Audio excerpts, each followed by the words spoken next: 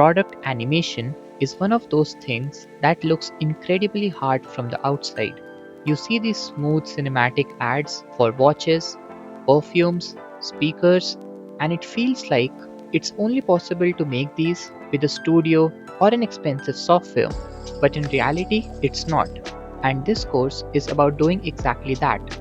This is the Blender Product Animation course, a free complete course built around one goal, teaching you how to create professional product animations that actually look like commercials. There will be actual projects from start to finish that you can learn to build step by step. This course is structured into 7 chapters, and each chapter has its own product, its own animation, its own workflow. We'll start with a serum bottle in the chapter number 1, working with the glass material, understanding lighting, basically a clean entry point to teach you the fundamentals. From there, we'll move to the chapter number 2, which is a luxury watch. This is going to be the most complex model in the entire course, and we learn about a lot of methods that are commonly used in the Blender modeling, and we'll also cover the metallic materials, understanding how the reflection works, and controlling the lighting in order to make the animation look premium. Then coming to the chapter number 3, it's about creating this premium speaker animation. This one will be slightly simpler to model, and so the focus will be more on the texturing part, understanding some new methods of lighting, product staging, etc. Then moving to the chapter number 4, which is the credit card animation. Here we'll use the modifiers in Blender to give a motion graphics feel to the animation. We'll also cover working with the textures, animating the properties, and creating the complete animation.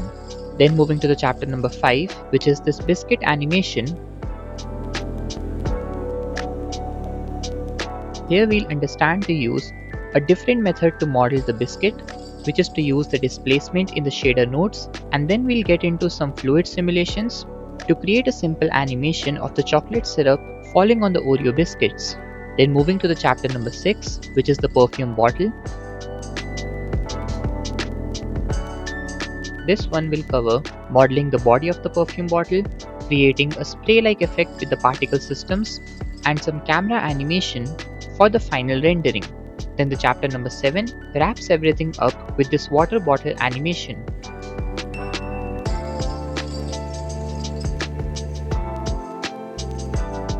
We'll first create a simple shot of the water bottle, and then we'll create this animation of the water bottles, rotating with the changes in color, understanding about things like the delay in animation, keyframe positioning, and a lot more. Each chapter covers modeling, shading, lighting, animation, and rendering. Basically everything you need to take a product from zero to a finished animation. The total course might seem to be pretty long, but it's designed in a way where you can either follow chapter by chapter, which is more advisable for the beginners or those who want to understand the fundamentals, or you can jump into whichever product interests you the most. All the project files are available to download from jb3dstudio.com, whose link is in the description. So you can get the files from there, study the models and the animation, or you can even use them for your own personal projects. So whether you are completely new to Blender product animation or looking to improve your existing skills, this course is built to help you create work that looks clean, professional, and portfolio ready. So without wasting any more time, let's open Blender and start with the chapter number 1. This is the chapter number 1 of the complete Blender product animation course, a 7-chapter series where you will learn how to create real commercial quality product ads from scratch. And in this chapter, we are starting with one of the most important products, a serum bottle. We are going to build everything from scratch, starting with modeling the bottle and the dropper, then setting up the scene, creating realistic glass and other materials, applying labels with proper UV mapping, and refining the lighting. After that, we'll move into animation. We'll animate the bottle, the dropper, the camera to create some smooth and professional shots. And finally, in the end, we'll render everything out to achieve a clean and premium looking result. And yes, by the end of this chapter, you won't just have a rendered video, but you will actually have a complete portfolio ready product animation. So to begin with, here I have opened a new Blender file, and before we start with creating the 3D models and getting the reference images, just do note that I have enabled the screencast keys so that whatever keys I press here will be displayed on this bottom left corner here. This will help you to follow along easily. And now to begin with the first thing that we're going to do, which basically is modeling the assets that we need for the product animation. I'll first be deleting all these current objects in the scene. We have the default cube, the camera and the light. So I'll press A to select all and press X to delete. And now the first thing that we should be modeling to create the serum bottle animation is obviously the serum bottle. And we can start modeling it on our own without any reference. Like we know how the shape of the serum bottle looks in real life. So we can try to recreate that and form it here. But a much better way, especially in product animation, is to search for reference images.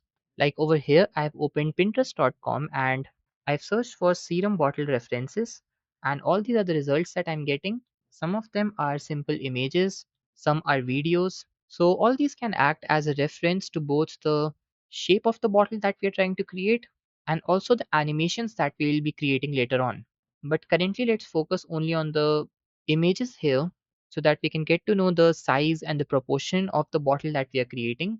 And since this is the first chapter of the course, where our main target is to basically lay the foundation so that you know how to animate any product and also to create that product. So we won't be going for a very complex style or a very complex 3D model. So let's say we go for something like this, although we'll be changing the colors because this current one actually looks like some medicine bottle. So we'll try to change the colors. We'll reduce some saturation, but for the shape and the proportions, we can go with this. And yes, if you look at some other image or some video and you think that you would be able to create that instead of this particular model, so just feel free to download that instead of this one. But here in this particular case, I'll be going with this one. So let's download it. And once it is downloaded, I'll return back to Blender. And to import the image in this 3D viewport here, I have to press Shift A. This will open the Add menu. And if I go to the image category, then from here I can select the reference type and then it will ask me to open the location where the image was saved. Then I have to select the image and click on Add Empty Image. Now currently, if I try to navigate in the 3D viewport by using the middle mouse button, you can see that the rotation of this reference image is not correct. And to fix this thing, we can basically reset the rotation. So with this selected, if I press Alt R, then this will reset the rotation of the image. And after we do that, we can rotate this in the X axis by pressing R and X. And if I now type 90 on the numpad and press enter, then you can see here in the object data properties that the rotation in the X axis is now 90 degrees. So we can start with modeling the serum bottle. So let's go to the front view by pressing 1 on the numpad. And yes, before we start with modeling this, here is one more important thing to understand here, which is that in real life scenario, when you're working for a brand or a client and they ask you to prepare a product animation, then generally you will be given the actual images of the product, which you can use in the modeling process. Because in that particular case, following the exact dimensions, the exact size and proportions will be very important. So when you're practicing it, you can refer to any good images from any site and try to model them just like we are going to do right now. But in real life, of course, the client will give you the images. Now, returning back to the scene, we now have to begin with modeling the serum bottle. And for that, we first have to think with what particular shape does this resemble the most? And as you must have already guessed, that particular shape in this case is the cylinder. So to add the cylinder object in the scene, I'll press Shift A, then go to Mesh and select the cylinder. Then to see the reference image along with the cylinder while modeling, I'll enable the X-ray mode by pressing Alt C. And also I think that I should slightly reduce the opacity of this reference image. So with the image selected, I'll go to the object data properties here and reduce the value of opacity to, let's say, zero point 0.5.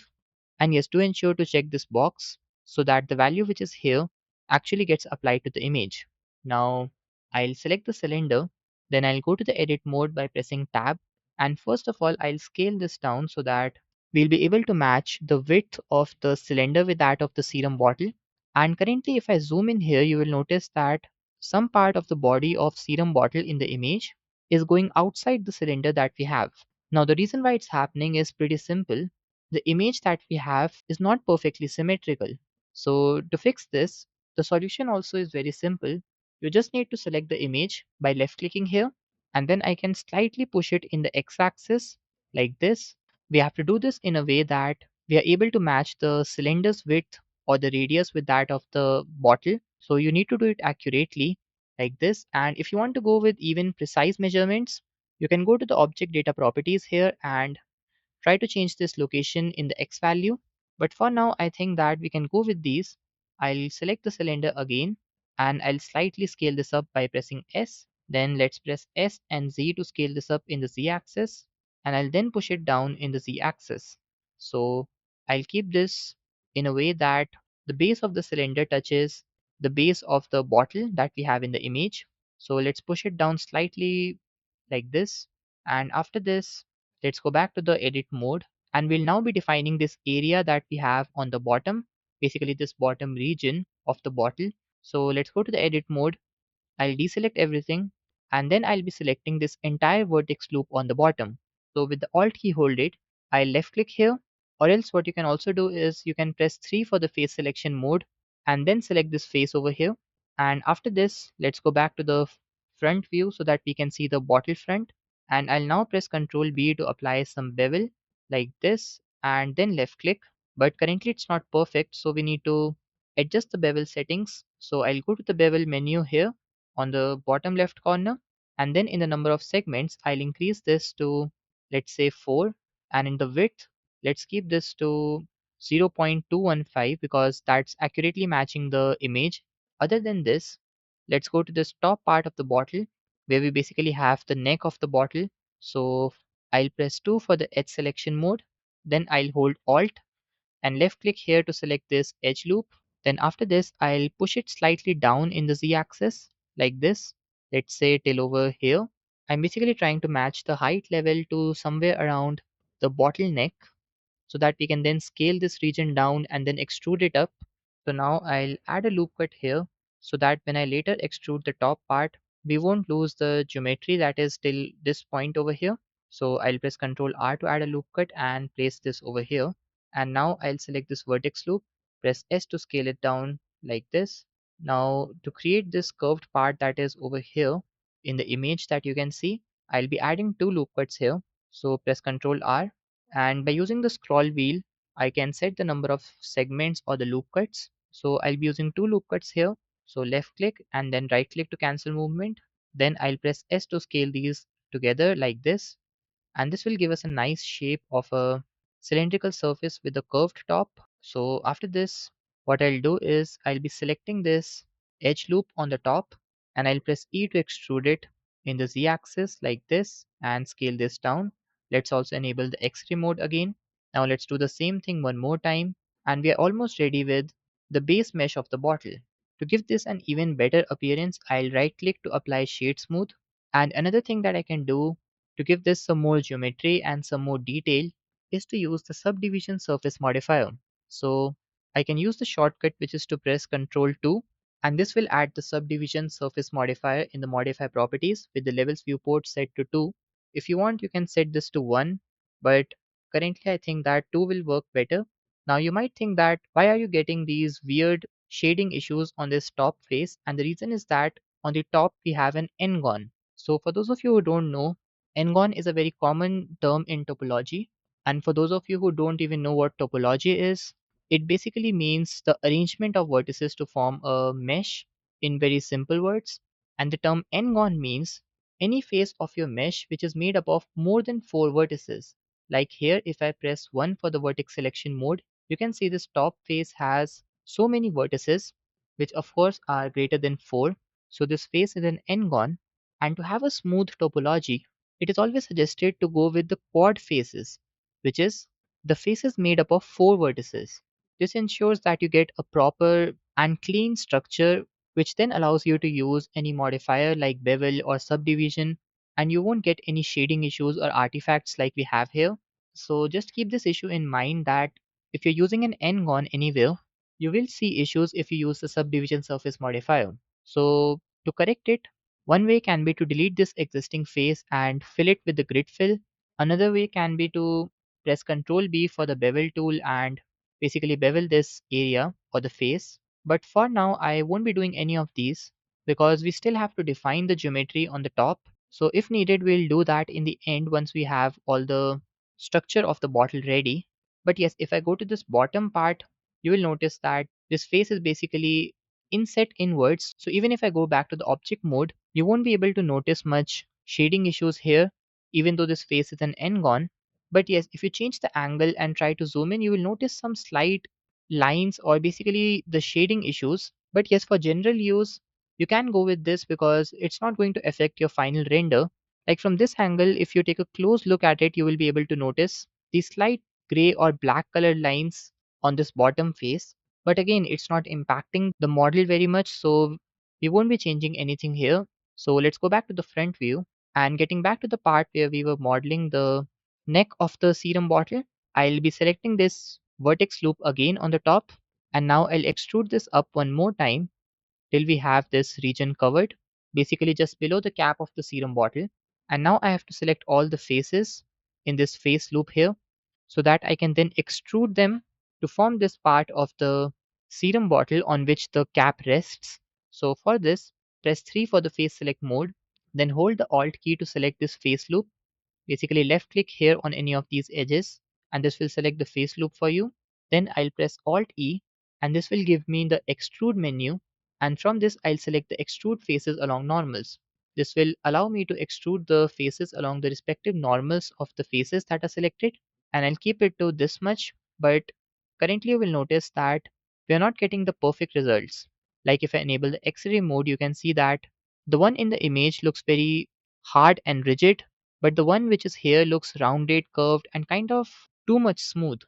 And this is happening because of the subdivision surface modifier that we added here. But to fix this thing, what I can do is I can select this edge loop on the top, and then with the Alt and Shift key both hold it, I left click here also to select this vertex loop, or basically the edge loop. And with both of these selected together, I'll use the bevel tool by pressing Ctrl B. Let's say I left click over here, and this will allow me to control how much bevel happens on these two edges. So I'll set the number of segments to, let's say, 2 or 3, because I don't want it to be completely flat. I want some very slight roundness here. Then in the value, I'll change this to 0.01, or maybe let's try 0.02. But I think that even that is too much. So let's go with 0.015. And yes, I think that this much works. So after this, what I'll do is I'll press 3 for the face selection mode, and do ensure that you have the X-ray mode enabled. Then select all these faces over here and I'll slightly push them down together. So I use the shortcut which is G and Z and push them down. And after this we have the neck of the bottle ready, and all what is left now is to basically form the region that will be inside the cap. Here you can take a look at this image of what exactly I'm talking about.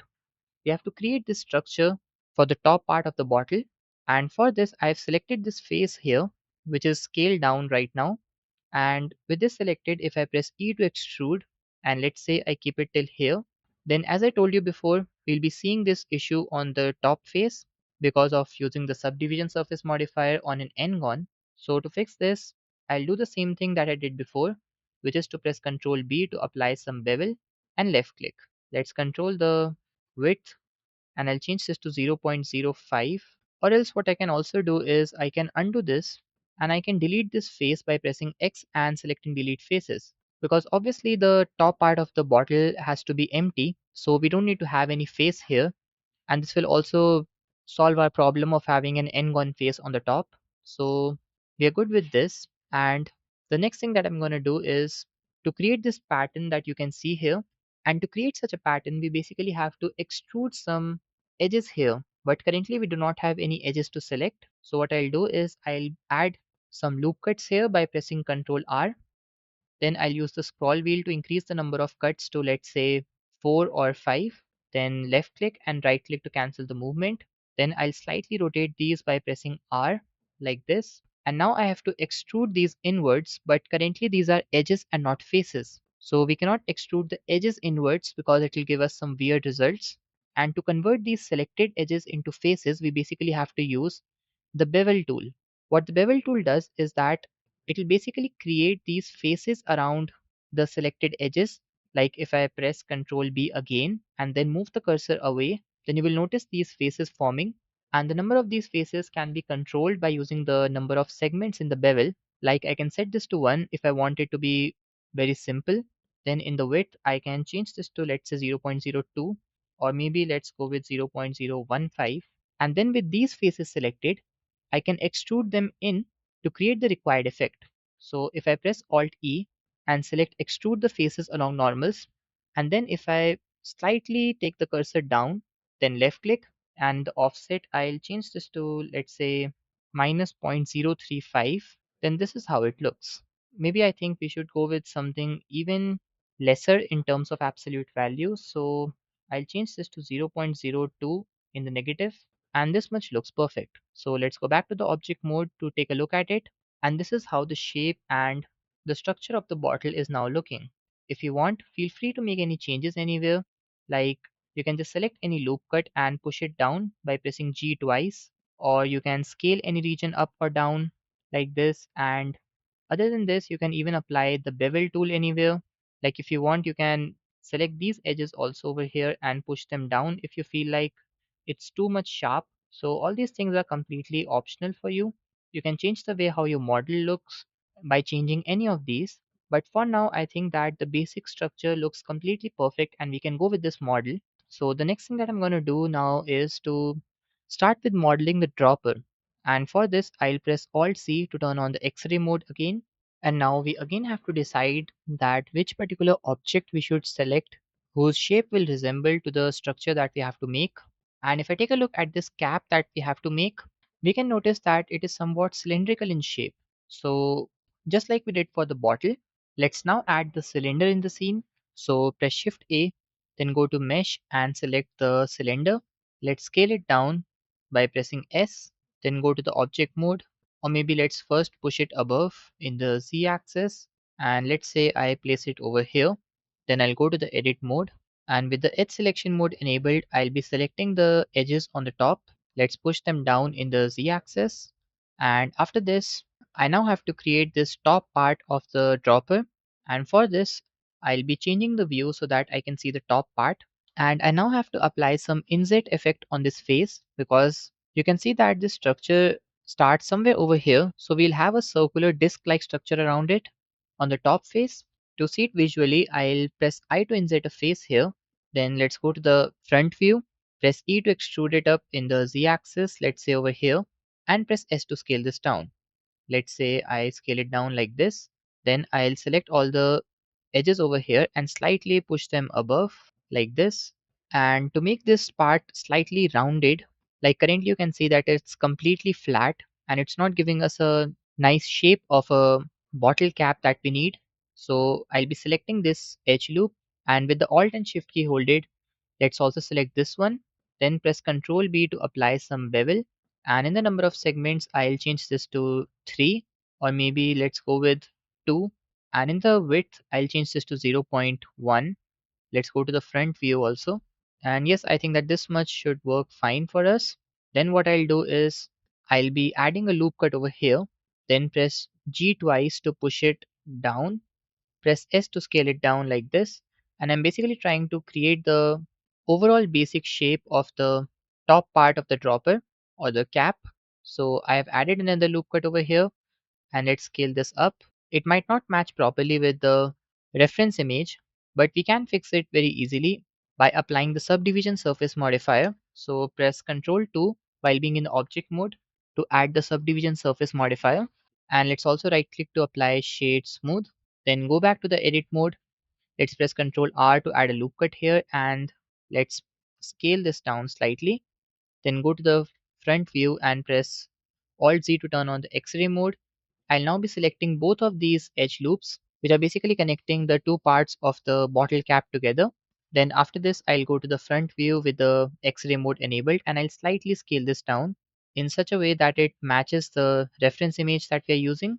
Then I'll select this loop, press S to scale this down like this, and then select this one, press G twice to slightly slide it down, and let's also move it in the X-axis a little bit. Then for the top part, I'll select this entire vertex loop or the edge loop on the top. And to create a rounded part on the top, which is very important, we'll be using the bevel tool. So press Ctrl B to apply some bevel here. And to control it, I'll use the bevel menu over here. And I'll keep the number of segments to, let's say, 4. And in the width, I'll keep this to 0.4, or maybe let's keep this to 0.3. Now I'll select this edge loop. Let's push it above in the Z axis by pressing G twice. And I'll scale this up like this. Then I'll select this loop over here and slide it up. Press S to scale this down also. And this is how the shape looks. We have a very well defined shape for the dropper, or basically the cap. And even though it's not perfectly aligning with the image that we're using as the reference, but it still looks completely perfect to use because we actually know that it's completely symmetrical. We have not made any changes which are only on one side of the object in terms of symmetry. So it must have been the reference image which is slightly unsymmetrical. And other than this, another thing that we should do here is to select this edge loop over here and then turn on the proportional editing tool. Then if I press S to scale this up, you will notice that the scaling effect will also be seen on the edges around the selected one. You can even control the circle of influence by using the scroll wheel. And I'll slightly scale this part up, not too much, but a little bit more than the lower part so that it looks visually interesting. Apart from this, I think we should just select this edge loop over here and slightly scale this down as well. Or maybe let's go back to the edit mode and slightly scale this up to keep this to the default rest position. We'll later on be learning about how we can animate this also, like this particular action where it looks like the dropper is being pressed. So we'll get into that later on. For now, let's go with something like this, which looks like the default position of the dropper or the cap. Now, before we move forward with making the glass pipe that we should have inside the liquid, I'll make another change over here, which is in this bottle, like where we have the neck. I'll be going to the edit mode, and I think I can make this part slightly more rounded, basically this part over here above the neck. So for this, I'll be selecting these edge loops over here, and I'll slightly bring them closer in the Z axis. Then I'll select this edge loop and select this one also and bring these down, basically scale them down in the Z axis like this. And other than this, I can even select this face loop and slightly scale this up by pressing S, and this is how it looks. In a similar way, you can add the details anywhere that you like. It's completely optional for you in this case, but just like I said before, if you're working for somebody else and you are required to make the product, then try to be as much accurate as possible. You would have to take a close look on the details. Like in the current one, you can see that the shape of the cap is even slightly curved, but we did not do anything here because we just used the image to get the reference. We were not actually copying it. But if you have to make the exact same product, then you would have to see all these things in detail and make all such changes accordingly. It might take some extra time, but it would be expected from you to give as much realistic product as possible. For now, I think that we can go with this mesh of both the bottle as well as the cap. And if needed, we can change anything later on. And yes, I also think that I can slightly scale this up like this, not too much, but a little bit. And now we can proceed with making this glass pipe or whatever it is called in technical terms. And if we take a close look at this, even this will require a cylinder to make because of the resemblance of the shape. So to create it, I'll press Shift A while being in the object mode, then go to mesh and select a cylinder. Let's go to the edit mode and slightly scale this down. Not slightly, but too much, I guess, like around, we'll scale this down around 10 to 11 times. And then I'll adjust its position so that it properly matches with the reference image. Then let's scale this up in the Z-axis like this, and I'll bring it down, let's say till over here, and left click. Then I'll press 2 for the edge selection mode, select the top edges and press G and Z and move it to, let's say, till this point over here. Then for the bottom part, we have to make it curved like this, and for this we'll be using the same technique as before. We'll use the bevel tool. So press Ctrl B and apply the bevel. And I think that the current settings look completely perfect. So we'll go with these and let's return back to the object mode. And this is how the bottle is looking with the cylindrical pipe that we have inside. Let me just select the cylinder and press G to move it over here and enable the X-ray mode to see it. And yes, I think that it looks completely fine. I can just select it and shade it smooth. Or maybe let's undo and first place the bottle back, then enable the X-ray mode, select the cylindrical pipe, then right click to apply shade auto smooth. And with this, we now have the models that we need completely ready for the serum bottle. And so now we can begin with the materials part. But before we begin with that, let's first hide the reference image that we have in the scene because we no longer need it here. So with this selected, I'll press H to hide it. Then I'll select the bottle first. And before we start with making the materials, I'll first be changing something in the Blender window over here. Like I personally want that on the left side, I should be seeing the object in the solid mode like we have right now. And on the right side, we should see basically the render preview mode. So that should be visible on the right side. And on the bottom, we should have either the timeline or the shader editor window for the materials. So we should be able to change that according to our needs. So currently we have this solid mode over here, but currently it's for this entire space. But to make it visible only on the left side and have the render preview mode on the right, I simply have to keep my cursor over here. Then this icon will appear with these four lines. And now if I left click and drag like this, I'll be able to split the window into two halves. So on the left side, I'll keep the default solid mode that we have here. And on the right side, I'll be changing this to the render preview mode. So I'll use the scroll wheel here to get to this option where we can select the render preview mode. And currently we have the Eevee render engine turned on by default. But in this entire course, we'll be using the Cycles render engine for better quality results in terms of photorealism and lighting. So let's go to the render properties here in the properties panel and change the render engine to Cycles. Let's also change the device to GPU so that the rendering will be much faster. And in the number of maximum samples, I'll keep this to something very low, let's say 32. Maybe let's keep this to 64. And I'll also enable the denoisy option here. I'll explain you its importance later on in this chapter only when we actually apply some materials. But for now, just turn it on with the maximum sample set to something like 32 or 64.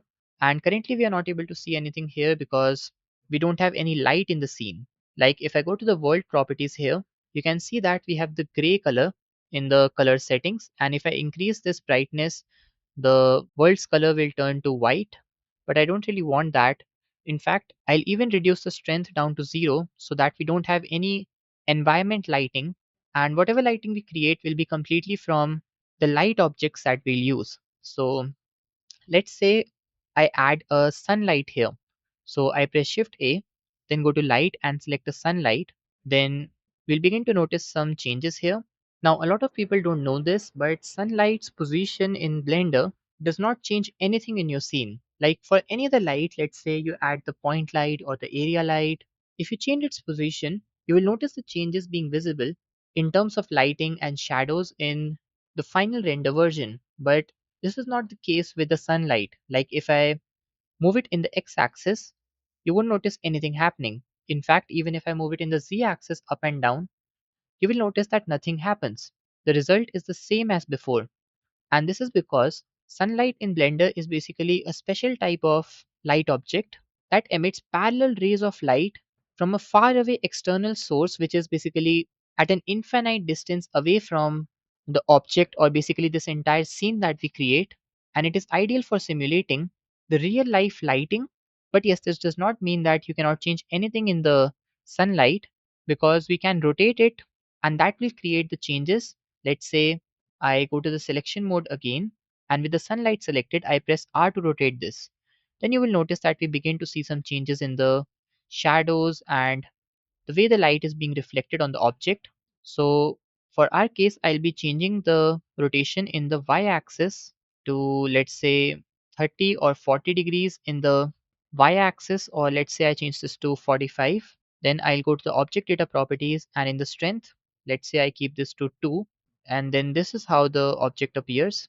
In fact, I can even create a duplicate of it, then right click to cancel, and I can change its rotation in the y-axis to make it point towards the opposite direction so that we'll be able to see both the sides properly. And yes, do note that this is not the final lighting setup that we are creating. In the final setup that we create, we won't be having any sunlights at all.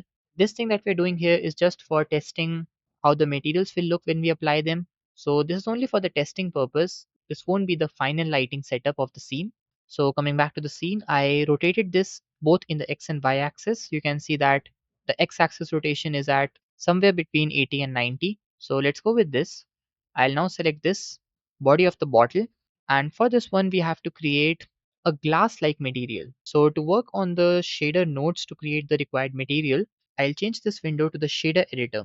So to do this thing, I'll click here. This will display the list of all the options that we have to change this window to.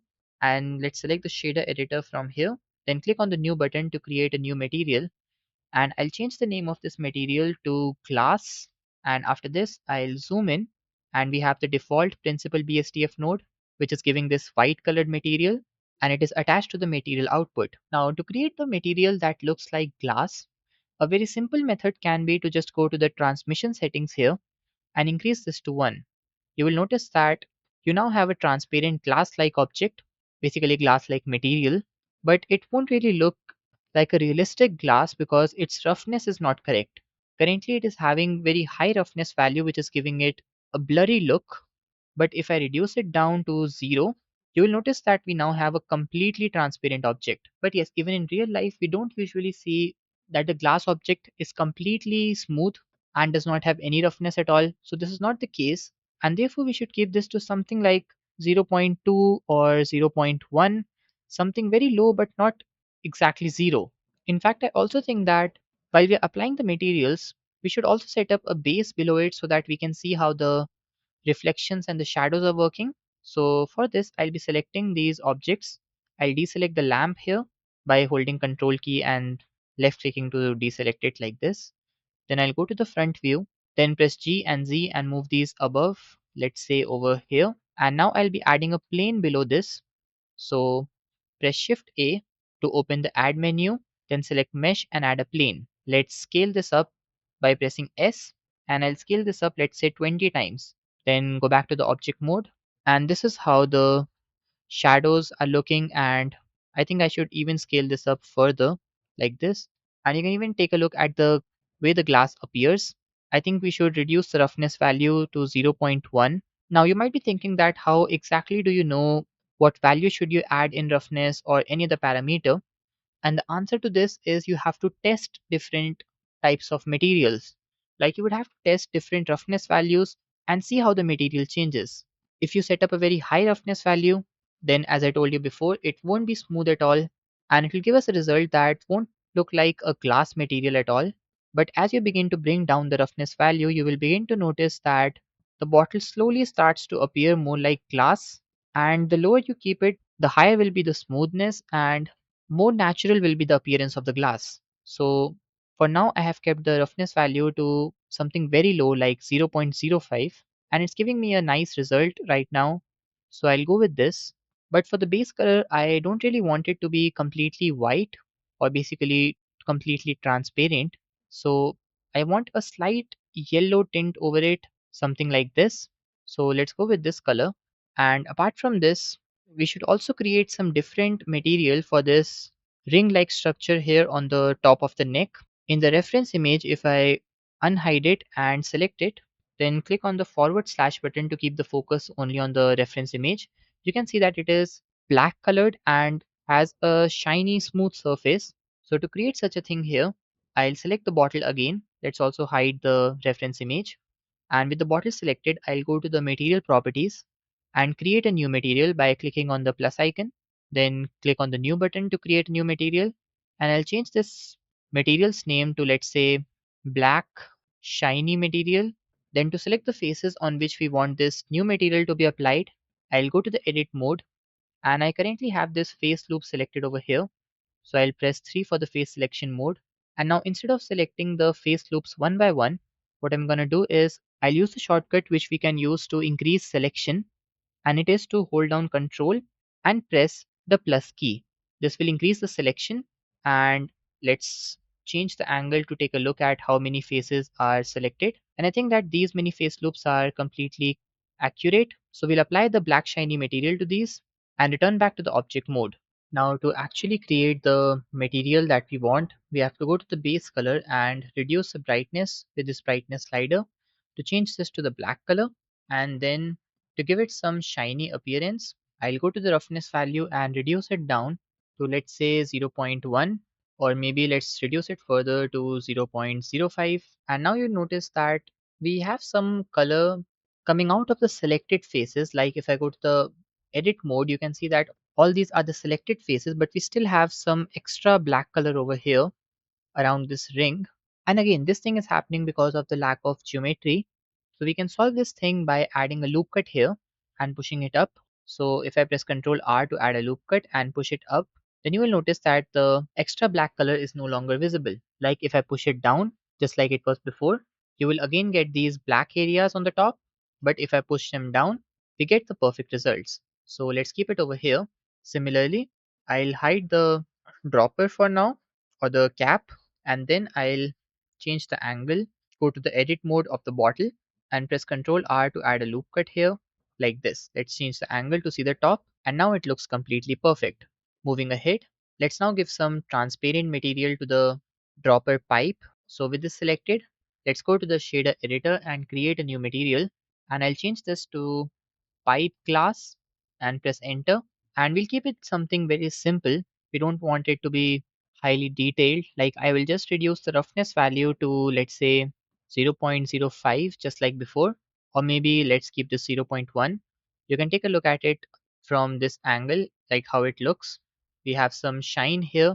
You can even hide the bottle if you want to take a close look at how its surface is looking and how the material looks. Then to make it transparent just like the bottle, I'll go to the transmission settings and I'll increase this to 1.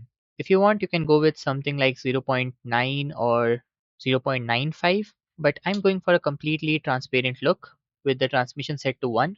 If needed, I'll later on change this value to reduce it or something else, but for now I think that this material looks completely perfect for a glass pipe. Now I'll unhide the cap and the bottle, and this is how it looks.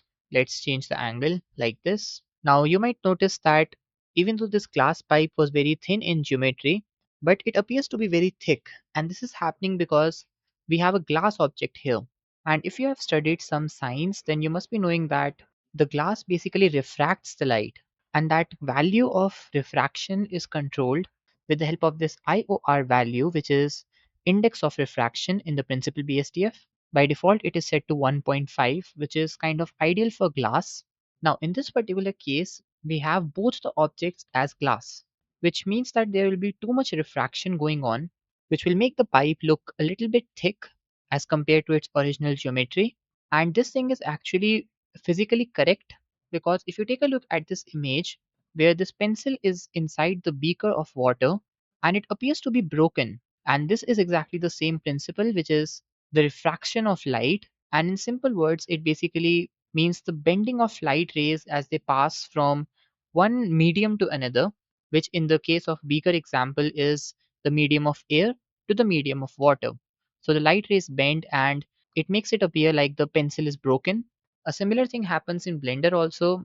When you have a glass material, you will have a certain index of refraction value, which will cause the bending of light and other effects. So we'll go with this. But yes, if you want to see how the change in refraction will affect the way we see the glass tube, you can just select this bottle, then go to the glass material. And in this, if I change the index of refraction value to, let's say, 1, which is for completely transparent things like air, and if I press enter, then you will notice that we see the original shape and size of the glass tube.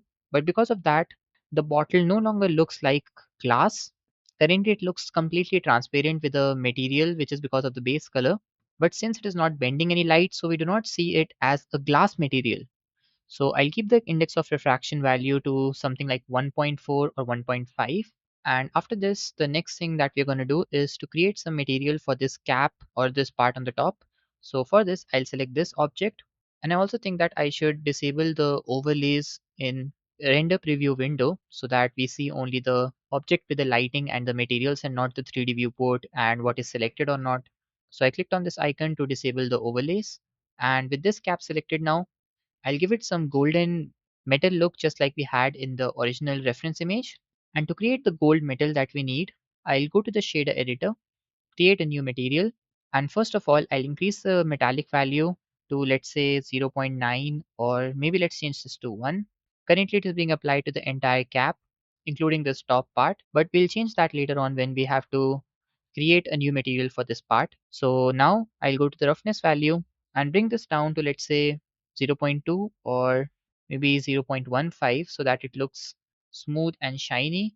You can even see that on changing the angle, the way how the light responds to the material also changes, which gives it a completely different look as compared to what you would see otherwise.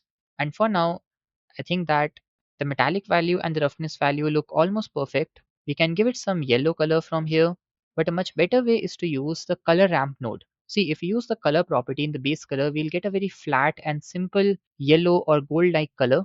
But to give it a realistic look, we should use some texture as the input for base color so that it's not a completely flat and pure yellow or gold color as the base color. So let's say in this case, I use the Voronoi texture along with the color ramp node. So let's see what kind of result do we get. So press Shift A, then go to texture and select the Voronoi texture. If you want, you can even try to experiment with the noise texture. But for now, I am selecting the Voronoi texture only.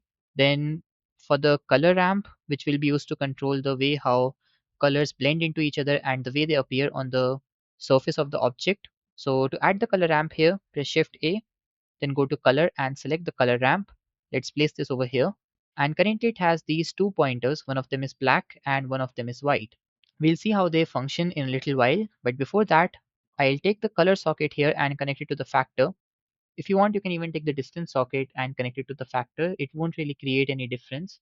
And then I'll take the output color socket and connect it to the base color. This will result in this default Voronoi texture that we see on the cap of the bottle. And we'll now change the way how this texture looks in terms of the scaling of the texture and the colors that we have, because we have to make it look like the golden cap. So I'll take this white pointer over here and I'll change its color to the yellow color. So let's keep this to something like this, or maybe let's give it some slight orangish color. And here on this first pointer, we have the black color. Now, the way how these pointers are located also changes the way how the final texture looks. Like if I select this black pointer and bring it near the orange one, you will notice that the majority area is being covered by the black pointer, and a similar thing will be seen in the final texture. You will see the majority of the area of the texture being covered with the black color. So you will have to play around with these pointers to achieve the result that you need. Here in this particular case, I need very slight grayish or blackish color for the texture, and the majority of the area should be yellow or gold like. So I'm going with these positions of the pointers. Other than this, I can control the scaling of this Voronoi texture. Currently the scale value is 5, but if I increase this to something very high, let's say I change this to 200, or maybe let's keep this to 300, then this is how the texture looks. If I zoom in, you will notice that we have a nice grainy pattern, which really looks very nice for the gold material. If you look at it from a distance, like previously, if I show you, it used to look like this, completely flat and lifeless. But with this connected to the base color, it gives it a very nice contrasting look with this nice texture on it. And you can even control the scaling of this pattern. Currently, it looks very random, but let's say I want to stretch it in a way that it appears to be kind of circular, or basically stretched in the X or the Y axis. So to do this thing, I have to add two nodes before the Warner texture node. And those two nodes are the texture coordinate node and the mapping node. So with this selected, I can use the shortcut, which is to press Ctrl T, and this will add the texture coordinate and the mapping node. But do note that in order to use these shortcuts in the shader editor, like Control Shift T that we might use later on and Control T that I just used, you should have the node triangular add-on turned on. If it's not turned on in your preference menu, then you can either turn it on by going to Edit and Preferences. Then you can go to add-ons or extensions and you can download it from there. Otherwise, you can simply press Shift A and search for that particular node that you want to add. Like you can search for texture coordinate node and the mapping node and add it here in the shader editor. Then let's try to change the texture coordinate settings. Like I'll change this to UV or object. I think we should go with UV. Then in the scale y-axis, I'll try to bring this down to, let's say, 0.5, or maybe, yes, let's go with 0.5 only. I'll also try to increase the detailing to, let's say, 1.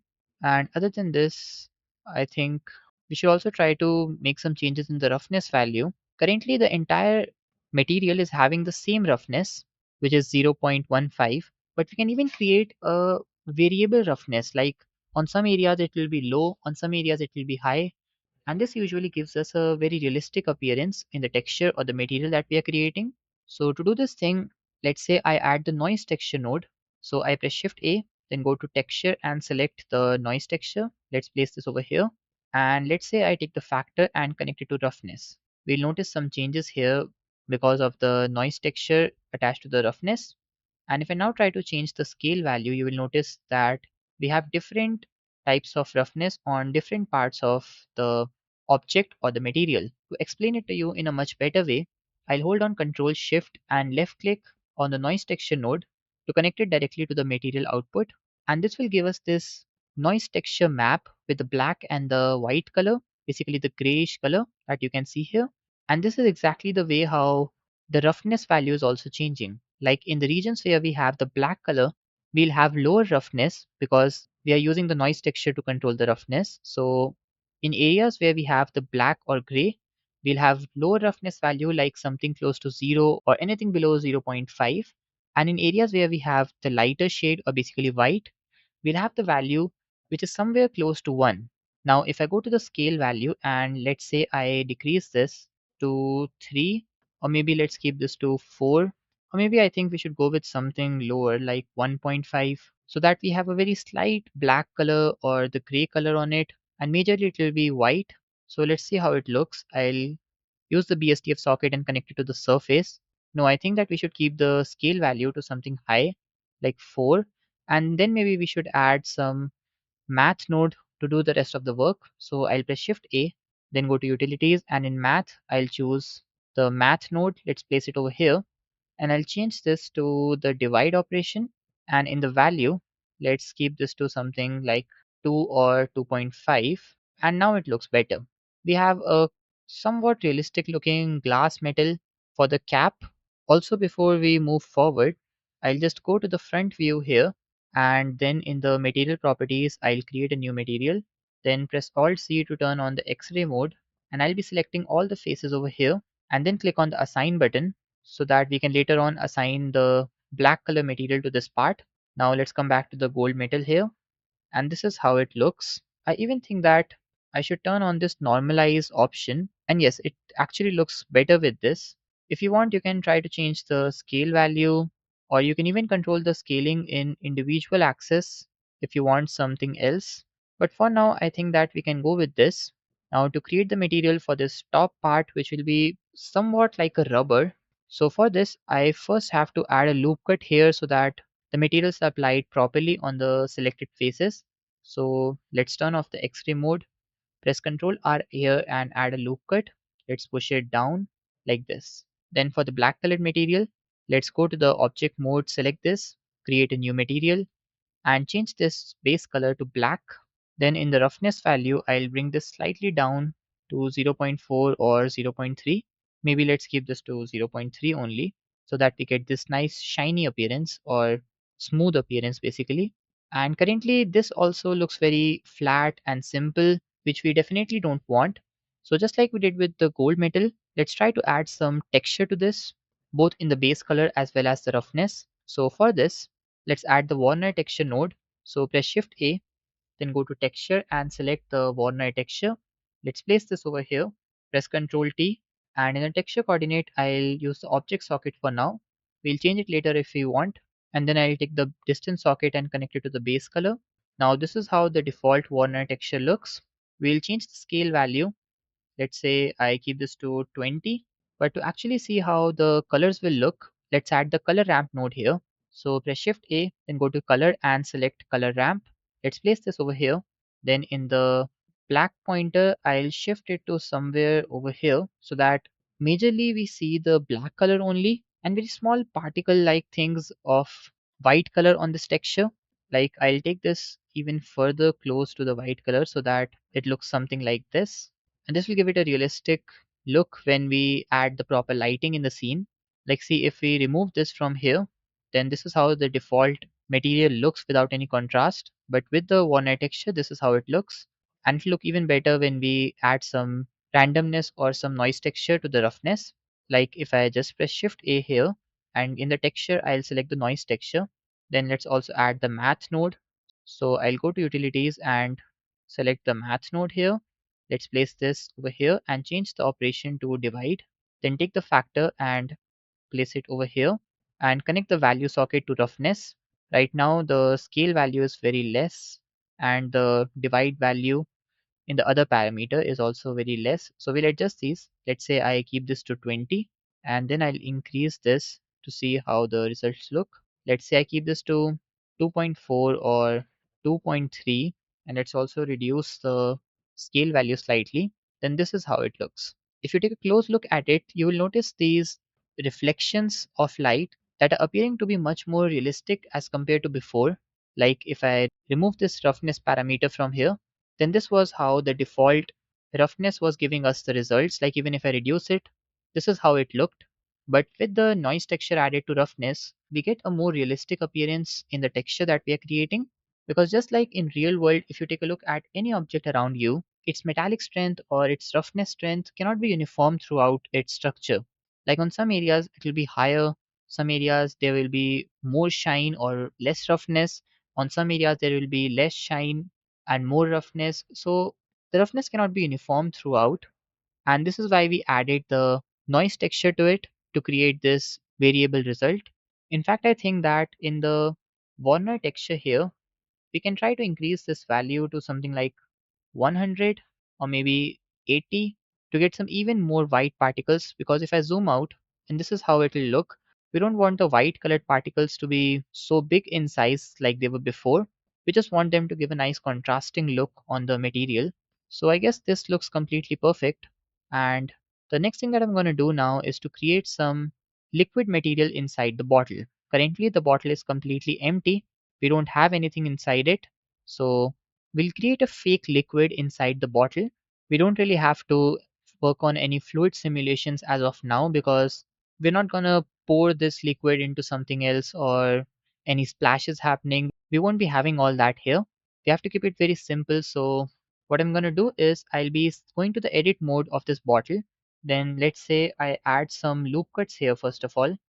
I'll increase the number of cuts to, let's say, 8 or maybe, yeah, let's go with 8 only.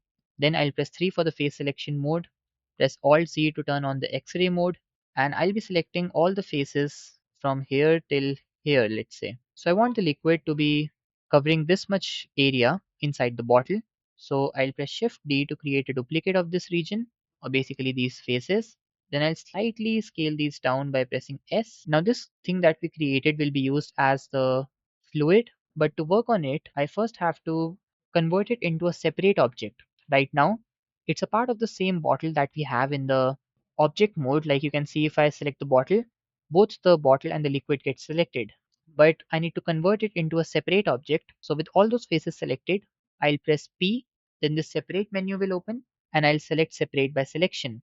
Then if I go to the object mode and select this, you'll notice that we now have this thing over here as a separate object. Now I'll click on the forward slash button to keep the focus only on this selected object. And I'll now select this entire edge loop on the top and then I'll press F to fill the face. Now, just like I said before, using an n-gon face can be a pretty bad idea if you're using subdivision.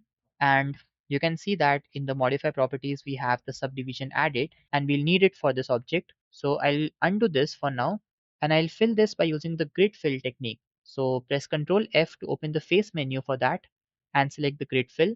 This will fill this top face with the quad faces and this will ensure that we don't have any shading issues later on.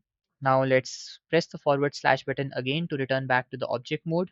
And we now have to create some material for the liquid also.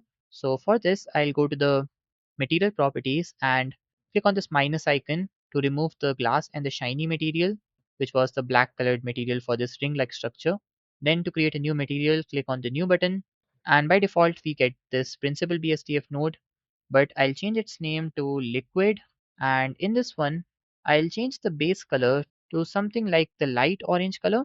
You can even see the final result over here, like how it actually looks. And I also think that we need to make it transparent. So I'll go to the transmission and increase this to, let's say, 1. Then I'll go to roughness value and bring this down to, let's say, something very low like 0.02. And in the index of refraction, I'll reduce it down to something like 1.33, which is said to be the index of refraction value for water. So we'll keep this to 1.33. Also, yes, if you don't know, the index of refraction value for air is said to be 1. Index of refraction for glass is said to be usually 1.5 or something like 1.4 and 1.5, something in between that. And for water and most of the liquids which are similar to water, it's around 1.3. So depending on whatever you're creating, you should search on Google that what is the index of refraction value for that particular thing. But in this case, I decided to go with 1.33 only because its texture or the density is almost similar to water, I guess. So let's go with this value. And if you notice here closely, this pipe is even wider now. And you must have guessed it, it's happening because of double refraction effect. One is because of this bottle that we have here, and the other one is because of the refraction effect of the serum liquid. So it will appear like this for now. If needed, we'll fix it later on. Like if I select the glass tube here, I can reduce the index of refraction value to, let's say, 1.3. If it creates any difference, no, that doesn't really create any difference here. So we'll not try to change it right now. Let's go with this only. Or maybe let's go to the edit mode, press A to select all, and I'll try to scale this down in the X and Y axis together. And for that, after pressing S, you have to press Shift Z to scale it down like this. And this is how it looks. I think I should go to the front view, or maybe I should press the forward slash button to keep the focus only on the glass pipe. And I'll adjust the scaling properly. Then I'll select these faces over here and bring them slightly up. And yes, I think we can go with these. Let's go back to the object mode, and let's also remove the focus from this by pressing the forward slash button again. Other than this, I'll select the liquid and slightly adjust its scaling like this. Also, I think that we can keep this value of index of refraction to, let's say, 1.25 for the liquid, and for the bottle, let's bring it down from 1.5 to 1.4, and this is how it looks. And now moving ahead, the next thing that we're going to do is to set up the lighting system and also the base on which we'll have the serum bottle. Currently, we have the default material applied on the base, which isn't really looking very nice. So let's go to the top view first. Let's zoom out and I'll slightly scale this down. Let's scale this down further like this. We don't really want such a huge base on which the serum bottle is kept. Other than this, I'll be changing this simple white material into a smooth, completely reflecting black material. And for this, let's say I go to the shader editor, then I click on the new button and I'll change its name to base. Then I'll go to base color and bring the brightness down to 0, basically to create a black color. Then I'll reduce the roughness to 0 or maybe 0.1, and I'll keep the metallic value to 1. Right now we are not able to see anything because the surface below it is completely metallic and very smooth because of the low roughness value. I also think that we should change the base color back to white so that we get these reflections that we can see right now. The reflections might not be very perfect right now because all we have are two sunlights that we just place so that we can see the materials. But now to create a perfect lighting system, I'll be adding a set of three lights that are very popular in Blender or any 3D software for lighting. But before I add them and explain their usage and I explain their application to you, there's an important thing to understand. See, there are many different ways to light your scene, and different artists can use different methods in different projects. Like sometimes you might feel like adding an HDRI makes your scene good, so you can go with that. Sometimes you might feel like you can lighten your scene with just the sunlights, like we did here. Like you can increase their strength and change their rotation. It will, of course, depend on many different factors, like the size of the objects in the scene. Like currently, this bottle is very huge. It might appear to be very small, but if I press N to go to the item menu here, then you can see that the dimensions are in meters. Like in the z-axis, basically the height of the bottle, is around 4 meters. Now, all of us know that no serum bottle can ever be 4 meters or 3 meters tall, but we usually don't pay attention to these things while modeling. We just take a reference and we model everything else based on that reference only. We don't really see the dimensions much, and all these things somewhat affect the way how the lighting looks on your scene. So, yes, coming back to the topic of having different methods of light, another method can be to use a set of three lights, in which one of the light is the key light, one of the light is the fill light, and then we have one light on the back, which is the backlight. This is also called 3-point lighting setup, and it is not just popular in Blender or 3D softwares, but even in cinema. Like, you can see this image where over here this yellow colored thing is our object. Like, you can imagine it is the serum bottle. Then in front of it we have the camera. We'll add it later in our scene also. Then on the right side we have the key light, which is basically the brightest light, and it is usually placed at 45 degrees to the side of the object, and it is slightly around the height of the object. Then we have the fill light, and it is placed on the opposite side of the camera from the key light, and this is usually softer and dimmer, and it is used to reduce the shadows that are created by the key light. We'll see it even practically in the scene, but for now let's understand the backlight. It is also called the rim light, and it is placed behind the object, and just as the name suggests, it is used to light the object from back or the rear and creates a nice highlight which is used to separate the object from the background. Also, this image that I just used to explain you is not really mine. I found it on Google, so credits to whosoever made this. It's actually very good in understanding the 3-point lighting system. So thanks to them. And coming back to Blender, we now have to add the 3-point lighting system here, and we'll see how much effective it is. But before that, let's first select the sunlight here. I'll be selecting both of these sunlights in the scene collection. Press X to delete them. Now our scene will turn completely black because we don't have any lights in the scene. So to add some light here, I'll first be adding an area light. So press Shift A, then go to light and select area. Let's move it above in the Z axis. Let's also go to the top view to place this properly. And I'll place this over here. Next, I'll rotate it slightly in the X axis. Let's also rotate it in the Z axis. And you might find it hard to rotate it this way, but there's an easier method using which you can set the rotation to a particular point. Like, let's say I want the light ray to come and meet somewhere over here on this bottle. So what I can do is, with the area light selected, I can press Shift T, and now wherever I take my cursor, the light ray will also follow that. And let's say I left click here, then this is how the rotation of the light ray is set up. You can even notice some slight reflections of light on this glass bottle here. It's very less right now because of the low power and the bigger size of the bottle. So what I can do is I can go to the power value, and let's say I increase this to 150, or maybe let's keep this to 500. Let's also increase the size. So I'll keep this to 2.5. Let me also just slightly move it up in the Z axis, and I'll change the power to something very high, let's say 5000. This will add the lighting. And the reason why we have to put such a high power here is again the big size of the object.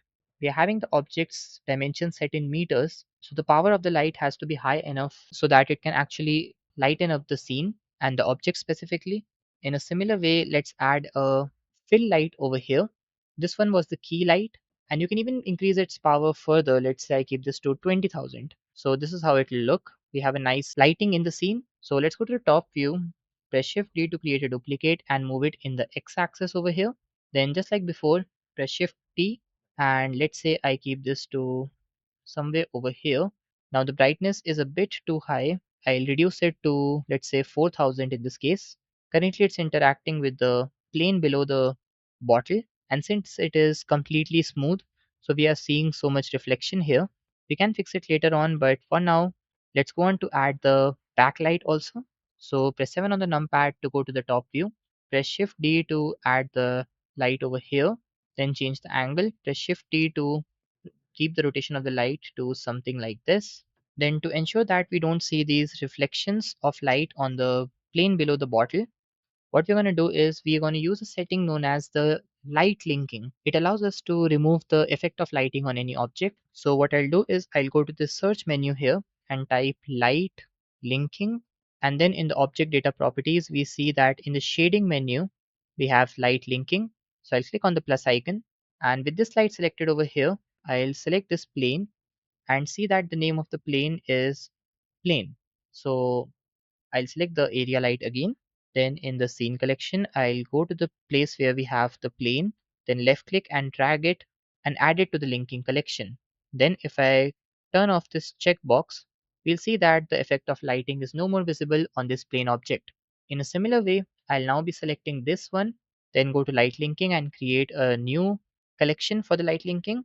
Then in scene collection, let's add the plane here and disable it, and this is how it looks. Now only this light is causing the reflections on the base, but it's alright for now. We don't want to change it because it's giving us a nice reflection of the bottle on the ground, so we can go with this.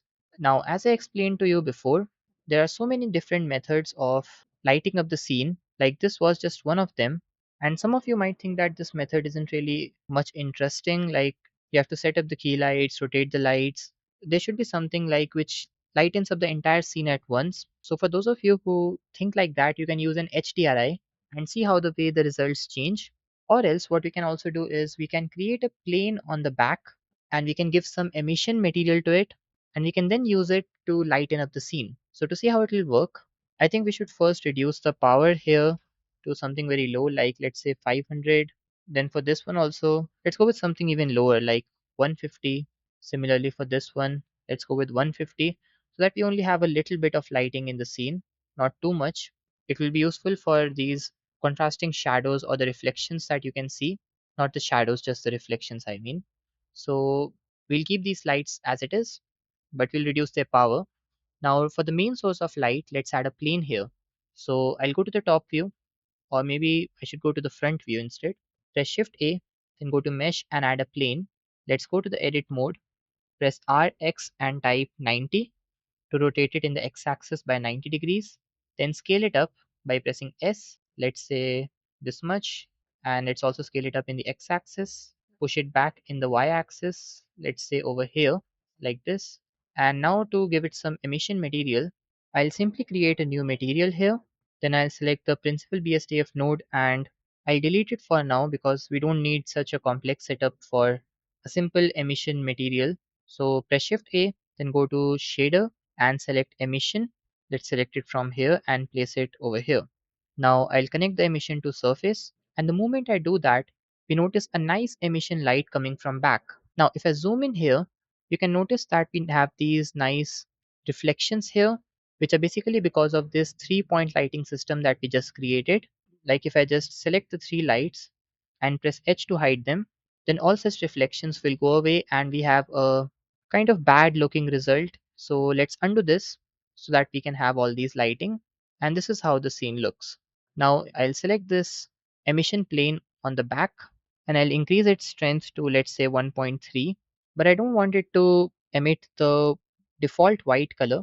Instead I'll change this to let's say something orange, or maybe we should use some mix of light orange and pink color, and for that we'll be using the noise texture node along with the color ramp node. So to add them here, press Shift A, then go to texture and select the noise texture. Let's place this over here. For now I'll take the factor socket and connect it to the color, but this will give us that default black and white noise texture. So to set the colors, press Shift A, then go to color and select the color ramp. Let's place it after the noise texture, and then for the first pointer I'll change this to the light orange color, like this. Let's go with this one. And then after that, I'll select this white pointer over here and I'll keep this to something like a mix of pink or purple. Let's go with a lighter shade like this. And this is how it looks. We have a nice lighting setup now with colored light, and we even have this plane on the bottom which is acting as the base and it's reflecting the light, due to which we can see this reflection of the bottle here. And yes, if I select the plane and set the roughness to 0, you'll be able to see a very clear reflection of the bottle. But since we want the results to look more realistic, so I'll keep the roughness to something like zero point 0.1 so that we have this slight blur effect like we have here. Other than this, let's add a camera in the scene. And yes, we also have to put a label around this bottle. Somehow I forgot that, but let's add it now. So I'll select this bottle here. Let's press 1 for the front view. We'll add the camera later on. Let's first add the label. So With this selected, I'll go to the edit mode, and with the X-ray mode enabled, I'll be selecting, let's say, all these faces over here. Maybe let's deselect these. We'll have the label around these faces. So that's why I'm selecting these. Now I'll press Shift D to create duplicate, press P to separate the object by selection, and now we have another object here that we'll use as the label. Now I'll remove the glass material from it, and I'll very slightly scale this up, not too much. Like I'll just change the scale to 1.002 so that it's just on the surface of the glass. And we have to do this thing because otherwise it will overlap with the glass and it might cause some rendering issues. So we have to do this step. And other than this, I think we can now add a label here. So let's first decide on how many faces do we need the label. Like in the edit mode, we can see that we have all these faces because we duplicated them. But it might be possible that we don't want the label to come on this part because it's too much down in terms of the height of bottle. So you can just select all those faces on which you don't want the label, and then you can press X to delete and select delete faces. Now if you decide to do this step, then just make sure that you return back to the object mode, then go to the object settings here, and in the set origin, change this to origin to geometry. You will notice that this point in the middle will come slightly down, and for those of you who don't know, this is the origin point of any object. And to explain it in a very simple way, you basically use this as the point around which you rotate the object. Like this is by default. You can change this thing by going to the transform pivot point option, and you can change this to anything like 3D cursor or something else. And then the rotation or scaling will happen with respect to that particular thing. But by default, we have the origin point. So let's say I just try to rotate this by pressing R, then you will notice that it is being rotated around the origin point only. So this is a very important thing to note, that when you change anything in the edit mode, like you delete some faces or basically any change in the geometry, just make sure to go to the object settings and set the origin to geometry. Similarly, if I select the bottle, you can see that we have the origin point over here. So you can do the same thing with this also. But currently, let's return back to the label part. So I'll select the label, and the label that we're going to use is this one that you can see. It has a transparent background and some text over it and some flowers, petals. I'll drop the link of this image in the description so that you can download it from there. But if you want to create something of your own, then it's very simple to do that. You just need to go to Photoshop and just add some text or some images, and then you can use the same image over here. So now coming back to Blender, I have this label selected over here, and to apply the label or basically that image, I'll go to the shader editor window here. Let's create a new material, and I'll change its name to label. Then we don't need to change anything in the base color or basically anything in the principal BSDF node, because we are going to use another node to bring that image into the shader editor, and that node is the image texture node. As the name suggests, it is used to add an image as a texture on an object. So to see how it works, I'll press Shift A, then go to texture and select the image texture. Let's place this over here, and I'll take the color socket and connect it to the base color. Currently it is appearing as the pink color because we don't have any image added here. So to open the image, I'll click on this open button. Then it will ask me to open that location where I have the image saved. So I'll select this and click on open image. Now here you will notice that we get a black colored image, even though we have correctly added the image texture node here. And the reason why it's happening is that the image that we are using does not have any background. And to tell this to the Blender software that it has to carry the background data as well from the image, we have to use this alpha node. Now it might be possible that some of you might not be aware of this alpha socket or this alpha value. So to explain it, I'll first remove this node from here. Then I'll get back the white label. And here if I go to alpha in the principal VSDF node and try to reduce it down, you will notice that the white material that we had on the label suddenly begins to disappear. It's still present there, but its opacity or the transparency has now changed. So if I bring this down to 0, we'll not be able to see the material at all. But if I bring it up to the maximum 1, then we'll be able to see the material very clearly. So it basically defines how transparent the material is. And here you will notice that in the image texture also, we have this alpha socket that carries the data about the transparency of the image texture. Like the background is transparent, so that particular data is being carried by this alpha socket. So if I take this alpha and connect it over here, you'll begin to notice that we now have a texture applied here, and its background is transparent, and we are able to see some text over it, but it's not having any color information. And the reason behind this is the color information is being carried by this color socket. So we have to connect this also to the base color, and then we'll be able to see the correct colors depending on the image texture that we are using. Now, even though we did everything correctly, we are still seeing that the label is not correctly added here, like some part of it is being cut off. So we can fix this thing very easily by going to the UV editor. UV basically carries the information about how the vertices or the faces are arranged with respect to the image that we are using. To see it practically, I'll change this window to the UV editor here. Then I'll press A to select all in the edit mode. And here, if I zoom out, you will notice that we have some faces being formed by these vertices here, and behind it we have an image, and that image is the same image that we have to use for the label. Now, as you might have guessed it already, this pattern of these vertices is the same as this one that is making the label of the bottle. So let's say with the cursor in the UV editor, I try to press G to move this around, and then I press the Y key to move this down over here. Then we'll see the changes happening here as well in the texture that we have on the label object. Then if I press S to scale it up in the Y axis, let's say we keep it till over here, and then move it slightly down in the Y axis so that we properly cover the entire image. You would have to zoom in to check if it's properly covering it or not. Like on the top part, we have everything being covered very accurately. Similarly, on the bottom part also, we have almost everything done. Like I should very slightly scale this up in the y-axis like this, and you can even see this thing over here. We have all the image being applied over the label. Also, I think I can press A to select it and scale it slightly down in the x-axis. Let's see if we need that or not, or maybe we should go with this default scaling only. Then we'll go to the shader editor window again and make some changes in the principal BSDF node and the image texture node if needed. Like first of all, I think I can increase the roughness value, and this will make the overall text look a little bit better. Like if I reduce this down, you will see more reflections here, and if I increase it, we get a better visibility of the text. Other than this, I can change the interpolation type from linear to closest for some slightly better quality, and we'll go with these default settings for the rest of the stuff. Also, I've tried to keep it very simple, like we are not gone deep into the things in UV editor like the UV projection and other things, because they were not much relevant here. Like you can get the proper results with just some simple change in the UV editor, so it's not required in this case.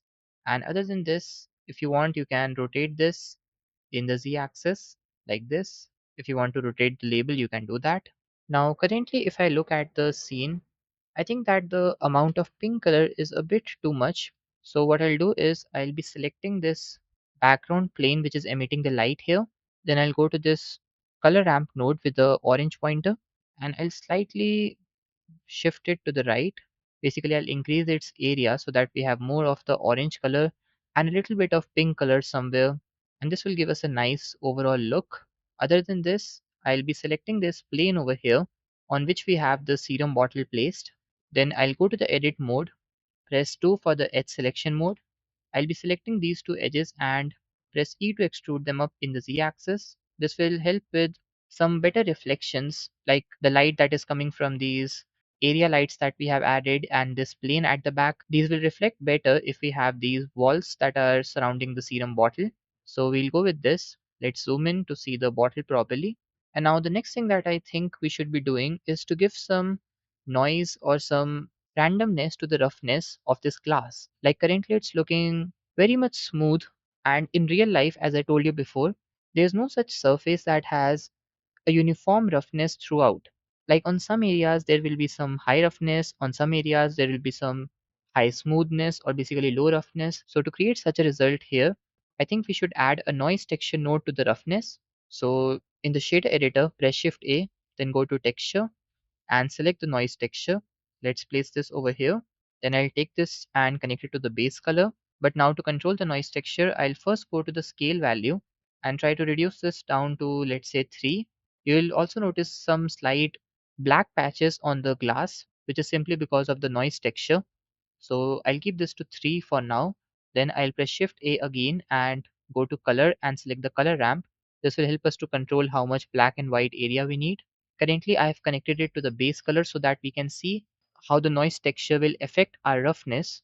Because see, in computer, the black color is represented by a value 0 and the white color is represented by the value 1. So here, wherever you have the black color, the value of roughness will be very low, and wherever you can see this transparent color, which is because of white here, you will have a higher value of roughness. So let's say I go with this color ramp only with a scale value set to 3 in the noise texture and connect this to the roughness. Let's also remove it from the base color. Then this is how the glass is now appearing. You might think that there's not much difference, but if I zoom in, you will notice that there are now some areas where we have lower roughness and more smooth look. But then we have areas like this one where we have some high roughness and some slight blurry appearance. So if you want, you can add this noise texture node with the color ramp to your roughness value. It will add a little bit of imperfection and realism to the material. It's not completely mandatory. If you want, you can go without it also. But in this particular case, I'll be going with the noise texture node added to the roughness. And now moving ahead, the next thing that I'm going to do is to add some small water droplets on this bottle and the cap. This will give an even better and a fresh look to the bottle. So to get those drops, we have to use the particle system. So with this bottle selected here, like you can see in the viewport, I have this bottle selected. I'll go to the particle settings here and click on the plus icon to create a new particle system. Then by default, we have the emitter selected, which basically emits particles. Like if I press the space key to play the animation, you will notice these particles coming out of the surface of bottle, but we do not want this. So I'll undo and we instead want the particles to stay on the surface of the bottle. So for this, I'll change this from emitter to hair, and this will add these hair particles which we can replace with the object that we need. And in this particular case, that object will be the droplet of water. So first of all, I'll go to number and I'll reduce this from 1000 to something more realistic for water droplets. Like maybe let's go for 100, or maybe let's try 200. Then to set a water droplet as the object, we have to go to the render settings and in render as change this to object. Now we don't have any object in the scene which we can use as the instance object or basically as the water droplet. So to create one, I'll press Shift A, then go to Mesh and I'll be selecting an icosphere. Let's go to the 3D viewport window here in the solid mode, then press Tab to enter the edit mode, and I think we can go with this. We don't need to make any change. Let's move it up in the Z axis and let's also move it in the X axis over here. Or maybe let's try to make some change here in the shape. Like I'll go to the edit mode and slightly scale this up in the z-axis to make this somewhat oval in shape. Then right click to apply shade auto smooth. Or maybe I should just go to the edit mode and delete this by pressing X to delete and selecting delete faces. Then press Shift A to add a UV sphere. I think that will be much better for our water droplets. It will get added over here at the position of the 3D cursor. Then I'll just scale this up in the Z axis and reduce its overall scaling like this and adjust the final scale. Then I'll go to object settings and set the origin back to a geometry. Let's place it in the X axis over here so that we can see the bottle clearly. And after this, the next thing that I'm gonna do is to give this some material. So I'll go to the shader editor, create a new material. Then in the roughness value, first of all, I'll reduce it down to 0.2 so that it reflects the light that falls on it. Also, I'll right click to apply shade auto smooth to this. Then I'll go to the transmission value and I'll change this to 1. This will make it look like a droplet of water. If needed, we'll make some changes in the final scaling or maybe the rotation later on. But for now, I'll select this bottle. Let's also change this view so that we can see the bottle clearly. Then in the render settings in the particles tab, I'll change this instance object. Let's select the icosphere, or maybe let's also change the name of this icosphere to drop. Then I'll select this again. And currently the size of the water droplets is very high. So to fix this thing, I'll go to the scale value and I'll try to bring this down. Another thing that you can do is to select the droplet of water and scale it down directly from here. Both the methods are completely right. You can follow any of the two. If you want, you can change the scaling from here, or if you want, you can change the scaling directly from the object. So I think we can go with 0.05. Let's also add some randomness to the scaling. because currently all of them are having the same size. But to give some randomness to the size, we can go to the scale randomness value and increase it. Let's keep it to something like 0.5. And I think that we can go with this. Like we have some water droplets, and the number of the droplets is not too much as well. So we can go with this. Now, in a very similar manner, I also want some water droplets to appear on this cap. So what I'll do is I'll select this, then go to the particle settings, click on the plus icon to create a new particle system. But instead of doing all those things again, a better method can be to click here and select the original particle system. But this will add too many droplets because the area of the bottle was big, but the area of the cap is much smaller in comparison. So we don't want these many particles.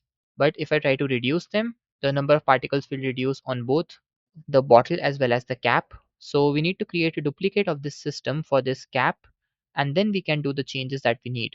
So to create that duplicate, I'll click on this icon. This will add .002 in front of the name, meaning that it is the duplicate. Then I'll go to the number, and let's say I bring this down to 50.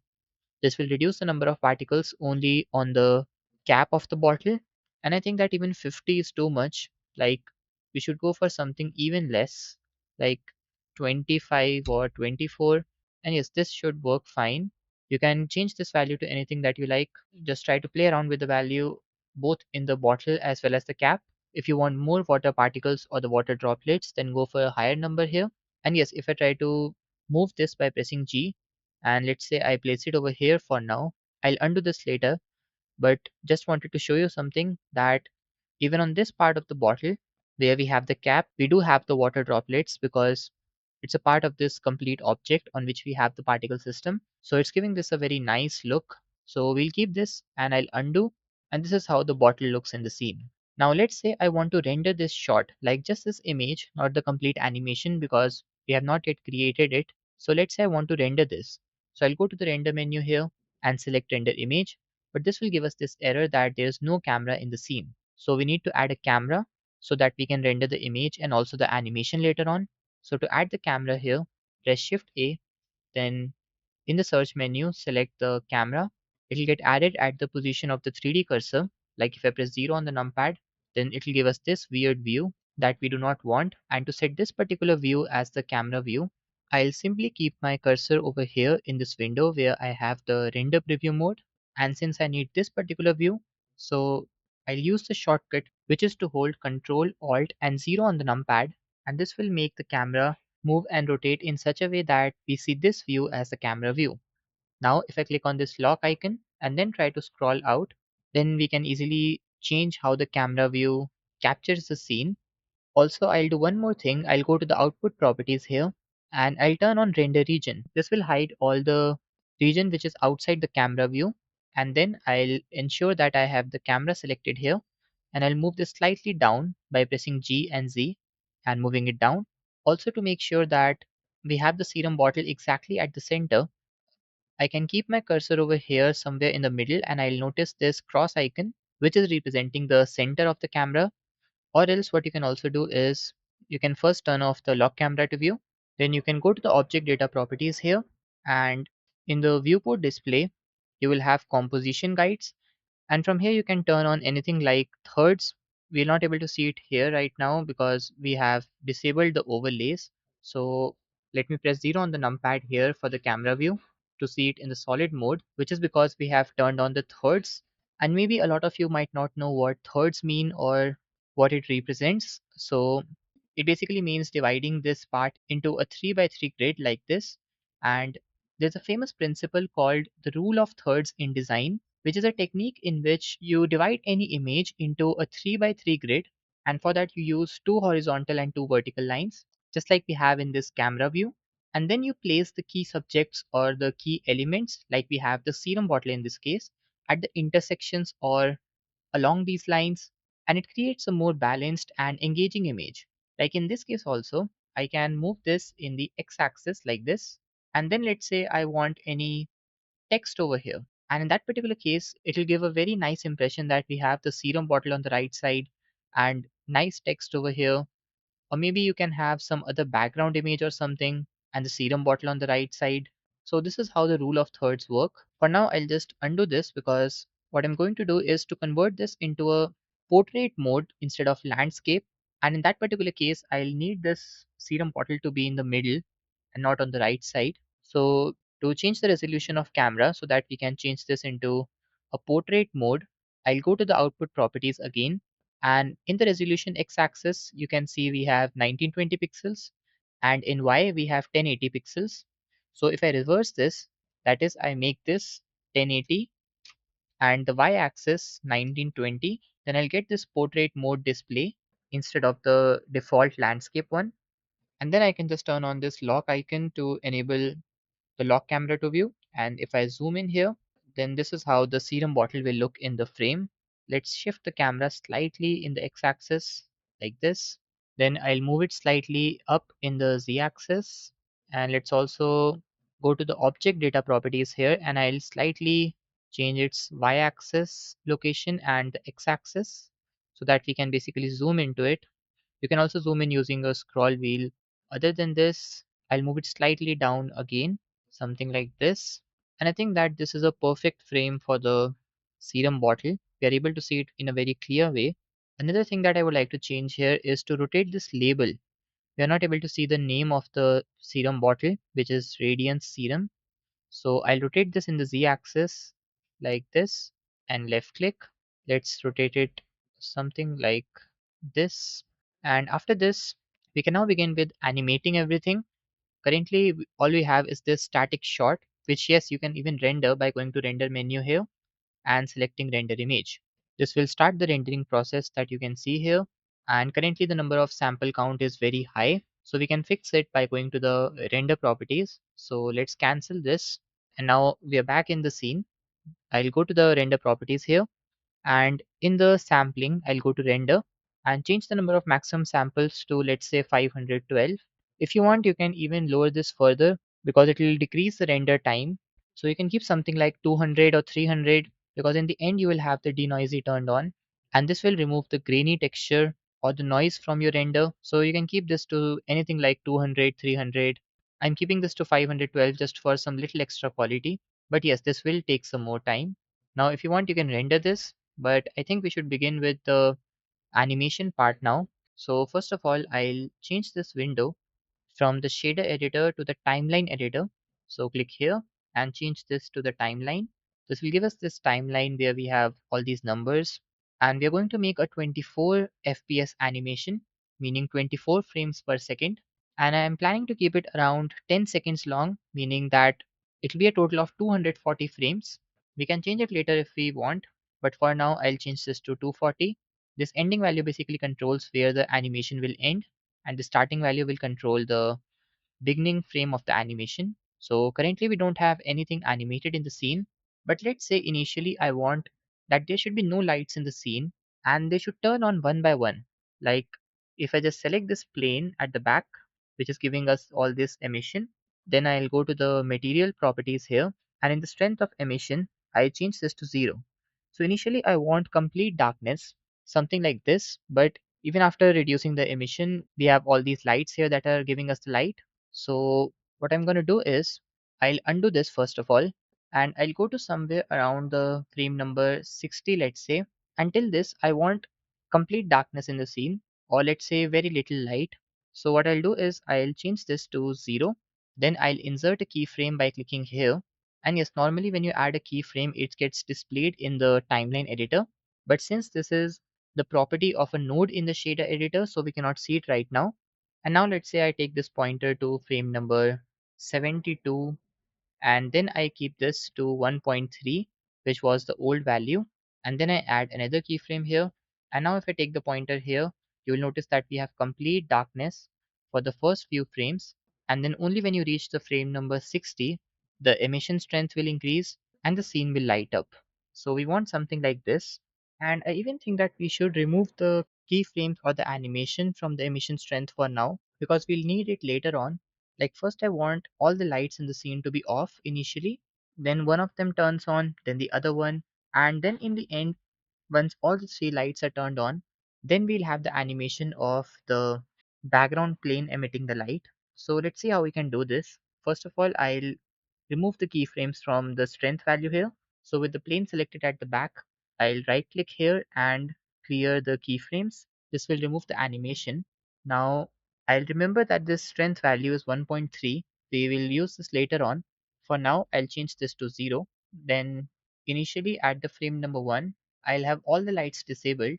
So let's say I take this particular light, which is the area light with power set to 150, and I'll change its power to 0. Then I'll go to, let's say, the frame number 12. 12 frames basically mean around zero point 0.5 seconds. So for the first half second of the animation, we will have no lights at all. Even we'll remove these lights that you can see in the scene right now. We'll remove them later. But for now, I'll add a keyframe here at the frame number 12 for power. And then on the very next frame, that is the frame number 13, I'll bring its power back to 150 and add another keyframe. We'll see how it affects the scene later on, but for now, I'll just select this light over here, then go to the frame number 24, that is 12 seconds after the last one, and this one's power is 500. So I'll first bring it down to 0. You'll see that the highlights will go away because it was acting like a rim light or the backlight. So at the frame number 24, I'll add a keyframe for the power equal to 0. Then at the next frame, which is frame number 25, I'll bring back the power to 500. Let's add another keyframe over here. And then I'll select this fill light over here, and I'll take this 12 keyframes ahead. That is at the frame number 36. Then in the power we have 150, but I'll change it to 0. Let's add a keyframe here. And then at the very next frame, I'll turn it to 150. Now if I add another keyframe here, and then I'll take the pointer back to the frame number 1. Then as I said before, we'll have no lights in the beginning, but then if I press the spacebar to play the animation, then this is how each light will turn on one by one with a gap of 12 frames, or basically half a second, and this will give it a really nice cinematic look, as if we have kept the bottle in a studio and we have each light being turned on one by one like this. So till now we have around 37 frames of animation, or let's say 36 frames for now, because it will be easy to understand in multiples of 12. Now, till here I was using a gap of 12 frames, but for the backlight, I think that the number of frames that we use as the gap should be slightly bigger. You can either go for a gap of 18 frames or 24 frames. That is, you can either start the animation of the background plane emitting the light from the frame number 54, or you can start it from the frame number 60 if you want the animation to feel even slower. I'll first try it with 54th frame to see how it will look. So I'll go to the material properties here and do ensure to select the plane at the back. So in the strength, we have 0. I'll add a keyframe here to animate this. Then let's say instead of just one frame, I take this 6 frames ahead because I want the animation of the light from the background plane happen slowly and not very quick, like in 1 second. So I want this to have a slow animation. So I've taken a gap of 6 frames here. I'll go to the emission strength and we'll change this to that 1.3 value. Press enter and I'll add another keyframe here. Now let's take a look at how the animation is looking. So I'll take the pointer back to the frame number 1 and press the spacebar. So this was how the animation will look. We have a nice animation playing there. Initially we have no lights, then each light is turned on one by one in the scene, and we get a nice shape of the bottle because of these 3 lights here. But then for the details, we had this emission plane in the background which starts emitting the light from the frame number 54 onwards. So if you move forward, we slowly begin to get light here, and by the time you reach the frame number 60, you have all the light in the scene from the background plane, and it's giving us a nice animation. So we'll go with this. Now the next thing that I'm going to do is to animate the bottle. Currently starting from the frame number 1, we don't see any movement in the bottle or any animation. But what I really want in this animation is that initially we should not have the bottle in the scene, and it should begin to move up slowly as these lights also turn on one by one. So to create such an animation, we first have to make sure that all the parts of the bottle, like the glass bottle, the label, the dropper, the cap, everything moves up together at once. And for that, we'll use the parenting technique. So for this, I first have to select all the parts of the bottle with the X-ray mode enabled. And this will also select some extra parts. So I'll hold the control key to deselect all of them and make sure that only the bottle is selected here. Then hold the shift key and select the bottle at last. This will ensure that the bottle itself remains the active object in the scene, which you can also see that it's highlighted with the yellow color and all the other objects are orange color. So it's representing that it is the active object here. And if I now press Ctrl P, then this will open the parent menu and it will now allow us to set the parent to object. So I'll select this first option. And now what will happen is if I select the active object, which was this bottle, and try to move it, then along with the active object, all the other objects that were parented to it, like the dropper, the cap, the liquid, all those will also move, rotate, or scale with it. So I no longer have to move the objects separately or animate the objects separately. I can simply animate this bottle and all the other objects will also be animated together. But yes, this does not mean that if I select the cap and let's say I try to move it around, then the bottle will also move with it. So this will not happen because the bottle is not parented to the cap, but the opposite is true. So that is why I told you that you have to take care of the active object, that whichever object you select at last and which is highlighted with the yellow color will be the object on which all the other objects will be parented. So just take care of this thing. And now what I'm going to do is I want this bottle to be below the ground initially, something like this, and then slowly it should come up. In terms of real world, we have a plane here, so technically this thing cannot happen. But see, initially the light will almost be zero, so it will act just like a smooth reflecting surface, and it will give us a nice result if we do that. So let's try to do it. So first of all, I'll select the bottle, then I'll go to the object data properties, and I'll note that the z-axis location is this value, which I'll also copy by pressing Ctrl C. We might want to have it later on. Then I'll take the pointer to somewhere over here where we have just one of the lights turned on in the scene and the other light is just about to be turned on. So here at the frame number 24, I'll go to the z-axis value and I'll bring this down, basically the location in the z-axis. So let's keep this to, let's say, minus 3.2. Let's go to the front view to see. Now I'll insert a keyframe over here and then I'll bring this forward and I want that somewhere over here when we have all the light in the scene, the bottle should be at the default or the normal position. So here I'll bring the location in z-axis above or I'll directly paste that value that we just copied. So in the location in z-axis, I'll enter this value and insert another keyframe. Now if I take the pointer to the frame number 1 and try to play the animation, then this is how it looks. So we have a decent animation created where the bottle moves up. Currently it might look very simple because we don't have any extra effects like ease in, ease out or any bouncing animation. We can add that too in the scene. In fact, let's do it right now. So for that, we have to change this window to the graph editor.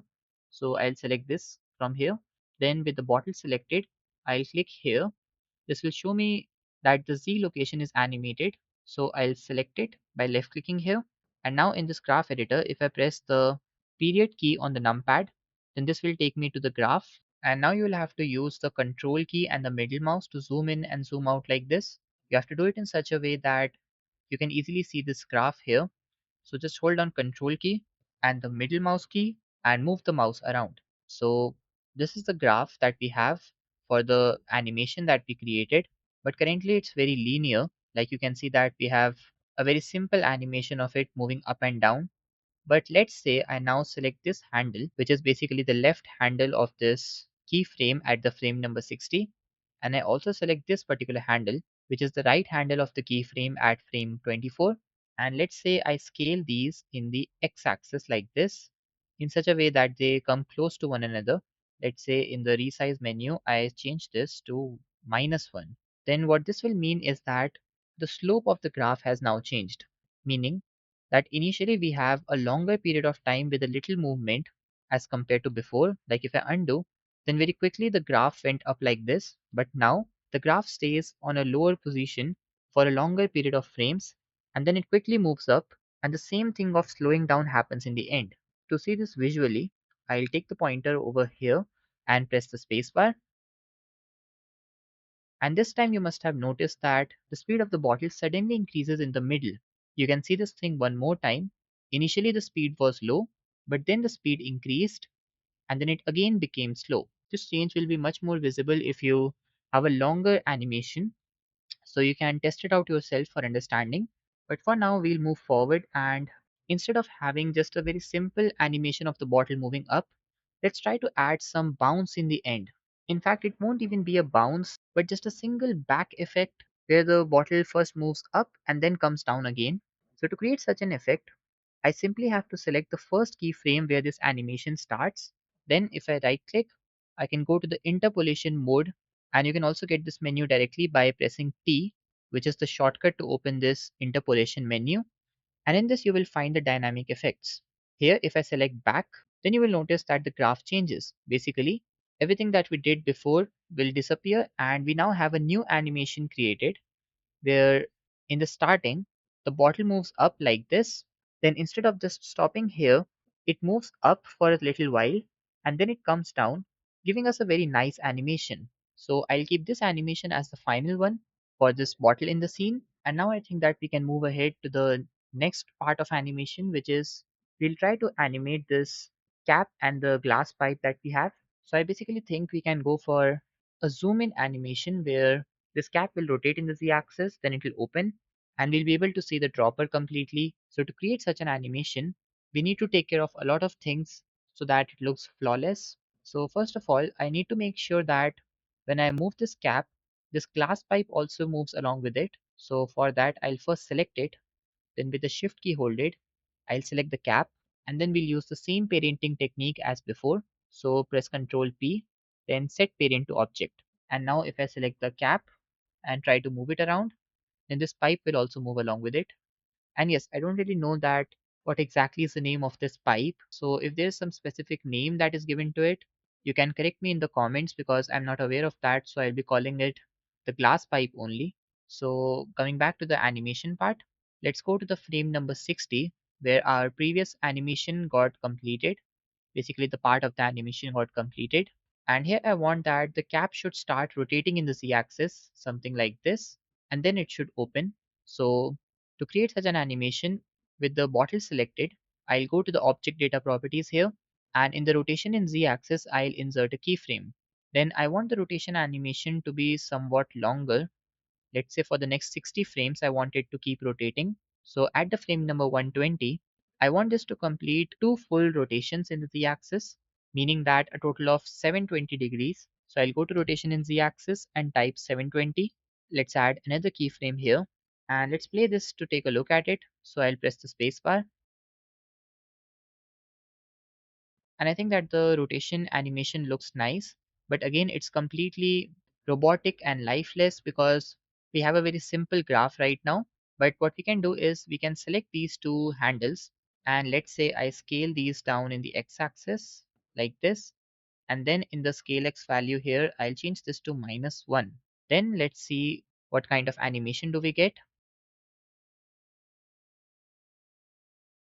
So again, you would have noticed that initially the speed of the rotation was a little bit slow, but then it speeds up and then it gets slow again in the end. So this is happening because of the graph that we just manipulated to create this change. And this is giving us a really nice result here, something that we needed. Also, in case you face any error in animating the rotation, just make sure that you have set the origin to geometry of both the objects.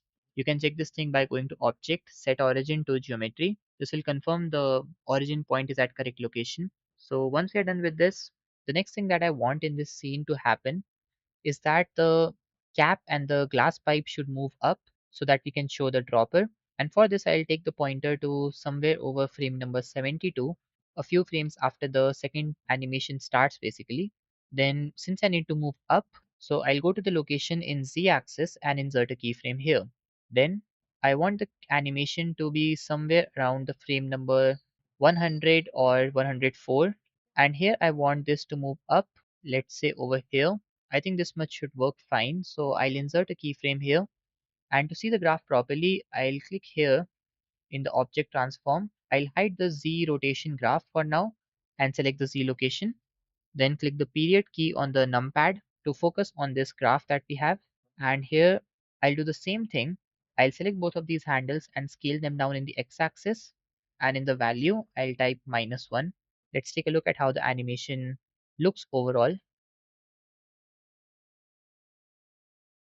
So I think that we have a nice animation of the cap rotating and moving up in the z-axis, especially the part where it speeds up in the middle. I think it's really giving us a nice overall feel of the animation. Then after this, I want this cap to stay here for a few frames because I can't go like it just moves up and then suddenly comes down on the very next frame. So we have to take a gap of a few frames. Let's say I keep this to frame 132, which is between the frame 120 and 144. So I'm going for this frame. I'll simply add one keyframe for the same value. And here it stays like a straight graph for these two frame numbers because we don't have any change in the z-axis location happening. And then I want it to slowly come down. So let's say I take this pointer to somewhere over here at the frame 192. And here I want it to come back to the previous position. So what I can do, I can select this keyframe over here. Just make sure that you don't select the handles, but just the keyframe. Then press Shift T to create a duplicate. Press X to lock its movement over here. And I'll place this at the frame 192.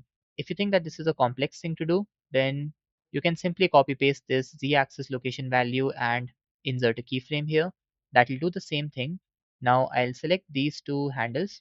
Let's scale them down in the x-axis and change the scaling to -1. Let's take a look at how the animation appears now.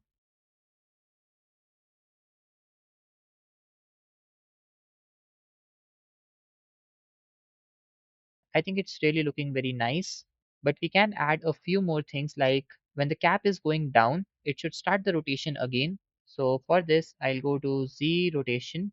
Let's hide the Z location for now and click the period key for a better zoom in. Now I'll take this pointer to somewhere over here where the cap is just about to touch the bottle. And here I want the rotation in z-axis to start. So I'll add a keyframe for the z rotation here at frame 156.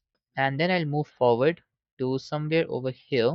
And this time I want the rotation to happen in the opposite direction slowly. So previously we moved from 0 degrees to 720.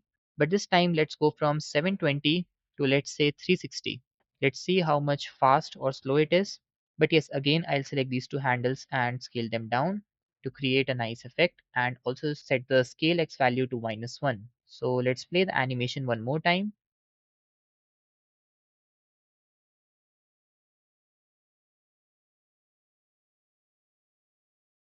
Now I think we have a nice animation created. The lighting, the bottle, and the cap is doing all nice work. And all what's left now is to add some more details to the animation so that the flow is better. Like we can animate the camera to zoom in when the cap moves up. Like we can have an animation in which the camera is rotated. So we'll do that. Other than this, I think we can also create some effect where as the bottle will move up, we'll also see some liquid filling in this glass pipe. And maybe we'll also see some scaling down of some faces here on the top so that it appears like it's being pressed and then the liquid is moving up. This thing might be slightly complex to make, but I think we have a shortcut to that.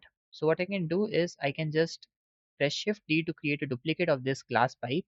Then I can go to the edit mode, press Alt C to turn on the X-ray mode, and I'll move this down in the Z-axis. Basically, I selected the top edges and move these down over here. Let's say initially I keep this to something like this. Now we duplicated the glass pipe for this object, so it'll be having the same material as the glass pipe. But let's say I now select the liquid which is inside and go to the material properties to check its name. We have given it the name liquid. Now I'll select this duplicate glass pipe object that we just created, and I'll use this object to basically act as the fill liquid inside the glass pipe. To explain it better, I'll change its material to liquid first, and then I want to create an animation where this moves up like this, and we can animate it. So for this, we'll basically be using some shape keys.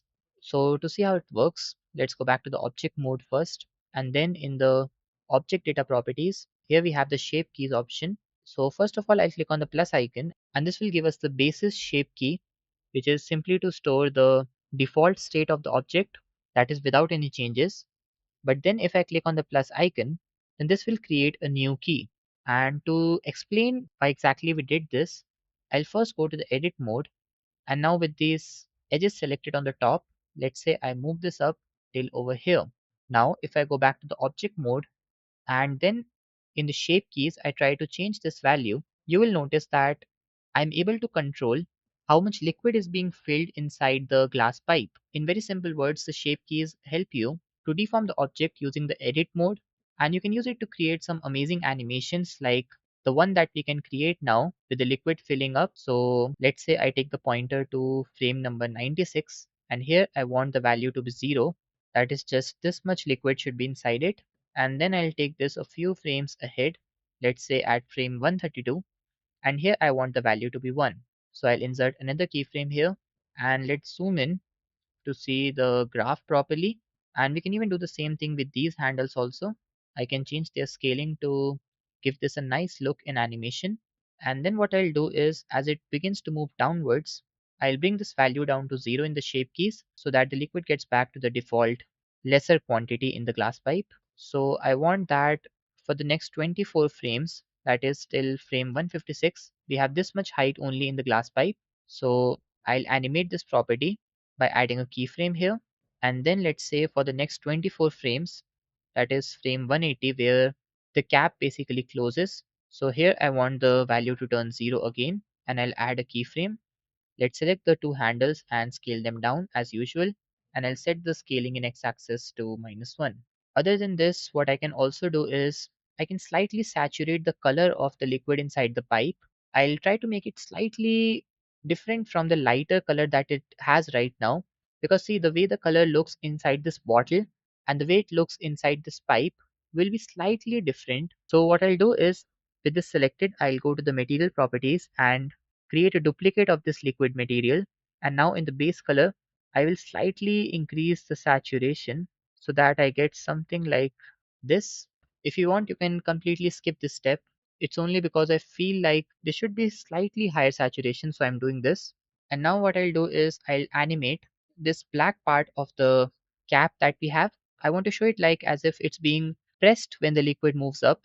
And to create such an animation, we'll again be using the shape keys.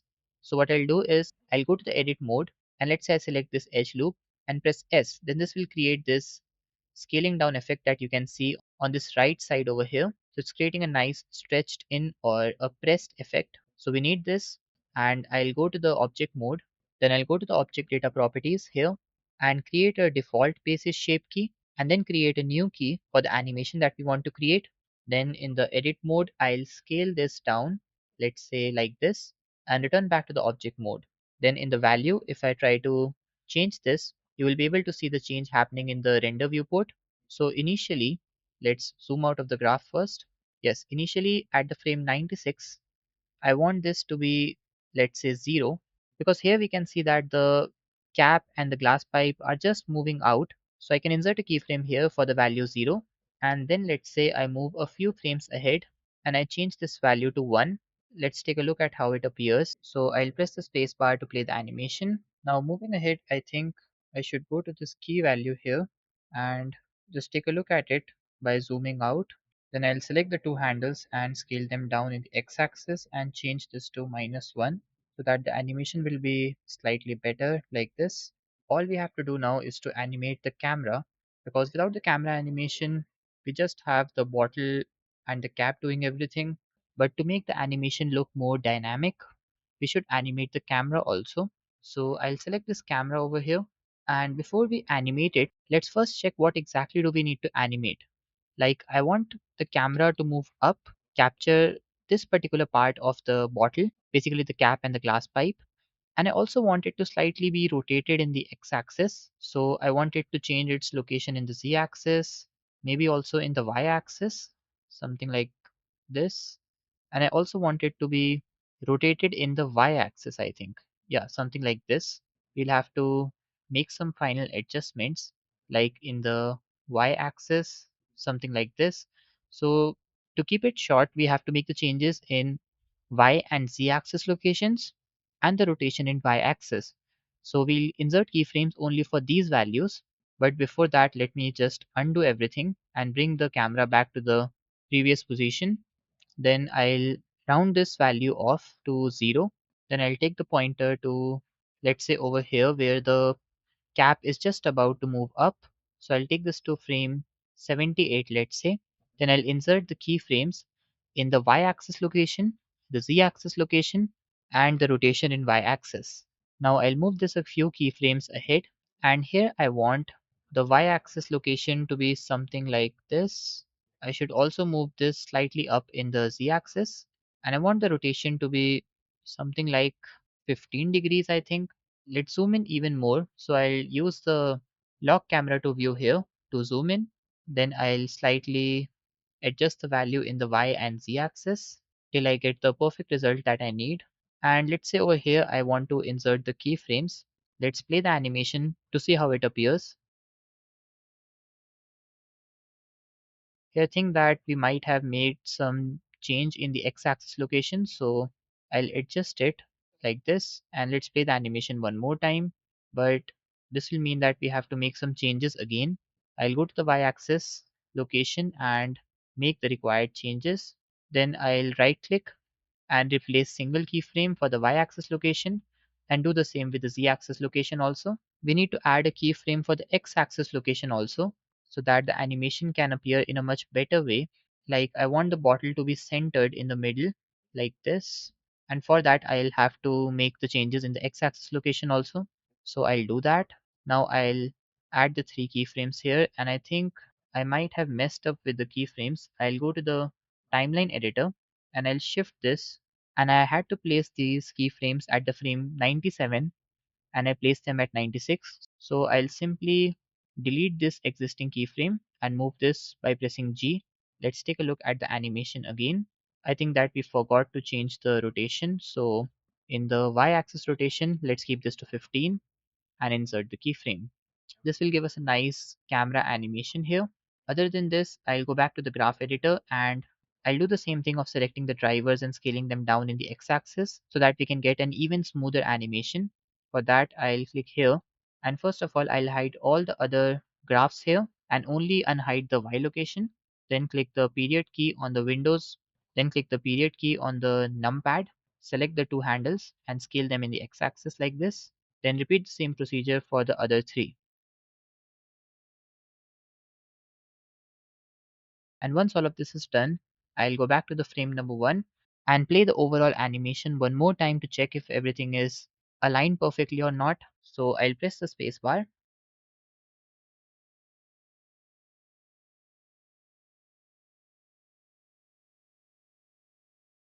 And I think that the animation looks nice. We just have to reset the camera location in the end when the cap goes down into the bottle again. So for that, I'll just go to the timeline editor. Then with this keyframe selected, which is for this rotated position of the camera, I'll create a duplicate of it and will move it over here. So I'll keep it in same position and rotation for the next 48 frames till the frame 132, and then I want it to come back to its previous position. So let's say I take this pointer over here. So I'll select this original keyframe of the camera, press Shift D and place this over here. Now let's go back to the graph editor and I'll again select the two handles, scale them down in the x-axis and change this to -1. Let's do the same thing for this part of the animation for the other three curves also.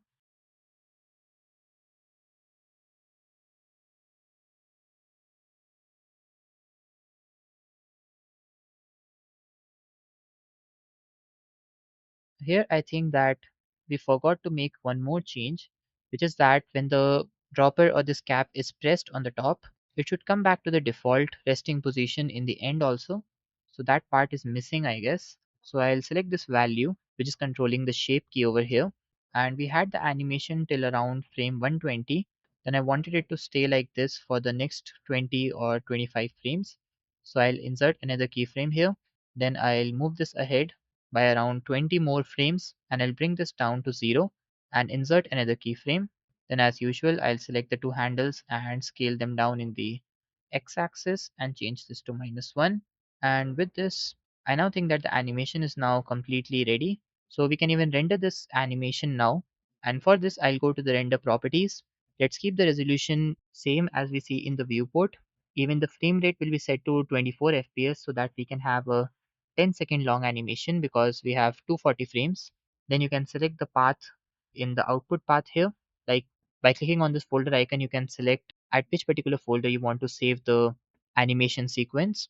Then in the media type, you should select image and not video. You might think that you want to render the animation, so you should select the video, but there's small disadvantage in selecting the video. And the disadvantage is that if due to any reason like a power failure or the software crash or anything else, your rendering stops midway and the complete video could not be rendered, your animation won't be saved. So you might lose a lot of time if you select the video.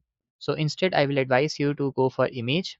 Just make sure to choose a nice empty folder where all those images will get saved.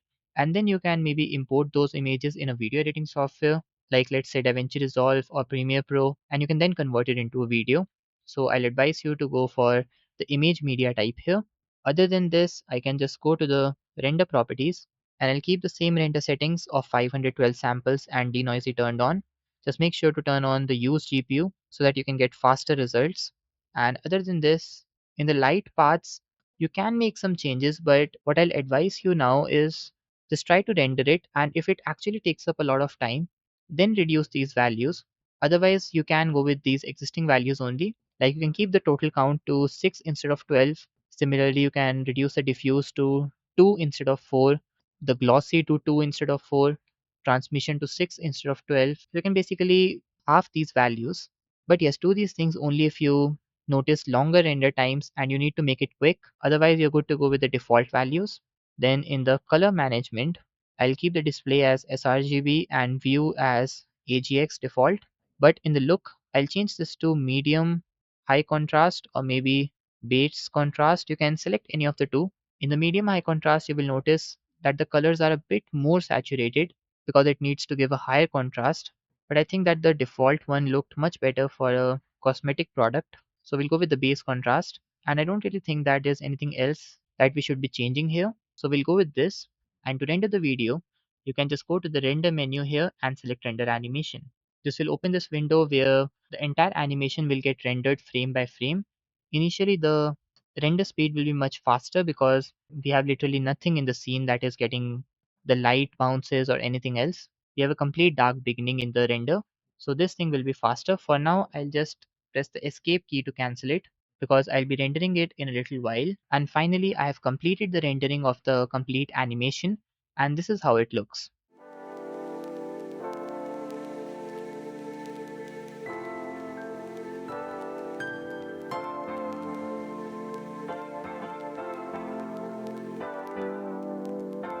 And with this, we finally arrive to the end of the first chapter of the complete Blender product animation course.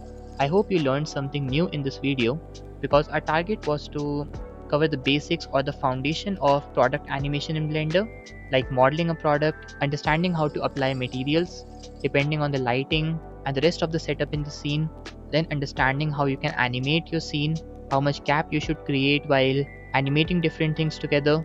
So all these things basically lay the foundation of product animation in Blender, and there's a lot more to cover in the upcoming chapters. This is the chapter number 2 of the complete Blender product animation course, a 7-chapter series where you are learning how to create real, commercial quality product ads from scratch. In the previous chapter, we focused on a serum bottle where you learned glass, liquid, lighting, and the overall product fundamentals. And in this chapter, we are stepping into something more precise, a luxury watch, because working with watches teaches you one of the most important skills in product rendering, controlling reflections on metal surfaces. We are going to build everything from scratch, starting with modeling the watch body, strap, and key details, then setting up clean topology for a polished, high-end look. And after that, we'll focus on materials like creating realistic metal, glass, and dial elements that respond correctly to light. Then comes the most important part, the lighting. We'll set up controlled highlights and reflections to bring out the form of the watch and give it that premium advertisement style finish. Once the look is established, we'll move into animation, like creating smooth, cinematic camera movements and subtle product motion to enhance realism. Then finally, we'll render everything to achieve a clean, high-end commercial result. So by the end of this chapter, you will also have a premium portfolio-ready product animation. So to begin with, here I have this new Blender file opened, and the first thing that I'm going to do here is to delete all the default objects in the scene, which is this cube, the light, and the camera. So press A to select all, and X to delete. And now the first thing that we have to do before starting with the modeling process is to get some reference images that we can use. And for that, I decided to visit this Rolex website where I found this Rolex watch, which looks pretty good for the kind of watch I'm looking for. And you can even take a look at the variations. Like you can change the dial color or you can change the bezel. So in this particular case, I think we can go with this green one. So I'll be downloading this reference image, which is having this front view of the watch, and I'll also add a link to download this image in the description box so you can download it from there. Now to import the reference image over here in the scene, I'll press Shift A, then go to Image in the Add menu and select Reference Image. Then this window will open from where I have to browse that particular location where I have the image saved. In this case, I have the image saved over here, so I'll select it and add it in the scene. Now currently it will get added in a weird rotation. So to fix this, I'll press Alt R to reset the rotation. You can even check this over here that in all the three axes we have the rotation equal to 0 degrees.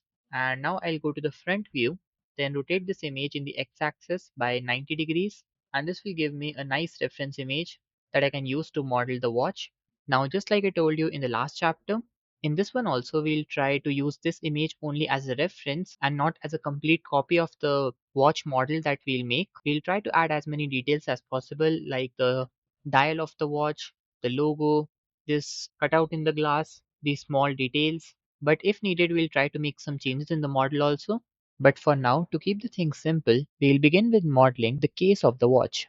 And you can see here that this shape around the circular dial that we have is what we are going to model, and for that, I'm going to use the circle object. So I'll basically try to keep the shape like this outer part of the dial that you have. And then we'll try to add these details or basically this shape. So to practically do it, I'll press Shift A, then go to Mesh and add a circle. Then go to this Add Circle menu. And in this, we have the default 32 vertices. But I think that we should slightly increase the number of vertices to let's say 64. Then I'll rotate this in the x-axis by 90 degrees. Let's go to the edit mode and scale this down like this. Now you have to make sure that it covers this circular part properly first. So let's zoom in, and I think we should slightly scale this up like this. Then press E to extrude, right click to cancel, and S to scale this up like this. And this will create a nice circular ring like structure which is covering the dial. And now for this part of the case that is remaining, both on the top as well as the bottom, we'll take some of these vertices, try to extrude them so that we can basically create that particular shape that we have. But before that, I'll be selecting this inner loop of vertices by holding the Alt key and left clicking. And I need to add a face over here. But if I press F to fill the face, then this will create an N-gon. And I had already explained this to you in the previous chapter that in order to get a perfect topology, or basically the arrangement of vertices, it is usually suggested to go with the quad faces as far as possible and avoid the n-gons or the tri faces. And in this case also, let's try to get the quad faces here. So for that, I'll press Ctrl Z to undo. And then with this vertex loop selected, I'll press Ctrl F to open the face menu and select the grid fill. Then I'll go to this grid fill menu on the bottom left corner and try to change the offset value so that I can get an even better topology. Now, as I told you before, we have to extrude the vertices here to create these details, like this part which is surrounding the strap. But before we do that, we can do another thing which will make our work easier. Like you can see here, that the shape that we are trying to make is completely symmetrical, both in the x-axis as well as the y-axis. I'm not talking about the details in the material here, but only about the basic shape of the dial that we are making. So that, as you can see here, is completely symmetrical. And as a result, even if I just delete the vertices both in the x and y axis and then I use the mirror modifier to duplicate them, we'll still get the same result, and we'll no longer have to manually make the changes in the symmetrical part. So to do this thing, I'll select all these vertices here, then with the shift key hold it, select the ones over here. Let's deselect these. So we're basically trying to cover the vertices on the symmetrical part with respect to this in the x-axis, which is basically this part over here where my cursor is right now, and then this lower part which is symmetrical in the y-axis also. Then I'll press X and select delete vertices, and this will leave us with just this much part which we can easily mirror using the mirror modifier. So what I'll do is I'll again go to the edit mode and I'll also select these vertices over here that I forgot to delete. and press X to delete the vertices. You can check the symmetry by the origin point or the 3D cursor also, which is over here in the middle. Now I'll go to the modify properties, click on add modifier, then in the generate, select the mirror modifier, and by default it will set the x-axis, but we also want the same thing in the y-axis, so I'll turn it on. Let's also turn on the clipping option, which might help us later on when we make some changes in the shape, because if I turn it off and try to press A to move this somewhere, you can notice that this basically breaks into 4 different pieces. But if I turn it on and then try to move it around by pressing G, then no such thing happens. So we'll keep this setting turned on. And now you can see that if I, let's say, select this particular vertex and press G to move it, then the same change will be visible in the x-axis as well as the y-axis. So this is exactly what we needed for the model.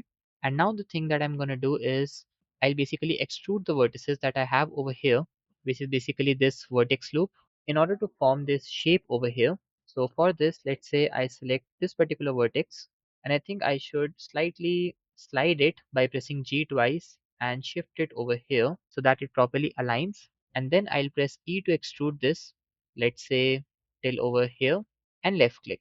Now before we continue with modeling the rest of the shape, another important thing that I think we should be doing is to reduce the opacity of this image. And for this, I'll go to the object data properties, then go to opacity and reduce this to, let's say, 0.5. Other than this, if I change the angle, I also think that I should rotate both of these in the x-axis by 90 degrees and then go to the top view. And I also think we should rotate this in the z-axis by 180 degrees, or maybe I should also rotate this in the y-axis by 180 degrees so that we get a proper view from the top view. Like you might have to change this depending on the orientation of the objects in the scene, but for me this works totally fine. So we'll continue with modeling this shape that we have over here. And for this, what I'm gonna do is I'll be selecting the vertices over here, let's say till this point, and I have to make this shape, which you can model using multiple ways. Like one of the ways can be to just take this vertex and press E to extrude it, then you will have to fill the faces.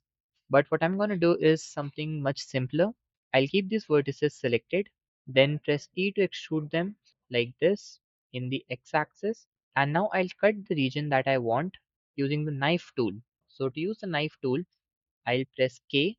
Then if I left click over here, this will add a vertex and I'll continue to trace the shape that I want. So I'll simply take the cursor over here and left click, and then for the last one I'll select this pre-existing vertex and left click, and to exit from the knife tool I'll press enter to confirm. Then with these faces selected over here, I'll press X to delete the faces because we don't need that, and this will give us a nice shape that we needed. Also, I think I should select this and slightly push this. Similarly, let's also push this, basically slide this over here, and you might have to do this thing with the other vertices also, depending on whether or not it's looking perfect with respect to the background reference image. And after this, I'll be selecting this vertex over here and slightly push it down to create this angle over here. And now if I try to change the angle, you can see that we have a nice shape that we needed, but it currently does not have any thickness at all. So to fix this, I'll press A to select all, press E to extrude this up in the Z axis like this, and then for the bottom part, I'll be using the mirror modifier, but before that I need to delete the vertices, or basically the faces at the bottom, because that will be covered anyways, so it won't be visible. But to do that I have to go to the bottom view, and for that the shortcut is to press Ctrl 7 on the numpad. This will take us to the bottom view. Press 3 for the face selection mode and select all the faces over here. Then to delete these, press X and select delete faces. Here I also think that we should delete this face loop, or maybe I should just select this face over here, hold down the Control and Shift key, select this one, press X to delete the faces, and let's do the same thing with this one also. I'll select this face, then with the Control and Shift key, I'll select this one and delete them by pressing X. Now I'll go back to the object mode, and in the modifiers, let's select the Z axis in the mirror modifier.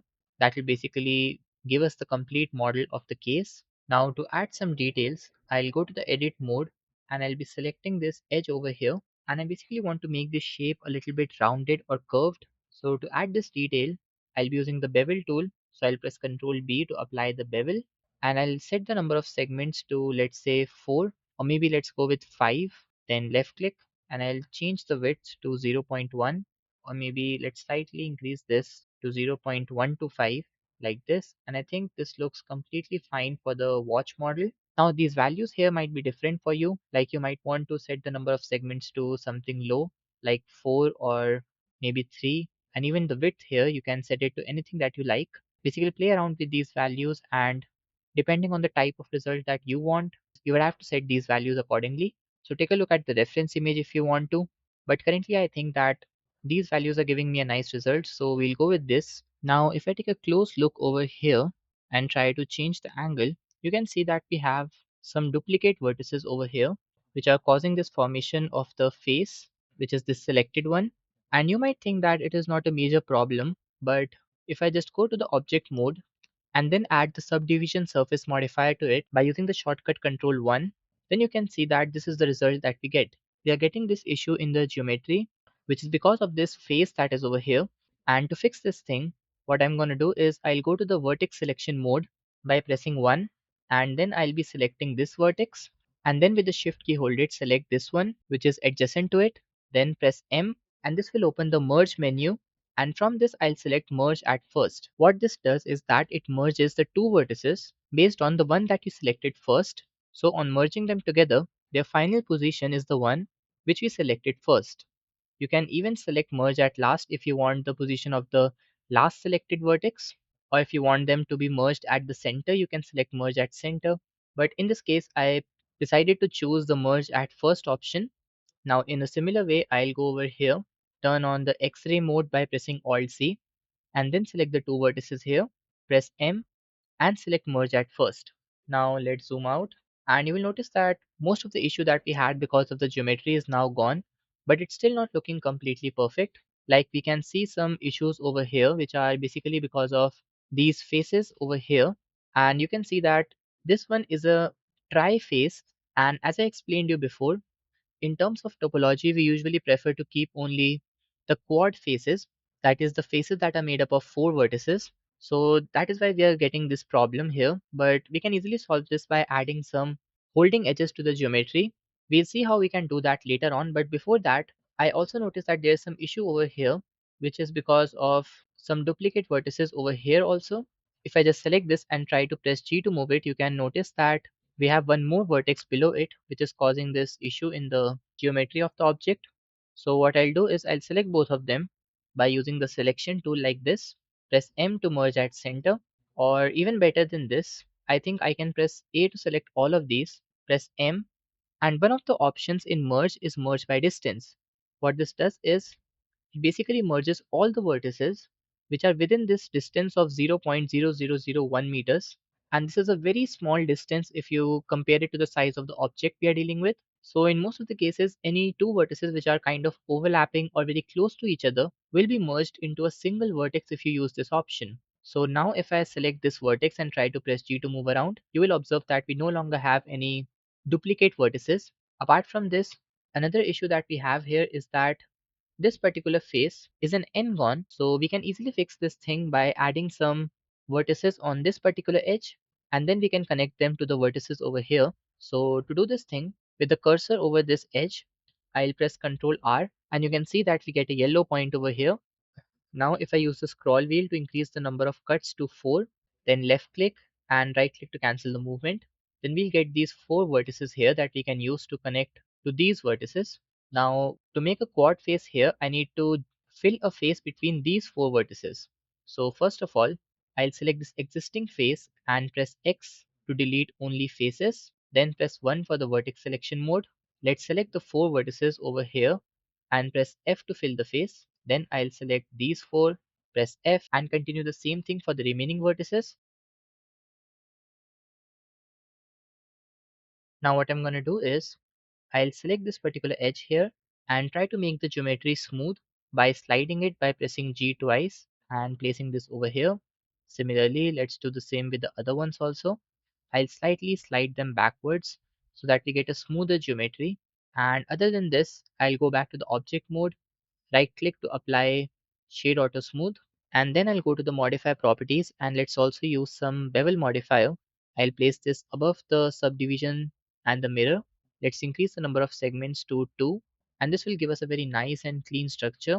I'll also go to the subdivision modifier and increase the levels to a value of 2. And other than this, I also think that I should fix this n-gon over here. You can see that this is also an n-gon and not a quad face. So we can fix this. I'll select this entire face, press X and select delete only faces. Then I'll press Ctrl R to add 4 loop cuts here.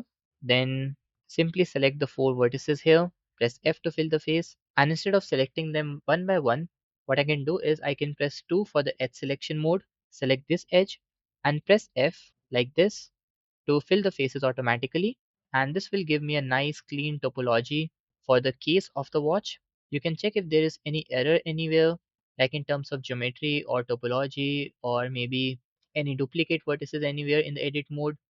And if any of that exists, you might have to do the cleanup work, like delete some vertices, merge them, and try that as much as possible you're working with the quad faces. Like over here, I have this one try face, but it's not causing any problem in the geometry right now. So we can work with that. Other than this, I don't really think we have any n-gons or try faces in the geometry. But yes, what I think we can do is I can just select this, press G twice to slide it slightly back so that we get this nice curved look. Or maybe I can also select this one and push it in the y-axis like this.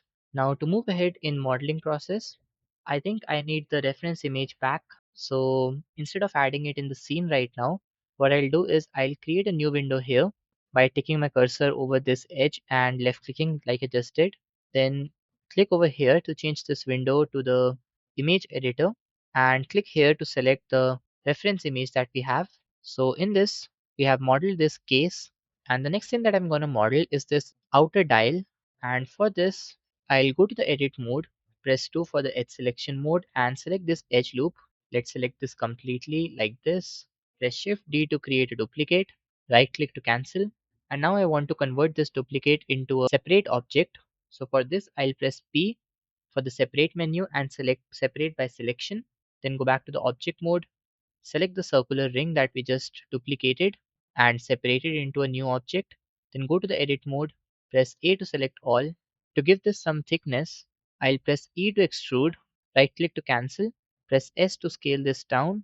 And I think I'm getting this error because the placement of the vertices is not correct. So what I'm going to do is I'll go to the object mode, select the circular ring, press X to delete it. And now I'll go back to the top view by pressing 7 on the numpad and I'll try to add a circle object and we'll use that to create the outer dial that we have here. So press Shift A, then go to mesh and select the circle. Then in the number of vertices, I'll change this to 64 so that we can work with a much better resolution for the circle. Then go to the edit mode, press S to scale this down. Let's enable the X-ray mode and I'll scale this up like this so that it properly covers the entire case body. Then I'll go to the front or the side view. Let's push it up in the z-axis till over here. Now after this, I'll go to the edit mode, press E to extrude, right click to cancel, then press S to scale this down. And to give this some height, I'll move this up in the z-axis like this. And this is giving me a nice shape. But to check if it's really matching the reference image or not, I'll unhide the reference image from the scene, then go to the top view, press Alt Z to turn on the X-ray mode, and I think I need to scale this up slightly so that the circle matches the dial properly. Then after this, I'll select this loop, press E to extrude it down in the z-axis like this. And I also think that we should push this vertex loop slightly more upwards like this so that we can have some more gap between the glass that we'll add here on the top and the disk that we have here, basically this green colored disk on which we have the numbers, the hands of the clock and everything else. So this much height should work fine. And other than this, I'll now press Ctrl R to add a loop cut here and push it above. Press Shift D to create a duplicate. Press P to separate this into a new object. Then select that object, go to the edit mode, press A to select all. And I think we should use this object as the green circular disc. So we need to fill the face first, which we can easily do by pressing F to fill the face. And to see if everything is proper or not, I'll move it slightly above in the z-axis by let's say 0.2 meters, and you can see that we now have this face filled. I don't even think we need to give it any thickness because that won't be visible in the scene. So we can go with this. I'll undo this so that its position is back here. Then I'll select this, right click to apply shade auto smooth. And I also think that we should give this some subdivision surface modifier. So press Ctrl 1 on the numpad, or maybe let's press Ctrl 2. And let's also use the bevel modifier. I'll place it above the subdivision and I'll increase the number of segments to 2, or maybe I think I should remove this and go with only the subdivision. But yes, I do need some bevel also, so I'll try to add the bevel directly in the edit mode. Now if you take a close look at this reference image, you will notice that this green area that we have here is not covering the entire area. Like there's some visible gap between this bezel and where this green area starts. So we have some gap in here, and to create a similar thing over here, what I'm going to do is I'll just select this circle, press S to slightly scale this down, let's say like this, then press Shift D to create a duplicate. Let's separate this into a new object and then I'll select it, press A to select all, press E to extrude it, right click to cancel, press S to scale this up, and now I'll be selecting the faces in the middle. Press X to delete the faces, press A to select all, and I now have this ring of faces selected. So I'll go to the front view, press E to extrude it up, and this will act as a nice border for the inner part of the watch. So we'll keep it to this height. Also, I think I can select this edge loop and slightly scale this up by pressing S. And now I'll go back to the object mode. And with this selected, I'll right click to apply shade auto smooth. And let's also apply some subdivision. Let's also add some loop cuts like this. Let's also add one more over here. And after this, the next thing that I'm going to do is to give some materials to the watch. So for this, I'll select the image and hide it from the scene. Then I'll have to create an extra window over here where we can see the render preview. So I'll keep my cursor over here, then left click and drag like this, then change this to the render preview mode, and in the render properties, select cycles as the render engine and change the device to GPU. Let's also disable the scene world for now so that we can see the materials properly. Now I'll select the case of the watch, and for this we'll be creating some material which looks like the one in the reference image. We need to create something that looks like stainless steel. So for that, I have to change this window from timeline to the shader editor. Then I'll create a new material and change its name to steel 1. Then in the default principal BSDF node, I'll first try to change the base color to something else. And for that, I'll be using the noise texture node along with a color ramp node. So to see it practically, press Shift A, then go to texture and add the noise texture node. Then press Shift A, go to color and add the color ramp node. Let's place this over here. Take the factor and connect it to the factor in the color ramp. Then I'll take the color socket in the color ramp and connect it to the base color. Currently it's being applied to the entire object, and I think the position of the dial should be adjusted properly. Or maybe I can just push down the case of the watch slightly lower like this. Then in the color ramp node, I'll just take this pointer, which is the white pointer, and keep its position to somewhere over here. Then I'll change the scaling in the noise texture node. Let's keep it to somewhere around 10 or 11. Let's also connect the socket to the roughness. And yes, for the metallic look, I also need to set the metallic value to 1. Other than this, I also think I need to remove the roughness socket, and I'll reduce the roughness down to let's say 0.2. I also think we should reduce the scale value to let's say 4. And yes, all these values that I'm adding here are only to test how the material will look under different conditions. There's no need to put these exact values. You can try testing with different values and see what kind of result do you get. And depending on that, you should select the final ones for your material. Currently, I think that this one looks perfectly fine. Also, I think that we should have some plane as the base on which the watch will be kept and some real lighting in the scene so that we can actually take a look at how the watch will appear in the scene, or basically how its material will react to the light. So for that, I'll select all of the objects by pressing A. Then I'll go to the front view, press G to move them up in the Z axis, and I'll place them over here. Now press Shift A, then go to mesh and select a plane. Let's scale it up 5 to 10 times. And for its material, I'll go to the shader editor, create a new material, And for this one, I'll first of all reduce the brightness of the base color to make it look like the gray color.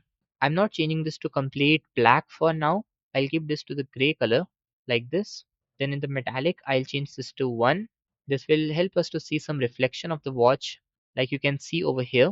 And if you want to see it even more clearly, you can go to the roughness value and try to reduce it down. At value 0, you will be able to see the complete reflections properly. And if you don't know, the trees that you are seeing here and the grass are basically because of the scene world which you turned off. And due to that, you get a fake lighting in the scene depending on the HDRI that you select over here.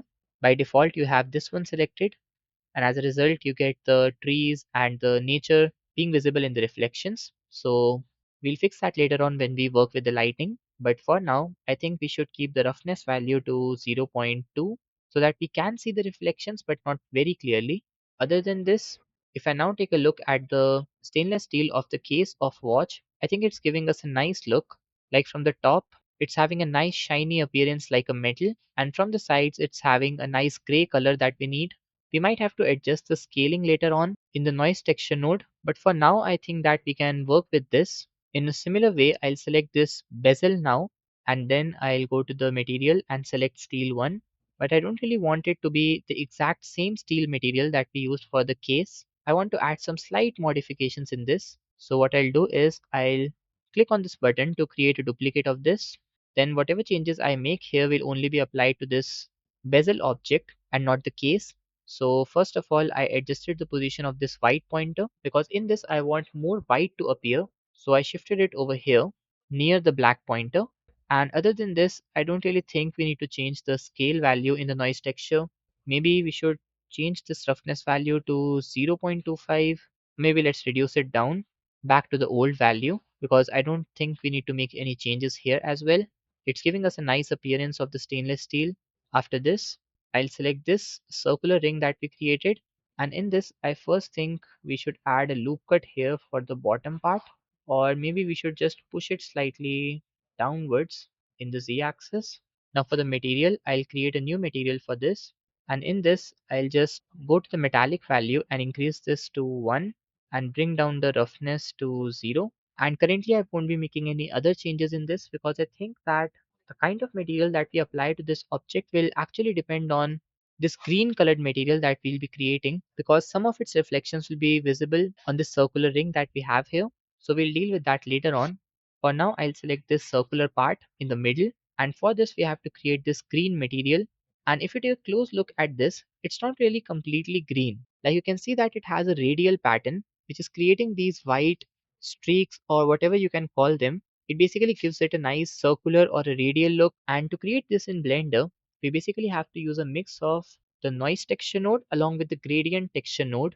The noise texture will allow you to control the roughness so that when the light falls on it, it reflects in a different way in different areas. And the gradient texture node has a radial type that will allow us to create this texture or this pattern. So to see how we make it, I'll go to the shader editor, create a new material, and currently we have the principal BSDF. And in this, I'll go to the base color and change this to the green color, basically something like this. I want it to match the color of this reference image. Then I'll go to the metallic value and change it to 1. And for the roughness, as I explained before, we'll be using the noise texture node, the gradient texture node. So to do all that, I'll press Shift A. Then first of all, I'll be adding the gradient texture. Then after this, I'll be adding the noise texture node. I'll take the color socket and connect it to the vector, and then I'll take the factor and connect it to the roughness. And you'll begin to notice these black things which are because of the gradient texture node. Currently it is set to linear, which is making it appear like this. But if I just change this to radial, and after that I'll reduce the scaling value to, let's say, 2 for now. I also think that we need to add the color ramp node. So press Shift A, then go to color and select the color ramp. Let's place this over here, and I'll place the black pointer over here.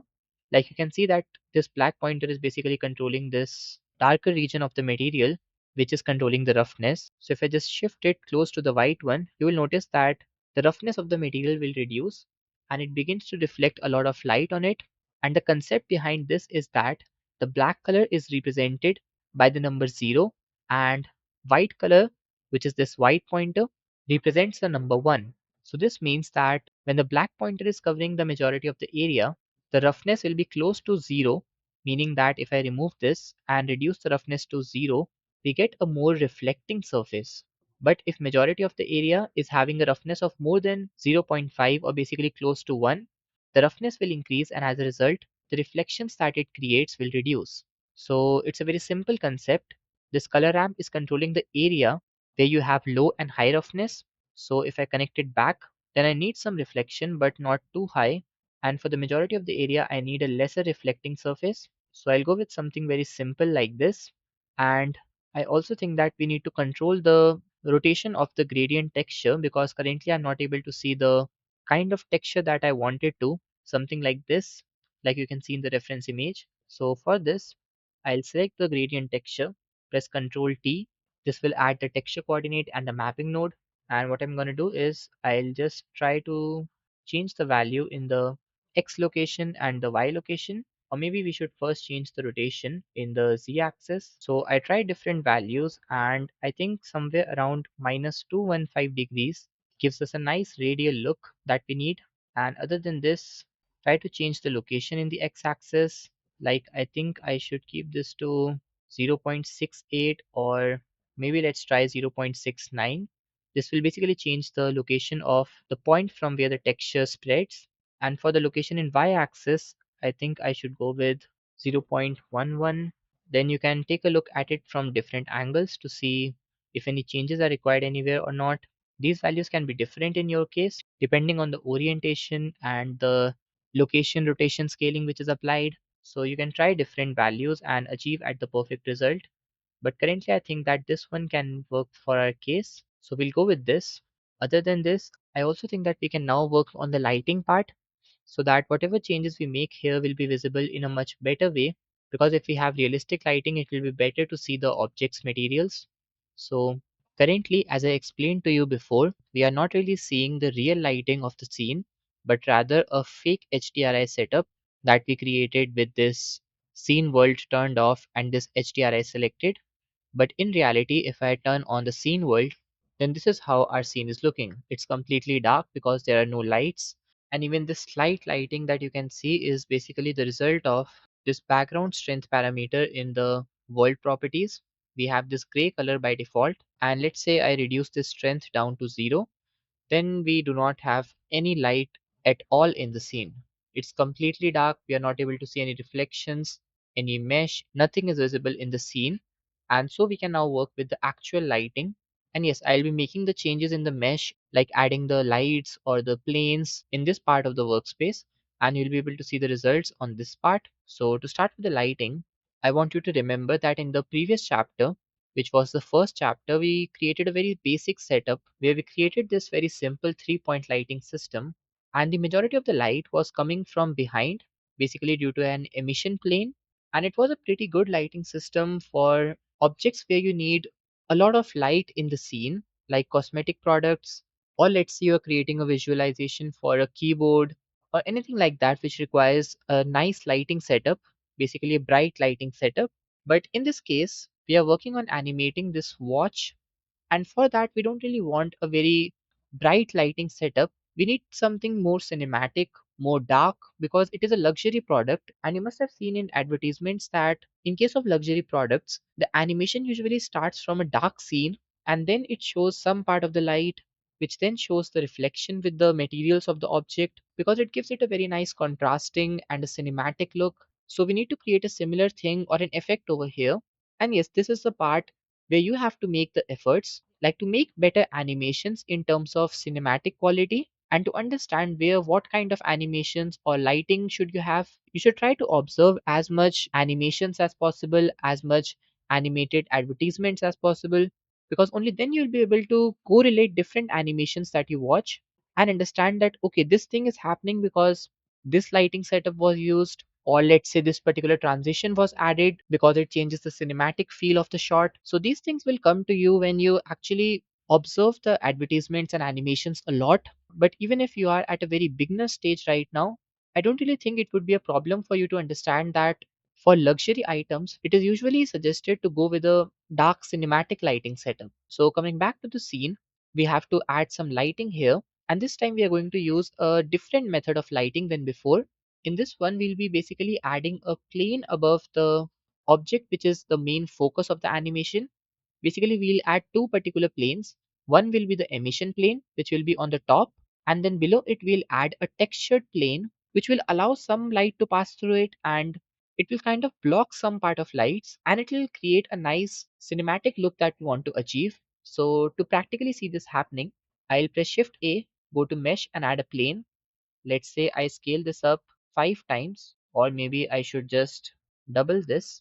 Then I'll move it up in the Z axis, and let's say I place this over here. Now to create that emission effect that I was talking about, I can go to the material properties, or basically the shader editor window, create a new material. Here I'll go with the white base color and the default settings in metallic roughness. I'll increase the emission strength to, let's say, 0.4. Now we get some slight lighting in the scene, and it is more towards the dark side right now because the emission strength is very low.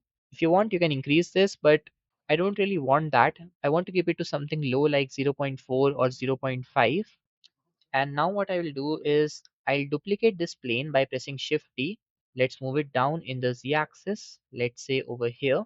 And now I want this plane to act as a translucent and a textured plane that will block some part of light and allow some part of light to emit.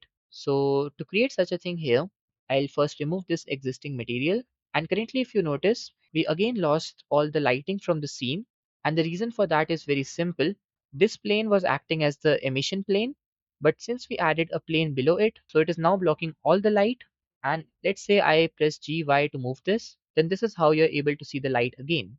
But I'll right click to place it back at the original position, and I won't be moving this anywhere. But without doing that, I want the texture to do the same thing for me. So in the shader editor, let's create a new material. And I don't really want the principal BSDF node. Instead, I'll be adding the translucent BSDF node. So let's add it and place it over here. This will allow some part of the light to pass through it. But if I want some randomness in that translucent behavior, then I need to use the noise texture node. So press Shift A, go to texture and select the noise texture. Let's place this over here. I'll take the factor socket and connect it to the color. And to check how the texture is being applied, what I'll do is I'll select this emission plane and hide this for now. Then I'll disable the scene world for now so that I can see the artificial light. And this is how the noise texture is being applied to the plane. You can see these dark areas, which basically imply the region from where the light will be blocked. And these lighter regions are the ones which will allow the light to pass through them. But I want to increase the scaling. So let's say I change this to 7, and in the remaining parameters, I'll go with the default ones. Then I'll unhide the plane which was creating the emission effect, and I'll also enable the scene world here. Let's see how the watch looks. So I'll zoom in like this, and this is how it looks. Currently the scene is very dark as we already expected it to be. And if you want the details of the watch to be more properly visible, we can add a plane over here that will act as the emission plane just like the previous chapter. But the new thing that we did in this one was that instead of using the 3-point lighting system, we used this system of two planes where one was the emission plane and the other one was this translucent textured plane, which created this nice soft lighting that we needed. And now to act as the fill light, I'll be creating one more plane object. Let's rotate this in the x-axis by 90 degrees. Let's push it backwards in the y-axis, scale it up, let's say 20 times. And then I'll create a new material for this. I'll change its color to the black color. Then in the emission, I'll increase the strength to, let's say, 1, or maybe let's keep this to 1.2. And I also think that I should move it in the y-axis over here.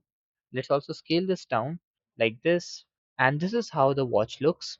Other than this, I also think I should push this slightly downwards. And I think that currently we can work with this lighting setup. We'll obviously be refining it more and we'll make it better once all the parts of the watch are completed. But just to get an idea of how the watch will actually look in the final render, I think that this lighting setup is giving us a nice idea. So for now, I'll just hide the three lights in the scene and we'll disable the scene world again because now we'll be modeling the remaining parts of the watch. And the thing that we're going to do now is to make the glass of the watch, which will be on the top. So for this, the process is very simple. I'll be selecting this bezel of the watch, then go to the edit mode, Let's say I select this vertex loop over here, press Shift D to create a duplicate, then press P to open the separate menu and select separate by selection. This will create a new object with the name circle.004. Press A to select all, and I'll be using the grid fill tool by pressing Ctrl F and selecting grid fill. Now I'll return back to the object mode, and I think that the position and the scaling of the glass is proper. So to give this the glass material, I'll go to the material properties and remove this steel material from it. Then I'll create a new material and change its name to glass. Now in the transmission, I'll increase the weight to 1 so that the material allows the light to pass through it. And if I reduce the roughness down to 0, or maybe we should add some noise to the roughness so that it looks like the real glass. So for this, I'll press Shift A to add the noise texture. Let's place this over here.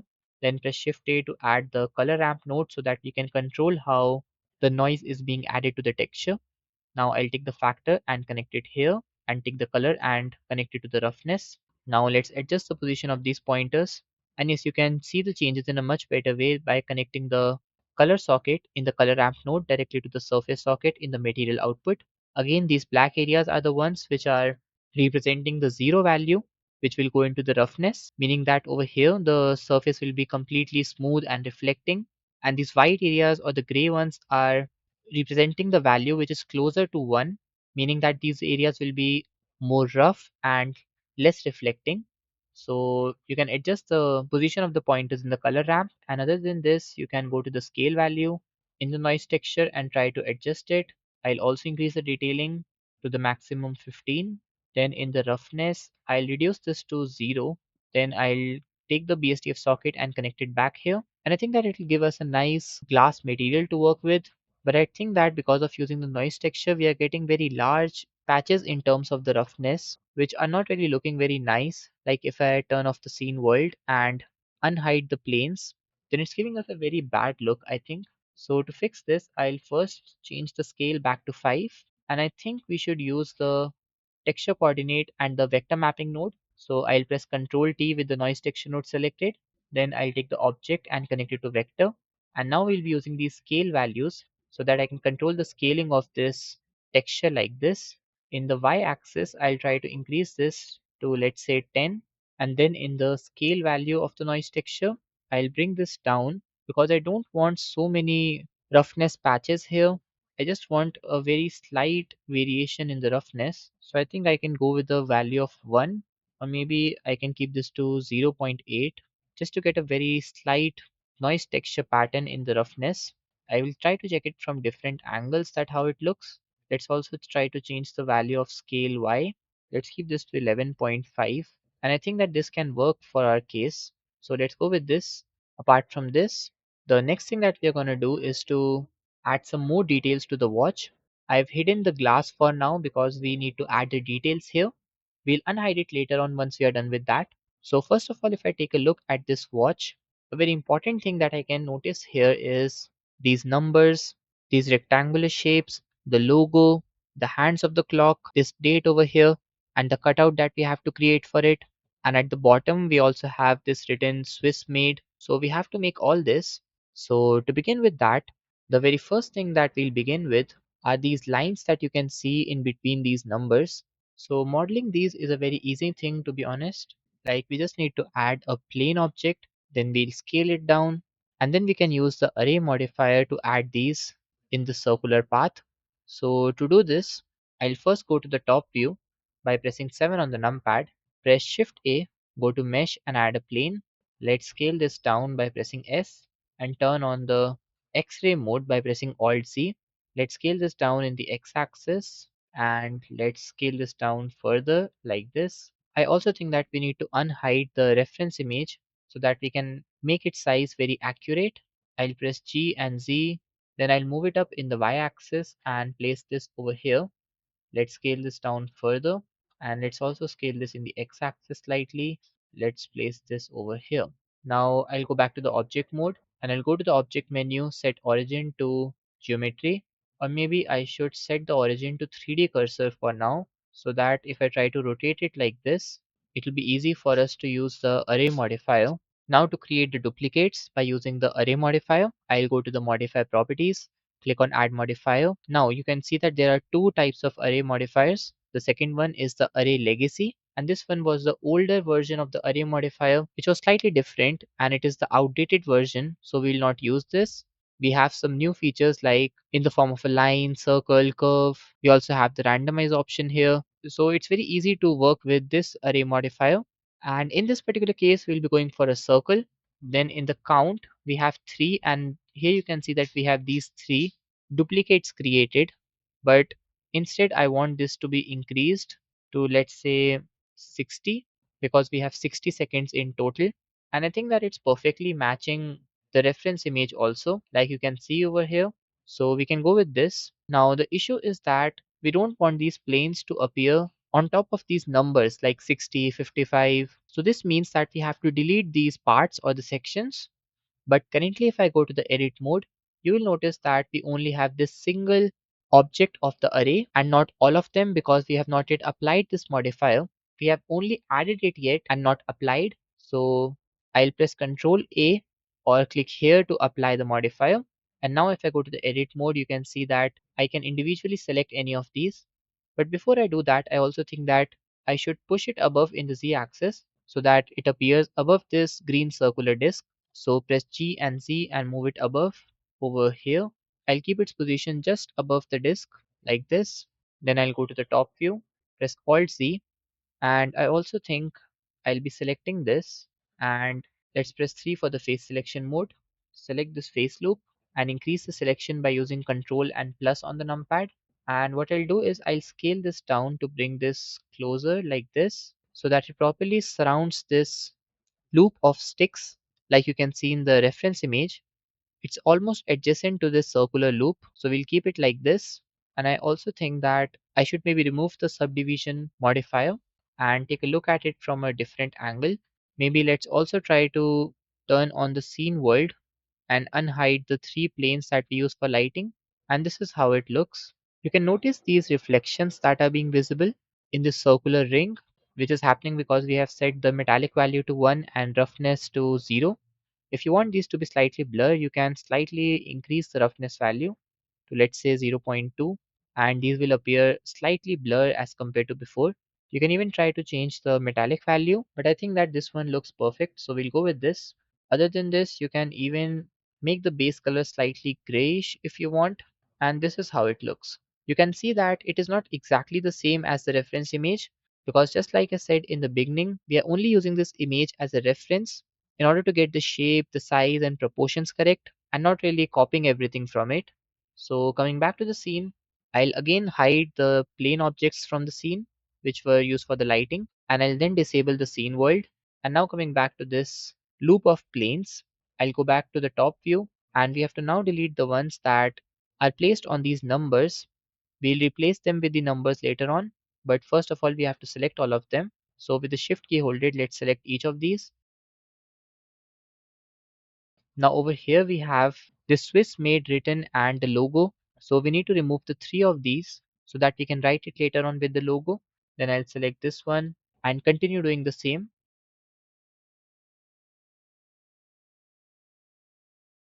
Now with all these selected, press X and select delete faces. Now return back to the object mode and let's fill these empty spaces. So for this, I first need to make sure that whatever object I add in the scene, like to create the numbers, we'll add the text object. Then to make the logo also, we'll use the plain object or something else. So for all of them, the center point should be this yellow colored point, which is basically the origin point of the selected object. And we'll make sure that all of them are in the same dimension in respect of the x and y axis, and it is actually a very important thing to do so that it's not like one of the object is above in the z axis, one of them is downwards. So to make sure this happens correctly, I have to place my 3D cursor over this point. So with this selected, keep holding shift S and then take the cursor to this option which is cursor to selected, and this will place the 3D cursor over here. Now if I press shift A, then for the numbers we'll add the text object. Then this is how the text will get added here. It will have the origin point over here, meaning that if I press S to scale this down, then it will get scaled up or scaled down depending on this point. Basically, this will be the pivot point or the origin point of the object. Now let's go to the top view, press enter to change the text, use the backspace key to remove this. then type 60 and press the tab key again to return back to the object mode. Now for those of you who don't know how the text feature works in Blender, it's not really the same as any mesh object. It's like if you are in the object mode, you can change the scaling, you can change the rotation, you can move it around anywhere. But if you're in the edit mode, you can only type anything and that will get displayed here.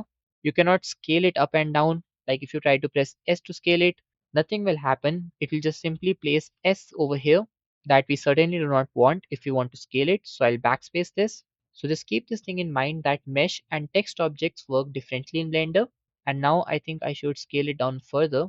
And currently if I try to move it in the Y axis over here and try to place it, let's say over here, then you can see that the font of the watch is not really the same or not even close to the one that we have over here. So we'll try to make it as close as possible. And for that, we can go to the object data properties here. And here you will find the font option. And yes, a very important thing to note here is that if you're working for a brand, and especially if it's a very big name like Rolex or Titan or anything else, not just any watch company, but any other company which follows a particular color palette or some fonts. So they will provide you those exact details because they would want you to use those exact things only. But in this particular case, all we have is this reference image that we are using. So we'll try to get as close as possible with the fonts that we have. So I'll click on this folder icon in the regular font option. It will open this window where we have all these fonts saved. I tried to use different fonts to see that which one matches this. And the one that I found the closest was this Aldrich regular. So I'll be selecting this. You can search for it by using the search bar over here. Then after selecting, click open font. And this is how it looks. I'll scale it up further. Press G to move this over here. Then after this, I'll press Shift D to create its duplicate. Press G to move this over here. Let's enter the tab key and change this to 5. Let's return back to the object mode. And I also think I should go to the top view here so that we can see the render version. Now I'll rotate this by pressing R. I'll go to the rotate option and change this to exact 30. Press G to move this and place it over here. Again, I'll press Shift D to create a duplicate of this. Press G to move this over here where we have the number 10. Then press Tab to enter the edit mode. Change this to 10. Return back to the object mode. Press R to rotate it by exact 30 degrees and set the position correctly. Now you have to do the same thing for all the other numbers.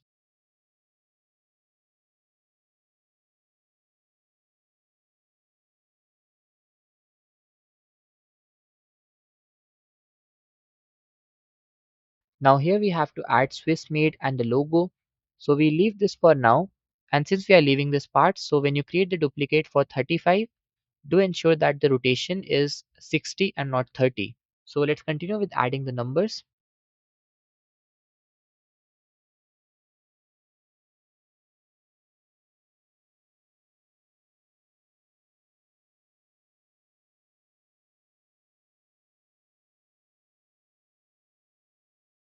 Now after this, I'll be adding a new text object to write this Swiss made text.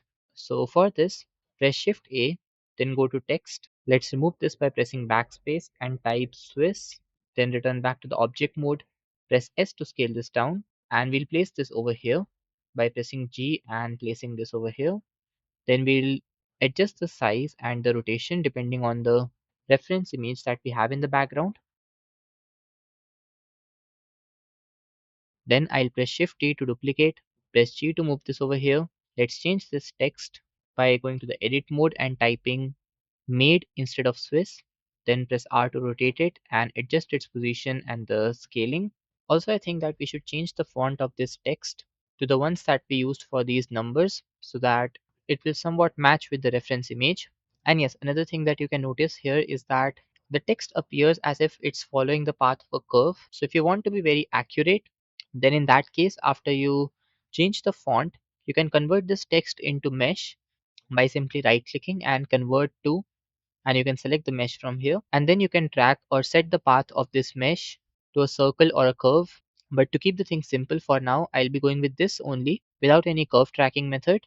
To change the font, I'll go to the object data properties here, and with the first text selected, I'll be using that same Aldrich font that we used for the numbers. So I'll click here in the regular and select this font. Then I'll scale this up by pressing S and place this over here. Let's slightly rotate this, and let's do the same thing for this one also. Now after this, we have to model the logo, and we also have a bigger logo on the top here below the number 60, and I think we should be modeling this first and then we'll duplicate it for the lower part. So to model the logo, I'll first be adding a plane object in the scene. So press Shift A, go to Mesh and add a plane, then go to the edit mode and scale this down. Then I'll move it above in the Y axis and place this where we have the logo. Then switch to the edit mode, press 1 for the vertex selection mode, and I'll be selecting 3 vertices here. Press X to delete the vertices, and I'll leave this one as it is. And we'll use this to basically block out the logo. So I'll press G to move this and place this over here where we have this Y axis and the top part of the logo. And then I'll press E to extrude it like this. Basically, I have to form the shape, or in even simpler words, I have to trace the logo by duplicating the vertex like this. And once you have extruded this half of the logo, simply press Shift D, move this up in the Y axis and place this over here to form this inner part of the logo where basically it is hollow. Then press E to extrude it like this and repeat the same procedure. Now after this, I'll go to the modify properties and let's add the mirror modifier.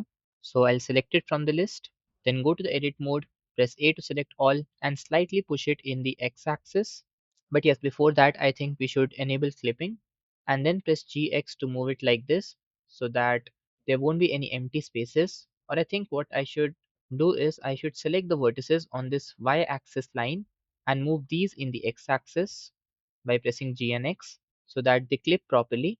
Now I'll press A to select all, then I'll hold the control key to deselect these vertices over here, press F to fill the face, but this will fill it completely like you can see here in the render preview. And obviously we want to have a circular cutout region here. So for this, I'll select this loop of vertices, press P and separate by selection. We'll basically convert it into a separate object and then give it some thickness. Then we'll use the Boolean modifier to create the difference. So to do this practically, I have this object selected. I'll go to the edit mode, press A to select all, press F to fill the face. Then after this, I'll be applying this mirror modifier that I have here. Then I'll change the angle. Let's also go to the front view. Let's go to the edit mode, press A to select all, and let's extrude this in the Z axis so that it has some visible thickness, and I'll slightly push it down in the Z axis over here. Then I'll select this. Let's go to the edit mode, press A to select all and extrude this up in the Z axis slightly like this. And after this, while being in the edit mode of the logo that I have, I'll select all the vertices by pressing A, then I'll right click to subdivide, and then before I use the Boolean modifier to create the difference, I'll be selecting these vertices that I have added. Like we can make it very smooth like this. We'll need to adjust all the vertices properly. So we'll do this, and then after that, we'll use the Boolean modifier. So let's do this one by one.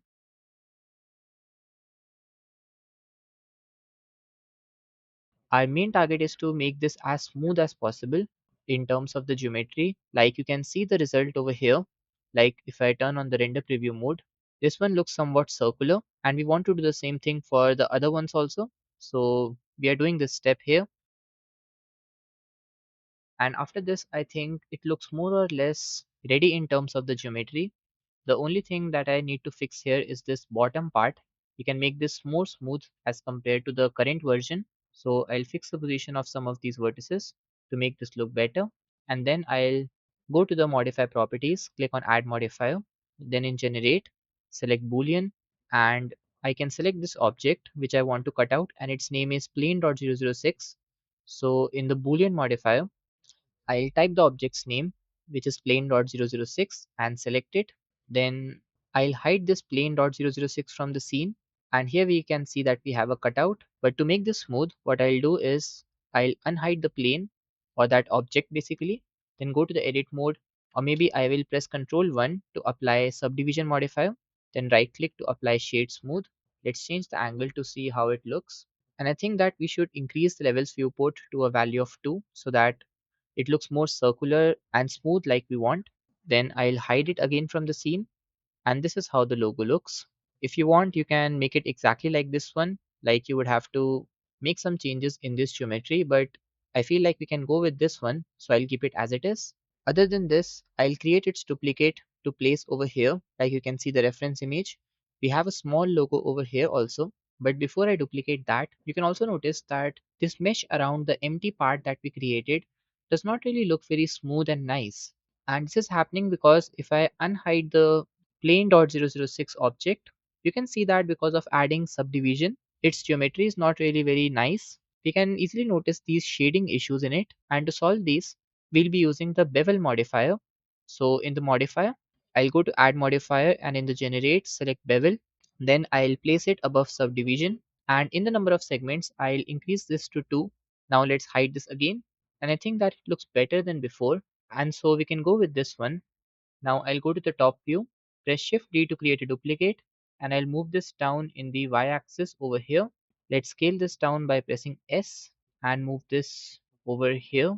Let's also enable the X-ray mode so that we can do this more precisely. Let's say I keep this over here, and this is how it looks in the render preview mode.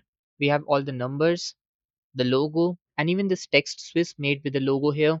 So we are done with most of the design, and now all what's left is these rectangles which are pointing at the numbers like 5, 10, 20. And other than this, we have the hands of the clock and this little circular thing above them.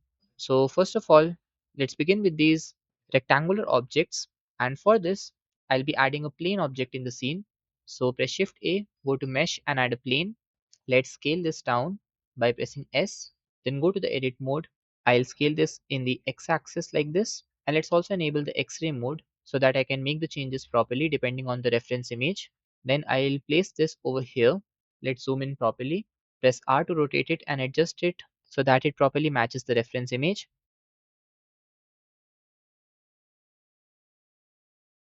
Now I'll return back to the object mode, and you can see that its origin point is not in the center, but we'll fix it later on because first I also need to extrude it above. Like you can see that it has some visible thickness. It's not a 2D plane. It has some thickness, meaning that we have to turn it into a 3D object. Basically, we have to give it some height. So I'll go to the edit mode, press A to select all, and press E to extrude it up slightly like this. And you can also see that if I slightly zoom out for some better resolution, it's not completely white or completely metallic. Its border is metallic, just like the stainless steel material that we have. And then we have this inset face effect, which is giving this a white color look. And this is the same thing with all the other ones also. So in this case also, we'll press I to inset this face on the top so that when we apply some materials to this, we can apply different materials to different parts of the mesh. So after this, I'll go to the top view, and now I have to create the duplicates for all the remaining sections. And just like we did with the numbers, we'll be keeping a difference of 30 degrees for each while rotating them, because we have a total of 12 numbers. So a total of 360 degrees divided by 12 gives us 30 degrees for each. And yes, we don't have anything over here. So the jump from 10 to 20 will directly be of 60 degrees instead of 30. But yes, before that, I'll go to object, then set origin to geometry. And now let's begin with the duplication process. Now we are done with all of these. We have all the numbers, these rectangular objects pointing at the numbers, and even the logo. And after this, the next thing that we have to do is to create a cutout for the date. And for this, I'll be using a cube object. We'll use the same method of using the Boolean modifier to create the cutout. So press Shift A. Let's also disable the X-ray mode. Now press Shift A, go to Mesh and add a cube. Let's scale this down by pressing S. Let's go to the top view, and I'll place this over here. Then I'll go to the edit mode. Let's scale this down, and I'll adjust its vertices so that it matches the region which we have to cut out. So let's move these in the x-axis, then select these and move these above in the y-axis like this. And after this, I'll ensure that it has some thickness.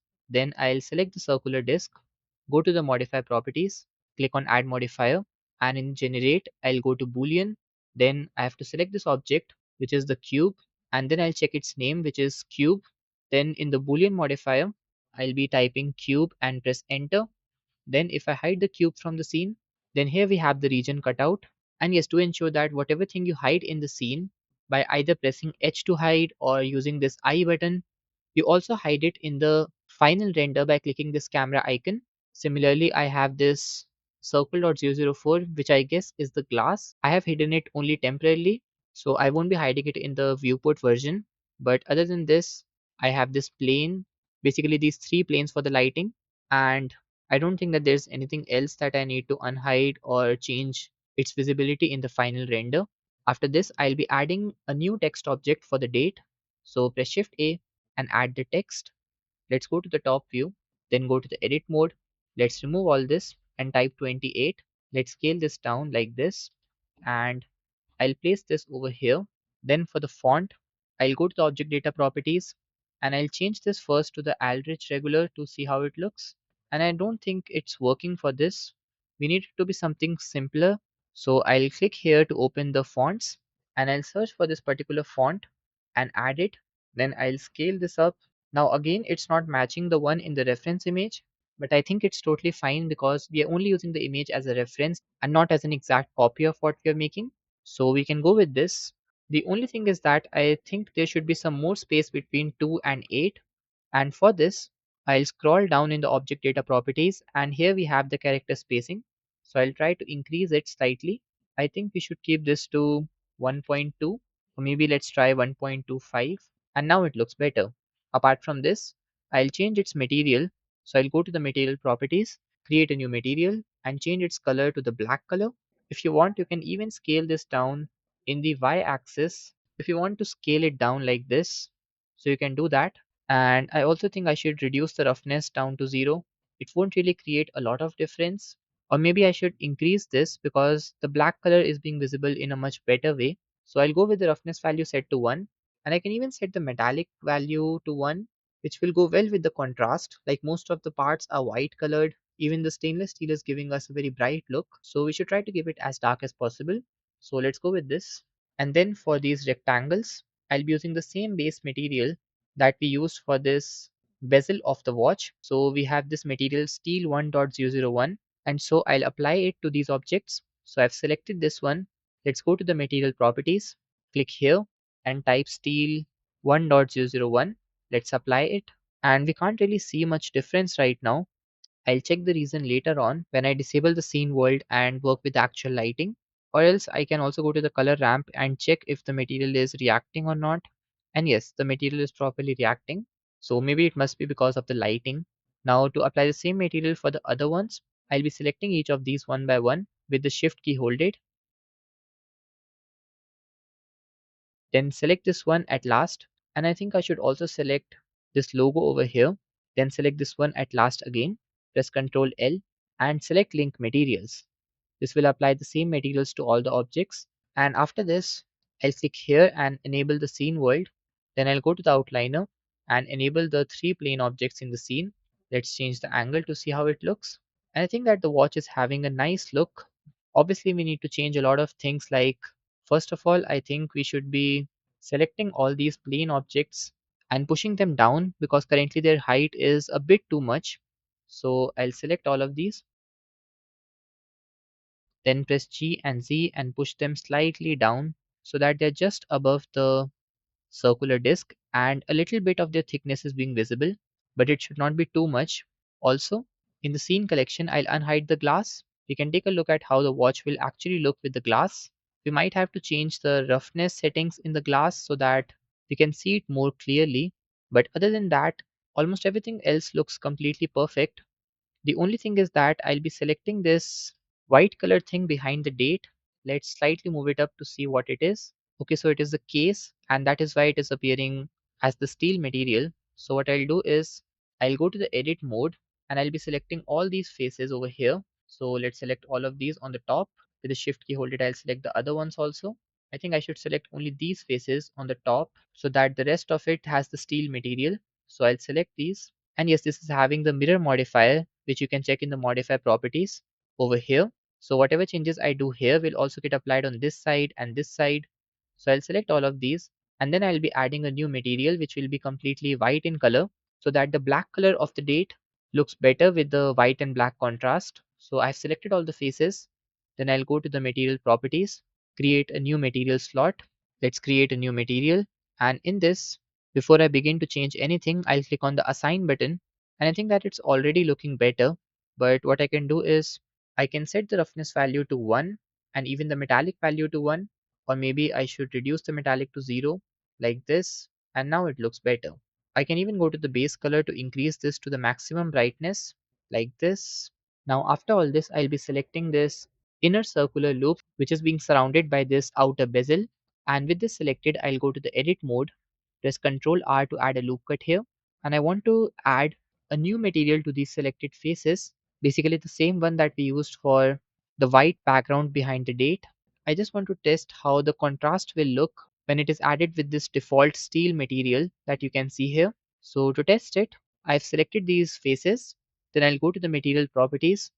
Let's create a new slot and select that white color material that we just created. Then click on the assign button, and this is how it looks. And I think it's giving us a nice look. It's creating a nice circular ring. If you want, you can go with the older one also. But if I take a look at the reference image, then you can see that we have the stainless steel bezel, and on the inside we have a slight reflecting layer, but between that we can see some white color also. So it's giving us that similar look. It's not completely the same, but it's giving us similar vibes. So we'll go with this. Other than this, I also think we should be selecting all these rectangular objects. And if you remember, we created this inset face because in the reference image also we have stainless steel on the sides, and on the inside face we have this white color material. So here also I'll be creating a new material slot and use that same material.007, which is the white color material, and I'll click assign, and this is how it looks. You might not be able to notice much difference if you look at it from a distance, but if you zoom in, you can see that on the outer side we have stainless steel, and on the inner side we have the white color material. Also, I think that we can apply some bevel modifier to these because currently they are looking very flat and too much fake. So I'll go to the modify properties and let's add the bevel modifier. Let's set the number of segments to, let's say, 3. Then I'll right click to apply shade auto smooth, and maybe I should reduce the amount value to something like 0.01, or maybe let's go even lower like 0.005 with the segment set to 3. And to make this look even better, I'll go to the edit mode, and with this face selected on the top, I'll slightly extrude this down like this, and this is giving it a very nice look, I think, if you compare it to the other ones. And I think that instead of doing the same thing with all of these, I'll rather select all of these and delete, and then I'll create the duplicate of this one again. And yes, I know that this step might be a little heartbreaking for some of you because it must have taken some time to create the duplicates and rotate them and place them properly in your scene. So you can skip this part if you want, or maybe you can select each one individually and make this extrusion adjustment. And yes, then in the end, you can just select all of these and select this one at the end. Then in the Control L menu, which is for linking, you can copy the modifiers and it will make your work easier. But in this particular case, I'll be deleting all of these and I'll create the duplicates one more time.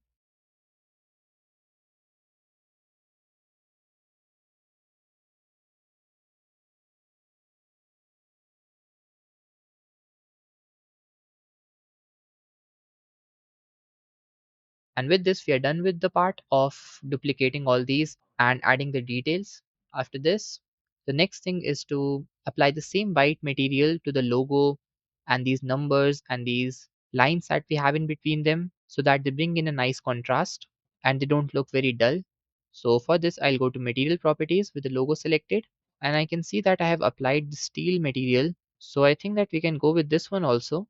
It's already giving us a bright look for the logo, so we won't change this for now. And for the numbers, I think that for now we'll go with default one, but once we finalize the lighting and work on the animation, then if needed we'll change this material. Otherwise we can go with this default one only. Now after this, the next thing is to model the hands of the clock. So first of all, I'll be adding a cylindrical object in the scene that basically holds all the three hands of the clock: the hour hand, the minute, and the second. So press Shift A, go to Mesh and add a cylindrical object. Let's scale this down by pressing S like this and zoom in. Let's also go to the top view so that we can see the reference image. Let's slightly scale this up like this. And after this, I'll go to the front view to check its height, and I think I should scale this up slightly. I'll keep the scaling to something like this in the Z axis. Let's also push this above like this. Then I'll select the top part Press Ctrl B to apply some bevel. Here I'll set the number of segments to 4 and go with this width value. Maybe let's slightly try to reduce it like this. And I'll go with a very simple structure here. Then for the material, I'll be applying the steel material that we created initially. Or maybe let's change this to this steel 1.001 because it is more bright as compared to the one that we created before. So we'll go with this right now. Then let's model the hands of the clock. And for that, I'll be adding a plane object in the scene. So press Shift A, go to Mesh and add a plane. Press Tab to enter the edit mode. Let's scale this down. And let's also go to the top view. Press R to rotate it like this. Then press 1 for the vertex selection mode. Select this vertex over here. Press G to move it and align it properly with the reference image. Let's do the same thing with this one also. Let's align it over here and do the same thing for the other two. This will give us a basic structure of the hands of the clock. Now I'll push it slightly above in the z-axis like this. Then go to the edit mode, press Ctrl R to add a loop cut over here. And you can see that it's having this line in the middle which is pushed a little bit upwards. So to create a similar thing over here, I'll press G and Z and push these two vertices slightly above like this. And you can even see that we have a face inset effect over here also, just like the rectangular plane objects. So for this one also, what I'll do is I'll be selecting both of these, press I to inset, then I'll select the three vertices over here, press G twice and slide it down over here. Then I'll select these three, press G twice and slide it down here. Let's adjust the positions properly and scale these down a little bit. Now to give this some material, I'll go to the material properties and first I'll try this steel material, and I think that it looks very nice for the hands of the clock. It's giving it a dark material look. If needed, we'll adjust it later on, but for now I think we can go with this. Then I'll be selecting the two faces which we created using the inset faces effect, and for these I'll be adding a new material slot, and in this I'll select that white color material and assign it. Also, I think that just like before, I can slightly extrude this down like this, then press Ctrl and plus on the numpad to increase selection and click assign. Now in a similar way, I have to create the minute hand also. So with this selected, I'll press Shift T to create a duplicate, press R to rotate it like this so that it matches the reference image. Let's go to the edit mode and I'll be selecting the three vertices over here. Press G to move them over here like this. And then for this white colored region, I'll be selecting this one first and I'll place this over here, let's say, or maybe I should slightly rotate this so that it matches the reference image in a much better way. Then I'll select these vertices and push them slightly above in the y-axis like this.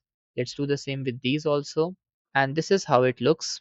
I think I should slightly move these above in the z-axis like this.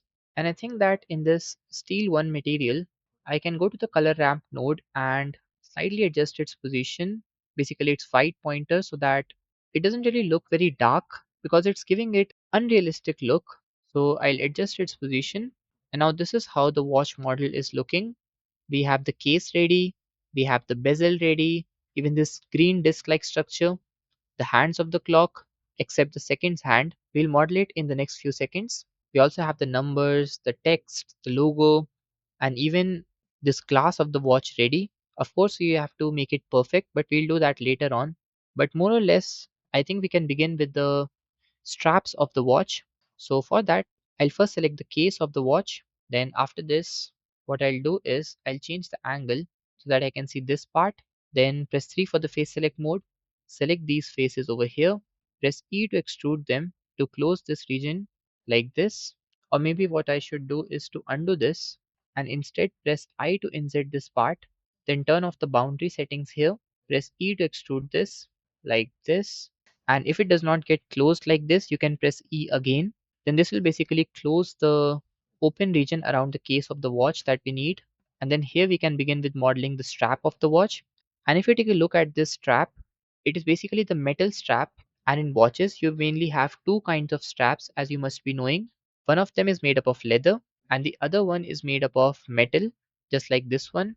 In case of the metallic straps, the structure looks somewhat difficult to be modeled, but it can be easily made by using the array modifier. You just have to place some cylindrical objects or some planes And then for the circular loop, you can use the array modifier, so it's not very complicated.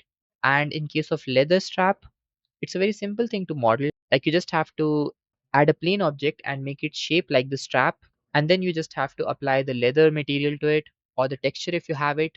So in this particular case, what I'm going to do is to add some cylinders and then we'll use them to create the strap. So first press Shift A, go to mesh and add the cylinder. Let's go to the edit mode, press R, X and type 90. Let's also rotate it in the Z axis by 90, and I'll then scale this down by pressing S. Let's also scale this down in the Z axis like this and scale it down further. Let's go to the top view and I have to adjust its position to over here where we want to have the strap of the watch. I'll go to the edit mode and scale this up. Let's scale this up in the Y axis also like this and adjust its position. Let's scale this down in the X axis like this. And yes, I should push it backwards in the Y axis like this. Then right click to apply shade smooth. Then press Shift key to create a duplicate. Place this over here. Let's scale this up in the x-axis to make this wider, and then I'll also push it slightly down in the x-axis so that it does not intersect with the bezel of the watch. Now again I'll select this, press Shift key to create a duplicate and move this over here in the x-axis like this. And right now the structure looks very simple, but once we use the array modifier, I think you'll be able to understand what was the purpose of adding these cylinders. So with the three of them selected, I'll press Ctrl J to join them together into a single object. And for now, I'll go over here and type steel 1 to apply the steel material to these. Then after this, I'll go to modifiers, click on add modifier and select the array modifier. Then in the offset X, I'll change this to 0 because I don't want them to create the array or the sequence in X axis, but rather in the Y axis. As you can see here, we have the Y axis over here. So in the offset Y, I'll change this to 1, or maybe let's try a negative value, and I need to adjust it properly so that it actually appears like the strap of watch. Here I'll keep the count to 8, let's say, and I'll change the offset in y-axis to minus 0.75, or maybe let's keep this minus 0.8 only. Then in the scale value, I don't want these to be consistent throughout. Like I'll keep this scale in y-axis to 0.99, and even the x-axis, let's keep this to 0.98 so that the scaling is not the same. Like I want it to be maximum over here, then the scaling should reduce as it reaches the end. Now to get a similar thing on the other side, I'll be using the mirror modifier. So in the modifier, let's go to add modifier, then in the generate, select the mirror modifier. Let's scroll down and instead of the x-axis, I'll go with the y-axis, and in the mirror object, I'll be selecting this case. Then I'll slightly bring them down in the z-axis like this. And now comes the most important part, which is to bend the strap so that it goes like a curve. Currently it is looking completely flat, but we need to change it into a curve like shape. And we can achieve that result by using the simple deform modifier. It has a function known as bend, and in that if I try to change the bend angle, I'll be able to achieve the required result. So in the modifier settings, I'll add the modifier. First I'll go to the deform section, and in this I'll select simple deform. Now the result appears very weird. I'll first drag the simple deform modifier above the mirror modifier over here like this, and by default we have the twist selected. That is why it's appearing like this. But if I change this to bend, and in the axis I'll select the x-axis only for now, I think we should add a circular object and then we can use it as the origin point here, because otherwise we won't be able to tell the simple deform modifier that we want to convert it into a circular loop like structure. So press Shift A, go to mesh and select a circle. Let's rotate it in the x-axis by 90 degrees. Then I'll select the strap again, and in the simple deform, I'll type circle and select the last one because this is the circle.005 which I just added.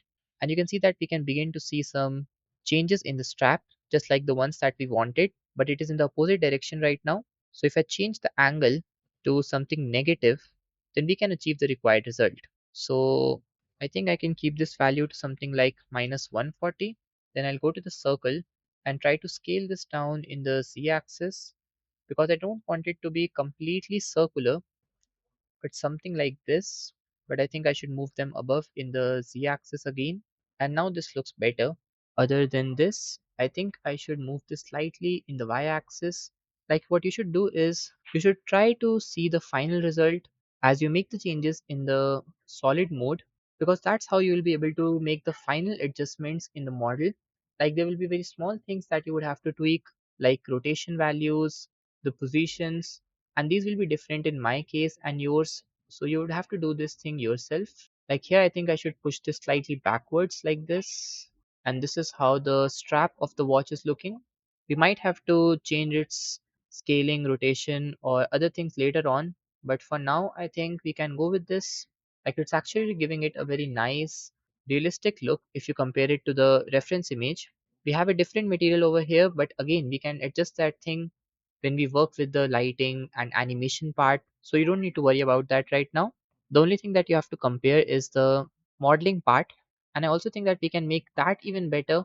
Like maybe if I just select this edge over here, then turn on the proportional editing tool by pressing O, and if I just scale this region down very slightly in the x-axis like this, or maybe it's a completely unnecessary thing, I won't be doing this thing, I'll undo, and it's already looking very nice. So I think we can go with this. Now moving ahead, the next thing that we're going to do is to model this simple third hand, which is for the seconds. And it is not a very complicated thing. Like you can see, we can easily model by using a cone. So here I'll press Shift A, then go to Mesh and select the cone. Let's go to the edit mode, press S to scale this down like this. And let's move it up in the Z axis over here. I'll scale this up in the z-axis. Then I'll select this loop of vertices and scale this down like this. Now I'll rotate this in the x-axis by 90 degrees. And I want its position to be over here where we have the 3D cursor. So I'll hold Shift S and select selection to cursor like this. Then let's move it in the y-axis over here. After this, I'll go to the edit mode, press S to scale down this part like this. Then I'll be selecting this vertex over here, and let's push this back in the y-axis so that we can reduce the length of this seconds hand. And after this, I think I should go to the side view by pressing 3 on the numpad, and I should select these and slightly reduce their size further, then push this above in the z-axis. Other than this, I think that I can apply some bevel on this top part. So for this, I'll go to the edit mode, press Ctrl B to apply some bevel, and I'll make sure that the vertices do not overlap with each other. In the number of segments, I'll keep this to 4 or 5 or maybe 6. And in the width, I'll go with something very low like 0.01. Then after this, I'll right click to apply Shade Auto Smooth. And now if I zoom out, you can see that we have its origin point over here, which means that if I try to rotate this by pressing R, then it's giving us a very weird rotation that we do not want. Instead, I want the rotation to happen from this point over here, where we have the 3D cursor also. So I have to set the origin point over here. So with this selected, right click and set origin to 3D cursor. Then if I press R to rotate it, let's say in the Z axis, then this is how the rotation will happen. For now, I'll keep the rotation to, let's say over here. I'll keep its length to something like this, and over here I'll select these vertices also and push these slightly backwards in the local z axis. I can change the position of this seconds hand, like I think I should slightly push it downwards, and I'll also change its rotation to something over here. Then to give it some material, I'll go to the material properties, and over here I'll type steel, and I'll be selecting this steel one. Then I'll create a duplicate of this material because I think I should be removing this from the base color, or maybe we'll adjust the roughness also. Like I'll change this to 0.25. It will depend on how smooth you want the surface to be. If you don't want to make these changes, you can go with the default ones. Now, other than this, I also think I should apply some subdivision surface modifier to this. So press Ctrl 1 to add the subdivision surface modifier. And other than this, there is nothing else in the seconds hand that we need to do. Let's zoom out to check if anything else is required or not. I think I can select this and push it slightly forward in the local z axis, let's say like this, because right now its length is being reduced because of adding subdivision, because we have a single point over here, so it will show some weird behavior, but I think we can go with this length. Now other than this, the next thing that we should be doing is to make this glass perfect. Like right now you can see that it has some imperfections because of the noise texture that we added here. So what I'll do is I'll select all these and press delete.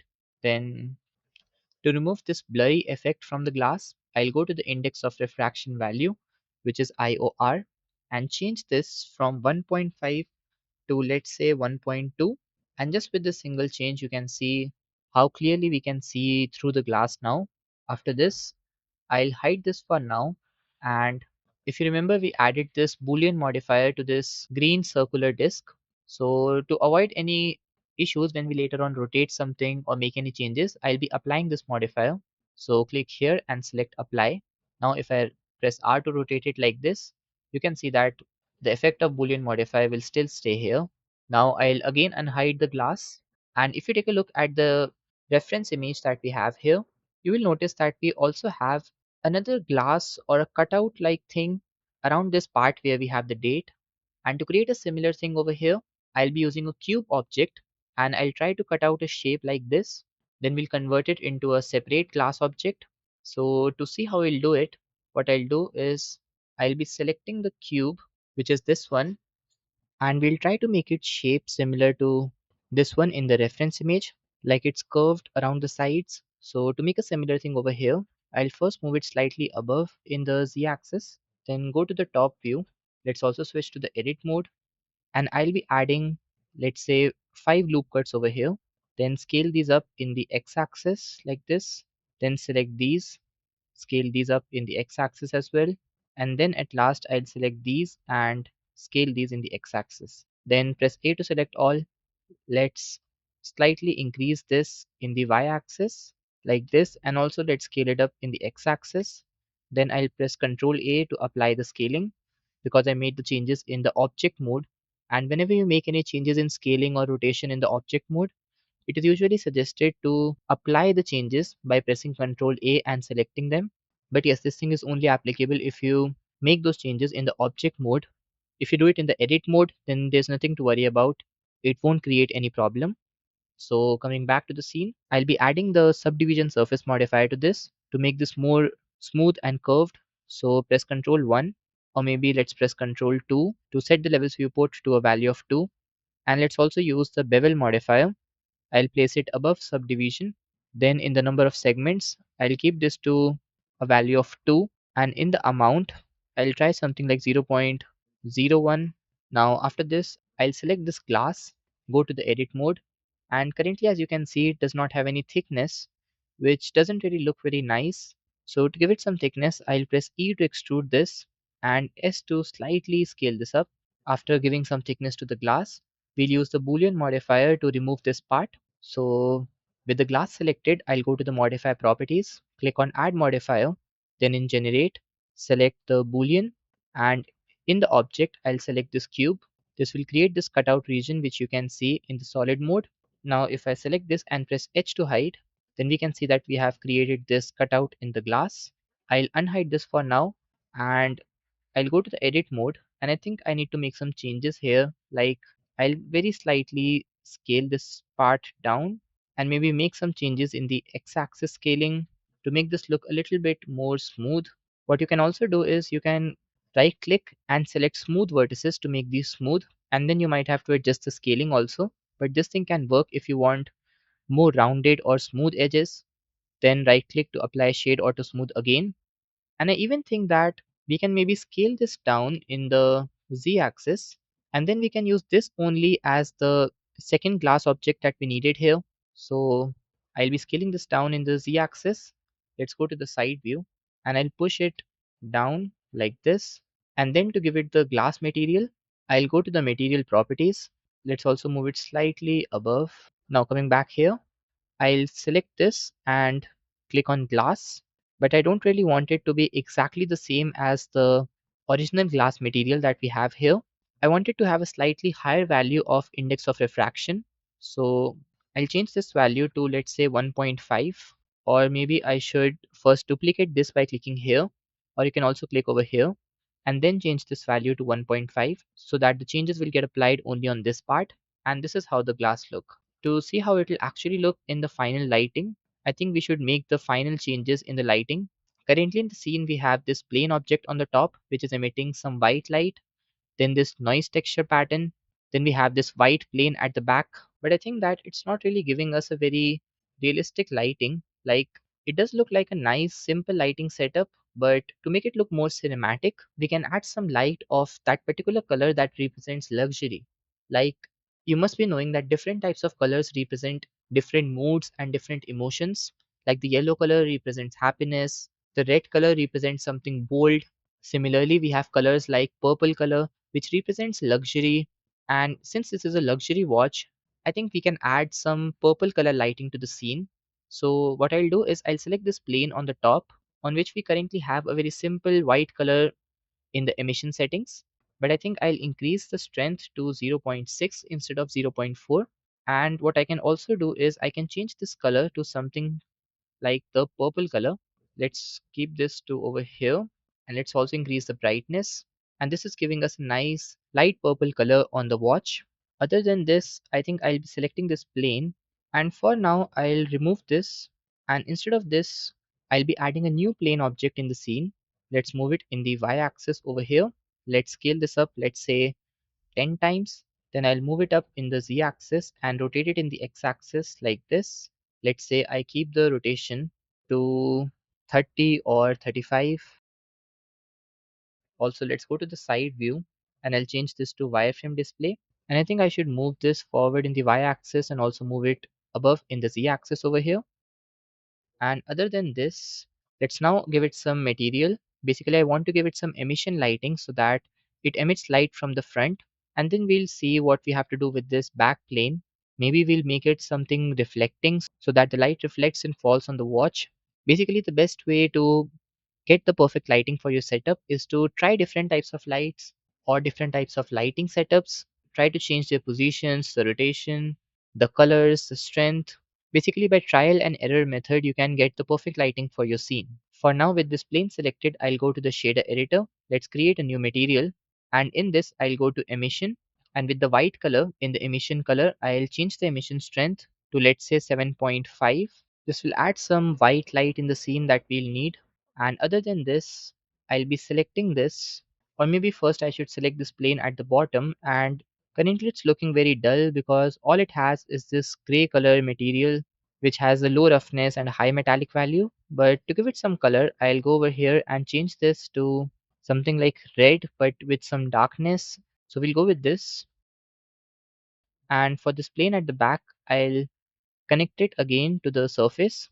But I don't really want that when I take a shot from the front, we should be seeing all this white light coming from the behind. Like, I want that the effect of light should be there on the watch, but in terms of color of the plane, we should see something dark. So to achieve such a thing, we have to use a node in the shader editor, which is called is camera ray. To see how it works, I'll press Shift A, then search for is camera ray, and I'll place this over here for now. We'll understand how it works in just a few seconds. But before that, I'll be adding a mix shader node. So in the shader, I'll select mix shader and place this over here. And this node is basically used to combine two different shaders together. Like, let's say on one hand we have this, and if I duplicate this, and in the base color, if I keep it to something like the dark purple color, and in the metallic strength I'll increase this to 1, and in the roughness I'll bring this down to 0.2. Then if I connect this over here, the result that we'll see will be a mixture of both of these. And you can control the influence of both of these shaders by using this factor value. Also, I will bring this value down to 0 so that we can see how the reflecting purple color material looks. If I bring this to 0, then we'll be seeing the result of this principal BSDF node, which is creating the white emission. And if I bring this to 1, then we are seeing the result of this principal BSDF node, which is creating a purple reflecting background. So what I want is, in terms of lighting, we should be seeing the result of this white color lighting. And in terms of the material that this plane gets, we should be having this purple color reflecting surface. And this is where this is camera ray node will come into play. If I connect this to the factor in the mix shader, then what this does is that it allows the effect of the first shader, which is this white emission, throughout in the scene. But in terms of its display, which you can see here at the back, we get to see this second material. So you can use this is camera node to create such an effect. Now what I'll do is I'll press Shift A, And I think we should add a camera in the scene. Let's push it back in the y-axis over here. Also, it is slightly tilted right now and not in the correct position. So I'll press Alt R to reset its rotation. And let's also press Alt G to reset the location of the camera. Then push it back again in the y-axis. Press RX and type 90. Now press 0 on the numpad. And this is what we see from the camera view. To ensure that we see only the camera view in the render preview mode, I'll click here in the output properties and enable the render region. And this is how the scene looks. We have a nice background at the back, which is having a nice purple color, representing the color of luxury. Obviously, we need to change some strength of the light so that it appears more soft. But on a basic level, I think we are ready to proceed with the final lighting. Now, if I just go to the camera view, you can see that we are seeing a very big reflection of the light over here, which is being created because of this light in the front, basically this plane that we created. If we move it, then that reflection will go away. But we actually want this light over here so that we can see the reflections on the watch, but not on this plane at the back. And if you remember in the last chapter, I explained you the concept of light linking, which we used to solve this problem. And to use the same thing over here, with this selected, I'll go to the properties section and here I'll type light linking. Then I'll click on the new button. Then I'll select this plane at the back, which is with the name plane.003. Then I'll again select this and I'll drag and drop plane.003 into the light linking. Then I'll disable this. And now you can see that the reflections are gone. In a similar way, I'll now be selecting this plane at the back. Then I'll go to light linking and I'll be selecting this plane which is at the bottom. So let's drag and drop it here and disable this. Also, I think I should push it slightly downwards in the z-axis. I'll keep this to minus 4.5 meters so that this reflection of the light appears proper. Now moving ahead, we are done with most of the parts. And I think we should rotate the watch so that we can see it from the front view properly. Currently, we are able to see it like this, like you can see in the render preview. We are basically seeing the side view of the watch, but instead we want to see the front view, basically, which we'll see from here. But if I try to rotate it right now, you can see that we are noticing some issues, which are simply because of the fact that we have not yet applied all the modifiers. Especially if I select the straps here and try to rotate them, you can see that the rotation will be very weird no matter in which direction you try to rotate them. If you try x-axis, they rotate like this. If you try y-axis, they rotate like this. And even if you try the z-axis, the rotation is still very weird. So I'll go to the modify properties and I'll make sure that I don't have to make any changes anywhere, because once applied, you cannot make these changes again. So just take care of this fact. And in this case, I don't really think I need to make any change in the array modifier. So I'll apply it. Similarly, in simple deform, I think I'll go with minus 140 only. So I'll apply this. Then I'll use the mirror and apply this as well. And I'll keep the smooth by angle as it is because it won't really create any problem in the rotation. It's only for how smooth the surface will be. So I'll keep it as it is. Other than this, I have the case, which will be the parent object for all the other objects. So I don't need to apply anything here. Also, what I can do is I go to the scene collection and select each one of these. Like here we have the bezel, and I think that we can work without even applying the subdivision. So let's keep it as it is. Then in circle.002, we have this green disk, I guess. And just make sure that you have the Boolean modifier applied, because if you miss this step and do not apply it, there's a high possibility that you will face the error later. So just make sure you do not miss this step. Then in circle.003, we do not have anything to apply. But in circle.004, you can see that we have the Boolean modifier, and we used it to create this glass cutout, if you remember. Now you might think that applying the subdivision is not important, so you can directly apply Boolean, but I'll advise you against it. Like even if you try to apply this, then you will get this warning that the applied modifier was not first, so the result may not be as expected. So I think we should undo this. And first you have to apply subdivision, which is on the top, and then you go top to bottom. So on the second number, we have Boolean, so we'll apply this. Then we have the circle.005, which is the circle object we used for the strap. So I think we can hide this from the scene. Then we have the cone, which is the second's hand. And in a similar way, let's check each one of these individually. Now over here, I have the logo. And in this, we have the plane.006 as the Boolean, which was basically this circular thing we have in the logo. So I'll first apply the mirror modifier, then the boolean, and let's continue. Then again in this plain.007, we have the smaller logo, and in this one also we have the boolean. So let's apply these. Now I'll select all the parts of the watch and then press Ctrl A and select scale first and then rotation, so that when we rotate all of them like this, we won't have any issues in terms of rotation or even in scaling.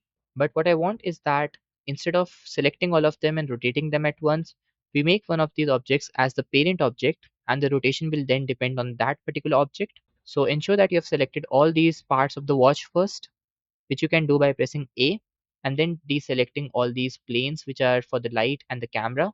And once that is done, you have to hold the shift key and select that object that you want as a parent object. In this particular example, I want the case to be the parent object, so I'll select it at last with the shift key holded, and you will see that it is now highlighted with the yellow color.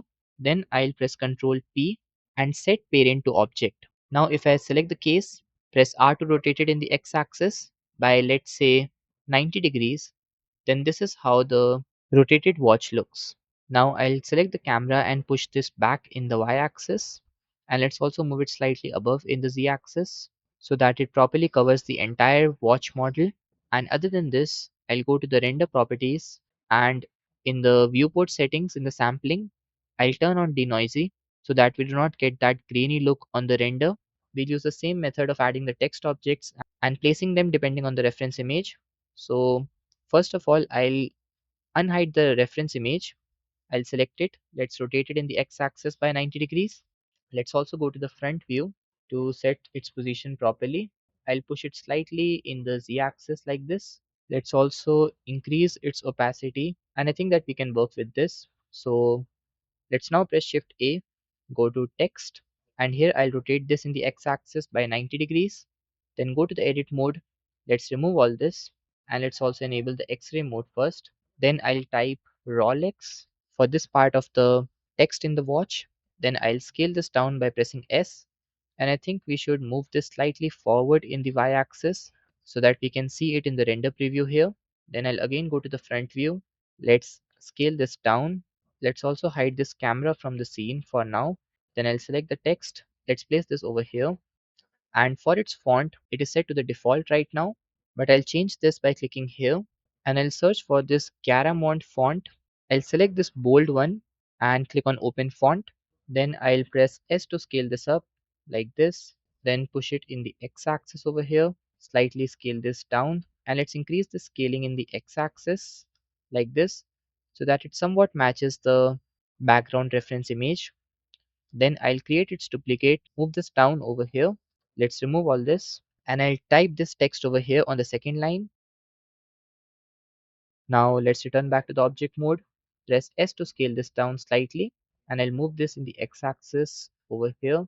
Let's scale it down again and adjust its position and the size.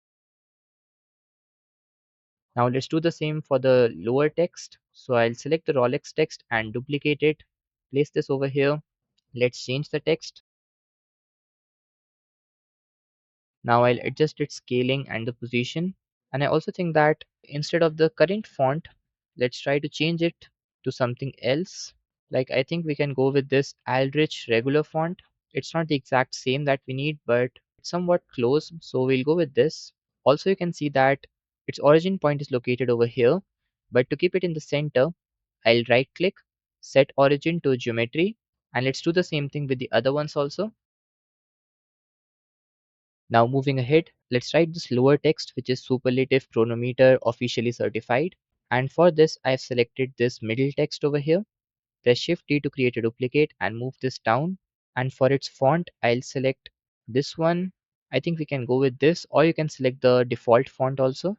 Let's remove this and type the required text.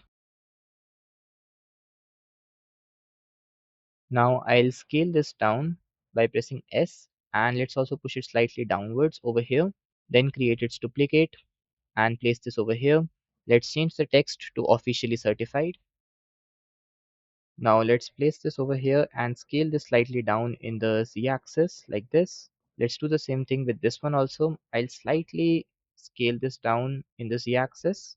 And with this, we now have this near to perfect model of the watch ready. We have added all the details like we can see in the reference image, and it looks more or less complete. The only thing which I can remember is still missing is this back part of the strap, which in most of the cases isn't really visible in the render, but we'll still model it, or basically we'll give it a very simple shape or a very simple structure.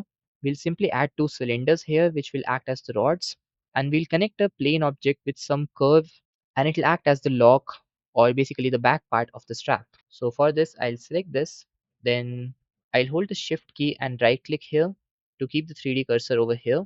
Press shift A and add the cylinder. Let's rotate it in the x-axis by 90, and it's also rotated in the z-axis by 90 degrees. Let's scale this down by pressing S and scale this up in the x-axis like this and adjust its position and the scaling. Then go to the side view and let's zoom out. Press shift D to create a duplicate and place this over here. I think we should slightly scale this and move this in the y-axis over here. Let's try to change the angle to take a look at it. Now to select this one, I'll select one of the vertices in the X-ray mode and press Ctrl L to select the entire loop, and I'll check it from different angles. Like I think I should push it slightly forward and also reduce its scaling. Let's also check it in the render preview mode. It must be having the steel material only, which we apply to the straps like you can see over here. Now to add a plane here that will close this strap, I'll press Shift A then add a plane. Let's rotate this in the x-axis like this, and I'll first scale it down in the z-axis, then push it downwards like this. Let's go to the side view, and I think I'll select these, press G to move this where we have the 3D cursor, and other than this I'll go to the side view again, then select the vertices on the bottom, basically these ones, and push them over here. You will have to make these adjustments depending on the rotation of the plane in your scene. Here in my case, I think I should move these vertices here in the x-axis, and then I'll select these and place these over here. We're giving it a very simple and basic shape. And to make this curved now, I'll be adding some loop cuts here like this. Then turn on the proportional editing tool from here, or you can use the shortcut which is to press O.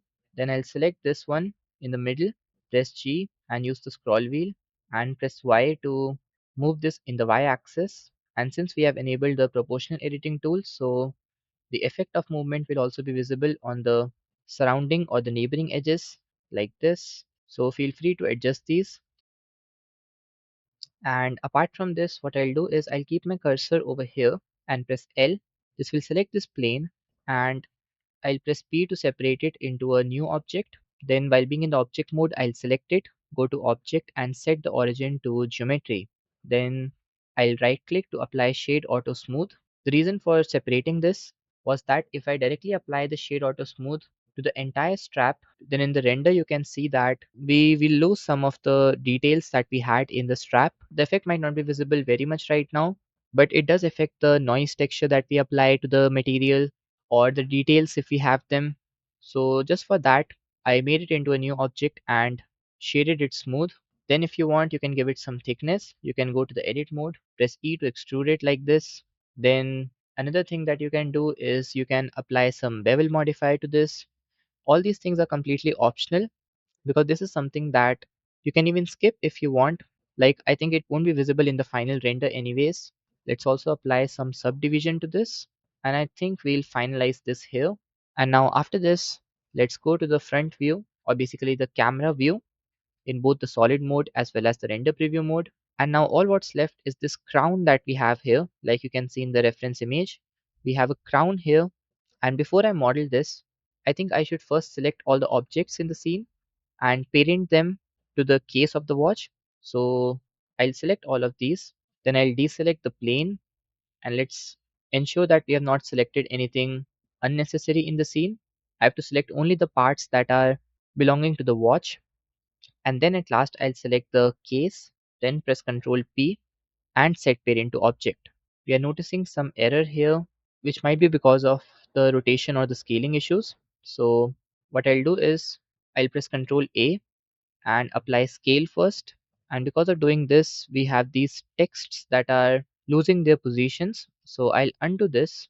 And now to solve this issue, we have to convert these texts into mesh objects. And to do this thing, I'll first hide this glass from the scene. Then I'll select the three texts over here and the one at the bottom also. Then I'll right click, and in the object settings, I'll go to convert to and select mesh. This will convert these into mesh type. Like if I go to the edit mode now, you can see that it's converted into mesh. Whatever you will type here will no longer be added in the text. So with all of these selected, I'll press Ctrl A, select rotation, and then select scale. Now after this, I'll unhide the glass object. So I'll go to circle and unhide this. Then select all the parts of the watch. Let's press A to select all and deselect the ones that we do not need. So I'll deselect the planes and even this reference image. Then press Ctrl A, apply rotation. Then press Ctrl A and apply the scale also. Then to parent the objects, I'll hold the shift key and select this case. Then press Ctrl P and set parent to object. Now this thing might have been a little bit confusing for some of you, so I'll repeat the process that we did. First, I tried to parent the objects to this case, but we faced the error that some of the objects were being rotated very weirdly, and it was happening because we changed the rotation in the object mode. So the solution, as I told you before, was to press Ctrl A and apply the rotation and scaling. But because of doing that, some of the text objects were getting displaced. And to solve that, we converted those text objects into mesh, which solved our issue. And then we applied the rotation and scale, which enabled us to easily parent all the objects which are belonging to the watch to this case. Now, if I press R to rotate the case, you can see that all the parts will begin to rotate together. Similarly, if I move it anywhere, then just by making the changes to the case, we are able to see the same result on all the other parts. So moving ahead, let's continue with modeling this crown. So I'll go to the front view and we have the reference image here. So press Shift A and the object that we'll be adding is a cylinder. Let's rotate this in the x-axis, or maybe I've set the 3D cursor at the wrong location. So I'll delete this and I want the 3D cursor to be placed over here where I want the crown. So with the Shift key hold, I'll right click here, then go to the front view, press Shift A, go to mesh and add a cylinder. Let's rotate it in the x-axis by 90, and let's also rotate it in the z-axis by 90 degrees. Then go to the edit mode, press S to scale this down. Let's also disable proportional editing tool, and we'll adjust its size depending on the reference image. We won't be keeping it exactly the same, but we'll use it only as a reference of the proportions. Now I'll push it in the x-axis and place this over here. Let's go to the edit mode and scale this in the x-axis. This will be the main part of the crown that will be visible from the outside. Now let's change the angle, and what I'll do is I'll press 2 for the edge select mode. Select this edge loop on this side. Press Ctrl B to apply some bevel so that I can make this part rounded. And let's also see it at the same time in the render preview. Let's right click to apply shade smooth. And I also think that we should give it some material. So I'll go to the material properties and select steel 1. We'll change it later on if we want, but let's go with this for now. Then I'll go to the edit mode, press 3 for the face select mode, select this face, press E to extrude it slightly like this, press Ctrl B to apply bevel to this as well. And in this one, I'll slightly increase the number of segments by 1 or 2 and left click. I'll keep the width low. Then I'll be selecting every alternate edge over here with the shift key holded, and I'll scale them down to create this type of pattern that you can see in the reference image. So let's select every alternate edge. Now after this, I'll press Ctrl B to apply bevel, and we'll reduce the number of segments to 1, or maybe let's keep this to 2. Then I'll press S to scale these down like this, and you can see that we are getting a nice result in the render preview mode. Then while being in the object mode, I'll go to the modify properties, and first I'll add the bevel modifier to give this some roundness or some smooth look. And the number of segments, I'll change this to 2. Then I'll also press Ctrl 1 for some subdivision modifier. Let's keep this to 1 only, I think, or maybe let's keep this to 2. It's giving us a much better appearance. Then I'll go to the edit mode, press 3 to select this face over here. And for now, since I have to model the rest of the crown, I'll disable the real-time display of bevel and the subdivision modifier so that I can focus on modeling. Then I'll press I to inset, press E to extrude it like this, and here I want a screw like pattern, so I'll be adding some loop cuts here. Then press Ctrl B to add some bevel to these. Then let's zoom in, and it's giving us a very weird geometry because some extra edges have been selected here. Or maybe it's because of this weird shape of the face that we have over here. So to solve this, I think instead of insetting this face, I'll be adding a new cylinder and we'll connect it to the crown. So press Shift A, go to Mesh and add a cylinder. Let's zoom out and rotate it in the X-axis by 90 and also in the Z-axis by 90 degrees. Let's scale this down just like before. Then I'll scale it up in the X-axis to give this some length. Let's scale it down like this. And we can go with this size. Let's move it in the X-axis while being in the object mode over here. Then I'll right click to apply shade auto smooth. Let's now go to the edit mode. Press Ctrl R to add some loop cuts here. And after this, I'll press Ctrl B and bevel these. Press 2 for the vertex selection mode. And what I'll do before this is I'll select both the crown and this thing which will be made into a screw later on. And I'll move these in the X-axis like this. Then with both of these selected and with this outer part of the crown selected at last, I'll press Ctrl J to join them together, and then I'll be selecting this particular edge loop in the middle for each of these loops that we beveled. So let's select each of these and press S to scale these down. And I think that we are doing something wrong here, so I'll undo this and get back to the step where we beveled these. I'll press Ctrl B and keep the number of segments to a value of 2, but I'll increase their width slightly. Then I'll select these with the Shift and the Alt key holded. I'll select all these edge loops one by one, basically these 4. Press S to scale these down like this and return back to the object mode. I think now it looks much better. Then I'll select this and with the outer part of the crown selected, I'll press Ctrl J to join them together into a single object.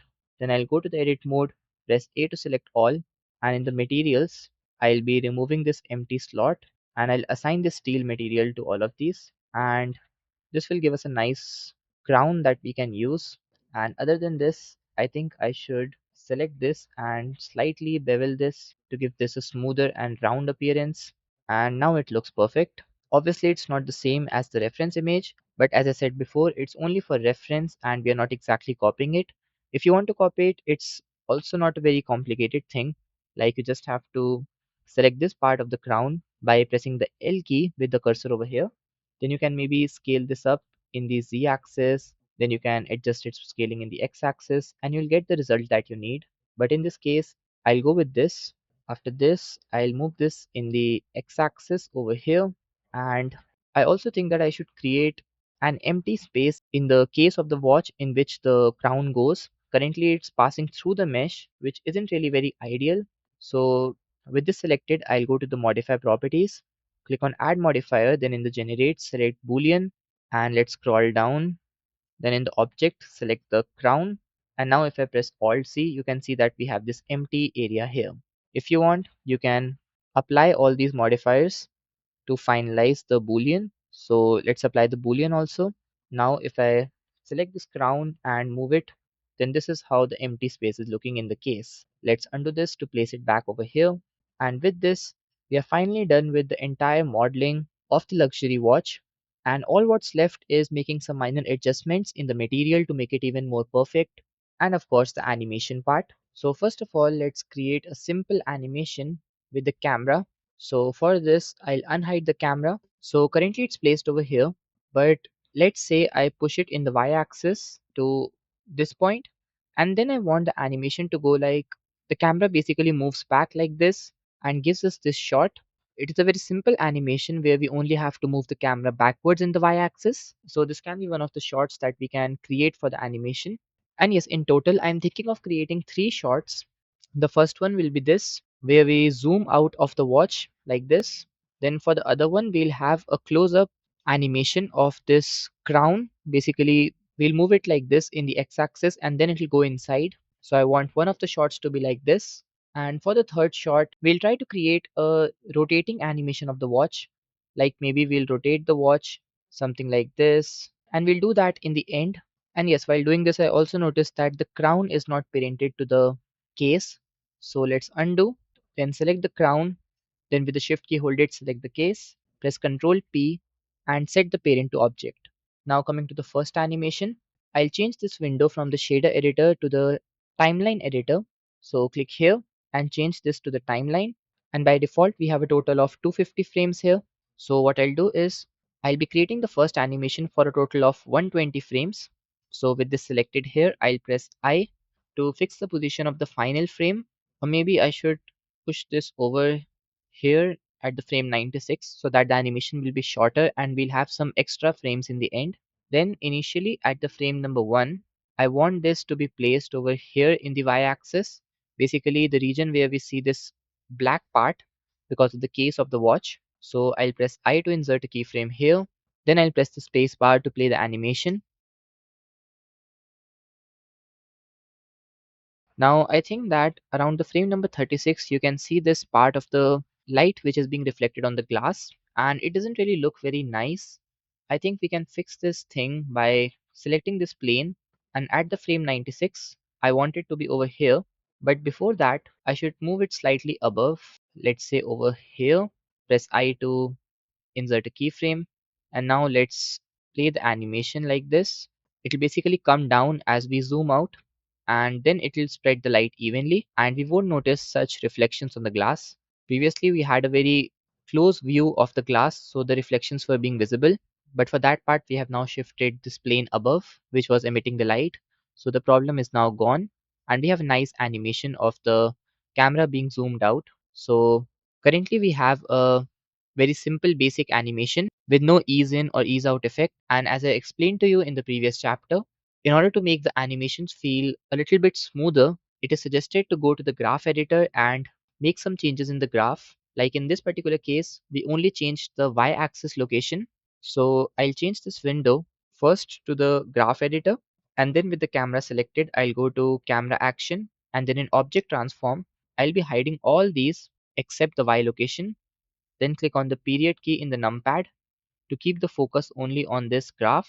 Then use the middle mouse key and the control key to adjust this view. Select this handle and this one, basically the right handle of the first keyframe and the left handle of the second keyframe. You have to select these two and then scale these down in the x-axis to bring these closer.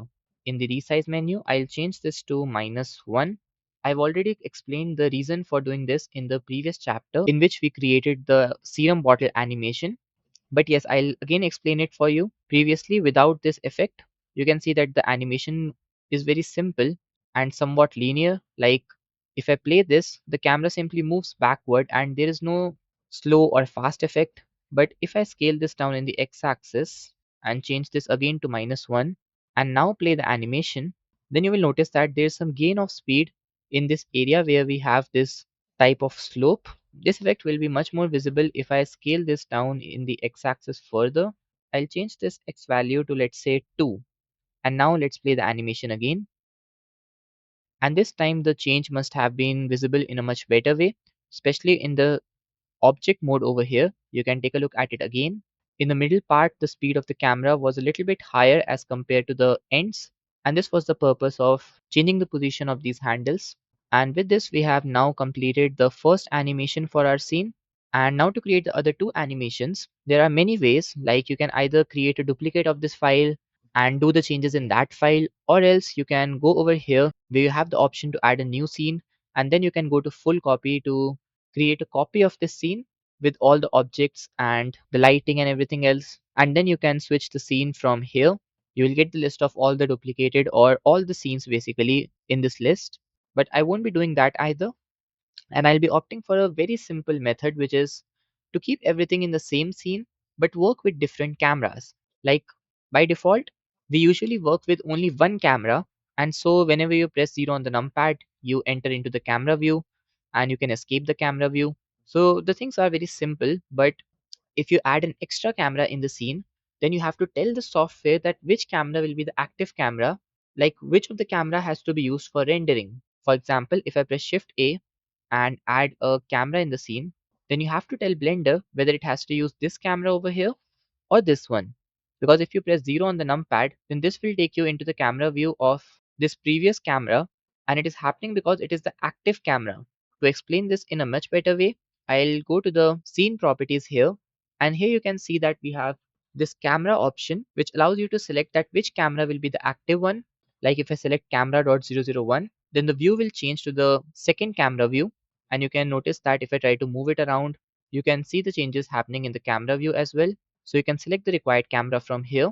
Now my advice to you would be that first you should render the first 120 frames of the animation using this particular camera, and then you should render the remaining frames for the upcoming animation with the other camera. So to do this thing, I'll change this end value to 120, and to render this, I'll first go to the render properties, and I have all the settings properly turned on. I will change this to 1024. You can keep this value to something even lower, like let's say 512 or 256. It will simply change the sample count, which controls how much details will be visible in the render. If you have a lot of time and you can spend that time in the rendering process, keep this value to something very high like 4096 if you want. But for most of you, you might not be having that much time. So I'll advise you to keep this value to 512. It'll give you a decent result. Also, don't forget to turn on the denoisy option in the render.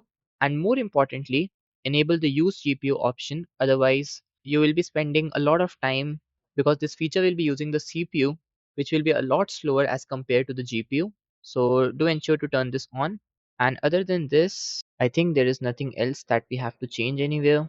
Maybe we can go to the color management also. And in this, I'll change the look to, let's say, medium high contrast, or maybe we can go with the default one only. It's giving us a nice contrast already with the green color inside and the purple light. So I don't think we need to change anything else here. You can just go to the output properties, and we'll go with this landscape mode with 1920 and 1080 pixels in X and Y. In the previous one, we went for the portrait where these values were reversed, and it used to give that preview of what you see in Instagram Reels or YouTube Shorts. And this one is the landscape, so it's that typical aspect ratio of YouTube videos that you see in the landscape mode. So we'll go with this, and you can select the folder here in the output path by clicking here and selecting that particular location where you want to save the file.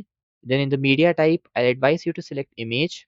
If you want, you can select video also, but if due to any reason like power failure or software crash or anything else, your rendering stops in the middle, then you would have to re-render everything from start and all your progress will be lost. So I'll advise you to go with the images option, and then you can import all those frames in a video editing software like let's say DaVinci Resolve or Premiere Pro, so that you can convert it into a video again. So once all that is done, you can click on render and render the animation. And yes, before that, there's one more important thing that I forgot, and it is to animate this seconds hand. Currently, it's static throughout the animation, but what we'll do is we'll give it some rotation in every 24 frames, which is 1 second, and the value by which we'll rotate it will be 6 degrees. And the maths behind that calculation is it has to cover a total of 360 degrees in one rotation, and there are 60 seconds which we need to cover. So every time the seconds hand moves, it'll move by 360 degrees divided by 60 seconds, meaning 6 degrees per second. So we'll rotate this by 6 degrees. And first of all, I'll take this pointer here at the frame number 1, and let's go to the front view for now. Then with the seconds hand selected, I'll press I to insert the first keyframe. Then I'll take the pointer to frame 23. I'll press I again. And in fact, I can delete the first one. We don't even need that. Then at the frame 24, I want this to immediately rotate in the Y axis by 6 degrees. So ensure you have 6 degrees over here in the rotation and press I.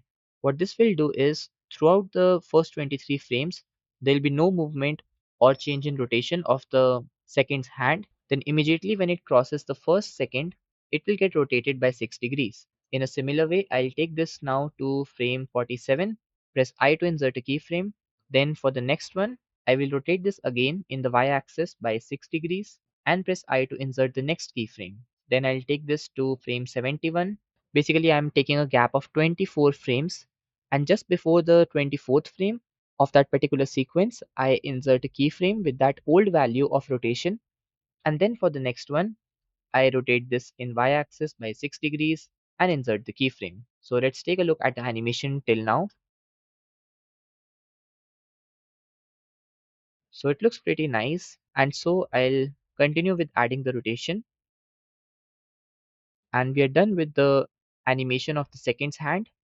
So finally, I think we are ready to render this animation. So let's click on render and render animation. So I rendered everything and this is our first animation. It looks pretty clean, and so I think we can move forward to creating the second animation. I'll use the same timeline. I'll change the start option to 121, and here let's keep this to 240 for now. If needed, we'll change it later on. And yes, at the frame 120, I'll select all of these and press I so that the animation information gets stored at the frame 120, and then at frame 121 I'll be selecting this case of the watch, and for this part of the animation also I'll be using this same camera. The only thing that I want in this animation is the case of the watch should rotate. Like, you can take a look at this final animation that we'll be making. I want to create this simple rotating animation of the watch for the second one. So to create it, I have selected the case at the frame 121, and I'll first rotate this in the x-axis like this. I'll keep this value in rotation x to 240. Then let's change the rotation in the y-axis. Let's keep this to something around 210, and I think I should rotate this in the z-axis also, something like this for the first frame. So I'll keep this to 162 and I'll press I to insert the first keyframe. Then I want an animation of around 100 frames, like I'm keeping this to 216, and at this frame I want the animation to be like the object rotates again. Let's say in the x-axis, let's keep this to something like this, and in the y-axis I'll keep this to something like minus 180, and then in the z-axis value I'll keep this to maybe 190. Then I'll also bring it forward like this in the y-axis, and I also think I should move it slightly downwards like this. So you can change these things depending on how you want the animation to appear. Let's see how this one will look. I'll press I to insert another keyframe here and press the space bar to play the animation, and we're getting a very nice simple animation of the watch rotating and moving ahead in the y-axis, basically moving forward.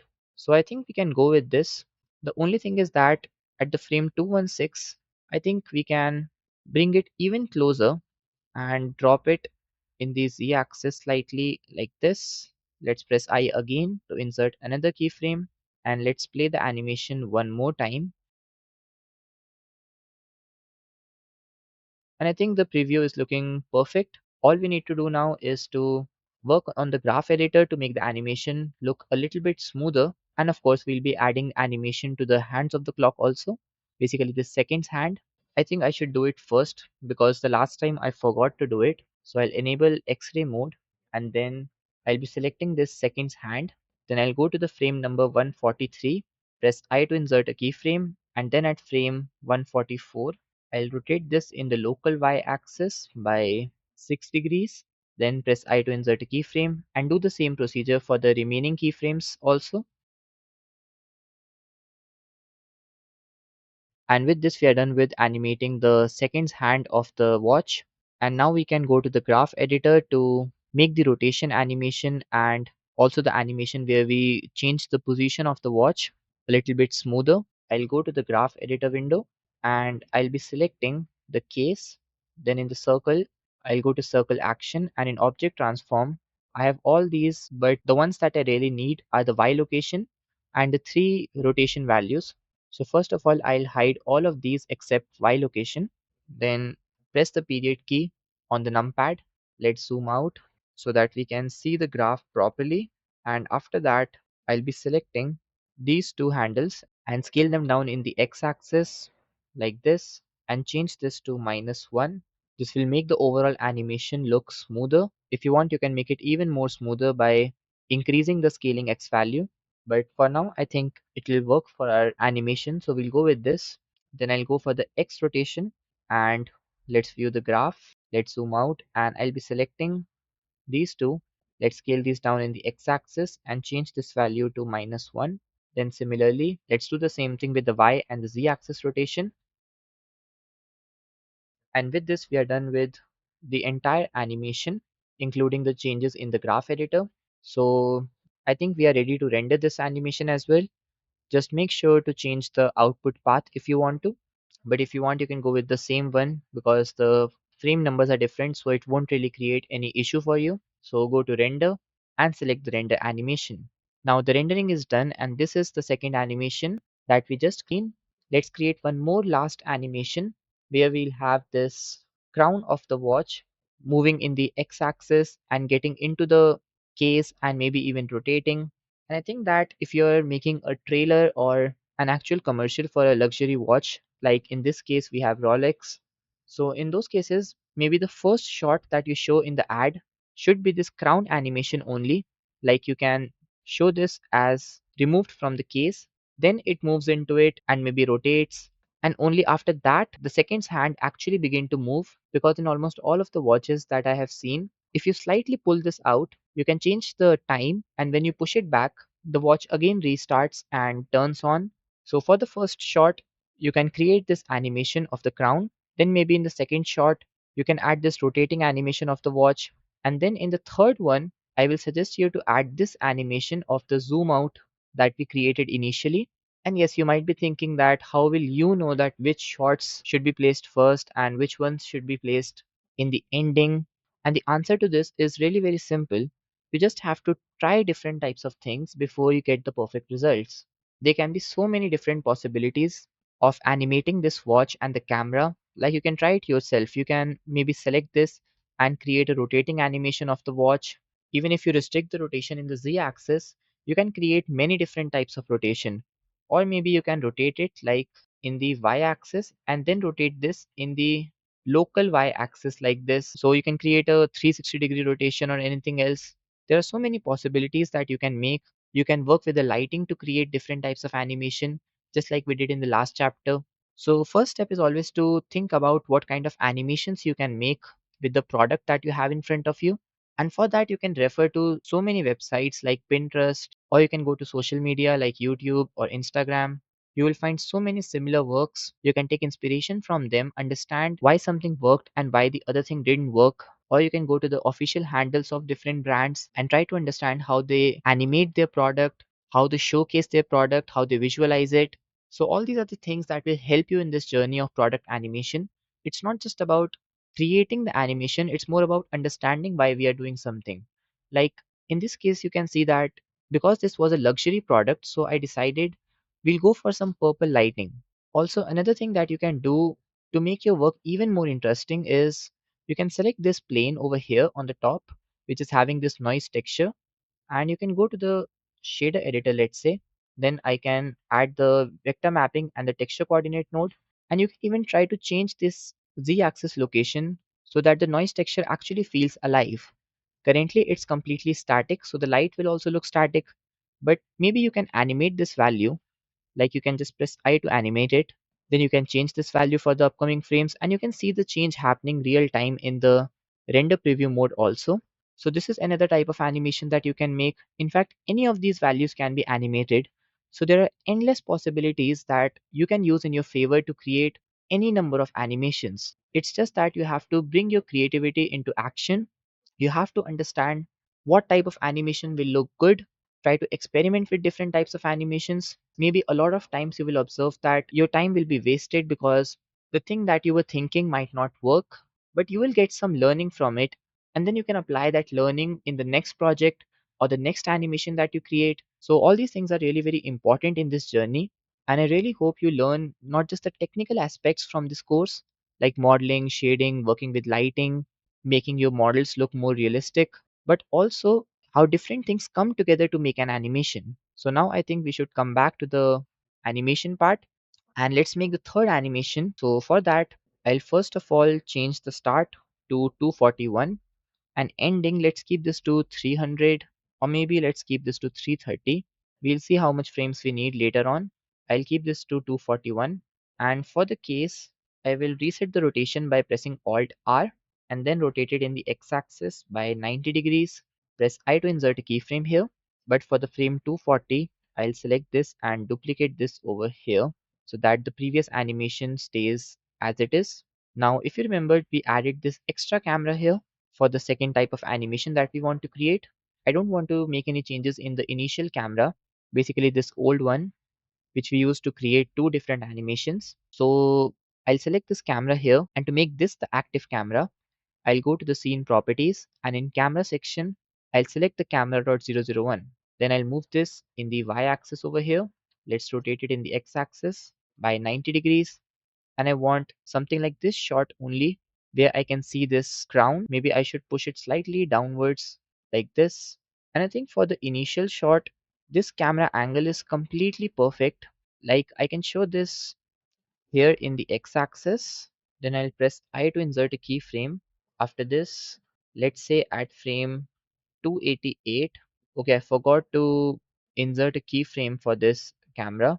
So I'll take this back, again rotate it in the x-axis by 90 degrees, push it backwards in the y-axis over here.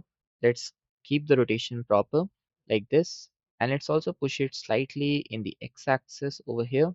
And this looks completely perfect. Then I'll press I to insert a keyframe here. And now I'll take the pointer to, let's say, frame 288, and then I'll select this crown, and at this frame number I want this crown to be at this position over here.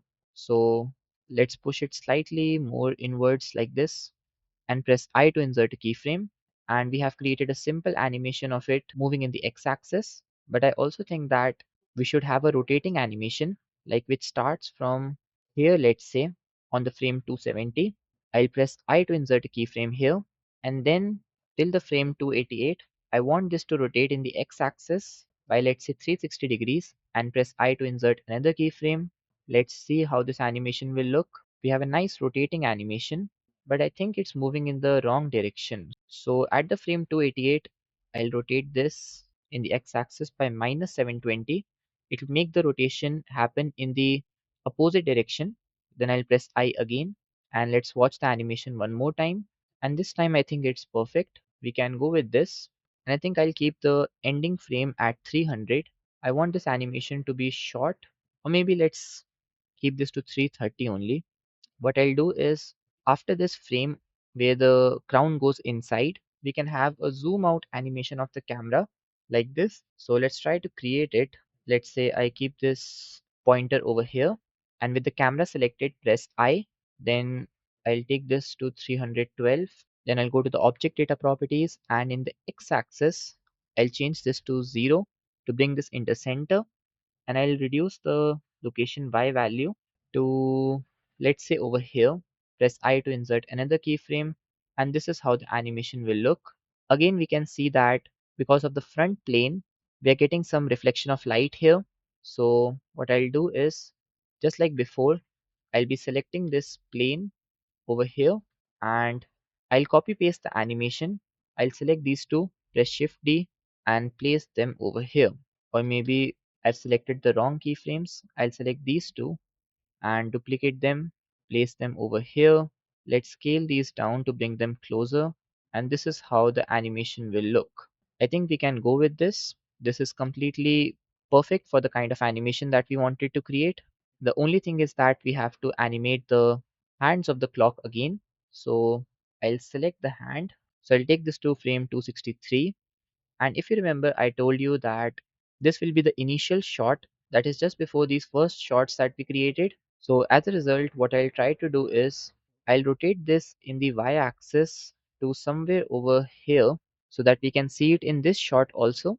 Like you can see this second's hand. I'll slightly rotate this over here, and let's round this off to minus 60. Yes, this thing will work. So we'll go with these values. I'll press I to insert a keyframe, and let's move it over here. Press Shift D and place this one at frame 241 also, because before that we have the previous animation, if you remembered, till the frame 240 we have this animation, and then on the frame 241 we have this new animation. So do ensure to add a keyframe here also. Then I'll zoom out to avoid any confusion. Then at the frame 263, I have this keyframe again, and then at 264, I will rotate this by 6 degrees in the y-axis. So I'll change this to minus 54, then press I, and let's do the same thing with the other parts of the animation also. So over here, I will set another keyframe by pressing I. Then for 288, I'll change this to minus 48, press I to insert a keyframe. Let's do the same thing here also. And finally, we are done with this animation also. So we can render this now. Let's go to the output properties, and just to ensure that you have the correct output path here, I've set this to temporary right now, but I'll change it once I've done with the recording. So you can set this path and also make sure the settings in the render properties are also correct. And most importantly, do ensure that in the scene properties you have this correct camera selected. If it has the older camera, then the scene will be slightly different. Like especially over here in the initial part, the older camera will record from this angle and this new camera will record from this angle. So make sure you select the correct camera here and then go to render and select render animation. Now this is the third animation which is rendered. And now coming back to the scene, we are almost done with everything. The only thing that I would like to add here is that you can give some really interesting look to this steel material. Currently it's looking very flat, but if you want, you can make it look even better.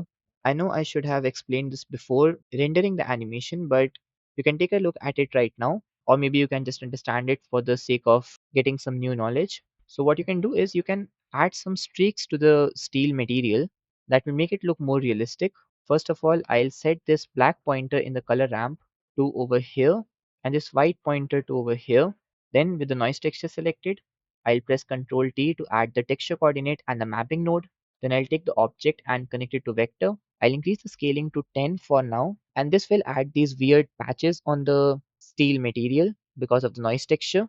But to get the perfect result, what I can do is I can increase the scaling in the x-axis, and this will give you these nice streaks that is giving us a better look for the steel. In fact, I can increase this to, let's say, 200, and even if you look at it from a distance, you'll be able to see these streaks very clearly, and it will give a nice look to the steel metal.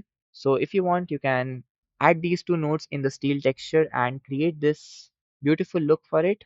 And yes, once you're done with rendering all the three animations, you can edit them in any software like DaVinci Resolve or Premiere Pro or anything else. And at that time, try to use things like dynamic zoom. Like you can also see that in the course trailer. I've applied that to almost all the animations, basically all the renders. It really gives it a very nice and a natural look. Like if you notice, the camera is otherwise static, but if you have the dynamic zoom turned on, then the camera zooms in or zooms out depending on the settings. Other than that, you can work on color correction in the editing software, or maybe you can add some effects or transitions. But coming to the basics, you have now understood a lot more in terms of product visualization, in terms of product animation, and with this, we now come to the end of the second chapter. In this one, you learned about modeling this watch, creating all these materials, setting up the scene, working on lighting with some new methods, understanding about presenting luxury items like this watch. Then we also learned to create these three different animations. You're watching the chapter number 3 of the complete Blender product animation course, which is a 7-chapter series teaching you how to create real and commercial quality product ads completely from scratch. In the previous chapter, we worked on a luxury watch focusing on metal, reflections, and premium lighting.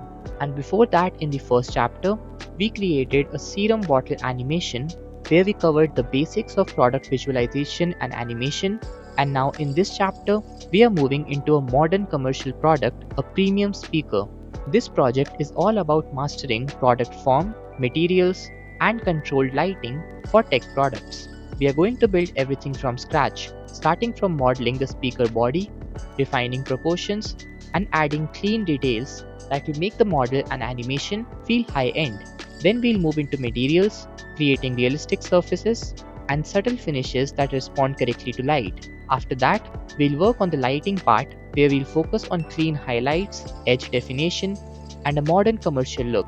Once the look is established, we'll then move into the animation part, creating smooth product animations, dynamic camera movements, and a clean polished look that feels like a real advertisement.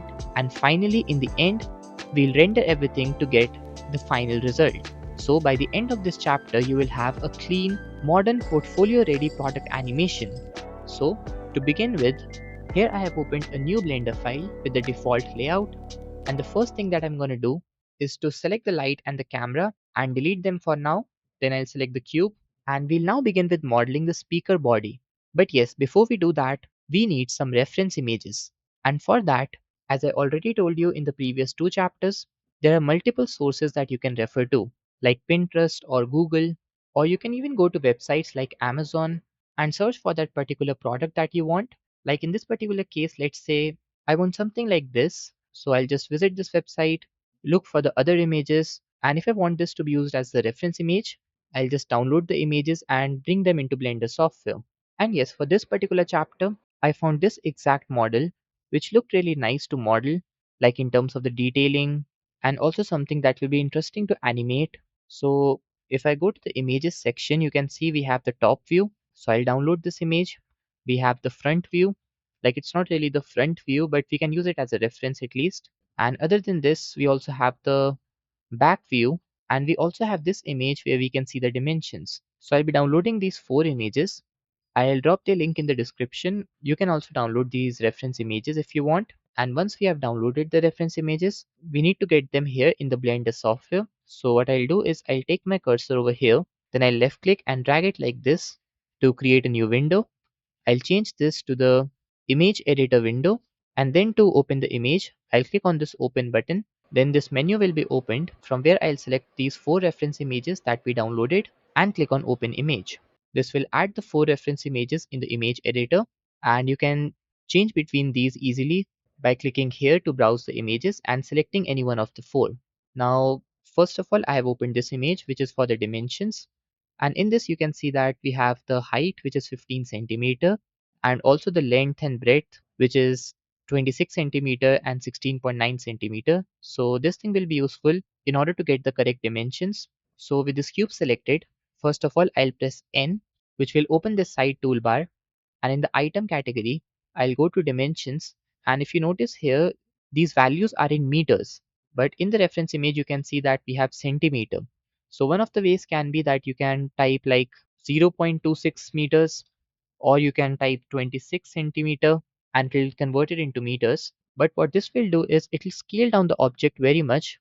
Like if I just change this to 0.169 meters and the height to 0.15 meters, then you can see that the object size is very small.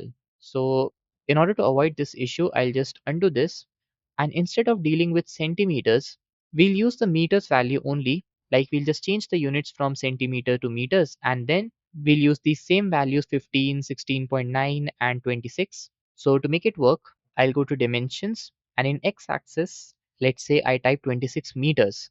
Then in the y, I'll type 16.9 meters, and then for the z-axis, I'll type 15 meters. Then this will give us this cube object with these dimensions, and it's obviously scaled up if you think in terms of the real world, but it does not really matter much in Blender except for the lighting part, but we can work on it later on. Currently, we have the perfect dimensions that we need for the speaker model, but another thing to take care of before moving forward and creating the details is the fact that the scale is not applied. Currently, we have different values in the scale in all the three axes, and in a perfect scenario, the scale value should always be 1 in all the three axes. And to get that result, we simply have to press Ctrl A. This will open the Apply menu, and from here select Scale.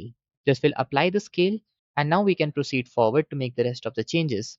So first of all, I'll change this image that we have here to the front image, or maybe let's change this to the top image. And we'll now be creating this cutout region on the top where we have different buttons like volume, source, Bluetooth. So first of all, let's go to the edit mode, then press Ctrl B to apply some bevel. And let's use the scroll wheel to increase the number of segments to, let's say, 4. Then I'll go to the bevel menu, and in the width, I think I can keep this to 0.75. You can check how much bevel you want by going to the front image, and you can see that we don't need a very high bevel amount, and even the number of segments look perfect for the kind of result that we want. So we'll go with this, and then I'll press 3 for the face select mode, select the top face, and I'll delete it for now. The thing I'm planning to do here is I'll be using a circular object to create the top part, and then we'll connect it with the remaining mesh of the speaker. What you can also do is you can just undo this step of deleting the face, and then you can create a cutout on the top to create this result here, which you can see in the reference image, especially if I go to the top view. So we have to cut out this region. So you can use the Boolean modifier to make this cutout, but I'm thinking to try a different method this time. So I'll delete this face, Then I'll go back to the object mode. Let's right click to apply shade auto smooth. Now press shift A, go to mesh and select a circle. Then go to the top view.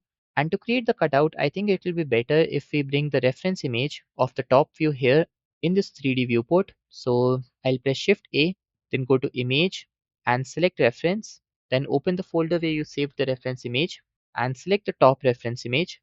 Then click here. Now press S to scale this up and adjust it properly by moving it and scaling it up like this. Then let's go to the object data properties, and in opacity, I'll change this to 0.5 so that we can see the mesh and circle. Then I'll select the circle object, and we basically have to trace this area with the vertices. So let's go to the edit mode, press S to scale this up, then press 1 for the vertex selection mode, and I'll first be deleting this half of the vertices because we later add the mirror modifier to create the other half. So let's delete these vertices. Press A to select all and move these in the x-axis. Then once we know the position, I'll select this reference image and let's hide it from the scene. Then with the circle selected in the object mode, I'll go to the modify properties, click on add modifier, and in the generate, I'll select mirror, and in the mirror modifier, I'll turn on the clipping option. Then I'll select these two vertices, press E to extrude them in the x-axis and left click. This will create this shape that we needed. Now to bring it up, I'll go to the front view, then press Alt Z to turn on the X-ray mode, and I'll move it up in the Z-axis and place it on the top part. And now I'll disable the X-ray mode. And the next thing that I have to do is to combine these two meshes together and create the region around this cutout. Like you can see in the reference image, we have to create the mesh for this black part. So for this, we have to combine or basically join these two objects together into a single object. But if I just select both of them together with the shift key hold and press Ctrl J, you will notice that we did not get the desired result. Basically what's happening is the modifier that this circle object had was not yet applied, and therefore we did not get to see the other half. So to fix this thing, I'll click here and select apply, then select the speaker body with the shift key holded, press Ctrl J, and now I'll go to the edit mode to create this part of the mesh. And to create this part, I would need some more vertices over here that we can connect to the vertices on this circular part. Like first of all, I think I should be adding a loop cut over here. So I'll press Ctrl R to add a loop cut here. Then I'll again press Ctrl R, and let's say I add 4 loop cuts here. Then what I'll do is I'll select 2 vertices on this side and 2 vertices on this side. Press F to fill the face, and we have to do the same thing with the other vertices also till we reach over here. So a shortcut to do this thing easily is to press 2 for the edge selection mode, then select this edge and press F, and this will automatically fill the next face. Let's repeat this step 3 more times, and now we have some of the faces created. For the remaining ones, I'll first go to this side, then select 2 faces over here and 2 over here, and repeat the same process of filling the faces. Let's press F to fill the faces till here, and now we have 1, 2, 3, 4, 5, 6, 7 vertices on this circular part. So we need to add 7 loop cuts on this side also. So press Ctrl R to add a loop cut and use the scroll wheel to set the number of cuts to 7. Then left click and right click to cancel the movement. Press 2 for the edge selection mode. Select this edge and use the same technique to fill the faces. After this, we'll have this half of the speaker body ready. And now what you can do is you can either repeat the same process for this part also and fill all the faces on this half, or else you can just go to the front view, then enable the X-ray mode, select all the vertices on this side, press X to delete the vertices, and then in the modify properties, click on add modifier, then in the generate, select the mirror modifier.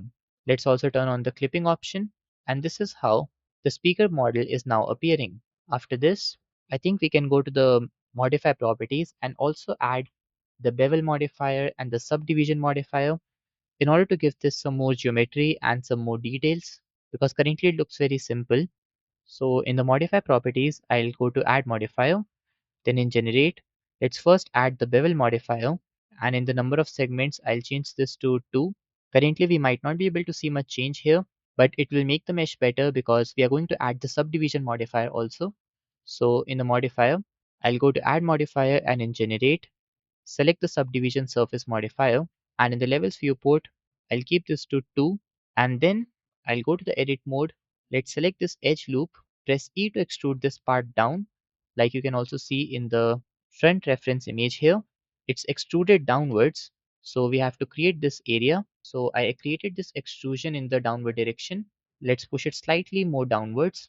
Then I'll select this edge loop on the top, press Ctrl B to apply some bevel to this, like this. And in this case, I think we can go with a higher bevel value like 0.95, and maybe we can set the number of segments to 3 instead of 4, or maybe let's go with 4 segments only. After this, I'll select this edge loop over here. Let's go to the top view, and currently you can see that it's not properly placed. Like it's slightly here in the x-axis and it's slightly above in the y-axis. And to fix this thing, I think I should undo this step of extruding this, and then with this edge loop selected, I'll press E to extrude this down, and this time I'll press the Z key so that the extrusion happens in the global Z axis like this. Then select this edge loop on the top again and apply some bevel. Let's again set the width to 0.9. Then go to the top view, and this time we are getting a nice result. Then if I try to press S to scale it down, I can scale this part slightly down like this, and this is how it looks. Let's push it slightly downwards and adjust the scaling. Then press F to fill this face, and this is how we can get a nice cutout for the top part of the speaker. Now let's take a look at the reference image, especially the top view. So we can see that we have many things to add here, basically on this cutout part that we have created. Like first of all, we have this port for the aux cable. Then we have these Bluetooth icon and the aux icon. We have some text here like Action 3, which is the model of the speaker. Then here we have the button to turn the speaker on, which is the source button. Then we have some volume, bass. We have the established ear over here. Then we have this treble, this slider type button for forwarding or moving back. And then at last we have this power button. So I guess the source button must have been for something else. So we have to use the Boolean modifier to create cutout for this aux port, and maybe for this media control option here, which is this slider like thing. So we'll have to create this empty region or the cutout. And for the rest of the things, we can add new objects like cylinders, and then we can modify them. So to begin with adding all these details, I'll first bring this reference image into the scene so that we can be accurate about where we want to place these cutouts. But yes, before that, I think I should go to the edit mode and select this face over here and push it slightly above in the z-axis like this, so that it's not way too much down. And after this, to add the reference image here, let's press Shift A, then go to image and select the reference image. Then I'll go to reference top and add it in the scene. Let's enable the X-ray mode. Then I'll press Alt R to reset the rotation and press S to scale this up like this. Let's go to the top view to see if it's properly aligned with respect to the model or not. And I think I should scale this up like this. So press S to scale this up and also move it slightly down in the y-axis like this. Once it is adjusted properly, we'll begin with adding these details. So first of all, we have this aux port, and for this I'll be adding a cylinder here, and then we'll use the Boolean modifier to create the cutout. So press Shift A, then go to mesh and select the cylinder. It's placed over here, so I'll move it up in the z-axis. Let's go to the edit mode and scale this down. Let's also go to the top view. To adjust its scaling and the position, I'll place this over here. Then I'll zoom in and press G to move this properly over here and scale this down. Then to create the cutout, I'll zoom out and make it slightly longer in the z-axis by scaling it up. Then I'll select this. Let's go to the modify properties, click on add modifier. Then in the generate, I'll select the Boolean modifier. Then in the modifier settings, I'll ensure that the difference type is selected because we have to create the difference between this selected mesh object and the cylinder, which will create the cutout region that we need. And then with the object, I'll select this eyedropper tool and select the cylinder. Then if I hide the cylinder from here, we can see this cutout being created that we needed. Now let's go to the top view, and the next thing that I'm going to do is to create this border or whatever it is called, like a circular ring like structure around the aux port. And for modeling this, I think the best shape that we can choose is a cylinder, or maybe we can go for a circle. So I'll press Shift A, then go to mesh and add a circle. Let's move it above in the z-axis over here. Let's go to the top view and I'll place this in the x-axis over here. Let's adjust its position. Then I'll go to the edit mode and scale this down like this. And now I'll press 1 for the vertex selection mode. And I'll be selecting this particular vertex over here. And then on this side, I'll select this one. And I'll press X to delete the vertices. I'm doing this because you can see that if I zoom in, you have some empty area over here and similarly over here also. So I deleted these vertices to basically get two rings separated from the middle. And now I'll press A to select all, press E to extrude, right click to cancel, and let's scale this up by pressing S. And you can see that we are getting the shape which is similar to the reference image. Maybe we can just scale this down overall, and then I'll select the outer loop of vertices and scale this up again like this. Then over here, I think I should move this up in the z-axis slightly, and then I should add a loop cut over here and also on this side. Then select both of these and move this slightly above to give this some geometry. Then right click to apply shade auto smooth, and I also think we should give this some subdivision surface modifier. So I'll press Ctrl 2 to add the subdivision with the levels viewport set to 2. Now I'll press 2 for the edge selection mode. Select these loop of vertices by holding the Alt key, and let's select these on this side also. Then press E to extrude this down in the Z axis like this, and we have the kind of shape that we needed. All what's left to do here is to adjust its position. So I'll move this in the X and Y axis like this. And now after this, the next thing that we'll do is to create this text over here. And then we'll also create the text over here, which is the speaker model, this Bluetooth icon. So to begin with all this, let's add the text object in the scene. So press Shift A, then select the text, and I'll move this up in the Z axis over here. Then let's go to the top view. Let's move it in the X axis and place this over here. Then go to the edit mode and let's change this to AUX. Then let's enable the X-ray mode and scale this down. And I'll place this over here for now.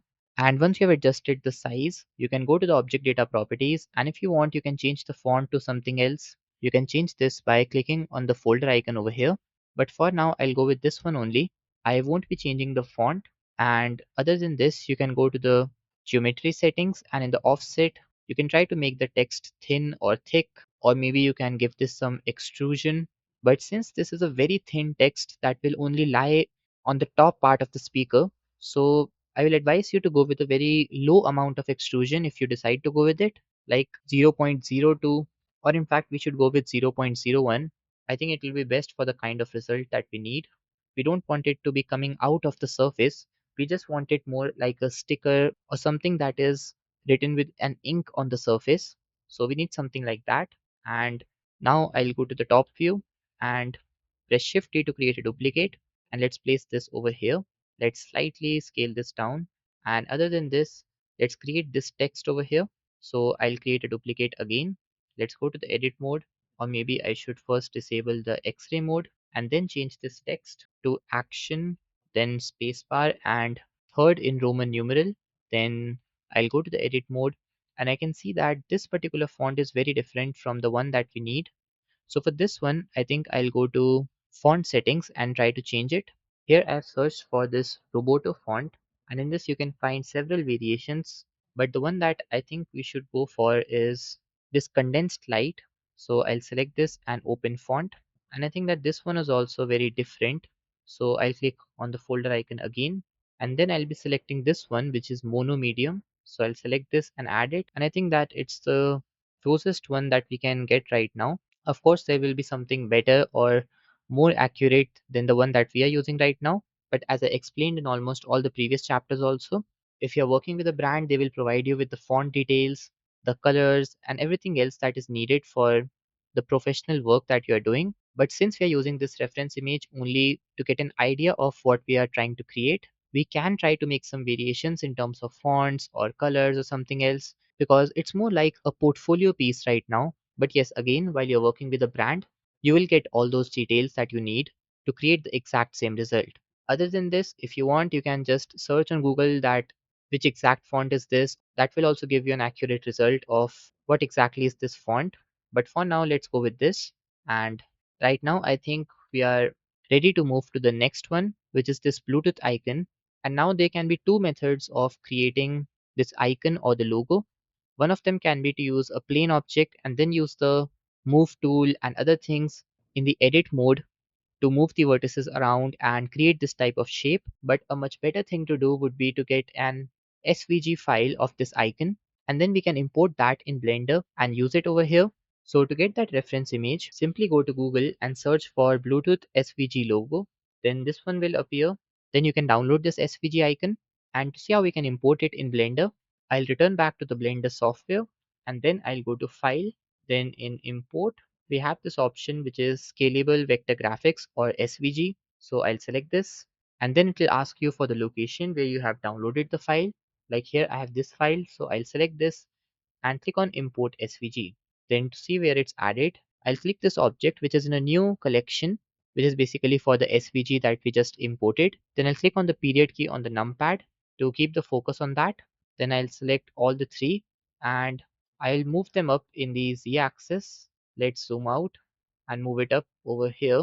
Let's go to the top view and I'll scale this up by pressing S. And this is the SVG icon that we needed.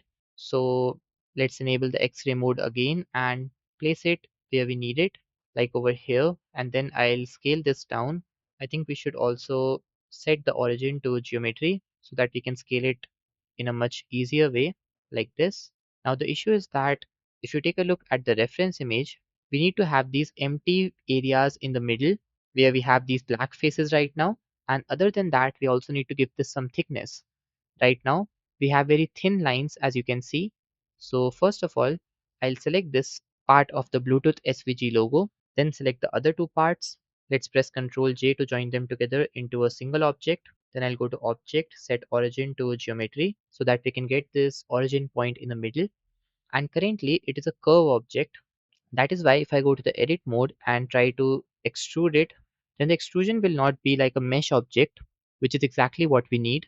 So I'll undo this and then I have to convert this into a mesh object. So to do this, simply right click, then go to convert to and select mesh. Then go to the edit mode, press 1 for the vertex selection mode, select these three, press E to extrude, then right click, press S to scale this down, and this will give the thickness that we need. Then I'll select these two vertices.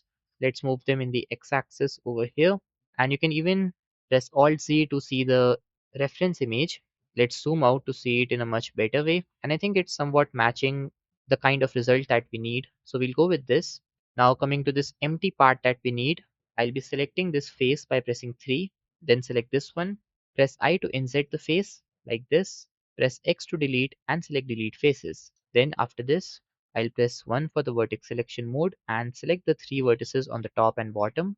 Let's scale these down like this. Then I'll select these two and scale them apart in the y-axis by pressing S and Y, or else you can simply press G to move these like this in such a way that their distances are approximately equal. Let's do the same thing over here also. I'll move it like this and then return back to the object mode. With this, we are now done with all these texts and the Bluetooth logo. And now the next thing that we'll work on is this red colored light. And for this, I'll simply be adding a spherical object in the scene and we'll later give it some emission, or maybe we can add a light in the sphere. So for now, let's add a sphere object over here. So press Shift A, then go to Mesh and add the UV sphere. Let's zoom out and move it above in the Z axis over here.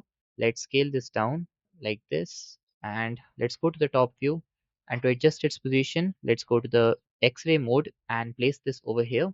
Let's scale this down and change the angle, then push it down in the Z axis. Let's also right click to apply shade or to smooth, and this is how it looks. And then if you want, you can maybe slightly scale this down in the Z axis to make this look like a small LED light or something. So we can go with this. And currently you can also notice that we are not having a very smooth surface. Like if I zoom in, you can notice these jagged lines. So to make the surface extremely smooth, you can use the subdivision surface modifier. So let's say I press Ctrl 1, then this will remove all the jagged lines and we'll have a round and smooth surface. Now I'll change the angle, and here I can see that the Bluetooth icon is not in the correct position. So I'll go to the front view. Let's enable the X-ray mode and I'll place it down over here. Let's change the angle. Also, I think I should go to the edit mode and give this some slight thickness so that when light falls on it, it can reflect properly. Let's go to the top view to check its position. And I think it's perfectly placed. We don't need to make any other change anywhere. Coming to this other LED, which is for the aux cable, I'll be selecting this one. Let's press Shift D to create a duplicate and move this down in the y-axis over here. Let's check the reference image so that we can properly align it as much as possible. And after this, the next thing that I'll do is create this new text which is for the source. So let's select this text over here, press Shift D to create a duplicate, and I'll place this over here. Then go to the edit mode. Let's remove all this and change this to source. Then I'll enable the X-ray mode and place it like this. If you want, you can scale this down in a particular axis and try to align it perfectly. But again, I have explained this already that we are just trying to get an idea of what we are trying to create. We are not using the reference image as something that we'll create exact same to same, but only a reference. If we want, we can change any material or anything like the text or some additional details. So we can do that thing. Now coming to this source selection button, what I'll be doing is I'll be adding a cylinder here and we'll then use it. And here I can also see that the aux text is not perfectly placed. So let's go to the front view and push it down over here. Similarly, this text and this one also. Let's go to the front view again and I'll select all these and deselect the speaker body and move these down in the z-axis like this. Let's check it from this view, and I think that we need to shift this text slightly upwards. Like let's go to the front view and place this over here. Now after this, let's add the cylindrical object about which we were just talking. So press Shift A, then go to Mesh, then add the cylinder. It'll get added at the position of 3D cursor. So I'll move it up in the Z axis and scale this down over here. Then enable the X-ray mode and press GX. Let's place it over here and adjust its position. After this, let's change the angle and I'll slightly reduce its scaling in the z-axis, something like this. Now what I'll do is I'll give this some subdivision surface modifier and also some bevel modifier, because right now even after applying the shade auto smooth, it doesn't really give us a very realistic look. Like the top part looks very flat, the surrounding edges are very flat. So let's go to the modifier properties, click on add modifier, and in generate, I'll be selecting the bevel modifier. Let's set the number of segments to, let's say 2, and in the amount, let's keep this to 0.1. I'll press Ctrl 1 to add the subdivision, and then I'll go over here to the amount value and try to change this to 0.03. And in the number of segments, I think 3 can work. So we'll go with this. Let's push it slightly above. And in the subdivision, I have kept the value to 1. If you want, you can experiment with a higher value, but I don't really think it will create much difference. Now you can see that it's not a simple button, like it has some round circular details over here just like this one. So to create a similar thing over here, I'll go to the edit mode. Let's select the top face and I'll press I to inset, and we'll continue this process 5 to 6 times till I reach the center part of the mesh. Then after this, I'll press 2 for the edge selection mode, and I'll be selecting all these edges, or basically the edge loops, with the Alt and the Shift key holded. Let's select each one of these individually. Let's include this last one also. Then press Ctrl B to apply some bevel. I'll keep the number of segments to 1 and a very low width value like 0.002. Then I'll extrude these down by pressing E, and this will give us this nice curved extruded pattern on the top that we need. But because of using the bevel tool here, you can notice that we can no longer see the rounded edges which were previously being visible because of the bevel modifier.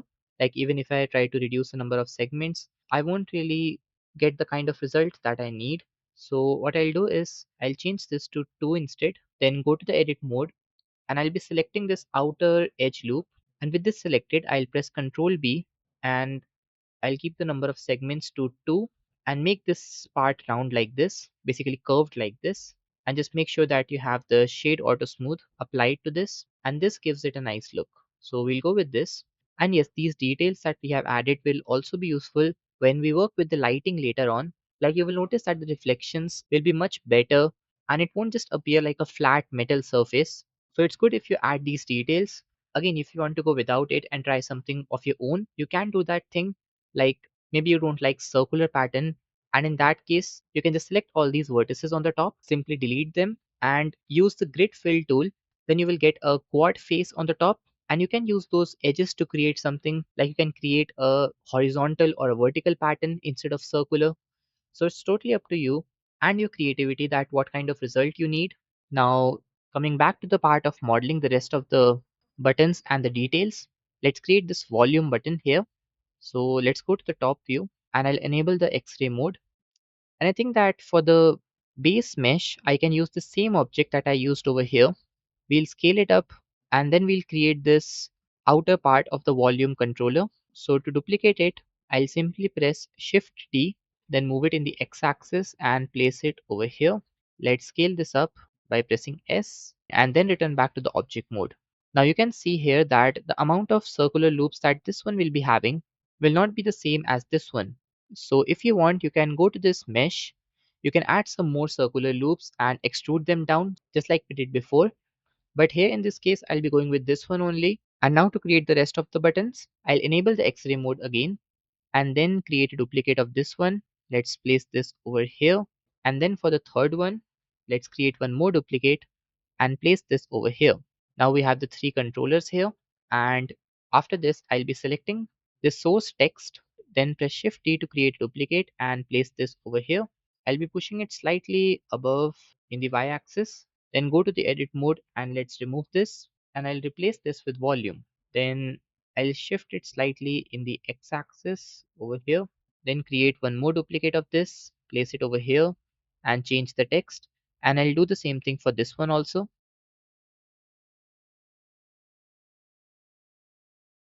Now after this, the next thing to do is to add these numbers like 0, 10, and then we'll create some cutouts for these parts which are red and black in color that are basically representing the volume count. Similarly, here we have the bass count and the treble. So let's first add the numbers for all these three controllers. So let's say with this one selected, I press Shift D to duplicate this text. I'll place this over here and then I'll go to the edit mode. Let's remove this text and change this to 0. Then I'll move this over here in the x-axis. Press Shift D to create a duplicate. Let's place this over here and change this text to 10. Then after this, if you want, you can change the font. Like you can see that this one and this one is not the same. So you can change this font. Like you can go to the object data properties and change it. But right now I think I'll be going with this one. So let's select both of these and create the duplicates, move them in the x-axis together like this. Let's do this thing one more time for the third controller and place them over here. Here I think I should move this slightly in the x-axis like this, and now it looks perfect. Now to create this pattern of the lines, I'll be adding a plane object in the scene and we'll then rotate it and use the boolean to create some empty space here, or maybe that's not even required, like we can just use the plane and then we can add some emission to it. So to do this thing, let's add a plane object in the scene. So press Shift A, then go to mesh and add a plane. Let's move it above in the Z axis over here. Let's go to the top view and also enable the X-ray mode and go to the edit mode. Press A to select all. Let's scale this down. Then I'll press G to move this over here and align it with this first one. So we'll align it like this. I'll select each of the vertices individually in order to align them properly like this. And after that, let's change the view to see its positioning. And I think I should move this down over here. Let's also extrude this slightly. So press E to extrude with all the vertices selected. And I think I should move this further down over here. Let's see it from the top view. And I think that this thing can work. Let's go to the top view again. And I think I should slightly scale this down like this. And then what you can do is you can either duplicate this or you can use the array modifier. In this case, I don't really think these are too many, so I'll be duplicating them and then rotate them, or maybe I should undo this. And before duplicating, I should set the origin to geometry. So I'll right click and set the origin to geometry. Then press Shift D to create a duplicate. Let's place this over here and rotate it by around 30 degrees and repeat the same process for all the remaining ones. And with this, we have all these planes created. So now I'll be selecting all of these with the shift key holded, and we'll duplicate them for the remaining two controllers. So with all these selected, press shift T to create a duplicate, and let's place them over here. We'll see the reference image to place them accurately, and then press shift T again to create the duplicates and place them over here. Now once all this is done, the next thing that we're going to do is to create this media control slider. And for this, I told you before that we need to create an empty region here, just like we did with this aux port. So we'll use the boolean modifier to create that. And yes, before we do that, we can also add this outer leather like ring around the controller that you can see for the volume, bass, and the treble controller. So it looks somewhat like a leather grip or something for the controller. And other than this, you can also notice that we need to push these above in the Z axis, like they're too much downwards. So let's select the three of them and move them above, let's say till over here, or maybe I should push them above, and then I'll go to the edit modes altogether, then select the bottom loop of vertices of all three and push them down in the Z axis. Here I think that this much height would be too much, so let's keep it to something like this, and I think I should further reduce their height. Something like this should work. So we'll go with this, and to create this leather grip for the controls, what I'll do is I'll go to the edit mode. Let's add a loop cut here for this part which is being visible above the speaker, and then I'll be selecting this entire loop of faces, and I'll simply press Alt E and extrude the faces along normals. But I think I should select extrude individual faces like this, then press Ctrl B to apply some bevel and left click. Here I think that this would look fine. If you want, you can increase the width of the bevel tool or the number of segments if you want this to be more rounded and circular like the reference image. But I'm keeping it something like this. It looks a bit hard, but also something that looks easy to hold. So I'll go with this, and in the same way, let's repeat the same step for the other two controllers.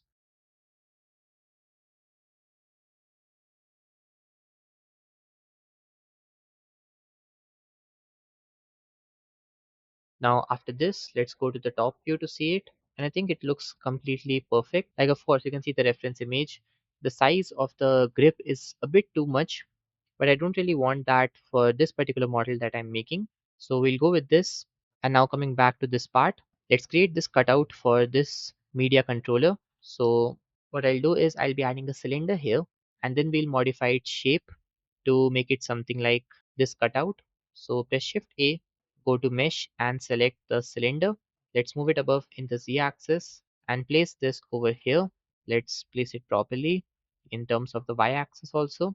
Then go to the edit mode, press S to scale this down, something like this. Then select one half of the vertices. Let's also press 1 for the vertex selection mode and select this half of the vertices. Press X to delete the vertices, then press A to select all and move these in the X axis. Now what I'll do is I'll create a mirrored copy of these vertices on this opposite side, and then we'll join them together to create this region. So let's go to the modify properties, click on add modifier, and in generate, I'll select the mirror modifier. Then in the axis, I'll keep this as the X axis, and if I go to the object mode, you can see that we have the mirror modifier added. Now let's go to the edit mode, and with the X-ray mode enabled, I'll turn on the clipping option here, then select this vertex over here, and let's select this one also. Press E to extrude this in the X-axis, and let's slightly scale this up in the Z-axis like this, and now it looks perfect. Now to create this cutout, I'll first right click to apply shade auto smooth, then I'll select this speaker body, go to add modifier, and in generate I'll change this to boolean. Let's scroll down, and in the difference selected I'll go to object and select this new cylinder which we just added, and this will create this cutout here that you can see. Then I'll select this and press H to hide. And yes, if you don't want it to be completely empty, you can apply the modifier and then you can fill the face, but we'll do that later on. For now, I'll keep it like this. Then I'll select the source button and I'll create a duplicate of it to place it over here. So press Shift D to create a duplicate, and I'll place this over here. Let's scale this up by pressing S, and I think we can go with this. I should slightly bring this down in the y-axis and slightly increase its scaling again like this. Moving ahead, let's now create this power switch over here. But before that, I'll select this text, press Shift D to create a duplicate, and I'll place this over here. Let's change this to power, and I think its placement is accurate, so we'll go with this. And let's now begin with modeling this power switch. And for this part, I'll be adding a circle object here, and then we'll also extrude it up in this shape that you can see, basically like this switch. So to do this, I'll press Shift A, then go to Mesh and add a circle.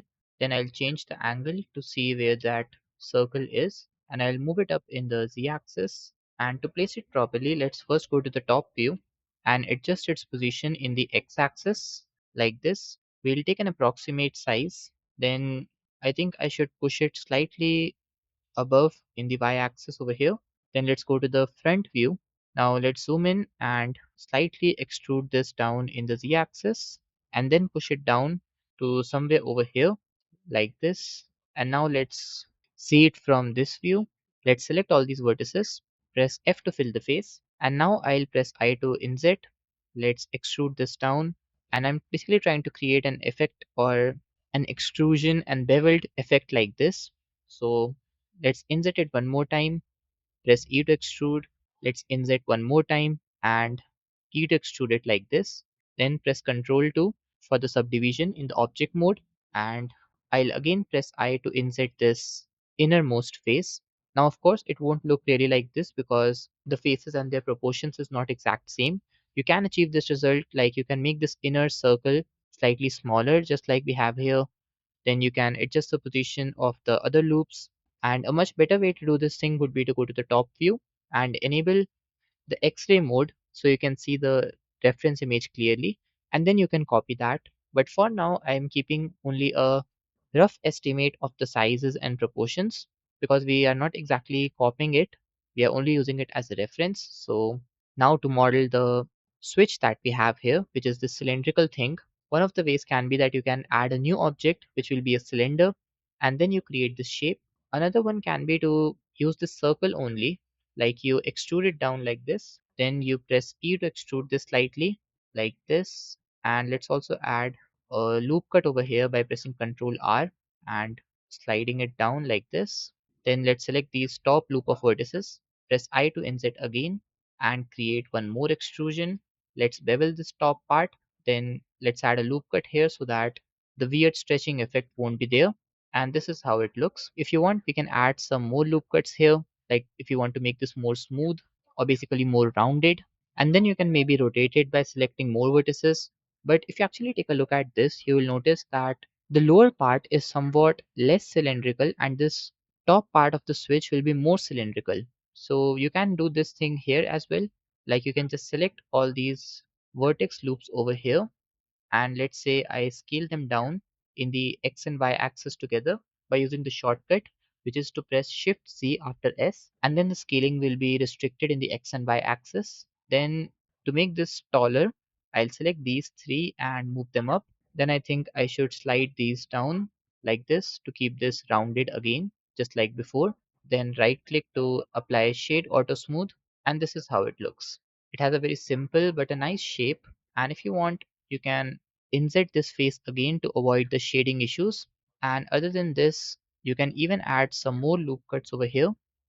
Like let's say I add these two loop cuts and then I extrude them up to create this nice extrusion effect. You can repeat this step any number of times. But for now, I think that we are good to go with this. And now moving ahead, the next thing that we'll be doing is to get these icons, which are for pause and resume and play the next or the previous song. So just like we did for Bluetooth, we need to get the SVG image here, and then we'll convert it into a mesh object so that we can use it here. So here I found this website where we have the SVG images for the pause icon, the resume icon, and some extra ones also. And we also have the forward and the backward. So let's download this SVG, and I'll drop the link of this page in the description below.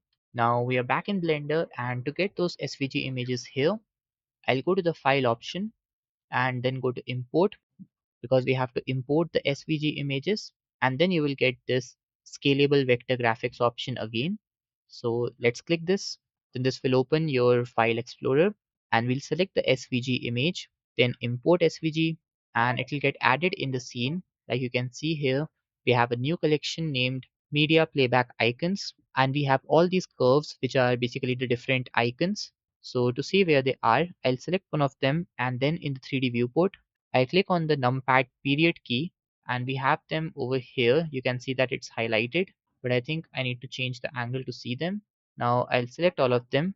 Let's deselect the reference image, and I'll scale them up 10 times by pressing S and 10 to scale them up.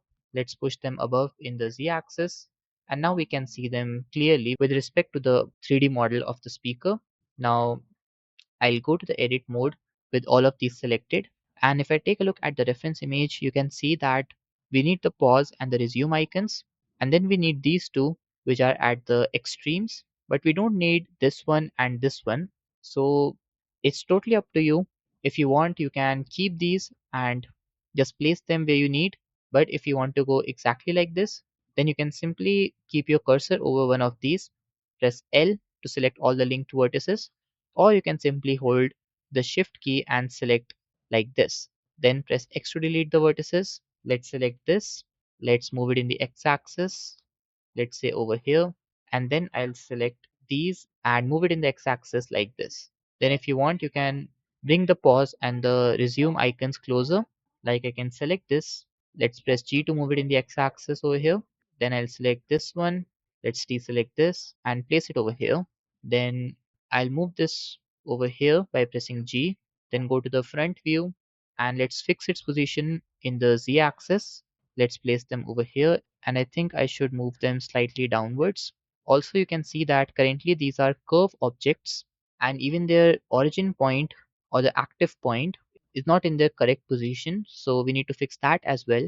But right now I'm thinking to convert this into a single object, so I'll press Ctrl J to join them together into a single curve object, and then to convert this curve into a mesh so that we can apply things like extrusion. I'll right click, then convert to, and select mesh. Now if I go to the edit mode, press A to select all and E to extrude, then we can add some extrusion effect to this. And I think I should push it slightly downwards because it's more like a sticker and not really a button or something. So we need to give it an accurate depth. So I'll push this down like this. And I think this should work. Let's go to the top view to see its position. And I think I should slightly scale this up and place this over here. Also, to get this origin point to the correct position depending on the object, I'll right click, then set origin to geometry, and now the origin point is in the middle. With this, we have now added almost all the details on the top part. Like you can take a look at the reference image. All that is left now is this established 1962 engraving, which we can very easily do by adding a text object here with these two lines, and we'll give it some extrusion or some depth, and then we'll use the Boolean modifier to create the difference. So it's not a very difficult thing to do. Also, let's change the angle to see if anything else is remaining, but I don't really think we are missing anything here. So let's proceed with that established 1962 text. So let's go to the top view, press Shift A. But before that, I think I should hide this reference image because I no longer need that here. So press Shift A, then go to text, and here I have the text added in the position of 3D cursor. We'll bring it above later, but for now, let's press Alt C, then go to the edit mode and change this text to capital EST, then dot, and let's type the number 1962. And I think that we can go with this default font. If you want, you can go to the object data properties, and in the font you can choose any different font by clicking on this load font icon, but I think this will work for this particular case. Now I'll slightly scale this down and bring this above, let's say over here. Let's go to the top view again, and I think I should scale this down like this and place this over here. Then if I have to give this some thickness, I'll go to the extrude option and try to increase this value to, let's say, 0.05, or maybe let's keep this 0.08, and then I'll bring this down in the z-axis so that it kind of goes inside the speaker mesh so that we can use the Boolean modifier and we'll get that cutout that we need. I think I should keep this to something like this. Then for these two lines which are engraved here, I'll be adding two plane objects and we'll give them some extrusion depth. So press Shift A, then go to Mesh and add a plane. It'll get added at the position of 3D cursor. Then I'll go to the top view and let's scale these down in the y-axis like this and scale these down in the x-axis also. Let's place them over here, and to create a similar thing on the other side, I'll create a duplicate of this and move this over here. Now since I'm doing it approximately and not exactly as a duplicate or a mirror object, so there are some chances that it might not be the exact mirrored copy of this one. So again, it's totally up to you that what kind of accuracy you are aiming for. If you want them to be completely symmetrical, you can just apply the mirror modifier to this object, which is the plane, and mirror it for the x-axis. But in this case, we'll go with this method of just approximately placing the other plane. Now, with both of them selected, let's first adjust their positions. So I'll move them up in the z-axis. Let's place them over here. I think I should push them slightly more. Then go to the front view to check their positions, and I think I should push them slightly above. Then I'll go to the edit mode with both of these selected and press E to extrude these down like this and push it over here. This will help us to create the proper extrusion, and I think I should move this slightly down again, something like this. Now to create that engraved part like you can see here, I first need to convert this into a mesh object, because currently you can see that its type is the text object and not mesh. So to get the accurate results, we first have to convert it into a mesh. So I'll right click, then convert to and select mesh. But just to ensure that you choose the required font and size and everything else, especially the characters are correct. And once you ensure that, you can convert it into a mesh. Now I'll select the speaker body. Let's go to the modifier and click on add modifier. Then in generate, I'll select boolean. Let's scroll down, and currently we already have these two booleans. Now we have this third one where in the object I'll be selecting this text, which is text.014. Now I'll select this and press H to hide, and this is the extrusion that we get, basically the engraved thing that we needed. Currently it looks somewhat okay, but we'll actually test this when we have the render preview mode. So let's go with this for now. In a similar way, let's also create the engravings for the two plane objects. But before we do that, I'll be selecting both of the planes and I'll join them together into a single object so that we don't have to add boolean twice. So with both of these selected, I'll press Ctrl J to join them together into a single object, and the name of that object is plane.034. Now I'll select the speaker body, then click on add modifier, and in the generate, select boolean. Let's scroll down, and here we have the fourth boolean that we added. Now as far as I remember, this was the plane.034 that we have to add in the object. So in the boolean, I'll go to object, and in this I'll search for the plane.034. Then I'll hide the plane.034, and currently I can't really see the engraving properly. So what I'll do is I'll try to change the solver method here, and if I change this to float, you can see that the issue is now gone. We are able to see the engraving properly. Another method could have been to increase the number of vertices, or basically increase the poly count of the mesh and then retry, or maybe increase the extrusion effect or something. But usually changing the solver method works in most of the cases, especially the first two types, which is float and exact. In most of the cases, the exact will give you better results. But if that does not work, especially in cases like this one, where we had a very simple mesh and just an extrusion over it, you can try to change. If you do not get the desired results, you can change it to float, and it will work like it worked in this case. Now moving ahead, I think we are done with almost everything on the top and nothing else is remaining. We'll take a look at it later on before we finalize everything. But for now, I think we can move ahead with this. We are done with all the texts also.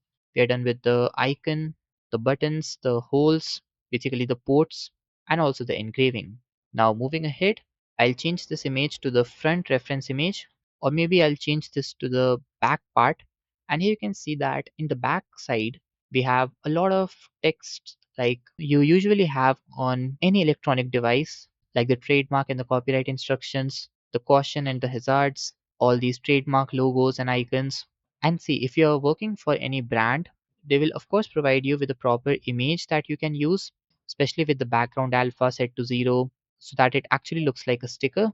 But currently we can do something very simple, like we can just make this back part look like a smooth, a shiny material without adding much details. Because in the entire animation that we'll try to create, we won't be showing this back part at all.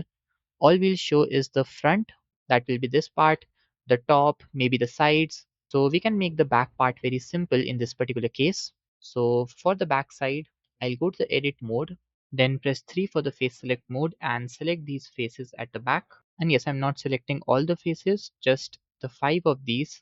And here I think I'll first inset these a little bit because I want this part to be slightly lower in size. And you can see that the inset effect is being applied to this boundary part also, which is due to the mirror modifier. And since I do not want this to happen, I'll disable this boundary option in the inset faces menu, and then I'll press E to extrude this back like this. And here we are noticing some issues, which is basically because of the bevel and the subdivision surface modifier. So here, if I remove the bevel modifier, and let's say I also remove the subdivision, then we'll no longer see those issues. And even without them, I think that our speaker is having a nice body. Like you can see, we have these rounded edges, and I don't really think we need any external modifier to create more bevels. So it's looking nice. We can go with this, but if you want your model to be more round or have more vertices, then you can just select the edge loops and try to bevel them out depending on your geometry at that particular stage of modeling. But right now, I think we can go with this. So the next thing that I'm going to do is to give this some materials. Currently, all we have is this model with all the details. We still have the front part missing, so we'll create it in a little while. But first, I think let's start with the materials part so that we can give some life to our model. So for this, I'll change to render preview mode, and let's also enable the cycles render engine and change the device to GPU. Now, we do not have any lighting in the scene, and we don't even have any environmental lighting because all we have is this gray color with the strength set to 1. So if you want, you can either increase this, or else you can just go over here and disable the scene world so that we can have this fake environment lighting. It won't be there in the final render. We still need to change that, but we'll do that later on once we have added more materials. So to begin with adding the materials, I'll first be selecting these 4 or 5 faces over here at the back, and I have to give these some shiny material, something which is black in color, but it shouldn't look like the rough black or a flat black surface just like we saw here. So I don't really want that. I need a smooth reflecting surface at the back. So let's go to the material properties, and we already have an existing material here, so we'll modify it. Or maybe I should keep this empty and instead go with the second slot and create a new material here. Then click on the assign button with these faces selected. Then in the base color, I'll change this to the black, and you can see that the changes are only getting applied to the selected faces and not to the entire body, which happened because we assigned this other material to all these faces, whereas this first material, which is above the black one, is being applied to the rest of the body. So here we have a nice simple black color material, and I think I should reduce the roughness value to 0.2, and you can see we'll start to see some smooth surface and some reflections, but I think I should keep this to 0.25, and the metallic value, I think we should go with 0 only. I won't be changing anything else here. We can go with this. And now for the main body of the object, which will be the leather material like you can see here.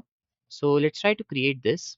And for that, I'll select this first material, which is currently white, and I'll change its name by double clicking here and typing leather. Then I'll change this window here to the shader editor. So click here and change this to the shader editor. Now here we have the default principal BSDF node. And since we need to create a leather like texture, there can be multiple ways to do that. Like one of the ways can be that you search for a leather texture image and apply it here and then do the UV mapping and other things. But in this particular example, we can even create the leather texture on our own by using some nodes that exist in Blender. So the first node that I'm going to use will be a texture node that will give us a nice base for the leather fabric. And that particular texture is the Voronoi texture. So I'll press Shift A, then go to texture and select the Voronoi texture. Let's place this over here. Then I'll take the distance and connect it to the base color, and we'll get this texture with these black spots. But here you can see that we need to create this scaled texture, and to create such a scales like texture, we have this option in the Warner texture node, which is feature output. And if I change this to distance to edge, then here we get this nice texture, which is somewhat similar to the one that we needed, but we still need to adjust its scaling and other things like the details, but it still gives us a nice base to start with. So let's say I go to the scale value and start increasing it. Like I'll keep this to something very high, let's say 60. Then in the detailing, I'll increase this to 10, and I'll also slightly increase the roughness value. Let's say I keep this to 0.75, or maybe let's bring this down to zero point 0.7. Currently it looks very flat because we don't have any bump node or anything to make it feel like a real 3D geometry, but we'll do that later on. For now, I think we should give this some nice color. Currently it looks very lifeless, so the way we add colors to this is just like any other texture, which is to add the color ramp node. So press Shift A, then search for the color ramp. I'll place it in between the Warner texture and the principal BSDF node. Then for the first pointer, I'll keep this to the black color. But for the second one, I don't really think we should go with white. I'll instead change this to the gray color. I'll adjust the position of this pointer to over here. Now to change this flat texture to look something interesting, like a real leather fabric, we'll be adding the bump node. So press Shift A, then search for the bump node and place it over here. And I'll connect the normal to the normal in principal BSDF. And for the input, I'll take the distance socket and connect it to the height. Then in the distance value, I'll slowly start to increase it. Currently it's a very high value, and therefore you can see we have a texture now which looks as if some real bump effect is added to it. Like it no longer looks like that flat geometry that we were previously having. It kind of looks similar to the texture that we need. It's just that the color is different, which might be happening because of the lighting. Like if I go here and try to decrease the strength, you can see its effect on the material that we are creating. So for a basic mesh, I think I'll keep this to zero point 0.9 only, and the rest of the settings are also nice. I don't think we should change anything else here. And yes, if you want to give some dynamic effect to this bump, like if you want it to be more on one side and lesser on other side, you can use a color ramp node before the bump node. Like let's say I select this and create a duplicate by pressing Shift D and place this in between the Warner texture and the bump node. Then in this second pointer, I change the color from gray to white. Then in this case, we'll notice that we have a different bump effect as we go from this side to this side. Basically, the entire model has a different strength of the bump effect. But in this particular case, to keep the thing simple, I'll delete this and go with this simple value, which is zero point 0.9 in the bump. Now, currently we're getting the leather texture on this top part as well, where we have the controls. And if I take a look at the top reference image, you can see that we have a texture which kind of looks like the wood texture. So we'll fix this now. But before that, I think I'll go to the roughness value here and try to adjust it. Like I think I should keep this to zero point 0.3 or zero point 0.4 to control how the light reflects on the surface and reacts with it. And other than that, I think everything else looks completely fine. We don't need to make any other change. So now let's go to the solid mode, and I'll be selecting this face on the top, and we'll create a different material for this face. So here we have the leather material, which was for the main body of the speaker. Then we had this material for the back part. So I'll change its name to back material. And after this, I'll create a new material here. First, I clicked on the plus icon to create a new slot. Then I created a new material and click on the assign button to assign this material to the selected face. Now let's go to the top view, and I also think I should increase the selection by pressing Ctrl and plus on the numpad. Then again click on the assign button so that all the faces are properly covered. Now I'll be creating a wood material, so I'll change its name to wood. And here you can see in the shader editor we have the default principal BSDF node, and just like we did with the leather texture, in this case also we'll try to create this wood-like texture ourselves. If you want, you can go with an image texture also, but it's better to learn it if you can, because for many materials or textures, it's sometimes not possible to get the accurate textures from the internet. So you should know how to create some basic textures like the wood texture, the leather texture, some other fabrics. So here, coming back to the shader editor, I'll be adding the noise texture node to create this streak-like pattern on the wood. So press Shift A, then search for the noise texture and place this over here. Then press Ctrl T to get the texture coordinate and the mapping node. This will allow us to create the streaks pattern because we have the option to control the scaling in a particular axis. Then I'll take the object socket and connect it to the vector. And currently we're not able to see any texture here because we have to connect the factor to the base color in the principal BSDF. And this will give us this weird noise texture. So first of all, I'll go to the scale value and try to change each one of these to see which one will allow us to create this streak-like pattern. Like here I can see that the y-axis scaling is giving us this pattern of these streaks. Maybe I should change this to 30. Then I'll reduce the scaling in noise texture and I'll keep the rest of the settings as it is. Now we have a texture which looks similar to this. We just have to add some light yellow color. So press Shift A, then add the color ramp node and place it in between the noise texture and the principal BSDF. Then for this first one, I'll change this to the gray color, and for the second one, I'll keep this to something like the yellow color, like this. And maybe I should change this to the black color, this first one. And I should keep this over here. Basically, I'm trying to adjust the position of these pointers to get a kind of result that looks very similar to this one. So I'll try to adjust the position of these pointers. I think we can go with this. And once we are done with adjusting all this, we can add a bump node to give this some 3D look. Currently, this one also looks very flat as if it's just pasted on the surface. And certainly we do not want this. So to add the bump node here, press Shift A, then search for the bump node and connect to normal, then take the color ramp and connect to the height. Currently we cannot see any changes because we have to adjust the value in distance. So let's say I change this to 0.1 and this will give us a very nice result. Like you can see, we have a texture now which somewhat looks like a real wood texture. Another thing that I can see here is we should have the leather texture on this boundary area, but we have the wood texture. So we'll take a look at why this is happening.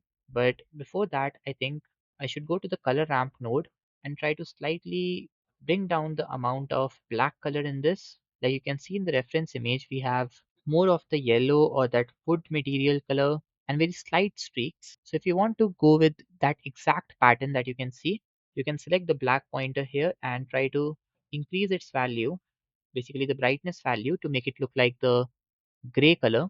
But in this case, I think it's giving us a nice vintage look, which I think can work great for this model. So I'll go with this. And now coming to the boundary faces, I'll be selecting this entire face loop with the Alt key holded, then select the leather material and click on the assign button. Then I'll return back to the object mode.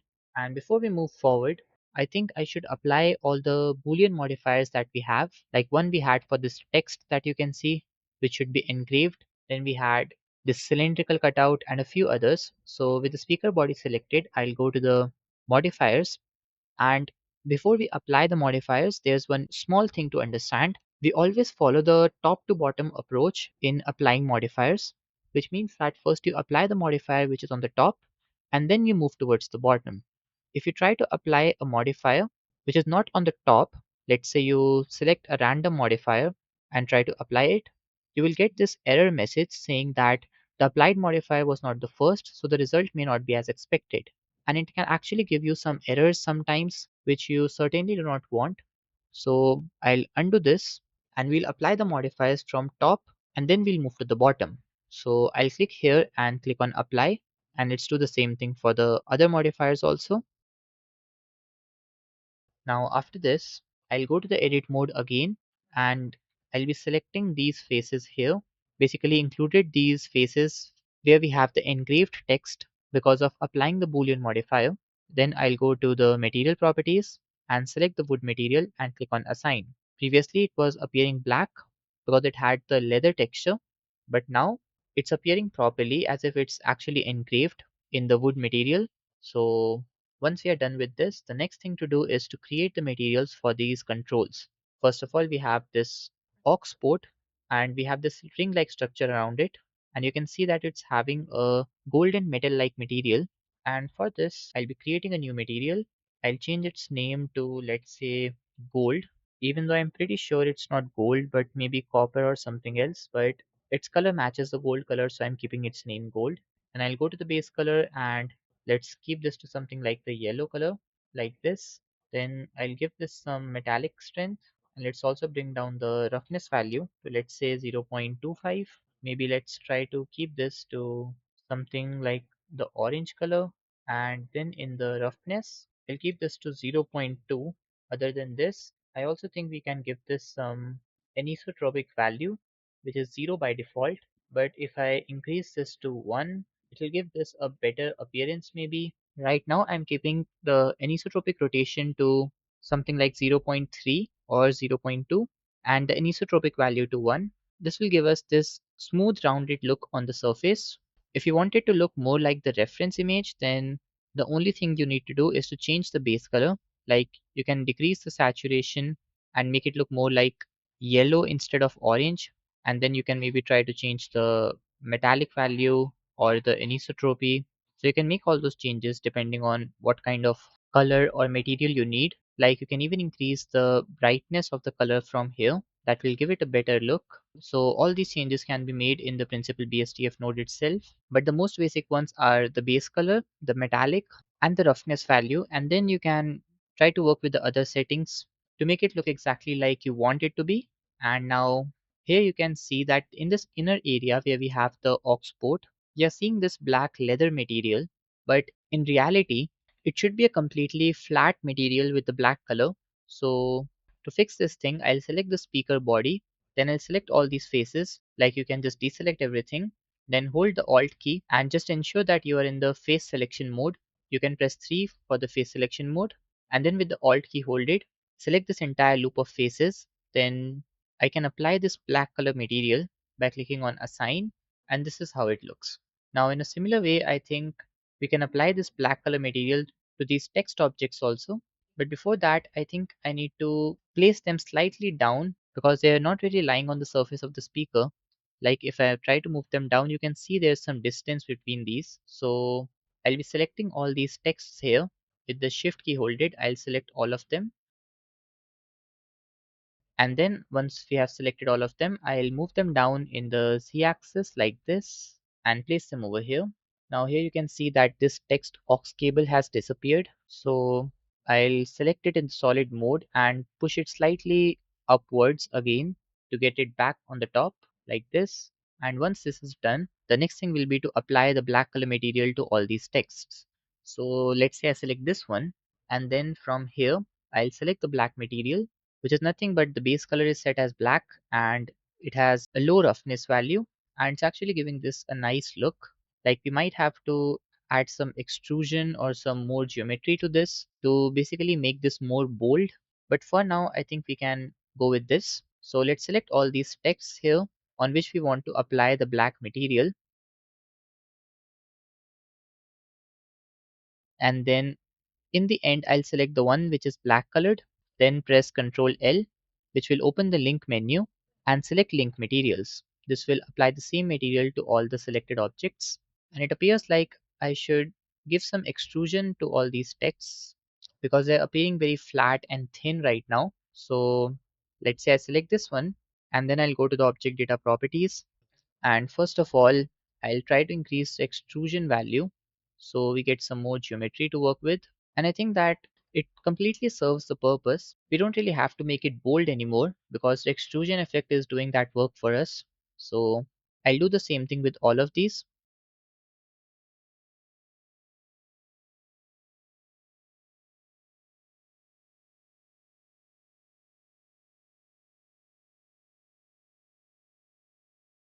Now all of these are looking much better than before. And yes, feel free to adjust the font or the amount of extrusion if you want. Or maybe you can even work with the roughness value and other things. In fact, I think I should increase the roughness value to 1. But if I do this thing, the black material which was applied on the back will also change. Like previously, it was looking like something like this. We were having this smooth look on the back, but now it will look like this. So even though this won't be visible in the final render, but if you still want to give this that old look, then you can create a duplicate of this black material by clicking here. Its new name will be black material.001, and then you can just make the roughness value 0.2.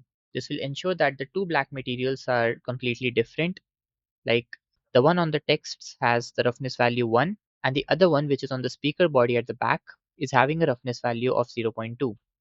Now moving ahead, let's create a red colored glowing material for this Bluetooth LED. We have a UV sphere over here. So to make this look like a red LED, I'll be creating a new material. Then in the base color, I'll choose the dark red color with almost full saturation. And I also think I should reduce the brightness slightly like this. Then I'll go to the emission value, and to get the same color in both the base color and emission, I'll keep my cursor over here, then press Ctrl C to copy the material or basically the color. Then keep the cursor over here in the emission color and press Ctrl V to paste this color here. Then I'll go to emission and increase this, and you can see that it kind of looks like a glowing button. Now it won't really look very nice right now because we have not yet set up the proper lighting system. Right now, the lighting that we have is basically because of this HDRI from Blender. But if I disable the scene world, then we'll get the actual scene where we don't have any light. And you can see this glowing red light over here. So in order to make the perfect lighting for this scene, we'll be trying something different from the previous two chapters. Because in the previous two chapters, we discussed some few methods of lighting. Like one of them was to use the 3 point lighting system or the HDRIs. Then in the last chapter, we made a lighting system where we had a light on the top, basically a plane object with the emission, and then below it we had a noise texture material that was used to create a variation in the lighting. And in this third chapter, we'll be learning to create another type of lighting system, which basically includes using the gradient texture in Blender. So to see how we do it, I'll change this window from object to the world shader type, and then before this background node, I need to add the gradient texture node. So press Shift A and search for the gradient texture. I'll connect the color socket to the color over here, and just by doing this you can see we are getting this nice texture in the world background where on one side we have the white color and on the other side we have complete dark, which is the black color. And this is exactly what the gradient texture do. As the name suggests, this will create a gradient texture in the background depending on the type that you have selected here. Like with the linear you get this simple black and white texture, but if you change it to quadratic, the way the black and white color are separated will be different. Especially you can see the effect in the middle where basically the two colors are blending. Then you have easing, diagonal, spherical, and each of these will give you a different type of result. But the one that we are going to use is simply the linear. And now to control the amount of black and white color, I'll be using the color ramp node. So press Shift A, then go to color ramp and place this over here. And now I can use these black and white pointers to control how the lighting will be in the scene. If you want, you can even add the texture coordinate and the mapping nodes before this gradient texture node if you want to control the rotation of the light or something else. But in this particular case, I think it's giving it a nice look. Like we have a soft light. If I just deselect the speaker, it really gives it a nice cinematic look. We just have to increase the strength value here. Like if I change this to 4 and let's try to change the angle, then you can see that on one side it appears to be getting this light from the background, and on the other side it's completely dark. So this can actually be a nice contrasting look for the product animation. Other than this, I think I should be selecting all of these and moving this speaker object above, let's say over here. Then I'll be adding a plane below it, and then I'll scale it up, let's say 20 times, or maybe I should increase the scaling 10 times to give this a nice plane at the bottom like this. Now to change the material of this plane, which is currently completely white colored and not having much metallic strength or roughness, I'll change this shader type from world to object. Then I'll create a new material. In the roughness, I'll change this to 0.1, and in the metallic strength, I'll change this to 0.5, let's say. Now, one thing that you would have noticed is that in the previous two chapters, we used a dark plane or a dark background, but in this case, we use the white color as primary for the base or the background, which is simply because the speaker body itself is primarily black in color, and so to bring out the contrast, we are using a white plane as the base. Now, moving ahead, the next thing that we have here is the material that we have to create for this aux, then the source button, and all the other controls. But before that, I think I should be adding another window here so that we can do all those changes that we need in the solid mode, and we'll be seeing the final result on the right side. which is this render preview mode. So to do this thing, all I have to do is to take my cursor over here. Then I'll see this pointer with 4 lines. Then I'll left click and drag to split this window into 2 equal parts.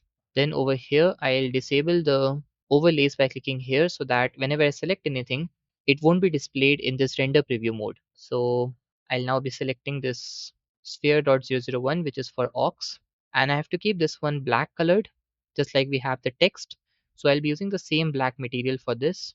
Let's select the black material, and you can either select this one or the black material.001, and I personally find this one to be slightly better. So let's go with this. Then we have the source button over here, which is somewhat golden in color. And on the top, we have some circular details, which are also causing a nice reflection of light if you take a close look at it. And this thing can be created with the help of anisotropy. And the overall look that we have to give it is basically that of a metal. So I'll select this. And I also think that I should enable the denoisy option in viewport and just ensure to set the quality as high and pre-filter as accurate. I'll set both of the passes, and in denoiser I'll select open image denoise, and just to ensure that you have use GPU turned on, otherwise it will take a much longer time to denoise the entire render.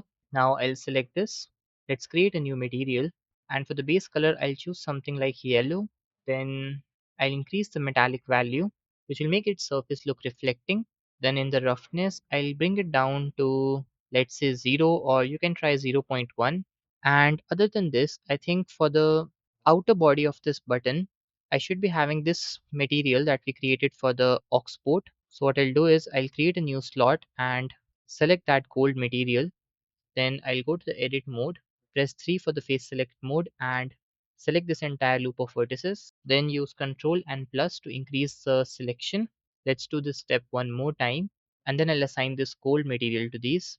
Now in this one, I think I should bring the roughness to 0.25, and I'll also make some slight change in the color. And yes, if you think it's looking very different from this one, then it's basically happening because of the lighting. Because on the top in this image, you have a very intense lighting. Like if I just select everything and try to rotate it, you can see how different lighting is reacting with different materials on the right side. Or if you try to make changes in the environment lighting strength, you will clearly notice that difference. So you don't need to worry about the final look. We're just giving it some material that currently look good based on the current lighting system, and then we might make some changes later on, like you can add a plane on the top to reflect the light properly and do other things. But for now, let's go with this. Now I'll select the first control over here, and I'll be applying the same material, which was this material.002 on the top part of this control. And for the outer part, I'll be creating some leather-like material. Like you can see here, it's not completely leather, but still something that looks like a nice grip.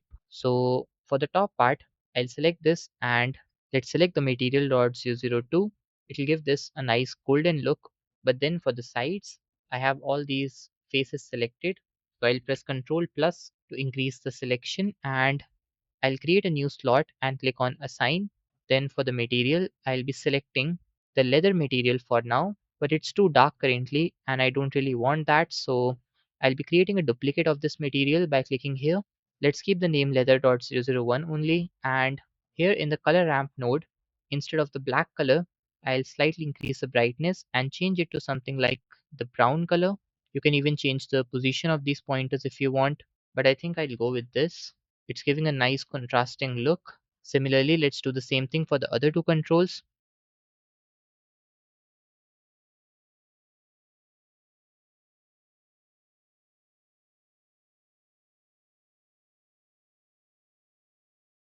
After this, I'll be selecting this media control over here.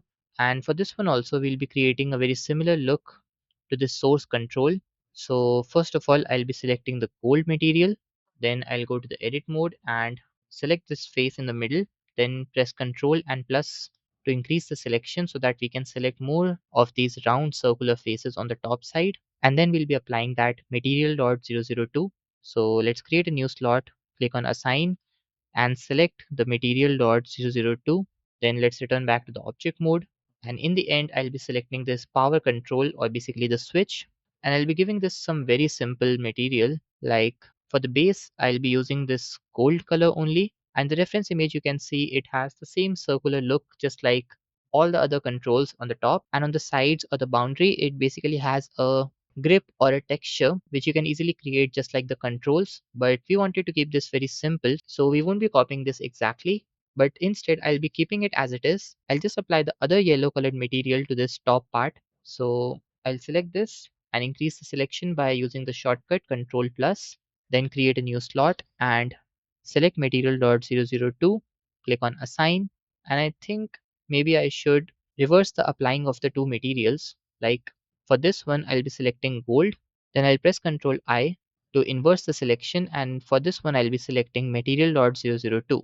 Then moving ahead, we now have these plain objects which are basically for representing the controls. So some of them are red colored, just like this red glowing material which was for the Bluetooth, and others are black. So I'll be selecting the red ones first. So you can randomly select any number of planes that you want. Like here, I'll be selecting the four of these. Then for this one, I'll be selecting, let's say, three. And in the end, I'll select this sphere which was having the red color material. Then press Ctrl L and link materials to apply that material to all the selected objects. Then after this, I'll be selecting the remaining plane objects and we'll then be applying the black material. So let's select all of them. And then in the end, I'll be selecting one of the text objects and press Ctrl L to link the materials. Now I think that the position of these plane objects is not really correct. Like you can see, they're kind of lying above the base on which they should lie. So I'll be selecting all of them by going to the top view and then we'll extrude them down slightly. Now let's go to the edit mode, press A to select all, and I think I should scale these up in the Z axis and push them down like this. You can hold the shift key for a more precise and accurate movement, and now it looks better. So let's go with this. You can adjust the emission strength from here if you want to give it a particular color. And now I think that the top part looks completely ready. If you want, you can make any changes. And yes, you can see now that the way the light reacts with different materials changes its complete look. Like here you can see on the right side, because of the gradient texture light, we have a brighter gold color, but on the left side it looks very dull. But then if you try to change the rotation or the lighting, you can clearly notice the difference. So while animating also, I'll be telling you some techniques you can use so that you can get consistent lighting throughout the model and you don't get black shadow areas like this. So we'll deal with that later on. And for now, one last thing is left, which is to give the black color material to these numbers like 0, 10 for the volume. Similarly, here also we have these two numbers and let's select these two also. Then I'll select the text with the black material, press Ctrl L and select link materials. Now moving ahead, let's create the front part of the speaker where we have the speaker grill, the logo. Like you can see in this front reference image, we have the grill, we have the logo here, then we have a golden strip at the bottom. And different types of speakers in the markets have different types of grills. Basically, each one differs in the texture, the material that it is made up of, its feel, its finishing. So there are a lot of factors on which that texture or the overall look depends. So in this case, we'll be creating a very simple design. Like we'll add a plain object and we'll insert the faces and create a beautiful pattern with that. So to see how we do it, I'll select the speaker body first, and first we'll be creating this inset effect that you can see here. Like we also have at the back part here, we extruded the face backwards. So let's do the same thing over here. I'll go to the edit mode and with the face select mode enabled, I'll select these faces, press I to slightly inset and press E to extrude this backwards like this. Now for these faces also, I'll be changing this material to the black material.001, which is the same as the one on the back side. And now over here we'll be creating a grill or a pattern and then we'll add the logo in front of it. So with this selected, I'll press Shift D to create a duplicate, then right click to cancel the movement, then move it slightly forward in the Y axis. And to convert it into a separate object, I'll press P and separate by selection. Then go back to the object mode and select the new object. And now I'll be adding some loop cuts here. Let's keep the number of cuts to something very high. Let's say 40. or maybe let's keep this to 50. Then over here, I'll be adding, let's say, 4 loop cuts in each of these columns. So let's repeat the same process over here.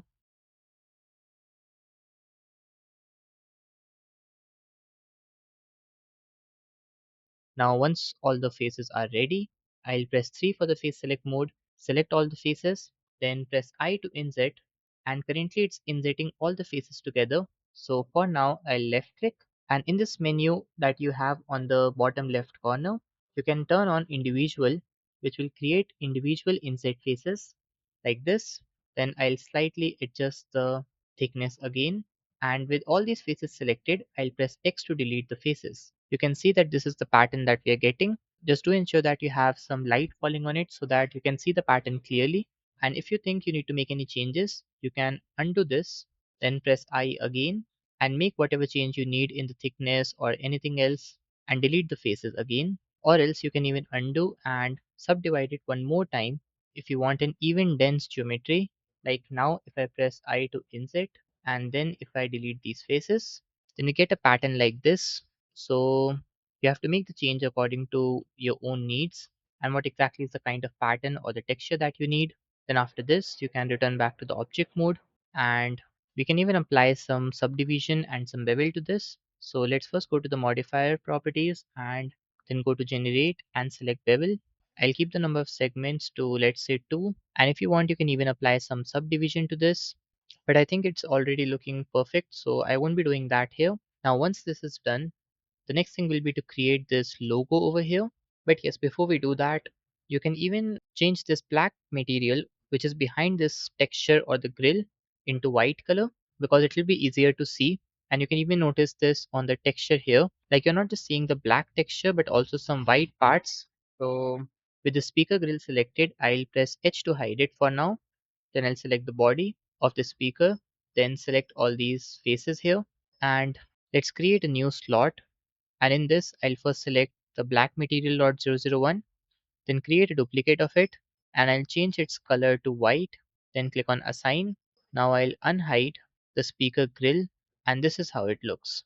It's giving it a much more natural and a realistic look. And now moving ahead, to create this golden logo, let's add a text object. So press Shift A, then go to text. Let's rotate it in the x-axis by 90 and bring it forward in the y-axis. Let's also scale it up slightly.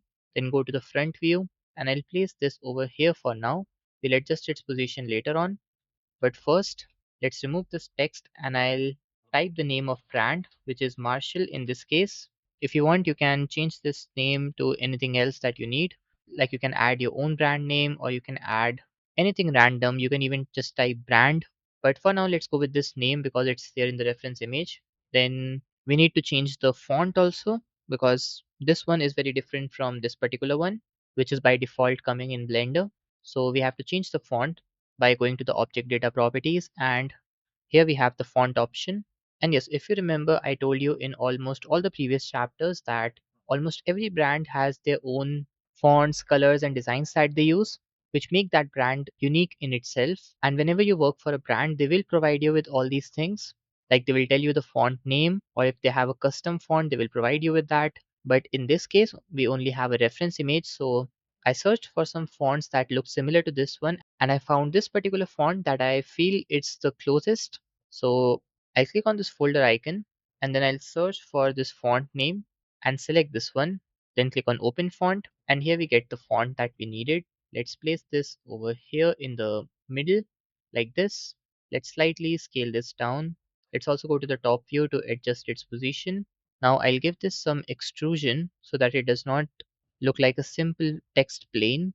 So I'll keep the extrusion to let's say 0.05, and then with the X-ray mode enabled, I'll adjust its position. Then for the material, I'll give it some golden material. Like we used the material dot 002 for this one. And other than this, we also had this gold material that we previously created. So let's test both of them one by one. And we'll assign one of them to this text object in the front. So first of all, let's apply gold material. And this is how it will look. And yes, do make sure to change the angles because it might be possible that you are seeing it from a view where you might not be getting the perfect reflections. So try to change the view to see how it actually looks in different angles. Then in a similar way, I'll try to apply the material dot 002, which is slightly different from the previous one. Like I think in terms of roughness, it is different. So if you want a more reflecting surface, which in simple words has a lower roughness, you can go with this material that we created later on. But if you want something that reflects some of the light but does not reflect all the light, meaning it has a slightly higher value of roughness, then you can go with this previous gold material. In this case, I'll go with this one, but I might change it later on if needed. And now moving ahead, let's create a strip over here for the bottom. So press Shift A and we'll be adding a simple plane object. Let's rotate it in the x-axis by 90 and move it forward in the y-axis over here.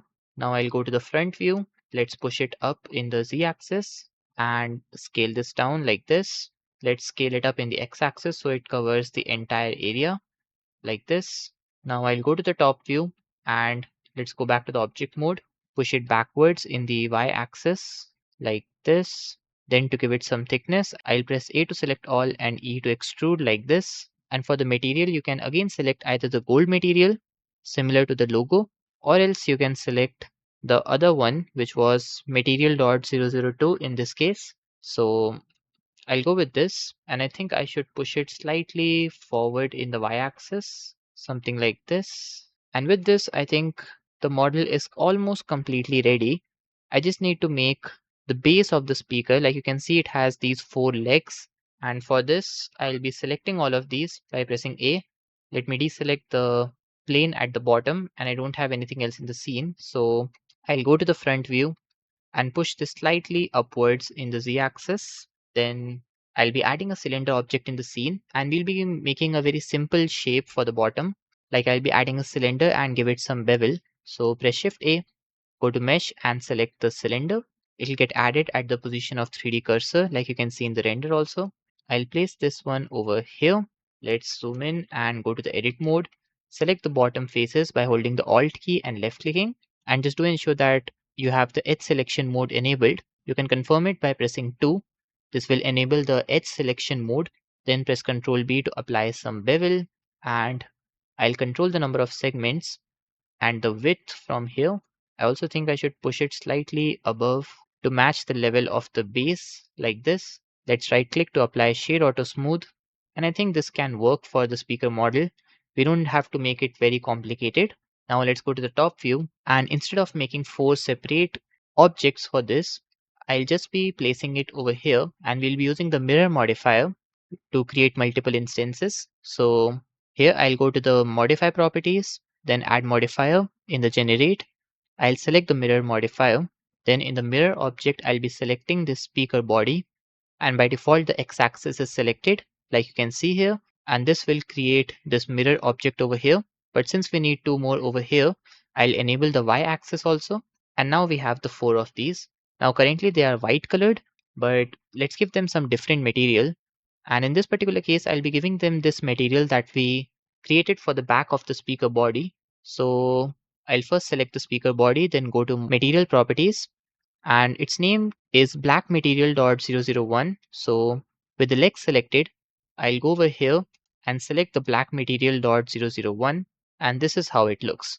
Now the modeling part and the shading part is completely done, and all what's left in the scene to do now is to create a proper animation and also adjust the lighting, add any extra objects in the scene if required, like the camera or any planes for the reflection. So let's begin with all that.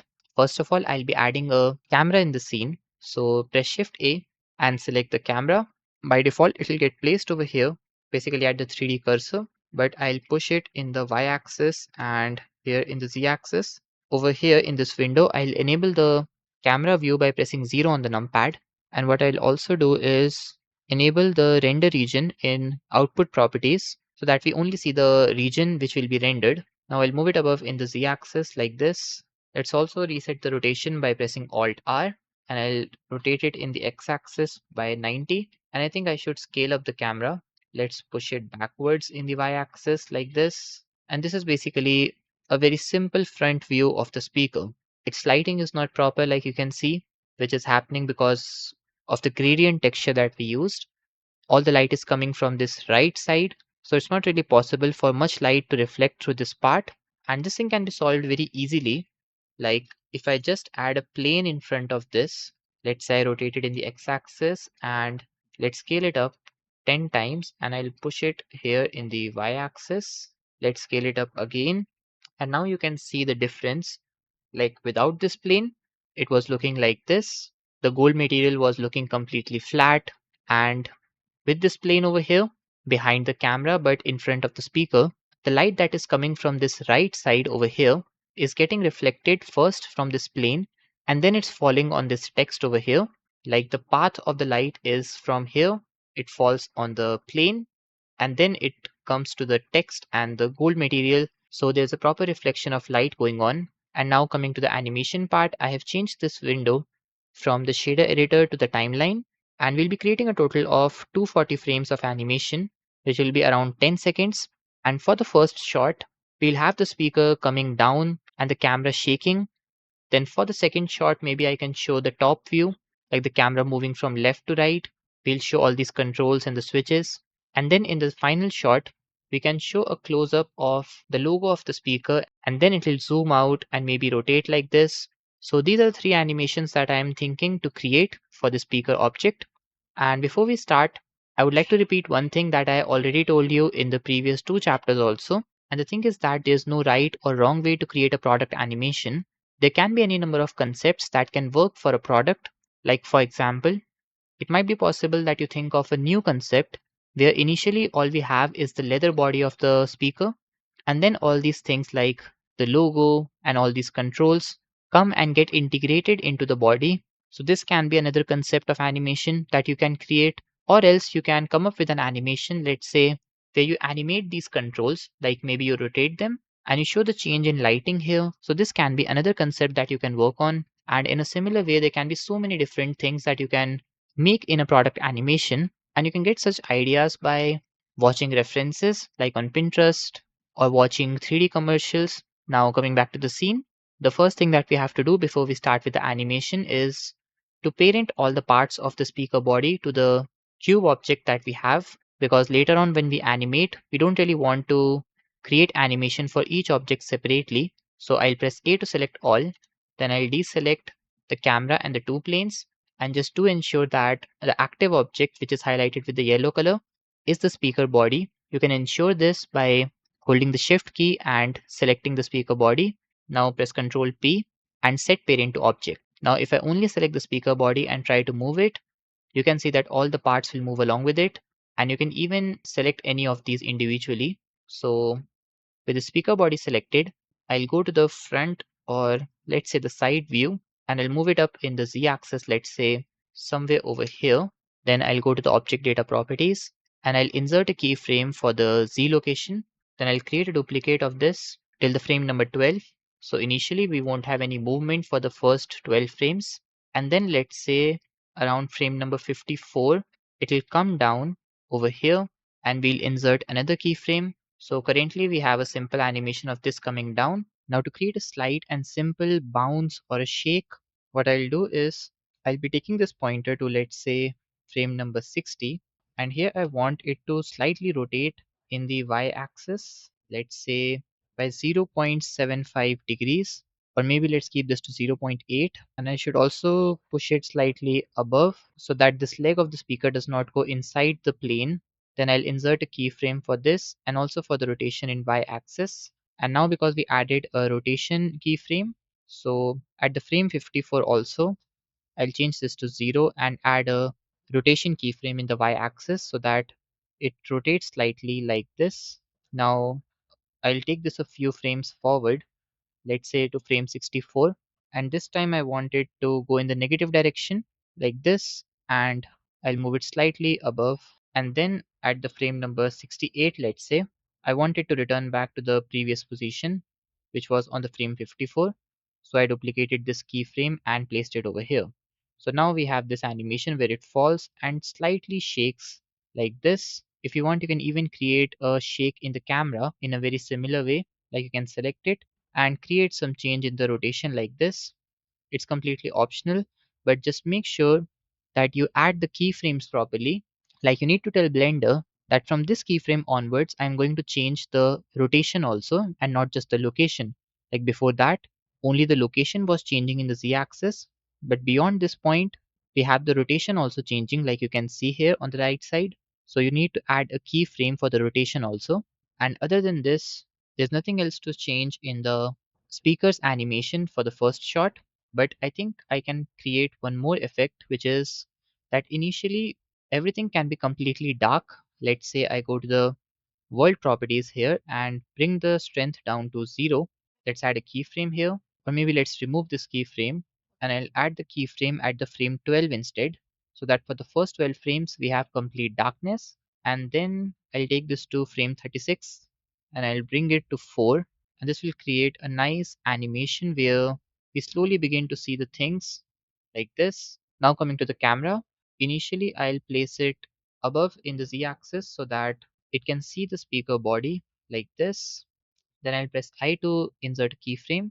I'll bring it to the keyframe 60 and let's keep it like this and also rotate it and push it in the x-axis like this. Just make sure that it's in the center, something like this. Feel free to control the z-axis rotation also if you want to give it a nice rotation like this. Then I'll press I to insert keyframe, and this is how the animation will look. This is a preview, so you can expect what the final animation will look like. But I think that we can go with this. There's nothing else to change here. Maybe I can just push this slightly over here for the frame number 60 in the Y and X axis and press I again to save the changes in the keyframe. And this will be the first shot of the animation. And we'll be keeping it to a total of 72 frames. If you want to keep it longer, you can do it, but I think 72 will be fine. So we'll go with this. And now you can just go to the output properties, set the resolution that you need. I'm going for the default 1920 into 1080 pixels. You can set the output path here. And in the file format, I'll advise you to go with the PNG, which is for the images, and then compile it into a video by using a video editing software like DaVinci Resolve. But if you want, you can go with video also. But the image is much more reliable and a safer method. Then in the render properties, just make sure that the cycles with GPU is selected, and the render settings, you can try to increase this to 0.03 or 0.05. And the samples, I don't really think we need these many samples. Like you can go with 512 or 1024, and you can even turn on the denoisy in this case. You won't lose any details. So you can go with this, and to render it, just go to render and select render animation. Now this is the final result for the first shot. And now coming back to the scene, let's create the second shot. And for this, I'll be creating a new scene. Like you can see here on the top right part, we have this default scene opened, but you can even create a copy of this scene to create another animation. So you can click here and select full copy, and this will create a complete copy of the previous scene with the name scene.001. And if you want to get back to the previous one, you can click here and select the original scene. Now what I'll do is I'll first remove the keyframe from the environment strength so that we get a consistent lighting for the second animation, and then I'll select all of the objects by pressing A and press A to select all the keyframes and delete so that we no longer have the previous animation in the timeline. After this, I'll go to the top view, and for the second shot, I basically want a top view animation of the camera, like it moves from left to right. So while being in the top view, if I hold Control Alt and 0 on the numpad, this will switch the camera position to the top view. Then I'll enable the lock camera to view so that I can adjust the camera position properly like this. And now I'll be creating an animation of this camera moving from left to right. So I'll first move this in the x-axis, let's say over here, press I to insert a keyframe, and then I'll take this to, let's say, frame 54 or frame 60 and move it in the other direction in the x-axis like this. Let's say I keep it till here and press I to insert another keyframe, and this will give us a smooth animation. Now if you scrub through the timeline, you can see that we're not really getting the perfect reflections on these metal parts. And for this, I already told you that you can add a plane object on the top and try to change its position to get the perfect reflections. So let's say I press Shift A, then go to Mesh and add a plane. Let's scale it up 20 times, or maybe let's scale it up even further and move it above in the Z axis like this. Then this is how the light will react to the reflections. In fact, we can even give this some noise texture. Like if I go to shader editor and press Shift A to add the noise texture to the base color, you can see that we get a variation in the reflections. If I increase the scaling, you can clearly see the changes. And I also think that we can animate the scaling in noise texture to give it an even better and a dynamic look. Like initially at frame 12, I'll keep this to 5, press I to insert a keyframe, and then till the last frame, we'll keep on increasing this till let's say 40 and insert another keyframe. And as the scaling value changes, the way the light reflects will also change. Another thing that you can do is to change the position of this plane from bottom to top. Like initially we can make the scene darker like this. Let's say over here, I press I to insert the keyframe, and then let's say at frame 36, it moves up so that we can see everything much more clearly, and insert another keyframe. This will give us a nice animation of the camera moving from left to right, and the way the light reflects will also depend on the scaling of noise texture. So that will also look very nice. Also, I think I should make this a shorter animation. Maybe I should keep this till the frame 60 only. We don't really need 72 frames for this animation. And other than this, if you want, you can try to change the environment lighting depending on how you want the scene to be. Like initially you can make it dark and then you can introduce some light, or maybe you can make other changes in the texture or any other property of this plane which is changing the reflection of the light. So all this depends totally on you. You can even create an animation where the emission strength of these can vary. Like you can select these and maybe initially they are reduced to 0, but then slowly their light comes. Like you can animate this property. So you can do all these changes in order to create your final animation. And with this, we have the second shot ready, and you can see the final results here.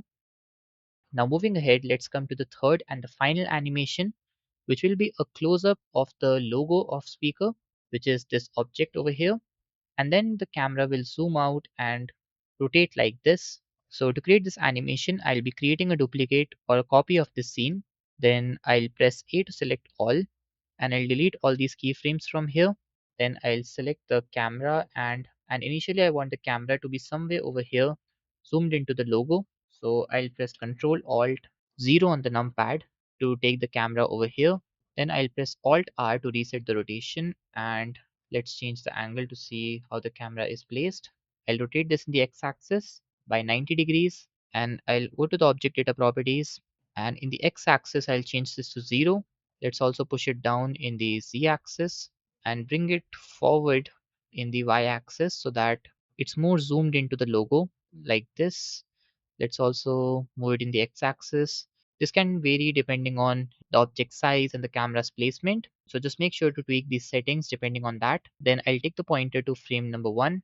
And in this case, I think the animation will be around 72 or 90 frames. So you can change the end value depending on that. For now, let's keep it to 72. We'll adjust later on if we need. Now press I to insert a keyframe for the first frame, which will be over here. And then at around frame 60, I want this to move back in the y-axis like this and create a very similar effect like we created in the first shot, like rotating in the y-axis and x-axis. And maybe let's bring it closer like this and press I to insert a keyframe. This will create this animation where initially we have a zoom in on the logo, and then it zooms out and rotates like this and creates a simple and nice animation. Apart from this, you can even try to change the position of this plane, just like I told you to do with the previous shot, because this one will also change the way light reflects on the front part of the metal. Like you can see this strip and the logo. So you can adjust all these things. You can even apply the noise texture like we did before, or else you can go to the environment settings and try to change these values, or maybe you can animate these. So you can adjust all these settings. And finally, this is the compiled animation of the 3 shots that I rendered. It's somewhere around 200 or 240 frames, and I try to keep it very simple, focusing more on the brand and the details.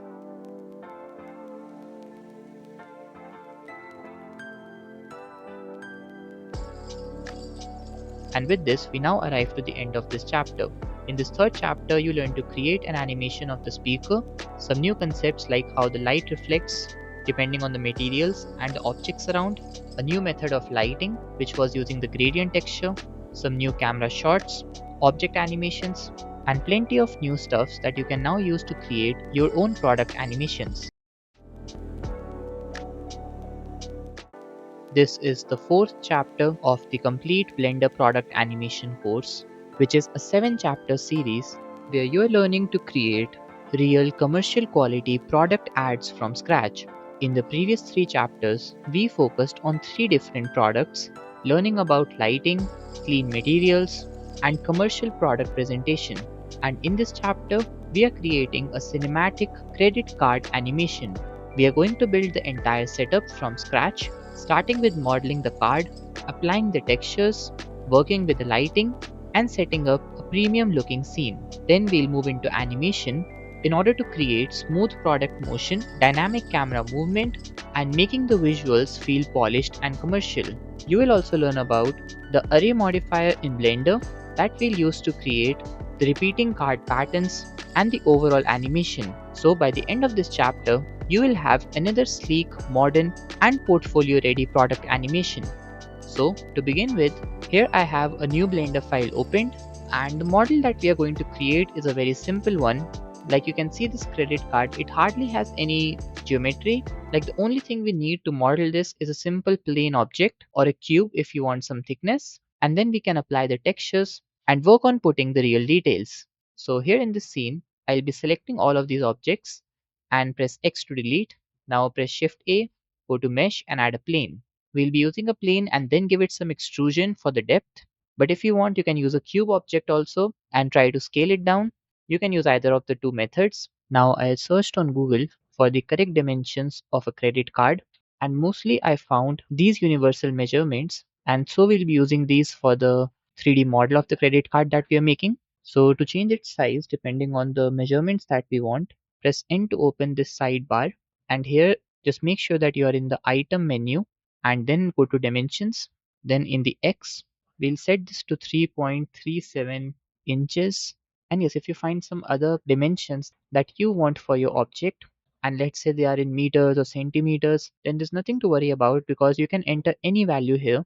And then after typing the number and pressing the space key, you can just type M for meter, cm for centimeter, in for inches. So it's totally up to you that what is the unit of dimensions that you're going with.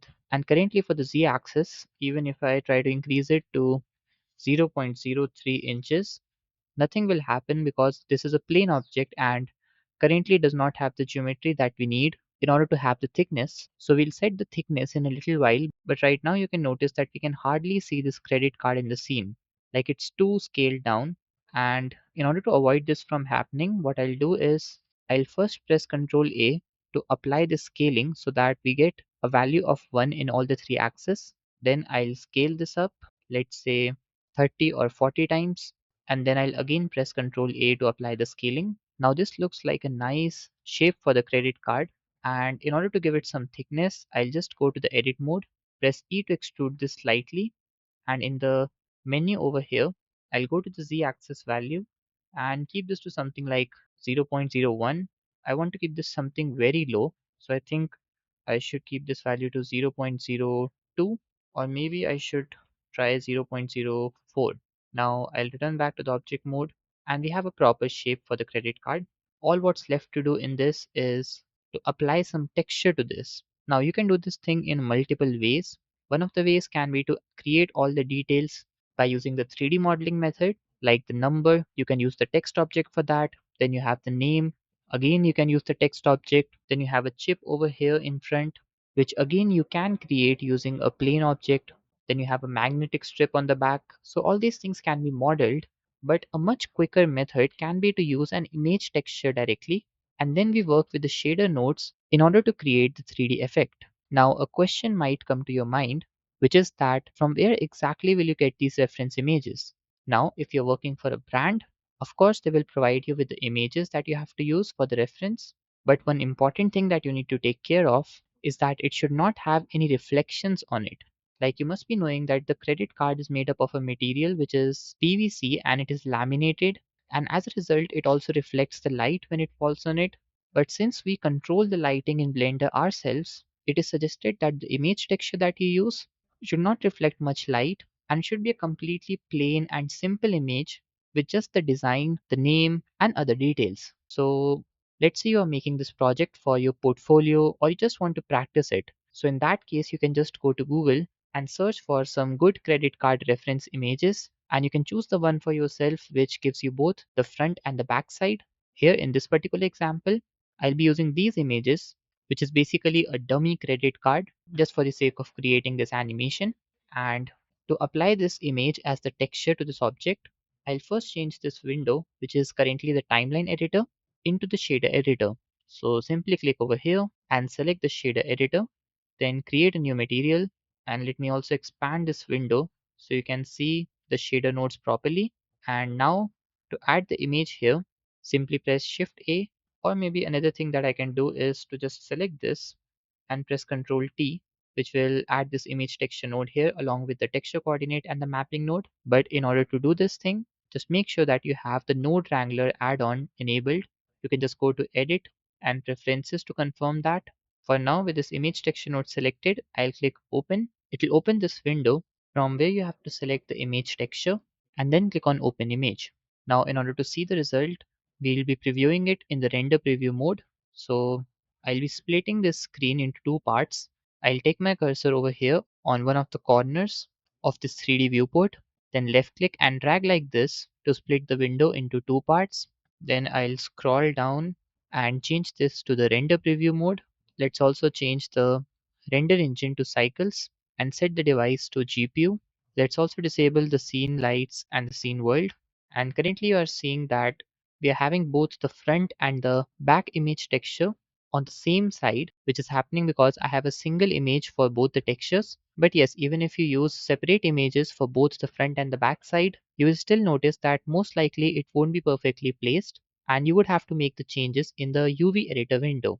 So I'll switch this window from shader editor to the UV editor. Then I'll go to the edit mode by pressing the tab key. And here you can see that we have this complete image, both the front and the back side. And currently I have selected all the vertices by default, which is also being shown in this UV editor. Like you can see all the vertices selected. Let's say I deselect all of them. Then same thing happens here in the UV editor. Now what I want to do is I want to select the vertices only on the top part. So press 3 for the face select mode and select this face on the top, and currently you can see that the bottom face is not selected and even these thin corner faces are not selected. So this is exactly what I need right now. And with this, if I go to the UV editor and try to press S to scale this down, then you can see that I can control the way how this texture appears. So for this top face, I want this to be scaled down in the Y axis and then I'll adjust its position like this. Basically, the controls are the same as what you do in the 3D viewport. So simply adjust the position and the scaling and do the same thing with this bottom face also. Like first of all, I'll scale it down and then adjust the position properly along with the view. And I'll also disable the overlays here so that we only see this final result here. Other than this, I also think that I need to select the corner edges in order to make the card rounded. Like you can see here that the corner edges are round in the image. So to create a similar thing here, what I'll do is I'll be selecting, let's say this edge over here, and then I have to select the other three as well. So I can use a shortcut which is to go to the select menu, then go to select similar and select similar length. This will select the four vertices. If you want, you can check it if they are selected or not. Now press Ctrl B to apply some bevel and let's keep it to something like this. Let's also adjust the amount to maybe 8 and the width, let's say 0.1 or 0.15, and this is how the card looks. Now there are a lot of changes that we have to make here, especially on the back side, but in terms of the shape it's really looking very nice, so we can go with this. Now moving ahead, the next thing to do here is to make this lower part completely perfect. So for this, the best approach will be to select all the vertices or the faces, then go to the UV menu over here and select Smart UV Project, then click Unwrap, and you would have to do some of the work again. But the benefit of using this method is that you can easily select any face and control it individually, unlike before, where all the vertices connected to the mesh or the face used to get influenced by the selection. So that won't happen now. And now this is the top face here. So what I'm going to do is I'll disable this for now, and I'll rotate it by 90. Press G to move it over here. We'll adjust it finally by looking at the render preview mode also. But for now, let's again set the basic shape like we can see here. I'll scale this up, and I think that this can be really nice for the top face. Then for the bottom, I'll select this, then press R to rotate it by 90. Press G to move this over here. Let's scale this down like this, and just make sure that the face that you're controlling here remains as much as possible in the image texture only and not in the white background. Otherwise, you will notice the issues in the image texture.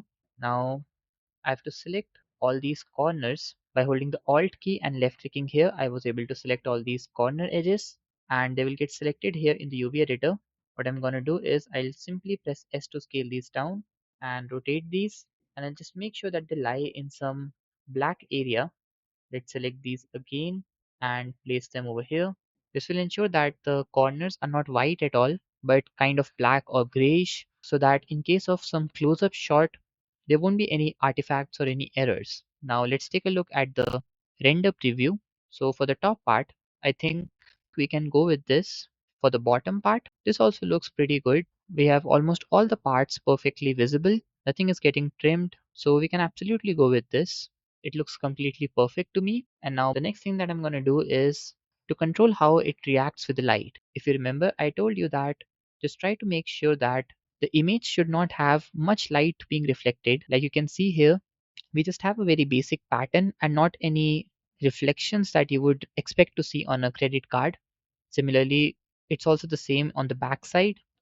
And so this means that now we have to control how it reacts with the light. For example, in the reference image, you can see that this black is very different from this one, and this is happening because of the way it is reacting with the light. But let's say if I go to this metallic value and change this to 0.5, then the color of the texture gets darker. So we have to make these adjustments, and it's better if I go to the shader editor window. So I'll have the principal BSDF node to make all the changes. Here I think for the metallic, I'll bring this up to 0.75. This will give it a nice metallic look that we need. And for the roughness, I don't really want such a high roughness value. I want this to feel very smooth and reflecting in nature instead of being a more rough surface. So I'll keep this to 0.25, and now it's looking even much better. Like you can see this. So it looks pretty good. Other than this, you can go to specular and try to play around with the value of anisotropy. Like if I change this to 1 and then in the anisotropic rotation, let's try a value of, let's say, 0.25.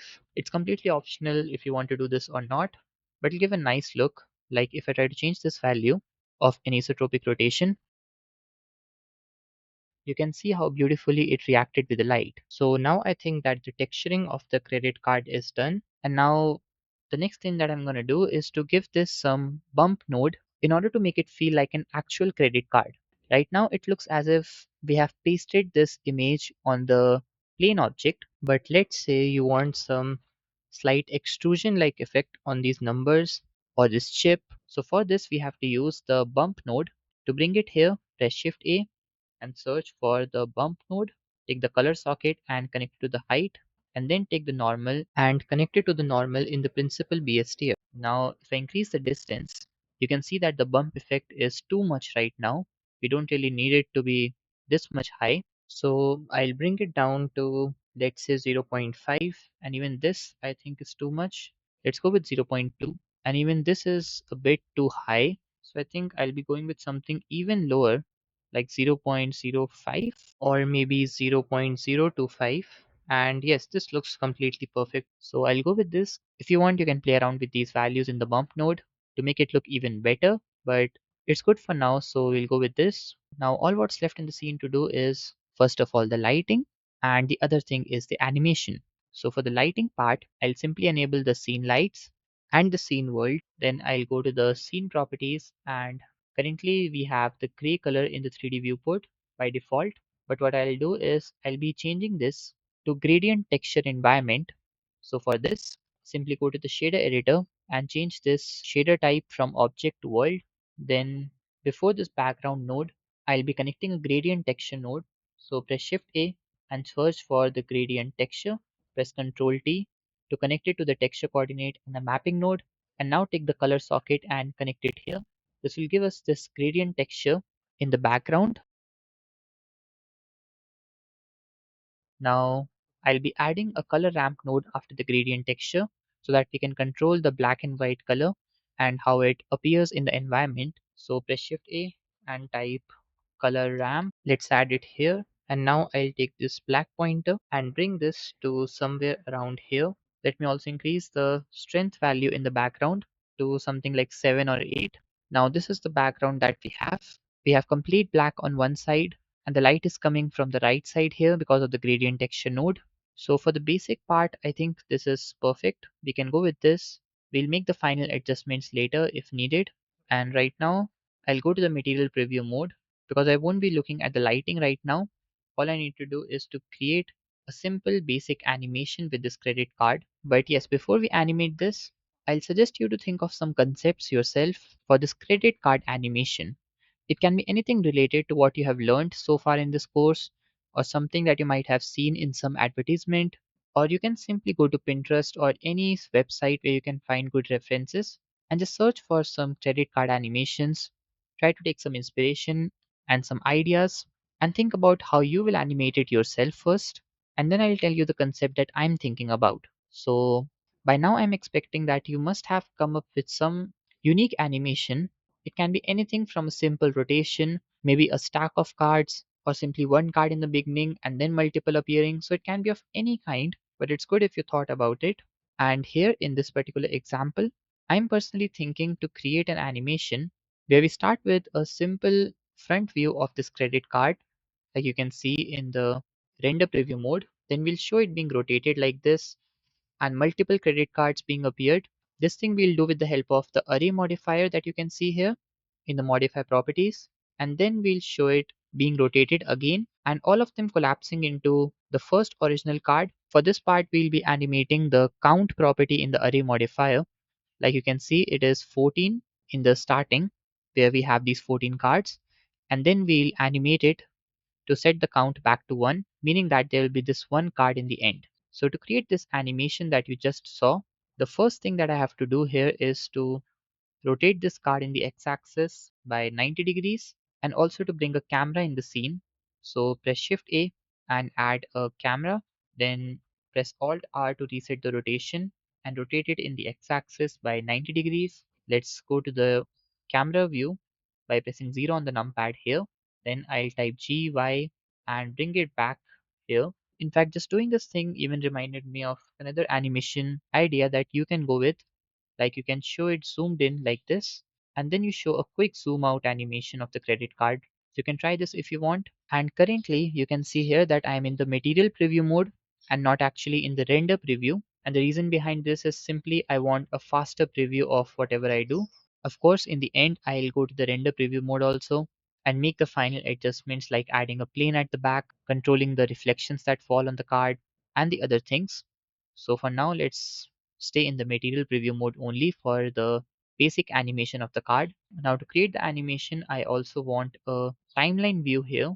So I'll take my cursor over here and split this window, change this to the timeline editor. In fact, I think I don't really need the shade editor window right now, so I can reduce its size. And then after this, the next thing to do is to go to the modify properties and create an entire row of credit cards, which will be behind this one. So in the camera view, you won't be able to see it, but when the card will rotate, all of them will be visible. So in the modify properties, I'll go to add modifier. Then in generate, I'll select the array modifier, set the count to something like 14 or 16. And in the offset X, I'll change this to 0 because I don't want these to appear like this in the x-axis. Instead, I want these to appear like this in the local z-axis. Basically, they should appear behind the credit card, which is the first one. In fact, I think even better than this, I can just go to the offset method and change it from relative to offset. And then in translation, I'll keep x and y to 0, and in the z-axis, let's go with minus 0.7 or minus 0.8 like this. Or maybe I think you can go with -1 if you want to increase the distance. Like you can check it by rotating also how much distance you need. Now for the initial frame, I think I should push the camera slightly back, then select the card and go to the object data properties where we have all these location rotation values. And in this, I want the rotation to happen in the y-axis like this, and I also want it to rotate in the x-axis like this. Other than this, I might also want to scale it down so that it will be visible in the scene properly. And I also think we'll be keeping it like this. So you can see that we are changing the values of scaling in all the three axes. We will also be changing the rotation value in x and y and the location value in the x-axis. So let me just undo all this, and with the card selected, I will insert a keyframe by clicking here for the x-axis location, the x and y rotation, and the scaling value in all the three axes. Then let's say I want this animation, basically this part of the animation, to be of around 4 seconds, meaning a total of 96 frames. And here I want that the y-axis rotation should be -90. Then I want it to scale down because it is very big in size. But yes, if you don't want to scale it down, you can even push it backwards in the y-axis. But in this case, I think we can go with a lower scale value like this. It won't really make any difference. Then I'll go to the rotation X value and make it something like this. Let's keep it to 30 for now. And then I also want it to appear over here, but it would mean I will have to keep the rotation value to something like 45, or maybe we'll go with 48. Then in the scaling x-axis, I think 0.76 will work perfectly fine. And in the x-axis location, I'll keep this to -1.27. So now I'll insert a keyframe for all these parameters, which is x-axis location, these two in the rotation, and all the three in the scaling. Now let's take a look at how the animation is appearing. We have this basic animation created where this single card rotates to show all the other cards behind it like this. It's a very simple but a nice animation, and we can use something like this for the first shot itself. Like in actual commercials related to credit cards or finance, also have these types of animation where they show their main product and then they use some motion graphics and other things to create a series of, let's say, different colors. Even you can do this thing very easily if you want. Like currently it is completely black colored, but there's a shader node that you can try using in the shader editor. It's called the object info node, and in that you have a random socket, and you can use that to create variations in the color. If you want to know about it in more detail, you can ask it in the comments or you can join the Discord server. For now, let's continue this. We have created this simple animation here, and here I think if I keep this to 0.74, it'll look even better. So I'll replace the keyframes. And now if I, let's say, take this to 132 and make any change here. Let's say I just change the x-axis location and add a keyframe here. Then you will notice that when I play the animation, then it doesn't really look very nice, especially in this ending part. Like it doesn't stay like this for even a single frame. It animates like this and instantly it goes to the right side. So the solution for this is to simply have a gap in the animation. Like you show this still for a few seconds and then you move on to the next thing, which can be, let's say, you want to rotate it or you want to move it, but do that thing only after you have a gap for a few seconds or a few frames. So here I will select this keyframe that I inserted for explaining you this example, and I'll delete it, and I'll be selecting this keyframe which is for the frame 96. And since I need to create a gap here, or basically to keep this still, I'll be duplicating this and I'll place it at frame 120. This will add a gap of 1 second. There will be no animation happening. It will look exactly the same in this time period. And I've not kept it very long, like it's just for a single second. We have a total of 24 frames. So it'll look very nice. And now I'll take the pointer to somewhere around frame 156, or maybe I'll keep it longer to frame 192. And this time I want it to rotate like this. Let me also change this to 0 degrees, and I'll also keep the x-axis location to, let's say, 0. And then I want these cards to emerge into this single card, something like animating this property like this. So there are a lot of things that will go on here. First of all, I'll go to object data properties and insert a keyframe for the rotation and the location values. And then I also think I'll go for the scaling values and very slightly increase this to, let's say, 0.8. Then insert a keyframe here. Then I'll go to frame 120 where we had these, and this is how they will animate. We still have to animate another property, which is translation here. So in the z-axis, I'll add a keyframe for the frame 120, and then I'll take it to the final one, and we'll reduce these to, let's say, 0. Then I'll insert a keyframe here, and let's play the animation to see how it looks. I'll play it from the starting.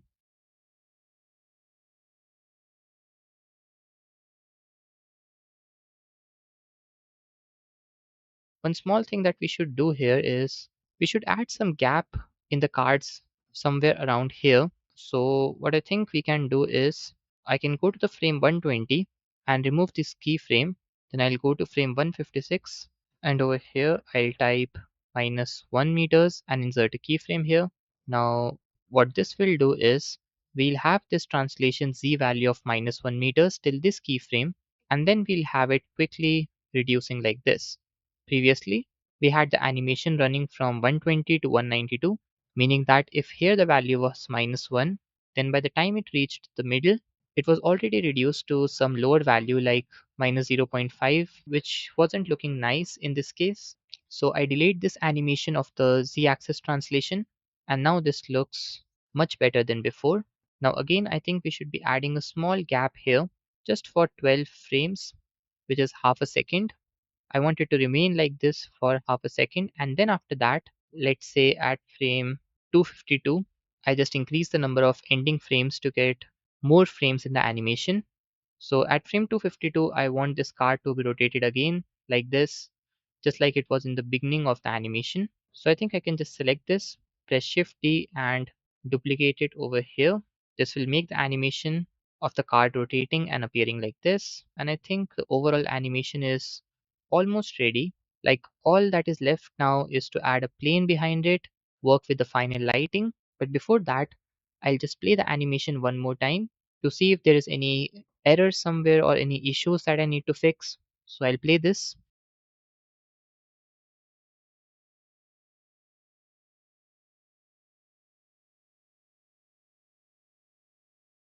So we're done with this part of animating the credit card. Before we move to the lighting, let's also go to the graph editor in order to make all these animations smooth. If you don't know about this concept of making the animation smooth by using the ease in, ease out, and controlling the graphs, then I would suggest you to watch the initial 2 chapters of this course, because there we understood all these things in much more depth as compared to what we're doing right now. So for now, what I'll do is I'll join this down so that all we see is this graph editor here.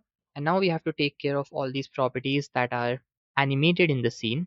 And yes, there's one more thing, that around the frame 192, we see that all these cards basically emerge into this first card.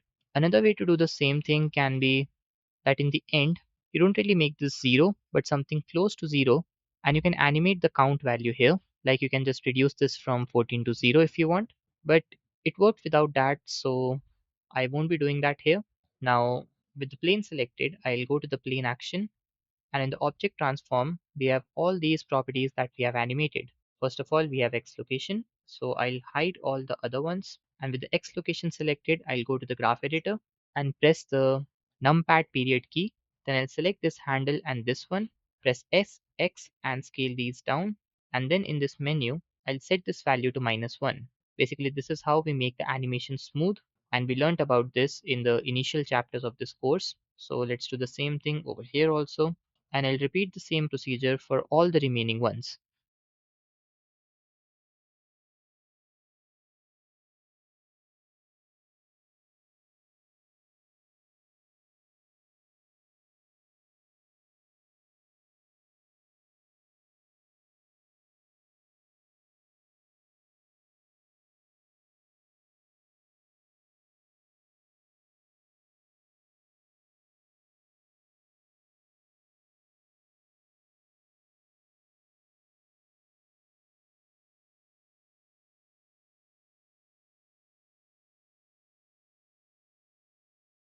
Now we are done with almost the entire animation, and the next thing that we'll be doing is to work with the actual lighting that we'll see in the final render and also make some animation with it if possible. So I'll go to the render preview mode, and the first thing that comes to my mind when I see this is there must be some background plane, because a black color background for a dark credit card is not going well in terms of contrast. So I'll press Shift A, go to mesh and add a plane.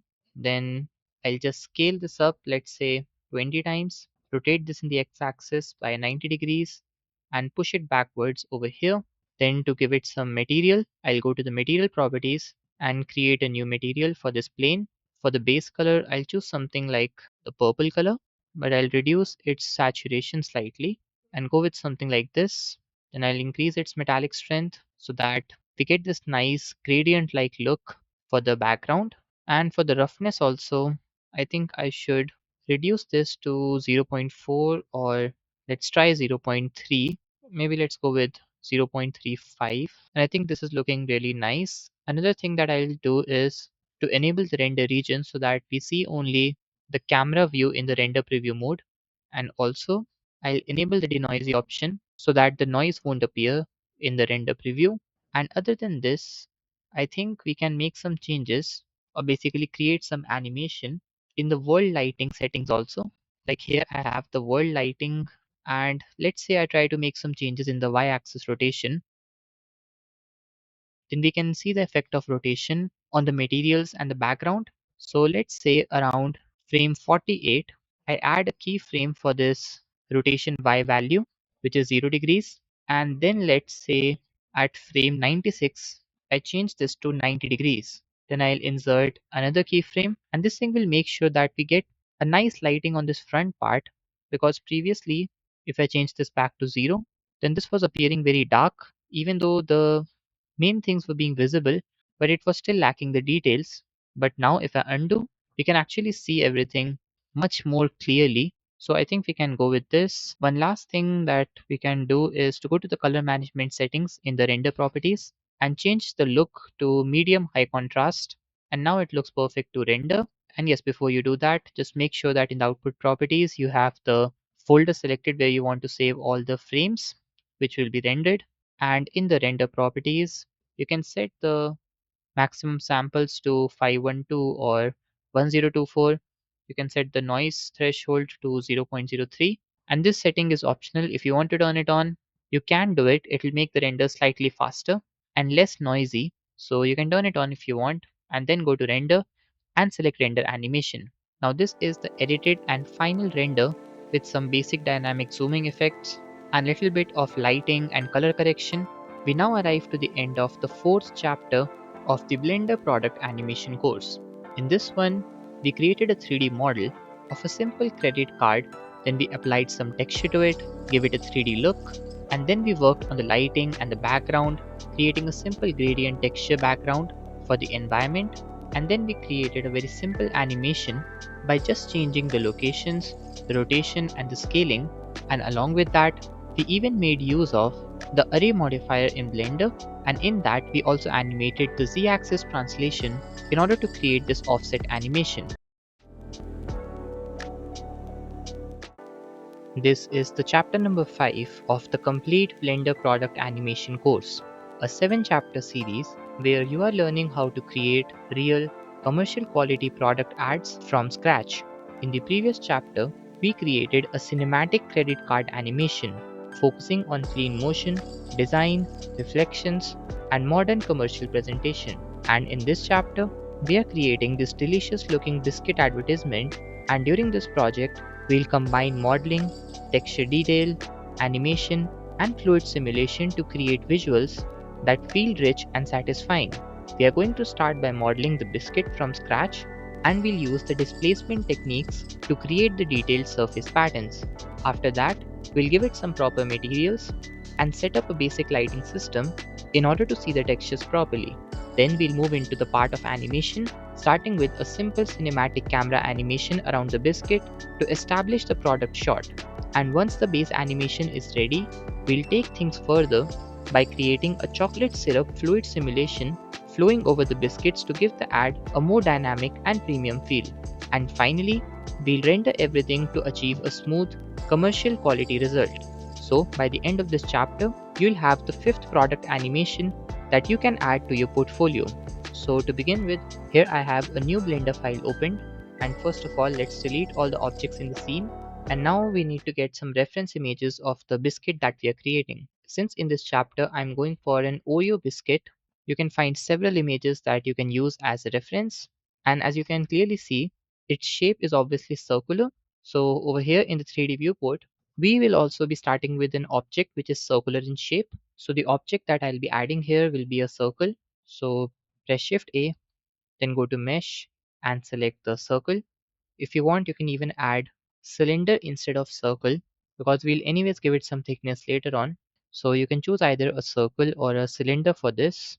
Now in this bottom left corner, we have this add circle menu, and I think we can go with 32 vertices, which is default. So we won't be changing anything here.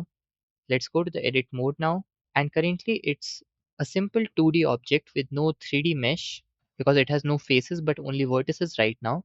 I'll press A to select all the vertices, then press E to extrude, right click to cancel the movement, and press S to scale them down like this. And then I will be filling the faces over here, but instead of using the fill tool, which you can access by pressing F, I'll be using another tool, which is the grid fill tool. So if I press Ctrl F, this will open the face menu, and here we'll have two different options, the fill option and the grid fill. If you don't know the difference between the two, I'll explain it to you in short. See, the fill option simply fills one or multiple faces in this selected area of vertices, and you can even access it using the F key, which is more commonly used. Like you get a single face made up of all these vertices. But the problem with this is that it lacks geometry. It's a simple n-gon face, and during the process of modeling, it's always suggested to go with the quad faces as far as possible. Quad faces are basically those which are made up of four vertices, and this one is made up of more than four, so this is an n-gon. As a result, I'll undo, then press Ctrl F and select grid fill, and you can see that this one gives us all the quad faces. You can control the span and the offset value to get different types of results. You can change these values depending on how smooth and in which rotation you want the vertices to be placed. This will give us a simple circle, but to give it some thickness, I'll go to the edit mode and press A to select all. Then I'll press E to extrude this up in the Z axis. Let's say something like this. I think I should push it slightly downwards. And currently the surface looks very flat. So what I'll do is I'll go to the modify properties here and give it some subdivision surface modifier. So go to add modifier and search for subdivision. Let's keep the levels viewport to a value of 2. Let's also right click to apply shade auto smooth. Now if you take a look at this biscuit image that we are going to model, you can see how detailed its surface is. Like we have the text Oreo, we have the design around it, and modeling all this using the regular modeling techniques in Blender can be a bit time consuming. So what we can do instead is we can get an image or PNG of this entire design, and then we can use some displacement settings to create this design on the top surface of the biscuit. So to do this thing practically here, let's first go to the render preview mode, and let me also change the render engine from Eevee to Cycles. The reason for doing this is that we'll be making the changes in the material and not actually in the geometry. So when we go to the solid mode, we'll see it like this only. But when you go to the render preview mode, you'll be seeing the actual biscuit with the design and the rest of the things.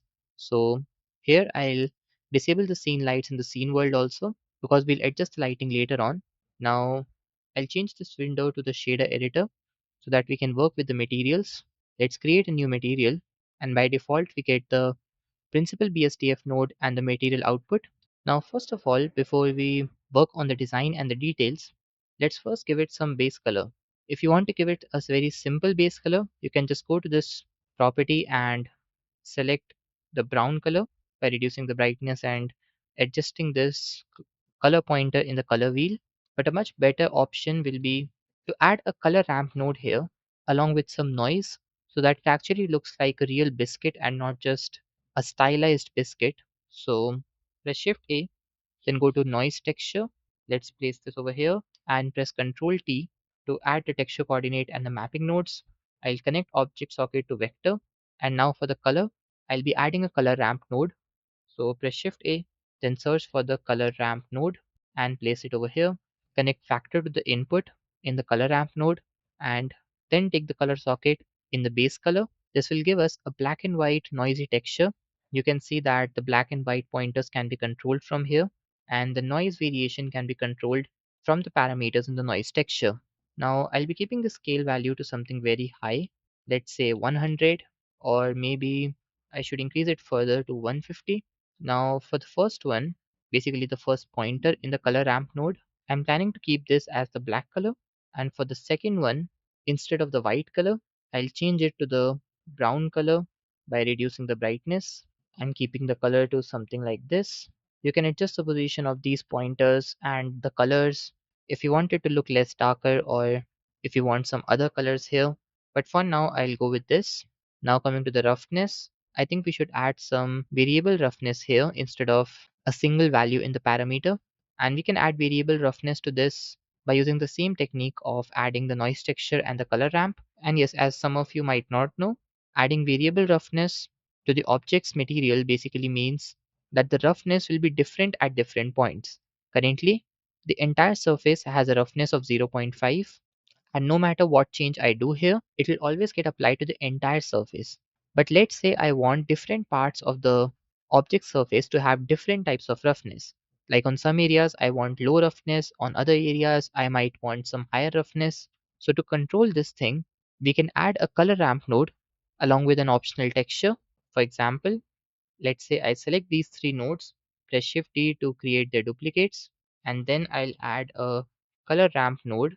Let's place this over here and connect this to the roughness value here. Now you can adjust the position of different pointers and you can even adjust the scale value. Let's also go to the vector mapping node and try to adjust the scaling value like this. Now we'll adjust it later on if needed, but right now to give it some bump effect or basically a 3D look, I'll be selecting this color ramp node and create a duplicate. Then take this noise texture which was connected to the base color and let's adjust the position of pointers. I'll basically keep them to something in the middle. Now let's add the bump node and place this over here. Connect the color socket over here and connect the normal in the principal BSDF. Now to control the bump strength, let's go over here and try to increase it. Let's say I keep this to 2. Then you can notice that we now have this irregular 3D effect or a bump on the surface, which will give this a biscuit-like look when we add the design and the displacement to it. So currently we can go with this. We have a nice rough and noisy surface for the biscuit. And now the main thing is the Oreo design that we need on the top. And for that, I have this image that I downloaded from Wikipedia. I'll drop its link in the description. You can download the JPG file. Now I have to bring it here in the shader editor and connect it to displacement. So press Shift A and search for the image texture. Then click on open. Then select the JPEG file and click on open image. Now for the displacement, press Shift A and search for the displacement node. It will help us to connect the image texture to this displacement socket. Now take the color socket here and connect it to the height and then take this displacement socket and connect it over here. Now we can't notice any changes here because by default the displacement effect is not enabled for the material, and to enable it just go to the material properties and scroll down, then go to settings, and in the displacement change this from bump only to displacement and bump. This will ensure that both the effect of displacement and the bump is visible on the object's material. And now what we have to do is to tell Blender that where exactly we want the Oreo texture to appear. So for this, I'll go to the top view and let's change this window to the UV editor. Then go to the edit mode, press A to select all, and you can also see that we have the Oreo image over here.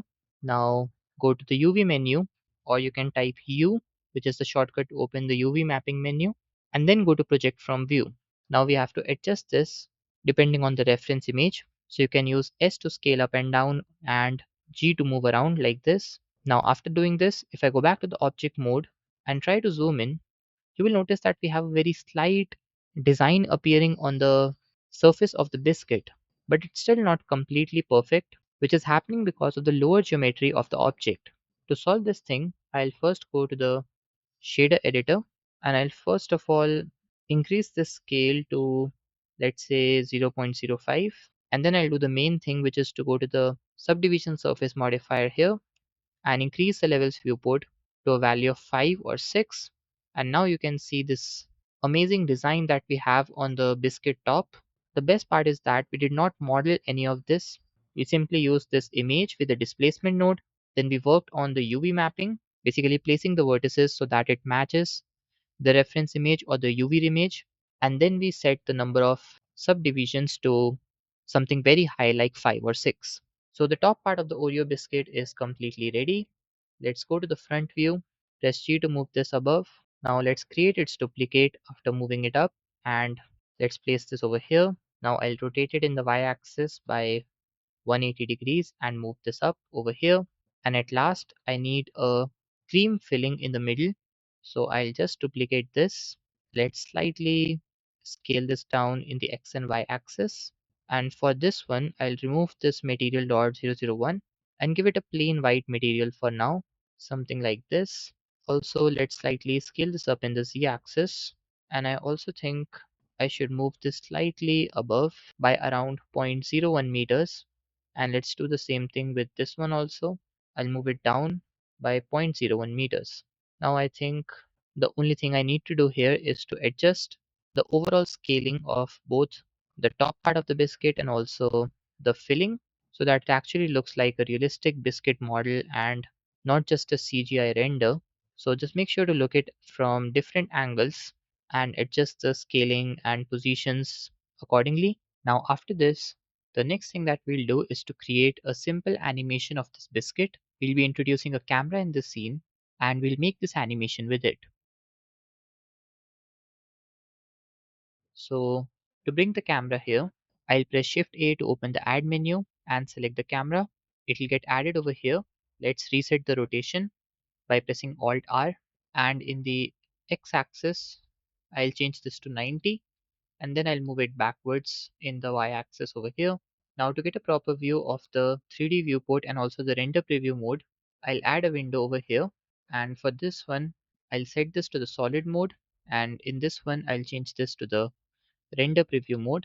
Then I'll press 0 on the numpad to go to the camera view, and I'll also press T to hide this side toolbar. And let's also disable the overlays and the other things.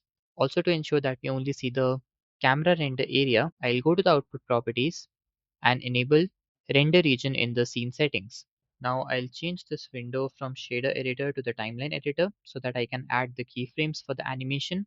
Then I'll select all the parts of the biscuit, or maybe I think first I should select the top part, then go to the modifier settings and change this to 2 for now. This will reduce the detailing that you see in the viewport, but for the final render version I'll change this to 6 so that you get proper details like this bottom one. So for this one also, I'll change the levels viewport to 2 and the final render version to 6. And for this cream filling, I'll set this to 2 for both the levels viewport and the render because it does not have any details like the other parts of the biscuit. Now with all the three of them selected, I'll rotate them in the x-axis by 90 degrees, and I'll then rotate these in the z-axis by 90 degrees like this. And let's go to the camera view. Now I'll select the camera and move it slightly above. And for the first shot, I think I should go to the top view, press G to move this camera over here and rotate it like this. Let's push it slightly backwards and adjust the positions and the rotation properly. And here I think that in the Z axis, I should keep this to something like 40 degrees or maybe 42. Like I'm basically planning to create the animation of the camera where it basically rotates around the Oreo biscuit till it reaches over this angle where we have the biscuit like this. And then these two parts of the biscuit basically get separated out, showing the inner filling. So this is what I'm planning to create. For the first 40 to 60 frames, only the camera will be animated, and then after that I'll animate the biscuit. So I'll select the camera at the frame number 1, and let's expand this window slightly. Then to insert the keyframes, I'll go to the object properties and I'll be inserting a keyframes for all the three values in location. And for the rotation, I don't think we'll be changing the X or the Y axis. We'll only be changing the Z axis rotation if needed. So I'll insert a keyframe for this parameter also. Pointer. Then I'll take my pointer to let's say frame 48, which means that the length of this part of the animation will be 2 seconds.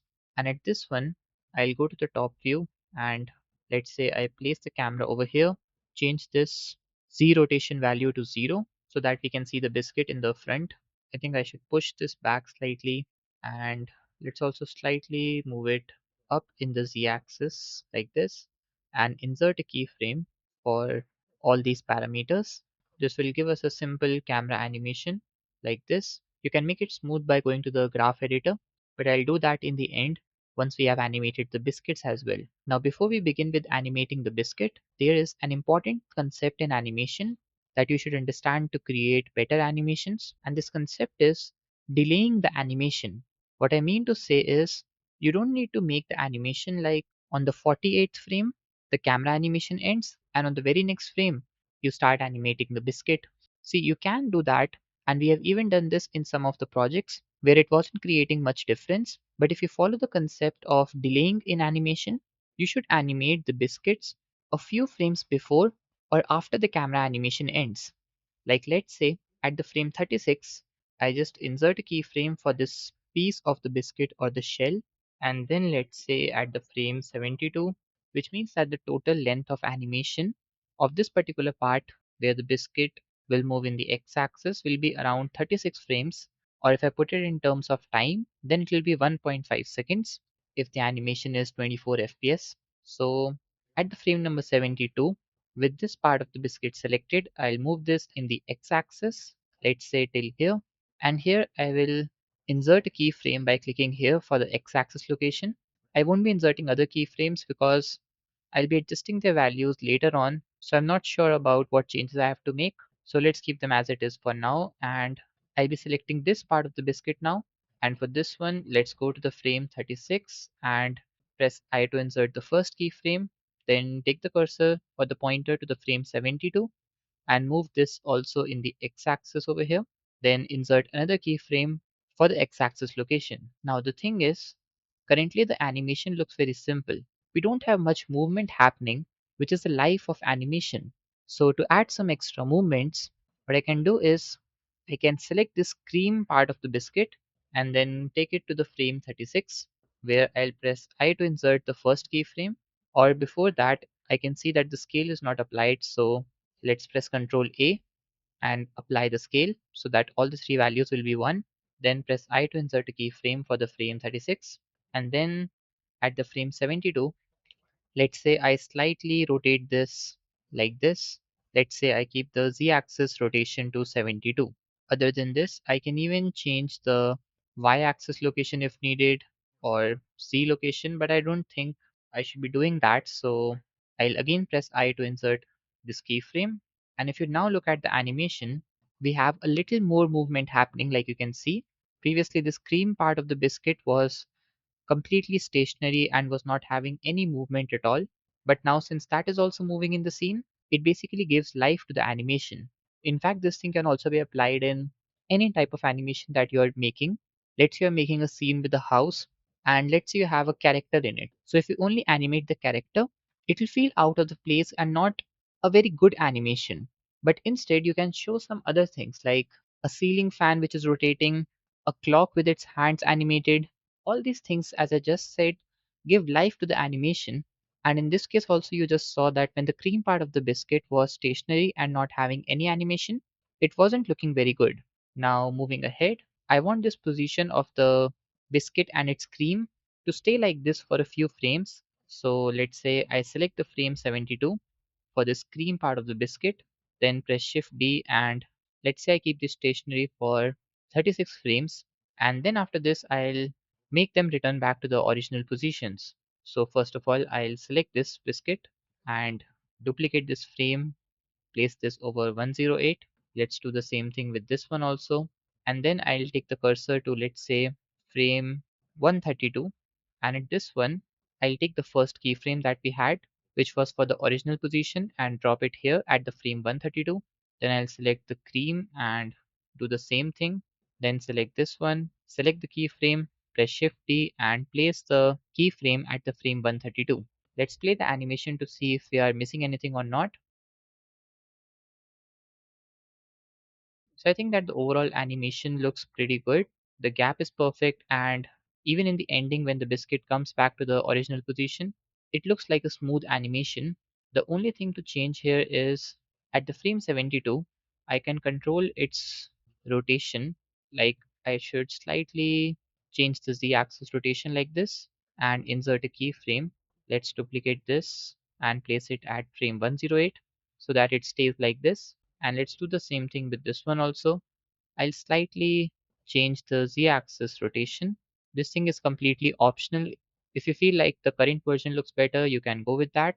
I'm just trying to test how it will appear in the final version. So let's play the animation one more time to check it.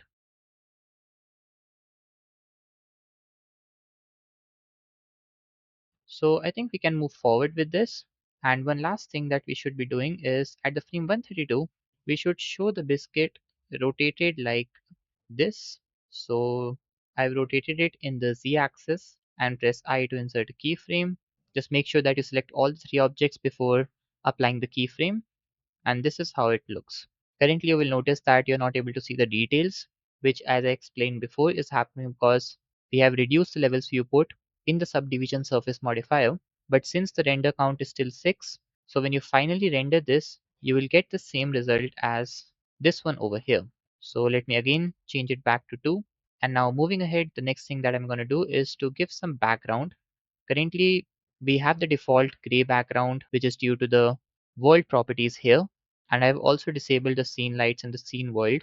So let's make some changes in the world settings. So I'll first change this window from timeline to the shader editor and change this shader type from object to the world. Here we have the default background node that you can also see in the world properties. So I'll keep it as it is, but along with it, I'll be connecting the gradient texture node along with the color ramp node to control the brightness and other things. So press Shift A, then search for the gradient texture and drop it over here. Then press Shift A again to add the color ramp node, and let's place this one also here.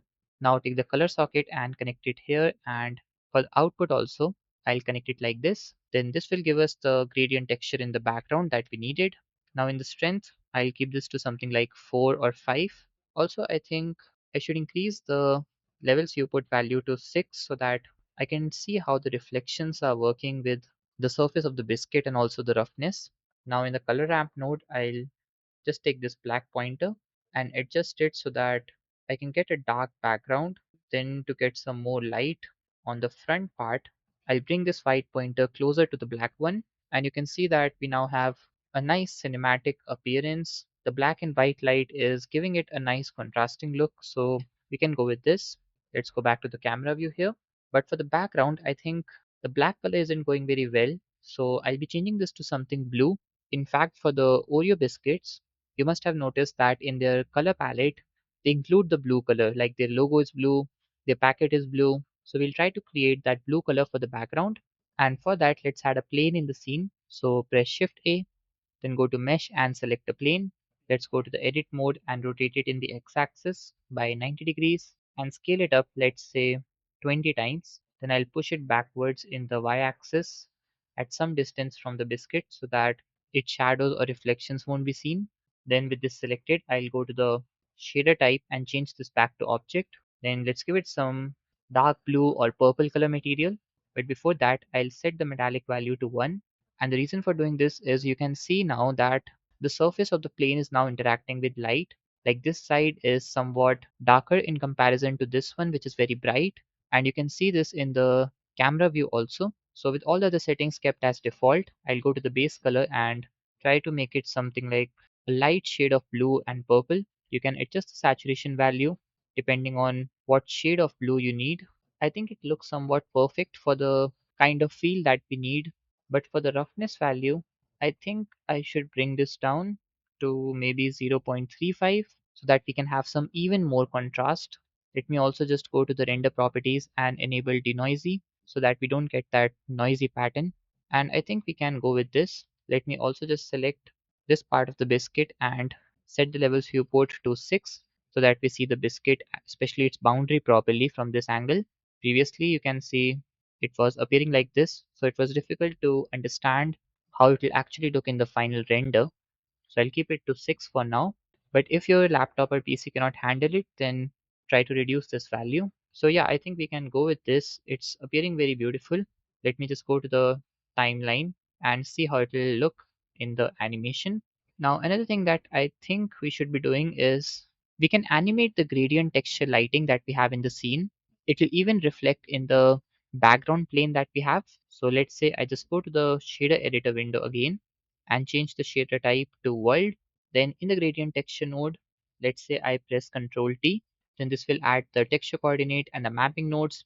And here, if I try to make changes in the Z axis, then you can see how it affects the scene. So let's say I bring one more window over here by taking my cursor here and splitting the window. Then I'll change this to timeline. And at the frame number 1, I go to the Z-axis rotation and set this to maybe -30 in order to make this look dark. Then I just go here, right click and insert a single keyframe. Then I go to the frame number, let's say 48, and change this to 0.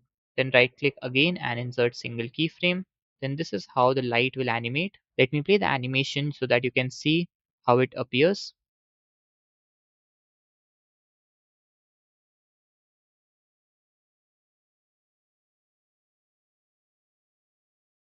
And I think with this, we're done with the first animation of this chapter.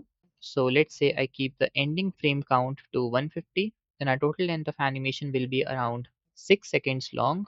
And to render this, just go to the render properties, change the output path depending on where you want this to be saved, set the media type to image or video. I'll give more preference to the image file format so that you don't lose the final renders in case of a power failure or some mishappening. And other than this, you can keep the maximum samples in the render sampling to 512 or 1024, and the noise threshold is a bit too low, so you can change this to 0.03. Keep the denoisy option turned on, and if you want to change the feel of the way how the colors look, you can just go to this look option in the color management and change this to medium high contrast or high contrast depending on what you need. Usually, in most of the cases, I find that medium high contrast gives good results, and most of the times I notice that the base contrast, which is how the scene originally looks, also gives a nice appearance. So you can choose either of the two or any other one also based on your own preference. And once you're done with all that, you can just go to render and render the animation. Here you can take a look at this animation that I have rendered. And now let's move to the second part of this chapter where we'll be creating these fluid simulations with the biscuits. So I think we should set up a new scene with these biscuits. And for this, you have two options. One of the options can be you go to File on the top left corner and select Save Copy. This will save a copy of this existing file with this first animation that you have created. And then whatever changes you make here, like if you add the fluid simulations and other things, it will get saved in this copy which you are using right now. Or else another method can be that you create a new scene within the same file. So if you go on this top right corner, here you can see that we have a scene which is the default one.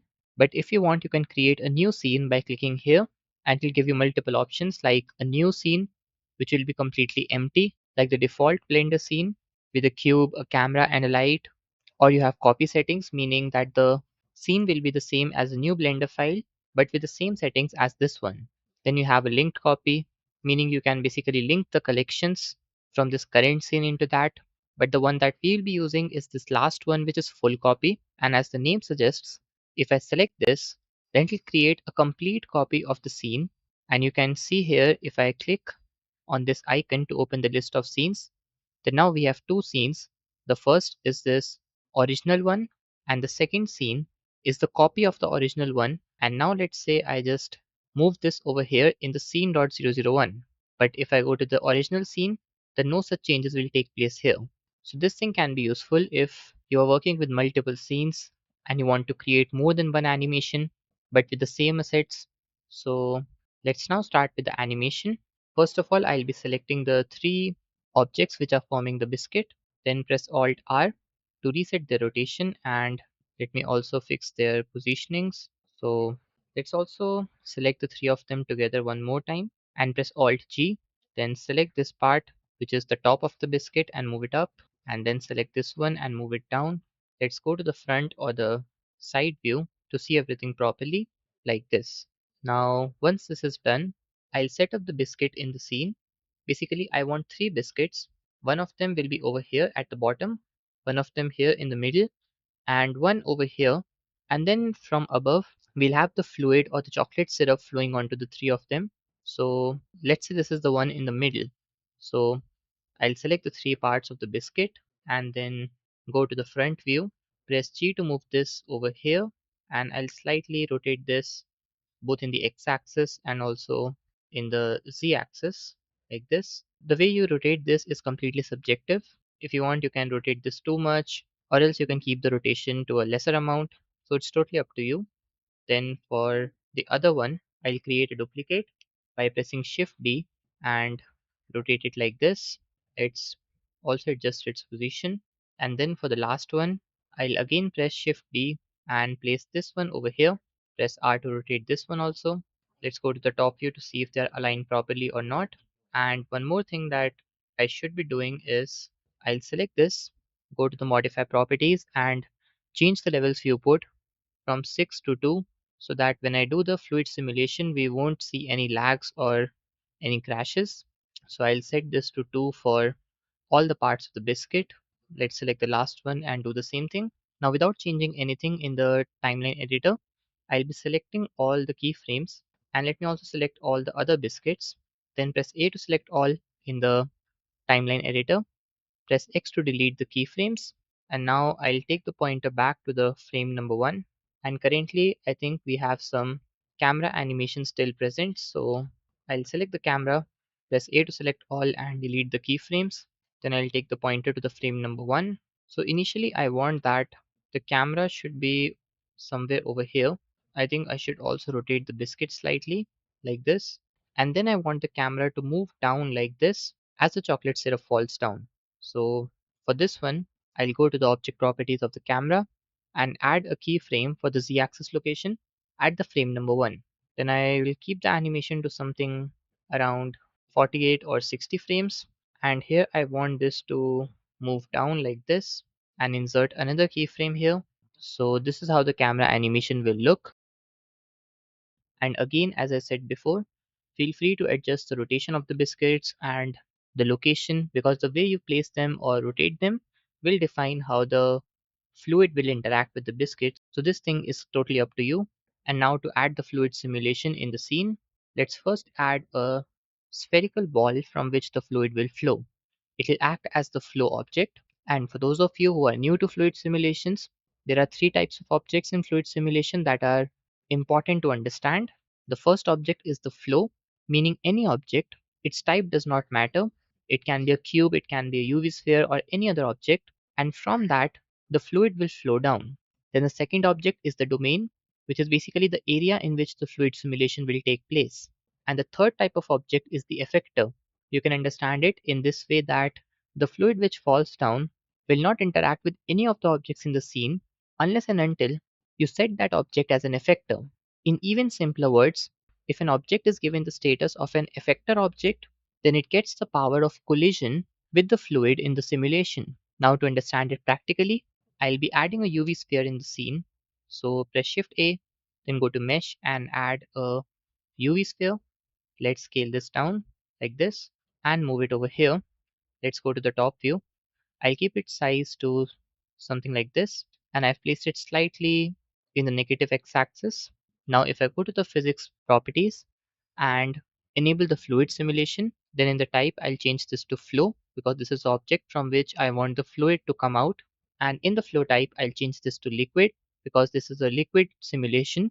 Now in the flow behavior you have geometry, inflow and outflow, and the one that we have to use is inflow, which ensures that the fluid flows out of the UV sphere. In the other two options, the fluid either occupies the space of this UV sphere, like you will get in the geometry option in the flow behavior, or it will remove the existing fluid from the simulation if you set the outflow. But since we do not want either of that, we'll set it to inflow, and the use flow setting is very important. I'll tell you about it when we make the animation with the simulation, but for now, let's keep it as it is. Now the sampling substeps is basically helpful if the flow object is moving because it will add some extra steps or some extra frames. So in this particular example, I'll be moving the UV sphere from negative x-axis to the positive x. So it will be a fast movement, and I think I should set the sampling substeps value to something like 2 or 3. I'll keep it to 2 for now. Then in the flow source, I don't think we need to change anything, but we'll take a look at the surface emission later on. This is an important thing which helps to decide how realistic the flow of liquid is, but we'll get into it later. For now, let's add a domain object in the scene. So press Shift A, then go to Mesh and add a cube. Let's go to the front view and scale this up in the Z axis. And we have to place it in a way that it covers all the biscuits in the scene and also the flow object, but it should not be too big because that will affect the quality of the simulation. So just don't make it extra big. You can ensure this by first going to the front view and adjusting the positions of different vertices. Then go to the side view, and at last you can go to the top view, and I think it properly covers all the biscuits and the flow object. Now in the physics properties, let's apply the fluid simulation with the type set to domain, and in the gas I'll change this to liquid. Now if you take a look at the 3D viewport over here, you will notice we have a small box in this liquid domain that we have created, and this basically represents the resolution of the fluid that we bake. The smaller this box is, the higher will be the resolution and the better will be the quality of fluid. You can control this by going to resolution division. Like if you keep it to something like 100, then it will be a smaller box, meaning a higher quality fluid simulation. But because of that, it will take a lot of time to render. Normally for the viewport previews, it is suggested to keep this value under 100 so that you can take a look at how the simulation will be. And then when you render it, you can keep this value to 150 or 200 or 300 depending on how much resolution your PC can handle. So this is a thing of trial and error. In this particular case, I'll be keeping this to 128. Then the time scale is basically the speed of the fluid simulation. We'll adjust this value later on when we get an idea of how the original simulation looks. If you want to slow it down, we'll reduce it. If you want to make the simulation faster, we'll increase this value. Then again, these time steps give a much higher quality to the overall fluid simulation. Usually you can go with the default ones, but I prefer to go with 8 and 4 in the maximum and the minimum. Now coming to border collisions, these basically control how the fluid reacts with the borders of the domain. Like this is the front, this is the back, left, right, top and bottom, as all of these options are. So when the fluid falls down, it will obviously interact with the biscuits, and after its interaction with the last biscuit that we have at the bottom, it will slow down, and then the question will come, will it interact with the base or the bottom face or not? And this thing is controlled with the border collisions. If you have the bottom face turned on in the border collisions, the liquid will flow down the last biscuit and stay there. But if you disable it, then once the liquid falls down from this last biscuit and it interacts with the bottom face, it will disappear. Similar is the case with all the other parameters. If you turn them on, the liquid will interact and collide with that particular phase. But if you turn them off, then once the fluid or the liquid reaches that phase, it will disappear.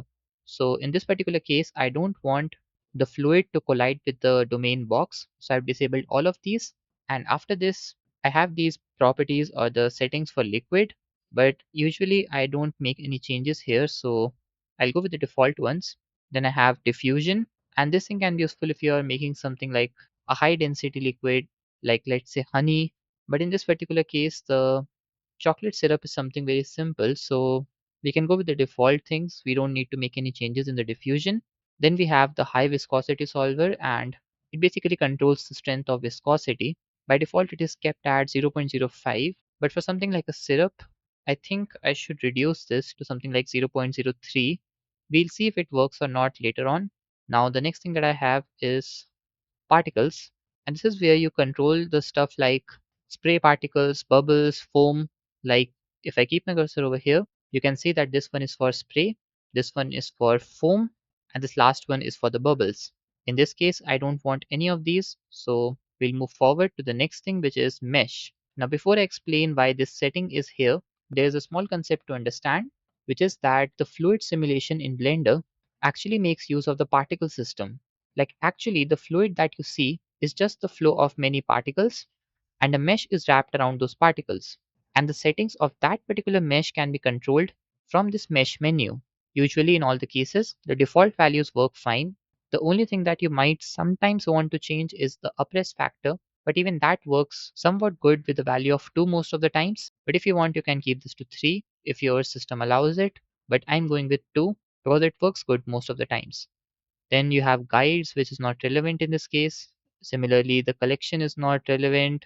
And then we have the most important thing, which is cache. In very simple words, this means the fluid simulation that happens in the 3D viewport can be saved into a temporary memory at a particular location over here so that you can play the fluid simulation without much lags here. Otherwise, if you try to play it real time, then it has to do all the calculations over and over again and you won't be able to get good performance. So ideally, you should always use this unless and until you are just trying to get a preview of what the fluid simulation will look like. So in this case, I want the animation to be, let's say, of 150 frames. I'm not sure about this right now, but I'll keep it to 150 just for testing. And in the type, you have replay, which means that you can just take the cursor to frame 0. And if you press the space bar, then the baking of the fluid simulation will start. Like you can see here, we have some particles, but I would suggest you not to do this thing because it will take a lot of time unless and until you set the resolution division value to something very low like 50 or 60. You should not use the replay type in the cache settings, otherwise you might face some crashes. So other than this, you have modular, which means you can bake or basically store in temporary memory. So you can bake different parts, like first you bake the particles, then you bake the mesh. So you can do it like this. And then you have the last one, which is all. As the name suggests, it bakes all the parts, be it particles, or if you have some bubbles or foam that we saw before, and even the mesh together. So usually I choose the all type and turn on the resumable so that if needed during the baking process, you can press the escape key to pause the baking and then you can resume anytime if the setting is enabled. Now to see how the fluid looks, I'll click on the bake all button and then this will take some time to bake the entire fluid simulation. So you can take a break right now, grab something to eat or drink, maybe go out and take a walk, and we'll see each other again when the baking completes. Now here I managed to bake a few frames and you can see that we have an issue that the fluid is passing through the biscuits. And if you remember, I told you that to ensure that the object collides with the fluid, we have to give it the effector property in the fluids. And I forgot to do that for the biscuits in the simulation. So I'll fix that in a while. And other than this, I made a few changes. Like I reduced the resolution division value to 64 and I increased the time scale to 2 because the fluid was moving down very slowly. Now with the biscuit selected, basically the top part of the first biscuit selected, I'll go to fluid and set the type to effector. In this, we'll give it some surface thickness so that it'll take some extra distance around the mesh and won't pass through the mesh. Now let's do the same thing for all the other parts of the biscuits also.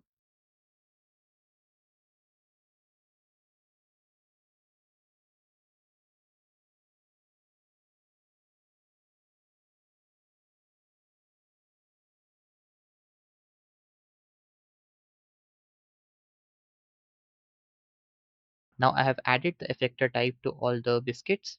And so I'll select the fluid again.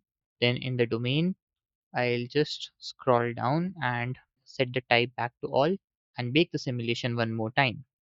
Now the baking is done and if I press the spacebar, you can see that the fluid will now interact with the biscuit. But the problem is that it just stays there and does not move down. To fix this thing, we have to make some changes in the rotation of the biscuit and the fluid properties. So first of all, I'll be selecting this top biscuit and rotating it like this so that the fluid falls and comes downwards. Similarly for this one also, I'll slightly rotate it like this and then I'll select this last one and press G to move this over here. Now I'll select the UV sphere which has the flow type and in this I'll set this initial position at the frame number 1 by pressing I and then I'll take the pointer to, let's say, frame 48 and here I want it to move over here so that the fluid will flow like this. So I'll press I to insert another keyframe and since we have a moving flow object, so I'll suggest you to keep the sampling substeps value to 2. Also, let's say you want to stop the flow of liquid at a particular frame. Like currently it just keeps on flowing like this. But let's say I want the fluid flow to happen till frame 48 when it moves over here, and after that the flow of the liquid should stop and only the existing fluid should be there. For this we have to animate this use flow property. If it is turned on, the flow type object will emit the fluid, and when it is turned off, the flow of the fluid will stop. So till the frame 48, I'll keep this option as turned on. So I'll insert a keyframe here, and then at the very next frame, that is frame 49, I'll turn it off and insert another keyframe here. Now one more thing that you can notice here is there's not much movement in the fluid when it is falling down. Like unless it interacts with the effector object, it appears to be moving very straight. This is happening because the surface emission value does not have any variation added to it. See, if the surface emission value is uniform, be it any value like 0.5 or 1, the fluid will simply flow down, and when you actually render it, it will look like a solid object instead of liquid. Because in real life, when the fluids flow, they have a slight variation in the way they flow. It's never actually completely straight. So to give some variation to this surface emission value, we can just insert a keyframe and then go to the graph editor to add some noise or some variation to this value. But before that, I'll keep this to 0.75 because I want to slightly reduce the surface emission. Then I'll take the pointer to frame number 1 and insert a keyframe over here. Then change this window to the graph editor and make sure you have the flow object selected, which is the sphere in this case. Then in the sphere action, you will have all the animated properties like the object transform, including the location, rotation, and scaling, the use flow, basically this option that we animated till the 48th frame, we turned it on, and at the 49th frame, we turned it off. Similarly, you have the surface emission, and currently we have only one frame, so you will see it as a straight line because of just a single keyframe. But if I go to modifiers and then in the add modifier, I'll select noise.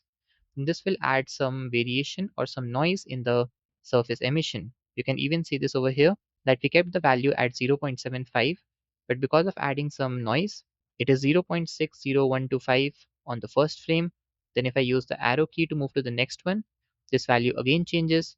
So it keeps on doing that for the entire animation. We can control this noise by using these values in the side toolbar. You can open this by pressing N. Now, first of all, in the scale, I'll keep this to 2 so that we have some gap in the noise and it is not too frequent. I'll keep the strength to 1, and similarly I'll go with the default values for all the other parameters also. If needed, we'll change them later on. Now I'll select the fluid.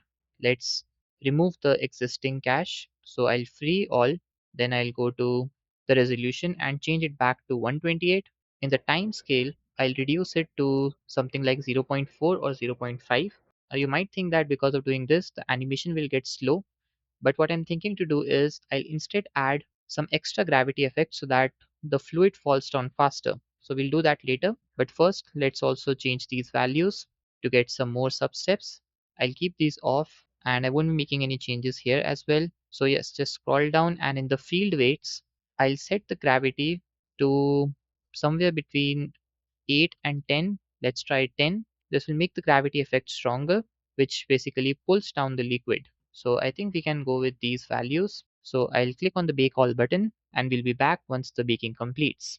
So here the final baking is completed and you can see that the biscuits are kind of deformed, but that's only temporary because I reduced the subdivision to 0. If I bring it back to 2, then they will look like this, and if I bring them to 6, then they will look like the final render version. So I'll keep this to 0, and I made a few changes like rotation of the biscuit and adjusting the camera a little bit. So if I take the pointer to frame 1 and press the space bar, you can see the animation that plays. So I think that this time it's much better than before. If you increase the resolution value in the domain type to 256 or even 150, 160, you'll get even better results. But I'm planning to keep this. Moving ahead, let's also give some material to this syrup that we have. So I'll go to the shader editor and let's change this window to the object, then create a new material, and by default it has the white color. But to make it look like real chocolate, we have to give this some mix of brown and black color. So one of the ways can be you just go to the base color and reduce the brightness and adjust this value to create a simple chocolate-like texture. You can even bring the roughness down to something like 0.3, and I think I can even go to the transmission value to keep the transmission to 0.1.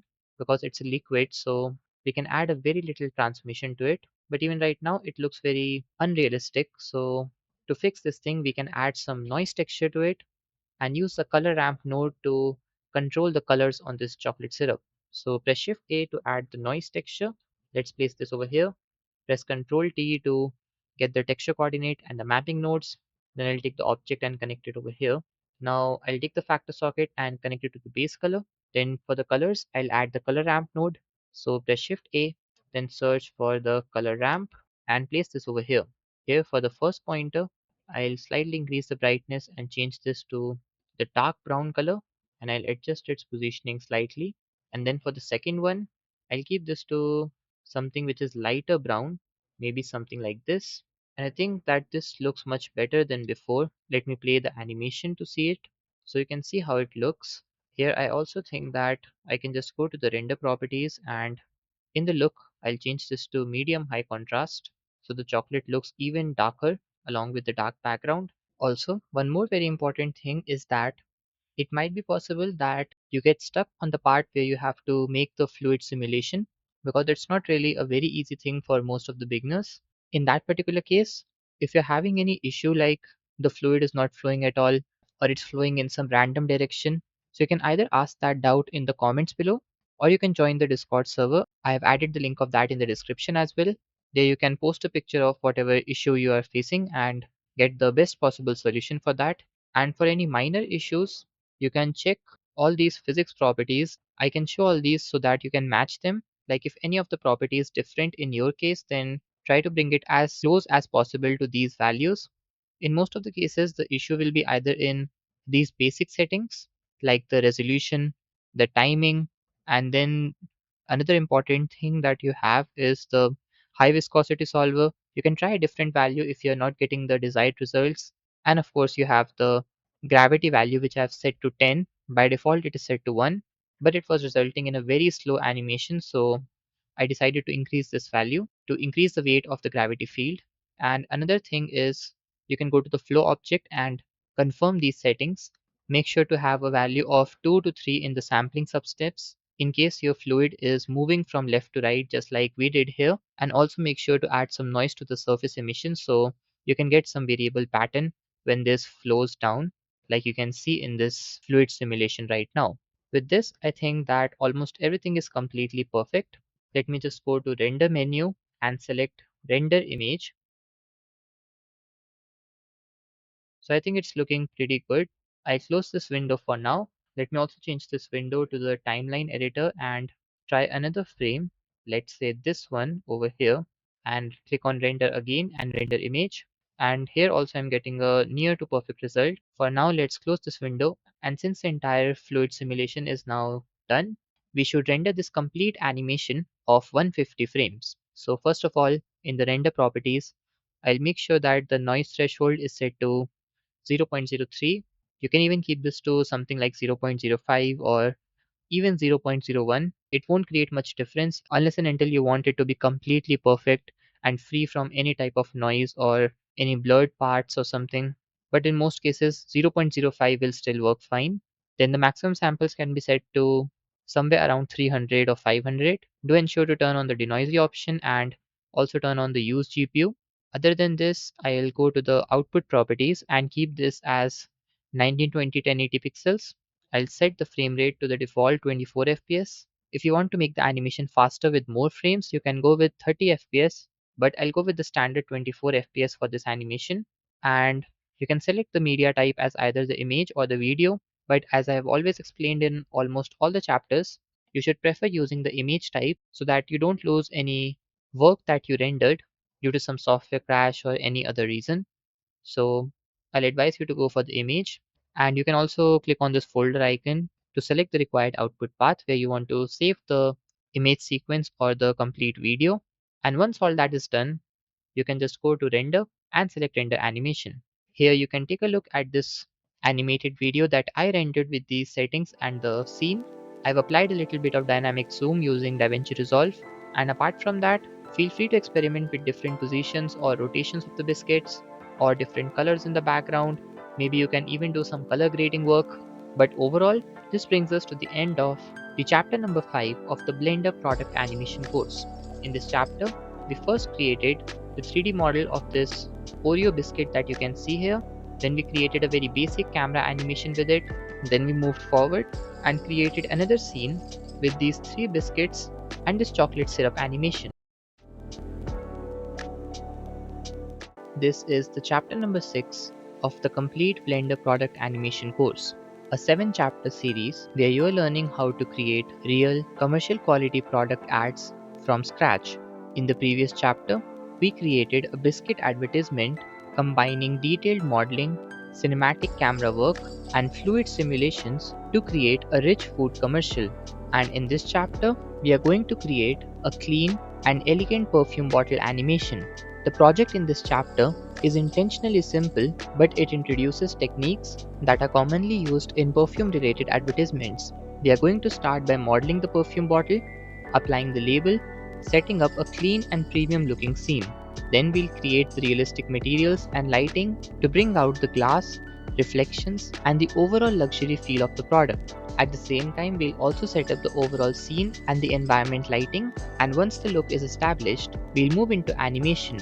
We'll create smooth camera movements in order to showcase the bottle and highlight its design. After that, we'll create a simple perfume spray effect using the particle systems in Blender and even create an animation with it to add life and realism to the shot. Then finally, we'll render everything to achieve a clean professional advertisement style result. So by the end of this chapter, you're going to have another elegant portfolio ready product animation of this perfume bottle. So to begin with, here I have a new Blender scene and you can take a look at this image of the perfume bottle that we'll be making. It's a simple cuboidal shape, and to create it here in this scene, I'll first select all the objects by pressing A, then X to delete, and now for the body of the perfume bottle, let's add a cube object in the scene. So press Shift A, then go to Mesh and select the cube. Now let's go to the front view and then I'll go to the edit mode and I'll first scale this up in the Z axis by let's say 2 times, and let's also scale it in the X axis, let's say by 2 times only. Here I think we should go to the front view again, and I think I should make this slightly smaller in the X axis, and let's also reduce its size in the Z axis a little bit. Then I'll go to the side view, and I think from this angle also it looks fine. Like I'm basically planning to create a shape that has an equal area on the front and this side also, or to put it in even simpler words, if you go to the top view, you should be seeing a square and not a rectangle like this. So I'm trying to create a shape like that. And for the scaling, we can adjust it depending on how tall we want the bottle to be. We can even go to the side toolbar over here, which can be toggled by using the N key. And then you can go to the dimensions here and change this to, let's say, 2 meters in both the X and Y axis so that they are completely equal. And in the Z axis, let's say I keep this to 2.63 meters. So I think that this would work for the perfume bottle. Now I'll press Ctrl A to apply the scaling so that all the three values of the three axes in the scaling become equal to 1. And other than this, let's also give it some bevel because I don't want the edges to be this sharp. So in the modify properties, let's click on add modifier, then generate and select the bevel modifier. To give it a nice rounded appearance at the edges, I'll increase the number of segments to 3, and I think we can go with the default value only in the amount. If you want, you can even give this some subdivision surface modifier by pressing Ctrl 2. And to make these edges smooth, you can just right click to apply shade auto smooth. This will give us a simple but nice base mesh that we can use as the body of the perfume bottle. Other than this, I'll go back to the edit mode, then select this, press Shift D to create a duplicate, right click to cancel the movement, press X to open the delete menu and select delete only faces. Now I'll select this duplicated edge loop. Like if I try to press G, you can see that we can move it like this. Then press P to separate it by selection, and I'll now use it to create the cap of the perfume bottle. I'm removing the existing modifiers because we don't need it for this object. We only needed it for the perfume bottle but not for the cap. So I have removed them at least for now. Now while being in the edit mode, I have selected all the edges. Now press E to extrude this in the Z axis. In order to create this cap, let's push it slightly upwards. and then press F to fill the face. Now here I think we should again add the bevel modifier for this, and in the number of segments I'll keep this to 3 or 4. Let's also give this subdivision and shade auto smooth, and this will create this cap of the perfume bottle. I even think that we should push this slightly down so that it properly covers the top part. Now moving ahead, the next thing that we're going to do is we'll select this cap and press H to hide, and over here I'll be adding a cylindrical mesh object so that I can form the sprayer, or basically the nozzle for the spray, and then we'll have the cap over it. So press Shift A, then go to mesh and select the cylinder. Let's enable the X-ray mode by pressing Alt Z. Then go to the top view. Let's scale this down like this, and let's also go to the front view and adjust scaling properly depending on the size that we need. Then we'll move it up in the Z axis and place it over here on this middle part of the top face. Now currently it's looking very flat and simple. So to give it some rounded look on the top and some details, I'll first of all right click to apply Shade Auto Smooth, and I also think we should give it some slight bevel. I don't want it to be so sharp on the top part, so I'll keep the number of segments to, let's say, 3, and then I'll press Ctrl 2 for the subdivision surface modifier. Then I'll go to the edit mode, press 3 for the face select mode, and instead of this top n-gon face, I'll convert it into multiple quad faces using the grid fill tool so that we can have better geometry. So press X to delete the face, then press 1 for the vertex selection mode and select all these vertices. Press Ctrl F to open the face menu and select the grid fill. Then if you want, you can go to this grid fill menu on the bottom left corner and try to adjust the offset if you want to change anything. Then return back to the object mode, and we're done with the basic structure of the perfume bottle. We have the main body, the cap, the cylindrical thing for the spray, and now a few more details are left, like a rectangular plane like surface here for the label of the perfume bottle that we have in the front. Then we may have to add some nozzle details here for the spray. So overall a few things are left, but we'll work on them once we are done with some materials, lighting and setup for this perfume bottle.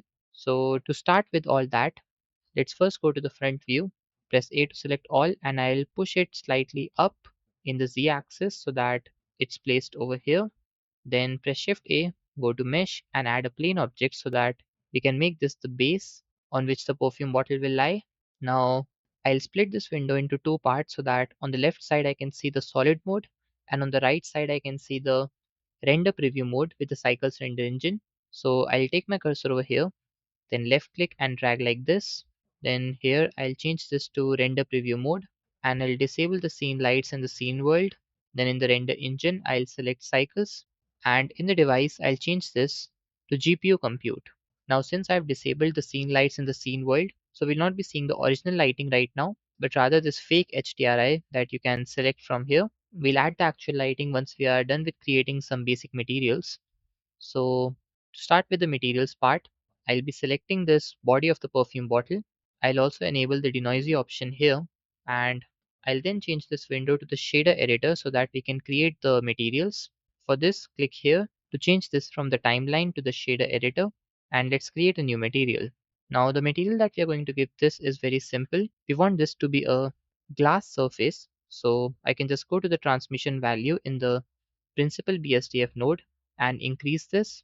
Then I'll go to roughness value and keep this to something very low, let's say 0 0.1 or maybe 0 0.05, so that we can get this glass here. And now since I can see the glass, so I also remembered that we have to make a pipe which will be inside the bottle. So we'll also model that. But first let's work on the materials here, and I think that the glass material looks fine. If needed, we'll make the adjustments later on once we add the remaining materials and the scene setup, like we'll add a background plane, add some lighting. Other than this, I'll now be selecting this cap over here. And for this, I'm planning to create a dark material with some white texture on it that we can create using the noise texture. So for this, let's go to the shader editor, create a new material. And for the base color, I think I should be using the color ramp node. So press Shift A, then add the color ramp. And for the texture part, let's add the noise texture node. So let's place this over here, take the factor and connect it here. And for the color, take the color socket and connect it to the base color. Then take the black pointer and let's bring it to somewhere over here. Then in the noise texture, let's try to increase the scaling to somewhere around 30 or 40. And I also think that I should slightly reduce the roughness value here in the principal BSDF node so that it can get the smooth and shiny look. Like I think I should keep this to 0.2. Then coming to the noise texture, I'll increase the detailing to maximum 15. Let's also slightly adjust the roughness value here. And I think we can even experiment something with the distortion. Like let me just zoom in to see what kind of effect the distortion is creating. So I think we can go with something like this, but it looks very random right now. Like you can go with this from a distance, it won't really create much difference, but it's capturing too much of my attention, which I don't want. So I think I should be adding the texture coordinate and the mapping node and then adjust its scaling in the z-axis. So press Ctrl T here, then I'll go to the scaling and try to change this value so that I can scale the texture. And I think I should keep this to something like 5 or 6 so that we can get a nice texture like this, which looks somewhat realistic for a perfume bottle cap. You can create something of your own as well. Like if you want some variation in this texture, you can either go for the different values in the different parameters of noise texture, or else you can even take a step forward and try to add a different texture. Let's say you add the Warner texture instead of noise texture. Or maybe you can try to add the gradient texture but with a high value of scale or more repetitions. Or maybe you can play with the magic texture, but usually I would suggest you to go for the noise texture or the Warner if you want to get materials like this. So I think it's almost ready. We just need to give it some 3D look using the bump node. So I'll be adding a bump node over here and connect it to the normal. So press Shift A and search for the bump node. Now take the color socket here from the color ramp and plug it into the height socket, and then take the normal and connect it over here. Now we won't really notice much difference here, but if I go to the distance value and start to increase this, you'll begin to notice that we now have a slight 3D effect, especially if you notice it from this angle. And if I try to increase or decrease, you can see that previously it was looking very flat like this. But let's say I change this to 3.2, then this is how it looks now. You can adjust this value to anything depending on the amount of bump effect that you need. I won't be making much changes here because I think keeping it simple like this is working in this particular case. Even the material on the cap is looking very realistic, so I'll go with this. And now what I'll do is I'll hide this cap, then select this cylinder, and let's create a material for this as well. For this, I'll first increase the metallic value to 1, which is the maximum. I'll also reduce the roughness so that we can get some reflection from the surroundings. I'll keep this value at somewhere between 0.15 and 0.2 because I don't want the roughness to be high at all. And for the base color, you can either go with the white or you can slightly reduce the brightness if you want so that we can get this gray color. Then in the specular, if you want, you can try to adjust the anisotropic value or the rotation, but this thing is completely optional for you. It will change the way how the light falls on it. Like I've explained this to you in one of the previous chapter, how the anisotropy and the anisotropic rotation works. It's not a necessary step. You can just take a look at the top surface at how it is changing with the anisotropic rotation. So you can adjust this value if you want, but I'll go with this one where I have the mean value set to 1 and the rotation value set to 0.25. Now let's unhide the cap and let's also add a proper plane with the background and a proper lighting also. So for this, I'll first scale this in the x-axis like this. Then I'll select this edge over here and I'll be extending it in the y-axis like this. Then I'll again press A to select all and slightly scale it up like this. Then with this selected, press E to extrude this up in the z-axis like this. Press Ctrl B to apply some bevel and adjust the number of segments and the width also. Then right click to apply Shade Auto Smooth here. And this will give us a nice background with the plane. But for the material, I think we need to make some changes here. First of all, I'll go to the shader editor and create a new material. For the base color, let's keep it the same right now. But for the metallic, I'll increase this to 1. And to get some reflections below, I'll reduce the roughness value to let's say 0.2. Now currently we have a lot of light in the scene, but I think I should be enabling the scene lights and the scene world to take a look at how it is actually looking. And here I think we should now add some lighting. In this particular chapter, we'll be using an HDRI to create the lighting. In all the previous chapters, we used other methods like a 3-point lighting system or taking emission from a background plane or from a plane above the product. Then we understood about using textures in the shader editor to create the environment, and in this one, let's try to use an external HDRI in order to create a lighting setup. So for this, I'll change this window, basically the shader type from object to world. And in the color socket of the background node, I'll be adding an environment texture node, which will take the HDRI file. So press Shift A and search for the environment texture. Let's connect the socket over here. Then click on open. Then it'll ask you to open the folder where you have the HDRI saved, and I'll be selecting this Studio Small HDRI, and I'll also drop its link in the description so that you can download this HDRI. Then click on open image, and the moment you add it, you will notice that we now have this beautiful lighting in the scene. Like if I disconnect this, then this is how it looked. And even with the previous setup of having a fake HDRI, it was looking like this. But now with the actual HDRI in the scene, this is how the setup looks. So I think that this is a nice setup for the perfume bottle. You can see that we have this background, which is because of the HDRI that we have added. You can take a look at how it is appearing in the scene. We are getting the light from these objects and the overall surfaces in the HDRI background. Apart from this, you can even adjust the strength of the HDRI, or basically the lighting, from this strength value in the background. Like if I reduce this to 0.6, then this is how the lighting will look. Here I'll be keeping it to, let's say, 0.8 for now. Other than this, I also think that we need to add some reflections. So I'll be selecting this background plane, then press Shift D to create its duplicate. Let's rotate it in the Z axis by 180 degrees and shift it backwards in the Y axis. This will basically help to reflect the light from this surface also, so that we can see the front part in a much better way. Like if I hide this, then this is how it was looking. And with this added in front, we get some more reflections and a much better look.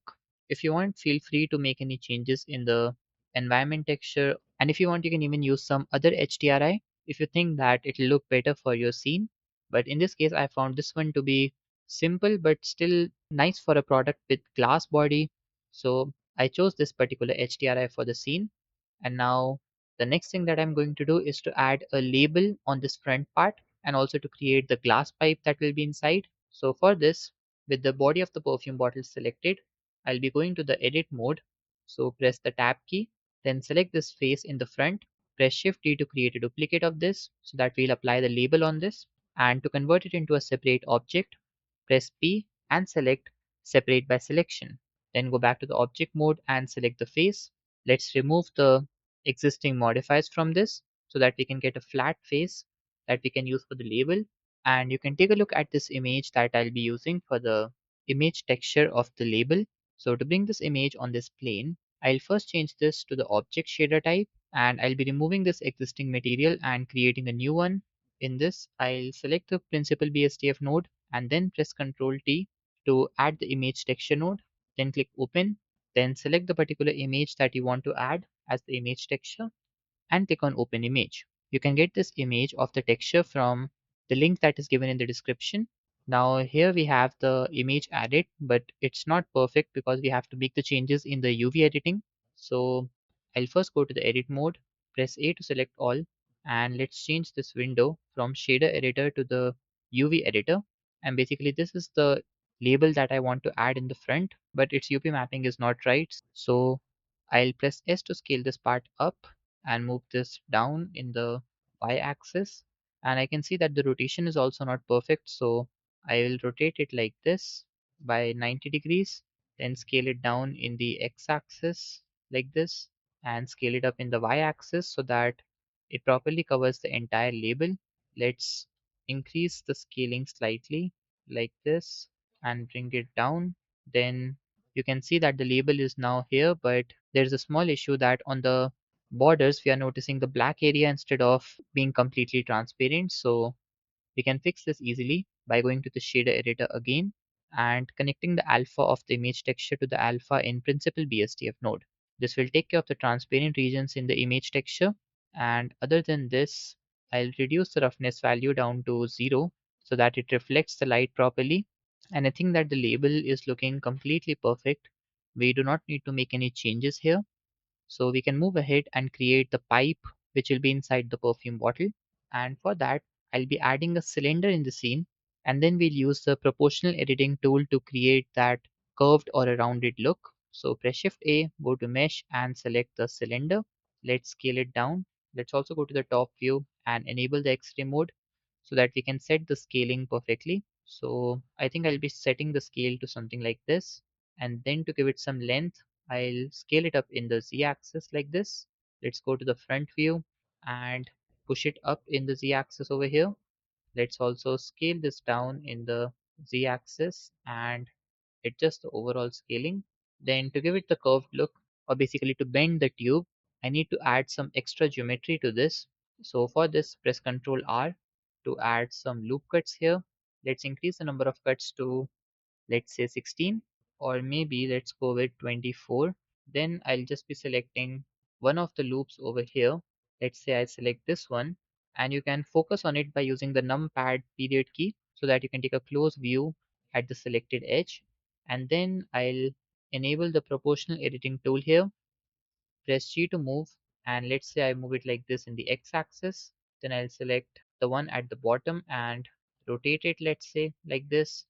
Press G and X and move it like this. So you can select any of these and move it in the way that you like. Just make sure that it looks smooth and not something which is very sharp or pointing. So you just need to take care of this small fact. Simply select the edge loop that you want and try to rotate it or move it down and up. And once all that is done, we'll be ready with this tube which now needs the transparent material. So for this, I'll be going to the shader editor and create a new material.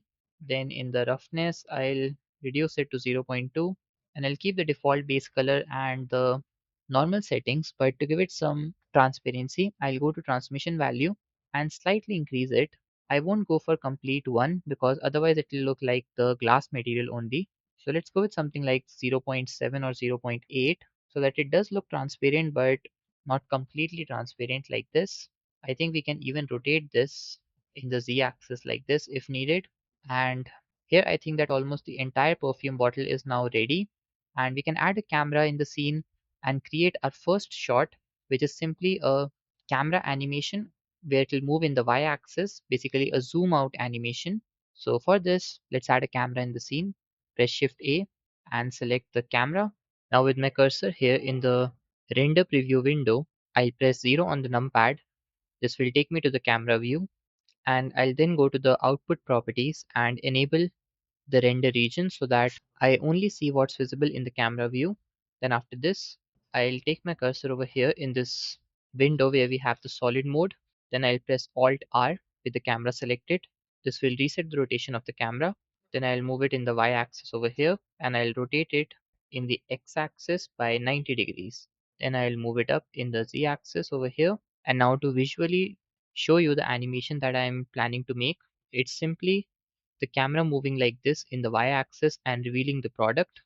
Obviously, we'll be making a few adjustments like pushing the camera up like this in the ending shot, working with the reflections by using the light linking and other methods. For now, I'll undo this and make the camera return to this initial shot where we have the brand logo. So initially at first frame, I want it to be like somewhere over here.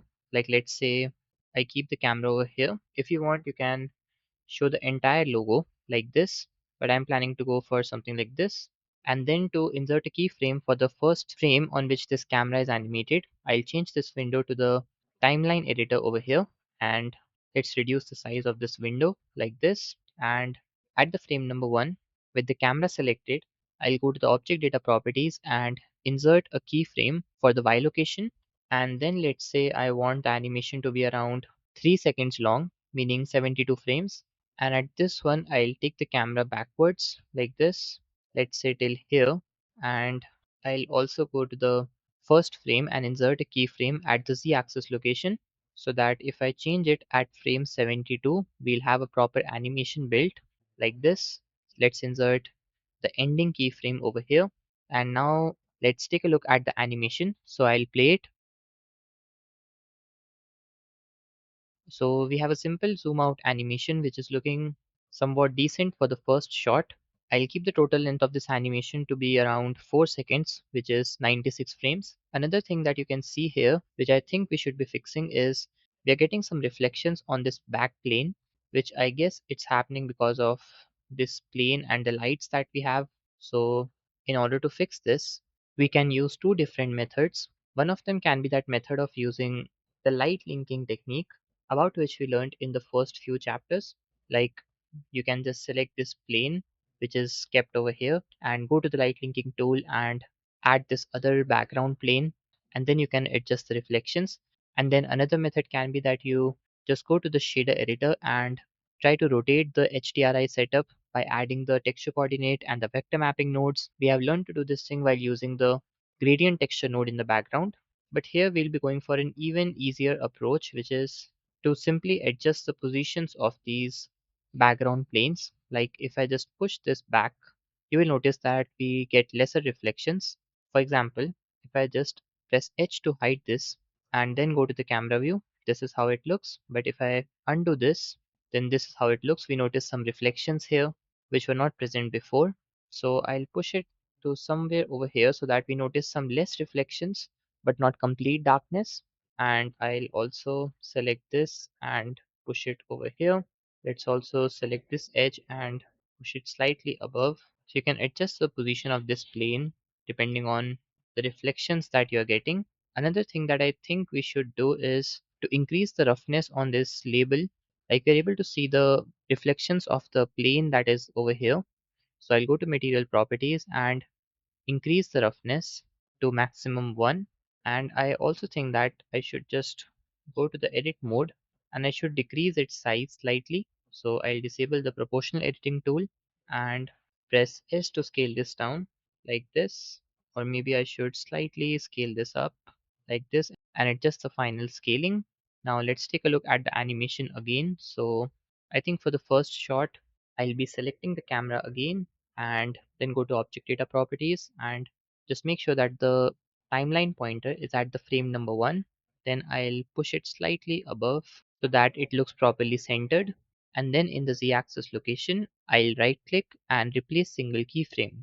Then let's scrub through the timeline to see the animation, and I don't think there is anything else to change here. One more thing can be that you might want to change the color of the perfume bottle. Currently it's completely white and transparent, but if you want, you can just select this bottle, then go to the material properties, and let's say you give this some blue color, or maybe you can change this to something like purple color or any color of your choice. Here I am planning to go with something like light blue, and for the roughness I think 0.05 is working, so I'll go with that. And with this, the first animation is completely done. The only thing which is remaining now is to make the animation smoother by selecting the camera and going to the graph editor. Then in the camera action and in object transform, we'll see the graph for Y location and the Z location. I'll select the Y location first and left click to select this handle, and with the shift key holded select this one. Press S, X and reduce their scaling and change the scale in x-axis to -1. Then we'll do the same thing with the z-axis location. Let's hide the y location and press the period numpad key to keep the focus on the z location graph. Then select the two pointers and scale them in the x-axis by -1. This will make the overall animation look a lot more smoother by changing the speed of the animation. And once you're done with all this, just make sure that in the render properties you have cycles and GPU. And for the render settings, you can keep this to, let's say, 500, and the noise threshold value is too high, so keep this to 0.03 or 0.05. You can turn on the denoiser option, but just make sure to use the GPU. And other than this, you can go to color management and maybe you can set the look to medium high contrast if you want more saturated colors, or basically a higher contrast. But again, I think we can go with the base contrast or the normal version. Then you can go to output properties and the resolution is correct. We don't need to change that. The total length of animation is 96 frames, and you can set the location of the file output in the output path here by clicking on the folder icon. and all the rest of the settings are correct as well, so we won't be changing them. Now before we render this animation, there's one more important thing to do, which is to give some depth or some thickness to this glass. Currently, if you take a look at the glass, it looks really very simple because it lacks the details and the geometry. But to make it look more realistic, I'll select this cube or the perfume bottle, then go to the edit mode, press A to select all, then open the extrude menu by pressing Alt E and select extrude the faces along normals.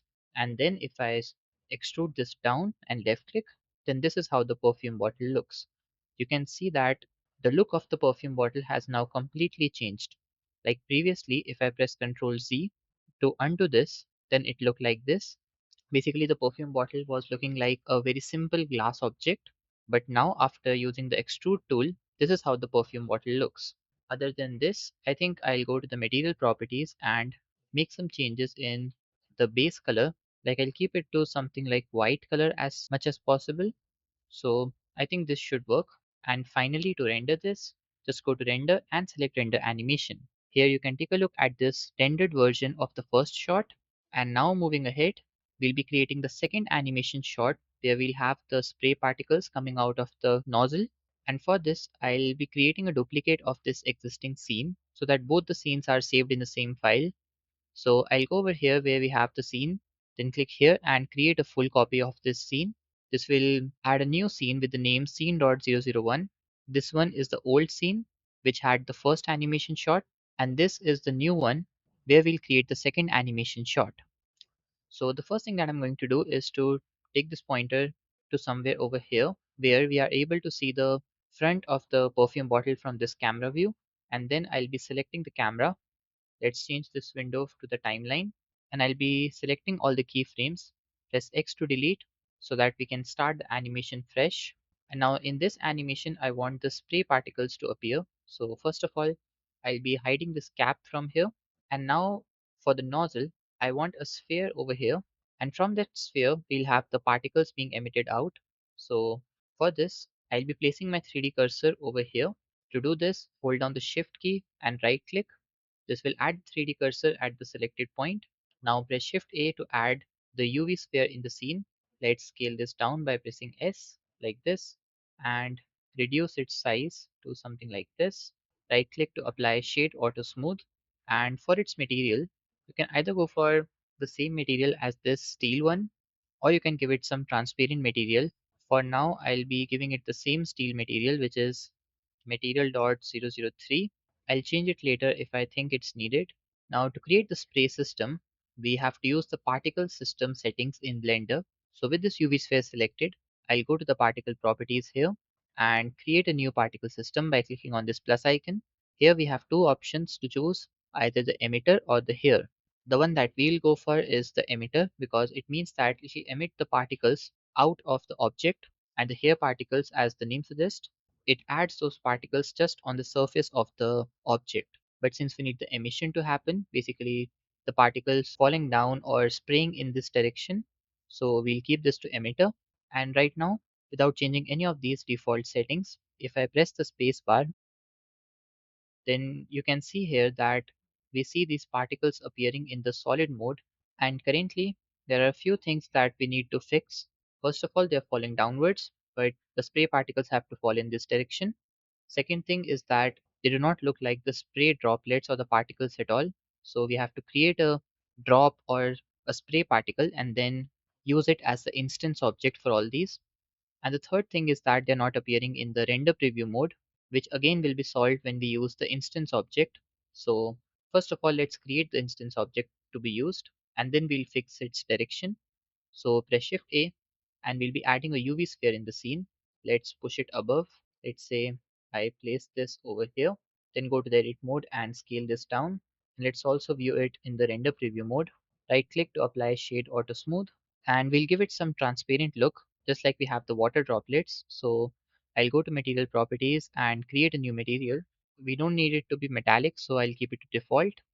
But in the roughness, I want it to be very rough, let's say 0 0.1. And in the transmission, I want it to be completely transparent like this. So this can work as the instance object for these particles.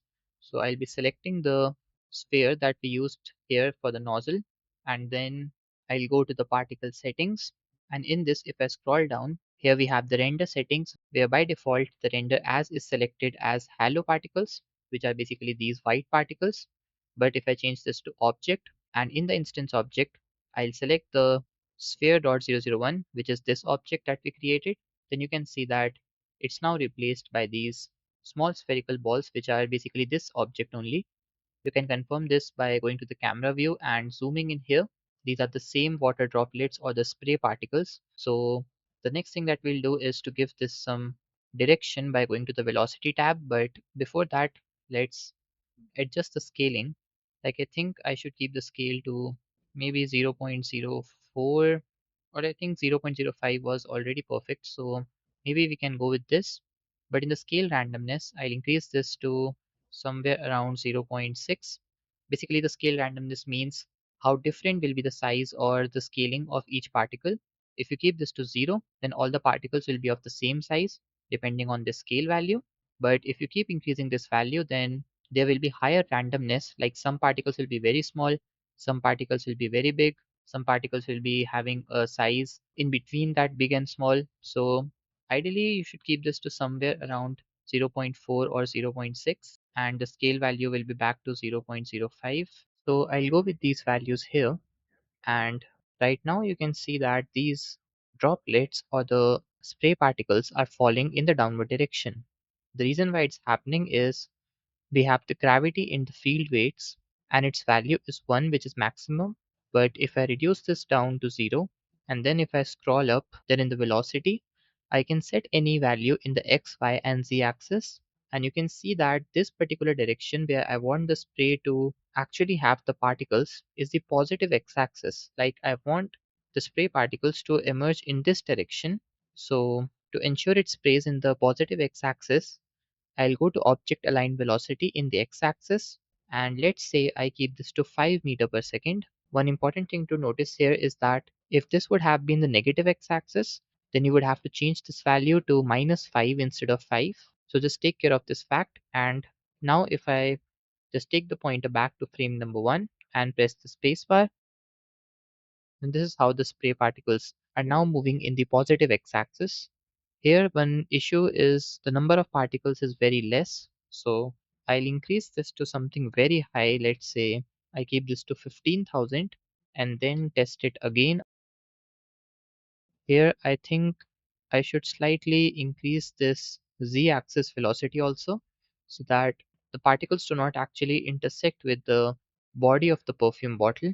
Like I don't even think they are intersecting right now, but they're very close. So let's test this one, and this one is much better. Now one small thing that you can notice here in this trailer version, which is that over here you see that there's a kind of intersection or a knot like thing forming, and the reason why it happened was that I added a new sphere object around it. Like this UV sphere over here was for emitting the particles, and then I created another one which was having a glass like material to surround it, and that was the reason why it was appearing like that. But here I think it looks much better if we keep it like this. But to actually make them look like the spray particles, we still have to make a little bit change in the properties and different settings. Like first of all, I think that the lifetime of these particles is a bit too much. You can see this number, which is 50 in the lifetime, which, as you must be knowing, basically means the number of frames that each particle will stay in the scene once it is emitted. And a total of 50 frames in the lifetime means that each particle that comes out will stay in the scene for around 2 seconds. But in reality, if you spray something, you will notice that it lasts for hardly a second. So we don't need to keep this value so high. Like I can reduce this to 20, or I think I should go for 18. And then let's play the animation one more time. And this time we'll see some fewer particles as the animation progresses because of the lower value in the lifetime count. If you increase this value, then as you move forward in the animation, you will see that the older particles will still be there moving in the positive x-axis. And other than this, I think that even the scaling is perfect, so I won't be changing this. Then coming to the materials, let's take a close look at this. I think it looks like the water droplets or the kind of material that we need. It's already looking like that. Now coming to the materials, let's select that spherical ball that we added here as the instance object. And if I take a close look at these particles and the material, I think they're already looking very perfect. Like, you can play around with the roughness value if you want. You can even use some noise texture if you want some variation in the roughness or any other property. But by default, I think this is completely perfect for the kind of animation that we want. We won't be keeping the focus only on the spray particles, so this can absolutely work for the perfume spray. And other than this, I don't think there is anything else to change. We'll adjust the frame start and frame ending value once we start with the animation, but for now we can go with this. And the first thing that I'm going to do now is to animate the camera over here. So in the render preview mode, I'll press 0 on the numpad to enter the camera view, and let's adjust the view properly. Let's also unhide the cap of the perfume bottle. We'll adjust the spray particles, so you don't need to worry about that right now. Let's keep it as it is, and I'll take the pointer back to the frame number 1. Now for the initial shot, I'll move this backward slightly so that we have a more zoomed out version of the render of the perfume bottle. And at this position and rotation for the frame number 1, I'll press I to insert a keyframe. We won't need the scale values to be animated, so I'll remove the keyframes from these. And then I want, like, for the first 1 or 1.25 seconds, it should move like this in the positive y axis. And I also think it should move up, because here I'll show this bottle of the perfume bottle being rotated like this. So we'll create an animation like this. I think I should push this slightly more up in the z axis like this. Let's keep it at 3 meters. And coming to the y-axis value, I'll keep it at somewhere between -5 and -6 for now. And these values can be varying depending on the kind of placements you have for the objects. Now for the rotating part, I'll slightly rotate this camera in the y-axis like this, or maybe I should do this in the opposite direction. And then for the z-axis rotation, like, I want it to be like this, but I will have to move this in the x-axis also so that we can see the perfume bottle properly. Let's push it back in the y-axis like this and adjust the position so that the center object will be the perfume bottle. So in the x-axis, let's keep it to something like 2.5 or 3. Let's try 3 meters. If needed, we'll change it, because we'll also be animating this cap like this, and then the spray particles will come from here. So I think this position can work for the camera, but I think I should slightly push it forward in the y-axis like this. And let's also push it slightly downwards in the z-axis so that we can see a little bit of label here. These things can vary depending on how you want the frame to be and the object placement to be. It's completely your choice how much rotation you want, where you want to place the camera. So let's say I finalize this location and rotation for the camera.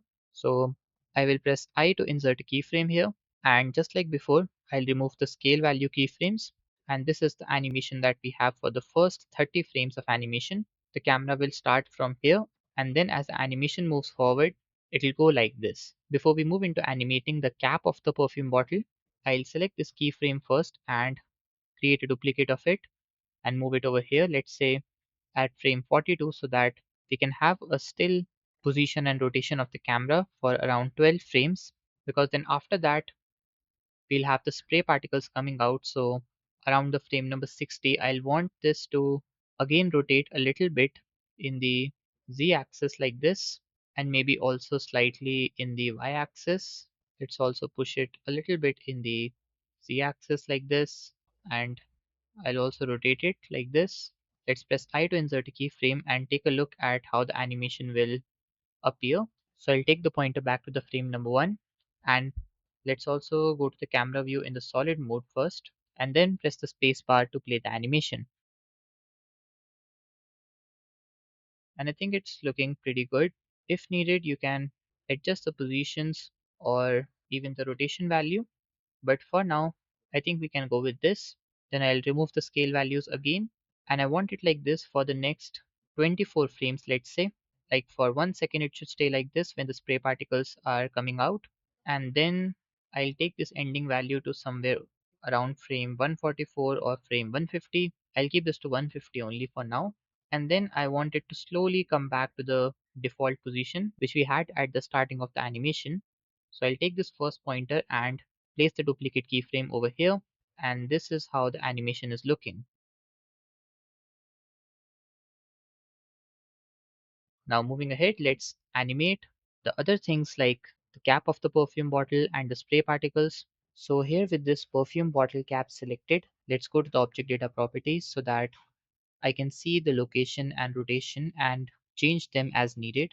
And now here in the timeline editor, I'll take this pointer to the starting where we have the still camera, and I want that for the first 12 frames, basically for half a second, it should remain as it is. So till this frame, I want to have these default values in the location and rotation. So I'll be inserting a keyframes for all of these because I don't know what values I'll be changing. So let's insert a keyframe for all these here. And then in the next 1 second, I want the rotation to happen. So I'll take the pointer 24 frames ahead. That is at the frame number 36. And here I want this cap to be rotated like this. But as you can see, I have to adjust its position and rotation properly because it's intersecting with the perfume bottle or basically its body. So first of all, I'll try to rotate this in the x-axis like this. Let's take a look at it from a different angle also. So we can see where it's intersecting with the perfume bottle. So I'll first rotate it in the x-axis like this because it'll ensure that most of the areas where they were intersecting will now be gone. Let's also slightly rotate this in the z-axis. Like you can take a look at both the solid mode as well as the render preview so that you can get an idea of how the visuals will look once they are rendered.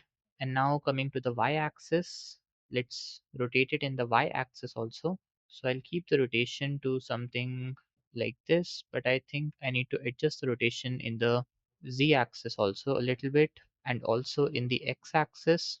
Let's also push it slightly above like this. And if you want, you can even adjust the position in the x-axis over here. So the thing is, you have to play around with these values to see the result, and then you try to insert a keyframe for these values and see how the animation will look overall. Like in this case, if I press the space bar to play the animation, then we get this animation where the cap is being removed, but feel free to change the value of rotation or the positions of the perfume bottle if you want. And in fact, you can even go to the camera and maybe you can just push it backwards or move it in the x-axis if needed. Like try to reframe the shot or change the camera angle if needed. Like you can move it like this, and also you can zoom out by moving it in the y-axis. So make all these changes according to your own scene and the objects, their size. You don't have to enter these exact values because they will give you a different result depending on what the size and the properties of the other objects are there in the scene.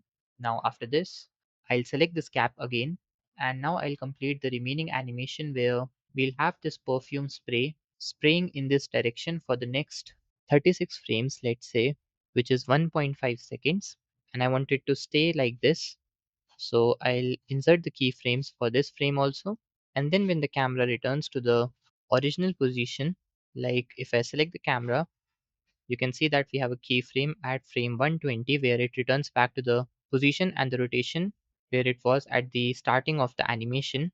So at frame 120, I want this to come back to its own original position and rotation also. So I'll be selecting this initial keyframe, press Shift D to create a duplicate and place this at the frame 120. This will make sure that after the frame 72, it returns back to the original state.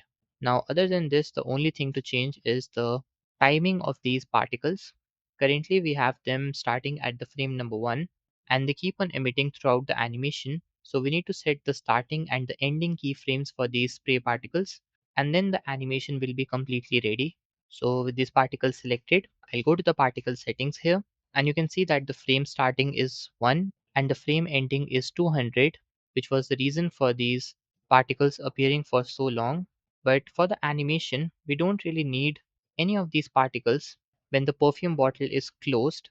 And even if I just take this pointer ahead to, let's say, over here when the cap rotates like this, and let's say at the frame 42, you can even try with 36 or 48, but I'm trying something in the middle. So here at frame 42, I'll keep the starting frame And now if I press the space bar to play the animation, then I think that the starting frame looks completely perfect. Like there's a slight pause for a few frames. So this is exactly the kind of result that I need, but I don't need so many particles for so long. I'll be keeping this ending frame very short, like let's say I try 70 first and then take a look at the animation again. In this case also, I think that the number of particles or their timing is too much, so I'll keep this to 60. And I also think I should scale down the particles to maybe 0.03 or 0.04. And let's take a look at the final animation, both in the solid mode as well as the render preview mode. I'll take this pointer in the timeline editor back to the frame number 1 and press the space bar.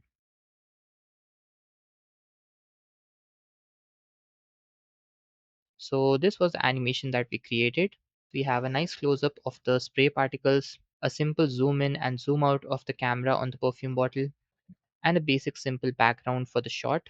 And you can go to the shader editor, then change this shader type to the world, and you can add the texture coordinate and the mapping node and try to rotate the HDRI if you want to make your results look different than the current version.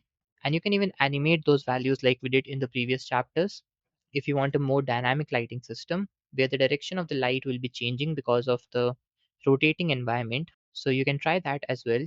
But here in this case, I won't be doing any of that. I'll be keeping it very simple, and I'll go to the render properties, and then I'll make sure that the render settings are correct and the GPU is enabled in the denoisy.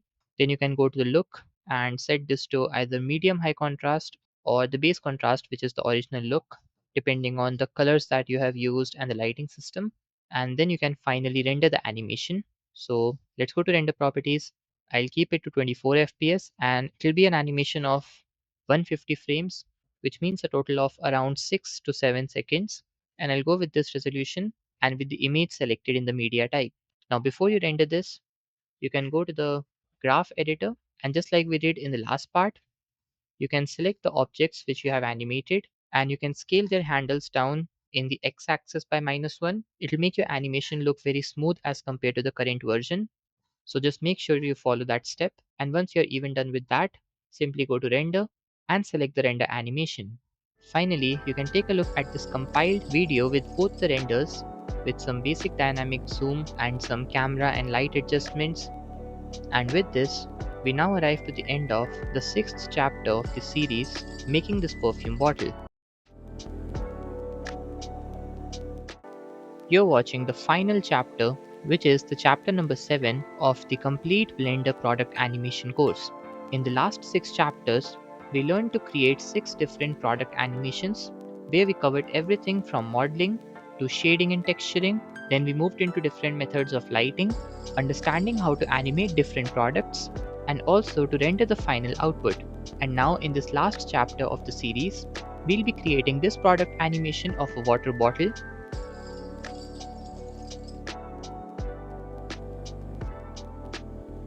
We'll start with modeling, then we'll set up the scene, create the materials, work on the lighting, and make 2 animations with this water bottle. One of them will be this animation where we'll introduce the water bottle with this camera animation, and then in the other one, we'll create a rotating animation of the water bottles with the lighting reacting with the change in colors of the water bottles. So to begin with, here I have a new Blender file opened, and to start with modeling the water bottle, let's first select all the objects by pressing A to select all and X to delete, and then we'll be adding a cylinder in the scene and we'll use the cylinder to model the water bottle. So press Shift A, then go to Mesh and select the cylinder. Now press Tab to enter the edit mode and let's scale this up in the z-axis slightly. Let's also go to the front view so that we can see the size or basically the height of the water bottle. Here I think I should slightly scale this down and adjust the scaling like this. Then after this, I'll be adding a loop cut over here because you can take a look at this image that we have kind of extrusion here at the bottom. So to create this, we have to bring 2 loop cuts and then we'll have to select the faces in between those loops and we'll extrude them down to create the effect. So let's add one more loop cut over here. Then press 3 for the face select mode. Let's select this entire loop of faces by holding the Alt key and left clicking here. And then after that, press Alt E and select extrude faces along normals. Then if I move the cursor slightly down, you can see that we are getting the extrusion effect that we need. So I'll keep it like this. Let's right click to apply shade or to smooth. But currently it looks very flat and very non-realistic. So what I'll do is I'll go to the modify properties and let's give it some bevel and some subdivision. For the subdivision, I'll press Ctrl 1. Let's set the levels viewport to 2 and let's also add some bevel modifier. So I'll add the bevel and I'll place it above subdivision. I'll increase the number of segments to let's say 3, and you can see here that we now have a much better look, especially on the edges here. Like if I just disable this and also the subdivision, then this was how it was looking before. But with the bevel and the subdivision, it looks like this. You'll get a nice round surface, which is more detailed. Now after this, I'll go to the edit mode, and with this face selected over here, I'll press Ctrl B to apply some bevel to this part so that I can make the bottom part slightly rounded. But I need to adjust the number of segments in the bevel. I'll keep it to 3 or 4, and let's also adjust the width. So I'll go to the front view to see how the bottle is looking so that I can adjust the width properly. I think I'll keep this to 0.075 and the segments to 3 or 4. Then moving to the top part, I'll be selecting this face. Press E to extrude this up like this. Let's scale this down. Then press E to extrude this again to create this top part of the water bottle where we'll have the cap of the water bottle.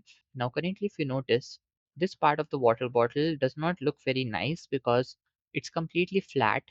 But for the kind of bottle that we are making, this part should be slightly rounded, and as a result, I'll be adding some loop cuts here. I'll keep the number of cuts to 3 or 4, and I'll very slightly scale this up like this, just so that we can get some rounded look on this part. But because of doing this, you will notice that this part of the water bottle that was below it is no longer sharp that we need. So to fix this, simply add a loop cut here below it so that we can get some sharpness on this part. You can adjust its position depending on the amount of sharpness that you want, and you can even adjust the placement and the scaling of these other loop cuts that we have added for this top part. Like I think I can scale this down like this, and I'll now select this loop cut, and over here we'll be having an extrusion effect so that the bottle of the cap can rest on it. So for this part, what I'm going to do is I'll bevel this by pressing Ctrl B and left click. Then with this face loop selected over here, let's disable the X-ray mode and press Alt E to extrude the faces along normals and extrude it slightly like this. Let's scale this up in the Z axis like this. And now I think it looks perfect. Like if you want, you can just scale this up depending on how much width or the scaling you want. You can also go to the object mode to check how it's actually looking. Like here, I think I can go to the edit mode and press Ctrl and plus on the numpad to increase the selection and then scale this up in the Z axis, and let's also increase the overall scaling like this, and now it looks better. Then I'll go to the edit mode and let's check if anything else is left. Like for the basic model of the water bottle, we can go with this. If you want, you can delete the top face, but in the product animation that I am creating, it will always have the cap on, so I don't really need to remove this face. Otherwise, if you plan to remove the cap, then just make sure you delete this face. And for now, I think we can go with this. Coming to the cap, I'll be selecting all these faces, then press Shift D to create a duplicate, right click or escape to cancel, and I'll slightly scale this up like this so that the faces do not overlap with each other. Then if you want to give it some thickness, press Alt E to extrude the faces along normals and give it some thickness like this. Then with the edge selection mode enabled, I'll select this top circular loop and press F to fill the face. And this will give us this water bottle along with the cap. If you want, you can convert the cap into a separate object, but for now, I think we can go with this. Also, I'll go to the edit mode, and now I think that for the cap model that we are having, I should just scale this down like this and also scale this down in the Z axis because we don't really need it to be of this much size. And now let's say I have to select the cap model. So I can just keep my cursor over here and press L, and this will select all the faces of the cap. Then I'll scale this down like this and adjust the overall scaling and the position like this. Now this is completely optional for you that how you want the cap model to be. Like for example, you can keep it as scale down like this. Similarly, you can also select the top part, like all the vertices on the top, and then push them down. And you'll get a water bottle with a smaller cap size and a smaller top part. So you can go with this also. Or else if you want to experiment something, you can select the top face and maybe just scale this up like this. Maybe I should just enable connected only and then scale this up. And you can create a cap which is of this shape where you have more area on the top part and lesser area on the bottom. So there are so many ways with which you can experiment. For now, I'll undo all this and go with a simpler model. Now, another thing that you can do to visualize the 3D model better is you can go to this viewport shading menu and turn on the cavity option. This will allow you to see the empty areas like this one or on the top part in a much better way. So you can enable this option in the viewport shading menu here. And if you want, you can even enable the shadows, but we do not have any planes or too many objects, so it doesn't really matter right now. So we'll keep it disabled. Now let's move ahead and give it some basic material. Then we'll also create the label that we can add here, and then we'll place it in the scene. So for this, I'll split this window into two parts, where on this side we can enable the shader editor window, and on this side we can see the render preview mode. Let's also go to the render engine and change this to cycles and set the device to GPU. Then make sure to turn on the denoisy option in the viewport settings. And for now, let's disable the scene lights and the scene world so that we can get a fake lighting system. And now for the base material that I need, I'll create a new material and we'll use the basic principle BSDF node to give this a nice purple color with some low roughness, and maybe we'll add some metallic strength. So first of all, in the base color, I'll change the color of this one to something like purple. Let's go with this. And then in the roughness, I'll bring this down to 0 0.2 or 0 0.3. You can see that we're getting some slight reflections now. If you increase this, you won't get any reflections, but if you bring this down, then you will begin to see reflections. So keep this value to somewhere between 0 0.2 and 0 0.3 that you can get an accurate material. Let's also try to play around with the metallic value. And I think we cannot give it a high metallic value because it'll make it look like a steel bottle, which I don't want. You can either keep this value to something very low or you can go with 0 because we'll adjust the lighting and the scene anyways. So the metallic value is optional for you. If you want to test something, keep it to 0 0.1 or 0 0.2. For now, let's move forward and create some steel-like material for this part and also for this part where we have the cap of the water bottle resting. So for this, let's create a new material slot and create a new material. Let's go to the edit mode to assign the material, and I'll switch this to the solid mode so that I can select the faces properly. First of all, I'll be selecting the face loop over here. You can hold the Alt key and left click here to select it. Then press Ctrl and the plus icon on the numpad to increase the selection. And let's assign this material first. Then for the top part, I'll be selecting this face loop over here. And let's increase the selection and assign this material. Let's go to the render preview mode, and we are getting a white material over here, but to give it a look of a metal or steel, you can simply go to the metallic value and increase this to something very high like 0 0.8 or above, and you can even reduce the roughness value so that you can get some reflections on it. In this case, I'll bring this down to, let's say, 0 0.2, and this is how the bottle will appear. Right now, if you notice closely, you will see that it's not pure white because it's getting the reflections from the HDRI that we are using here, but we'll fix the lighting later on and then it will look completely white and more like a steel material that we need. So we can go with this for now. This, I'll be changing this to the solid mode, then go to the edit mode, and I have to select some faces here. Then I'll duplicate them, and we'll then use those faces for the label or the sticker of the logo. So for this, press 3 for the face select mode, then go to the front view and select a few faces from here. Let's say I selected these 8 faces, then I'll press Shift D to create duplicate, right click to cancel, and let's convert it into a separate object by pressing P and selecting selection. Then with the separated object selected, I'll go to modify properties and remove the bevel and subdivision. And now let's give it some new material. So in the material properties, I'll be removing the existing two materials and let's create a new one.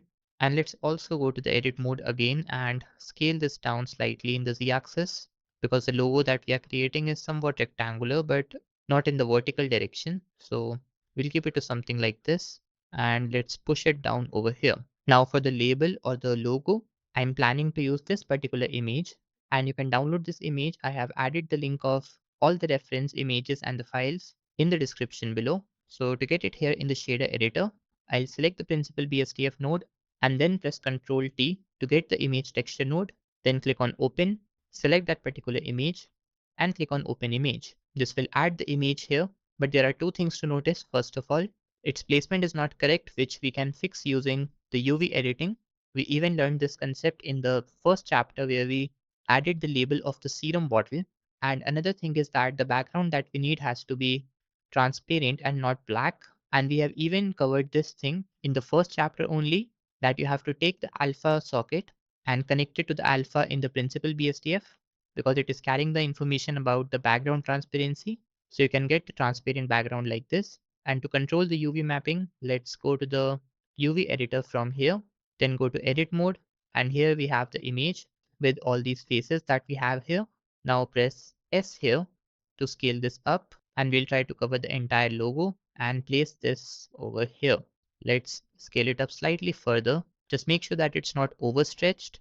And in a similar way, I also think we should scale it down in the y-axis like this. So adjust the scaling depending on how stretched or how relaxed you want the logo to be. And if you want the logo to be smaller, then you can scale this up. If you want it to be bigger, then scale it down. Just make sure one thing that it covers the entire logo and nothing is coming out of these faces that we have here. Now I think that this can work for this water bottle logo. So we'll go with this and this is how it looks.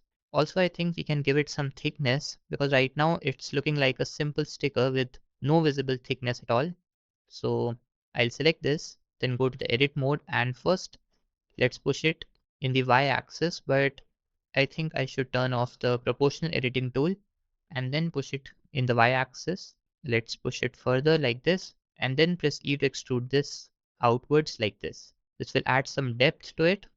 And even if you take a look at it from the side, it will give you a somewhat nice appearance. So we'll go with this. It's looking like a 3D actual text that is placed here. So once all this is done, we'll be ready with the complete model of the water bottle.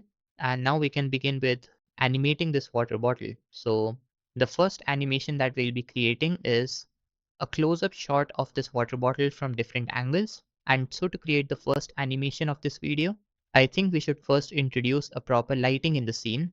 Right now, we have disabled the scene lights and the scene world. So the results that we are seeing are basically from this HDRI from Blender, which is basically an environment texture. But if you go on to render this, then it'll appear completely dark because it's only for the preview and not for the final render.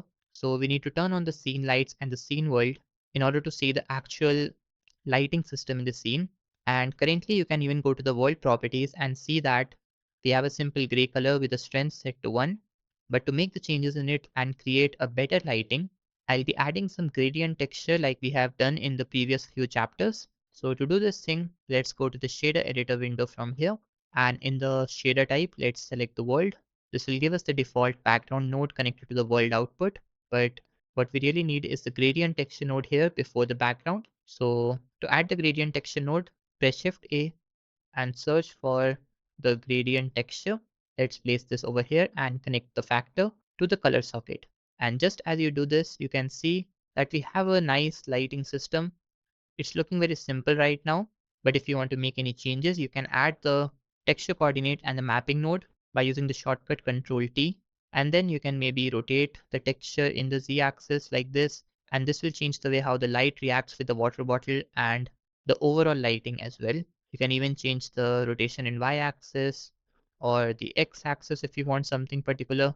So try to play around with these values to see what kind of results you need. But currently I'll be going for the default one. And even in the gradient type, you can test different options. Right now, I'll go with linear. And for the strength value, let's try something bit higher, like 4. Like I know it's too much right now, but I'll be adding a plane object at the back and also in the front to control the reflections. So I'll keep this to 4 for now. Now for the plain object that I'm planning to add behind this, I'll keep its size to be very big, and for the color we'll go with something dark, like maybe a mix of blue and purple. So let's try to see what we can make. Let's press Shift A, go to mesh and add a plane. Let's scale it up, let's say 20 times, and rotate this in the x-axis by 90 degrees. Then after this, let's also rotate this in the z-axis by 90 and push it backwards in the x-axis over here. Now we are getting so much light because of the reflections, and I think I should reset its location and rotate it in the other direction like this and push it back because we have the front part of the bottle on this side. And let me scale it up further like this.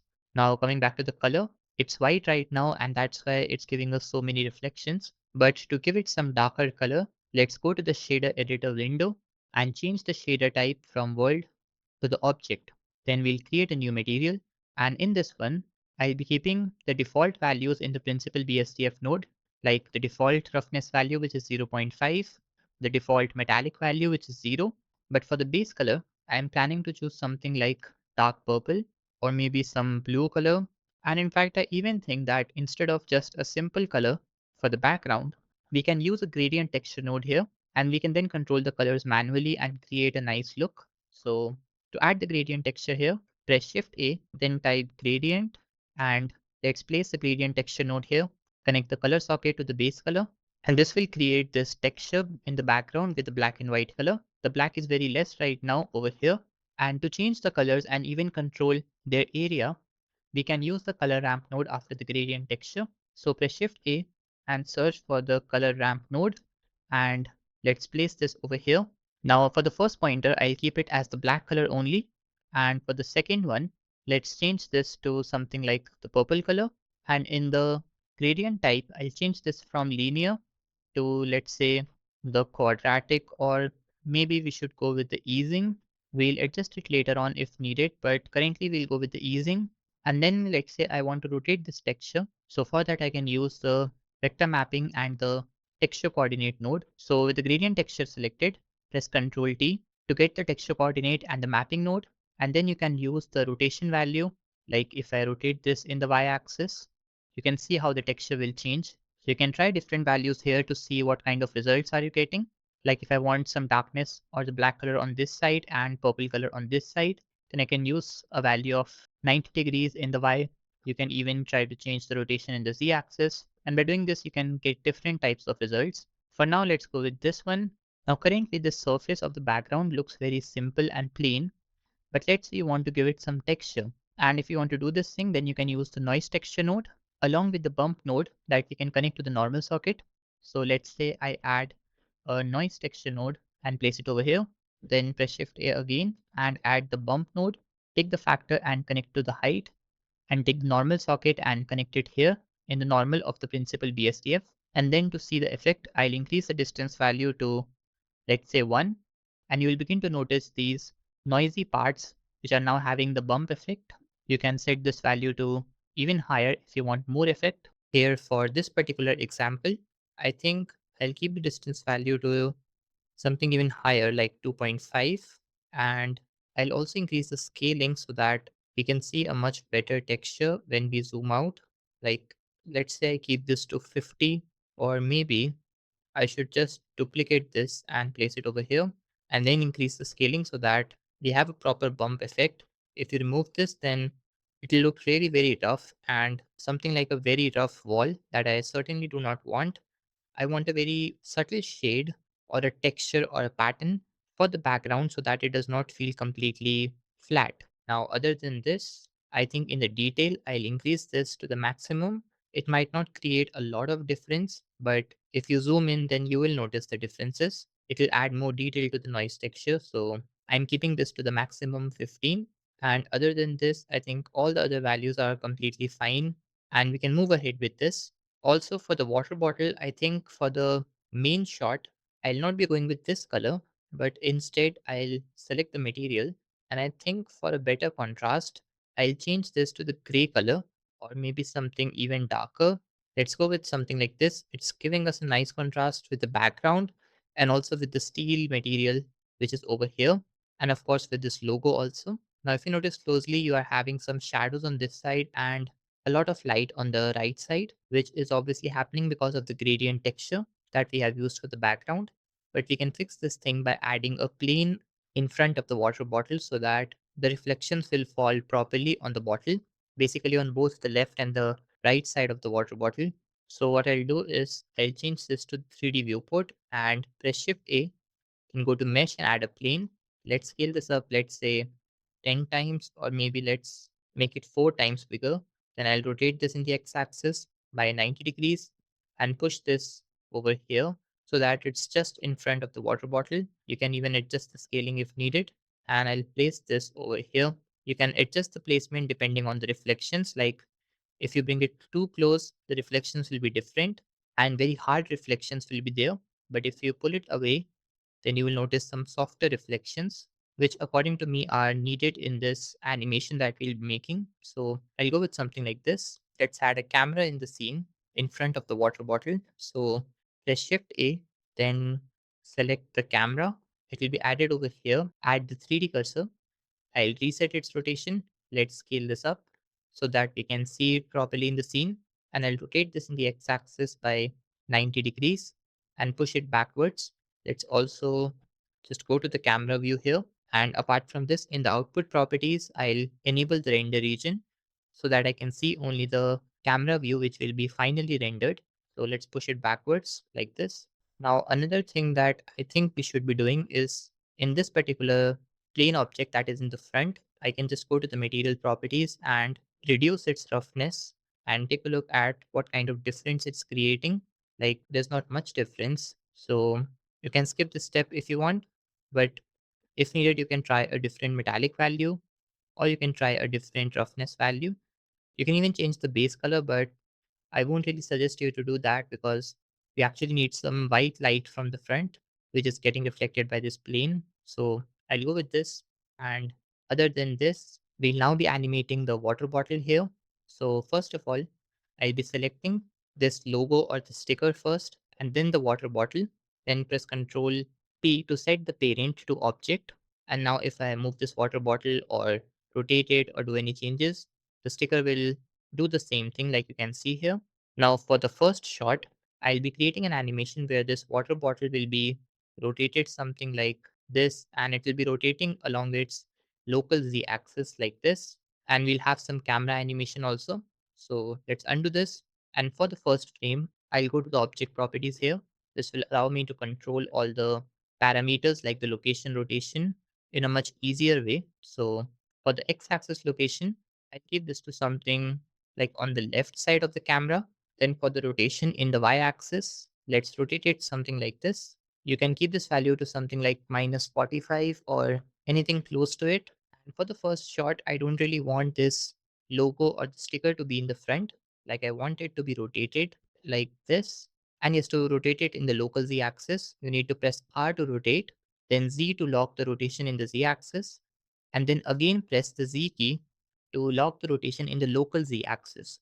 This will rotate it like this. And initially, I want it to be somewhere over here. And then we'll show the reveal of the logo or the brand name like this. So we'll animate it. And for the rotation in X axis, I think we can go with the default one only.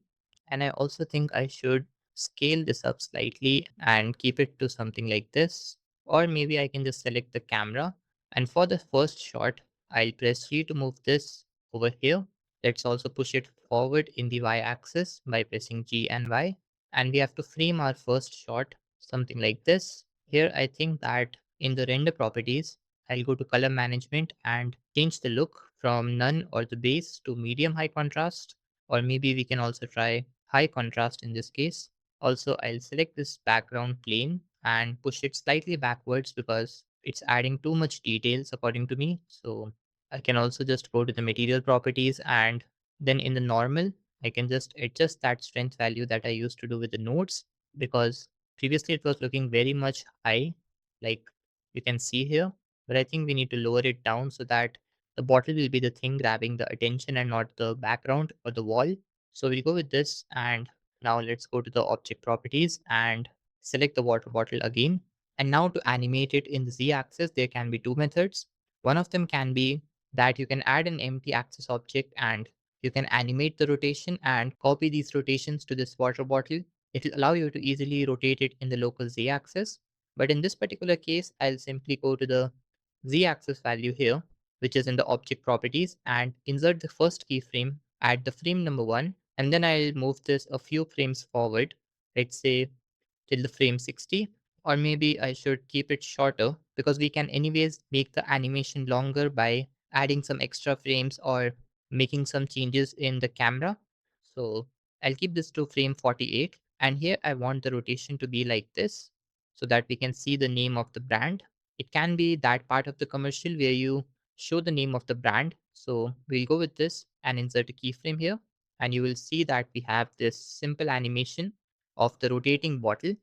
And now what I'll do is I'll select the camera and take this to the frame number 1. And at this frame, I want its position in the x-axis to be like this. Then I'll take this a few frames forward, let's say till frame 60, when the bottle stays like this.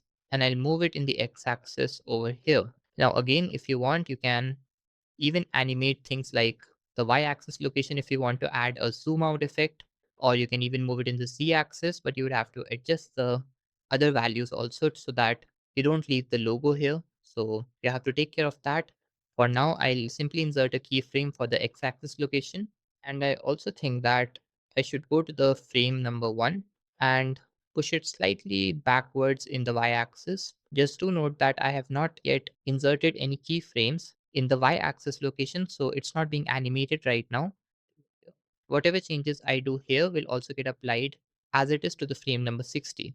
Like if I zoom out on the frame 60, it will get applied to the frame 1 also. So I'll undo this for now. And I think we can go with this for the first shot. Like we'll have the rotating bottle like this. And then maybe we'll have it back to normal like this and have our second shot. So let's undo this. And for the next shot that we'll be making, I'll first insert a keyframe by pressing I at the frame 60 also for this water bottle, because otherwise if I make any change at the frame 61, then it will take the 48th frame as the last one and start the animation from there only. But I wanted to save everything that we have done till the frame 60. So I've inserted one more keyframe here. And now let's also select the camera and make sure that the last frame settings are saved at frame 60.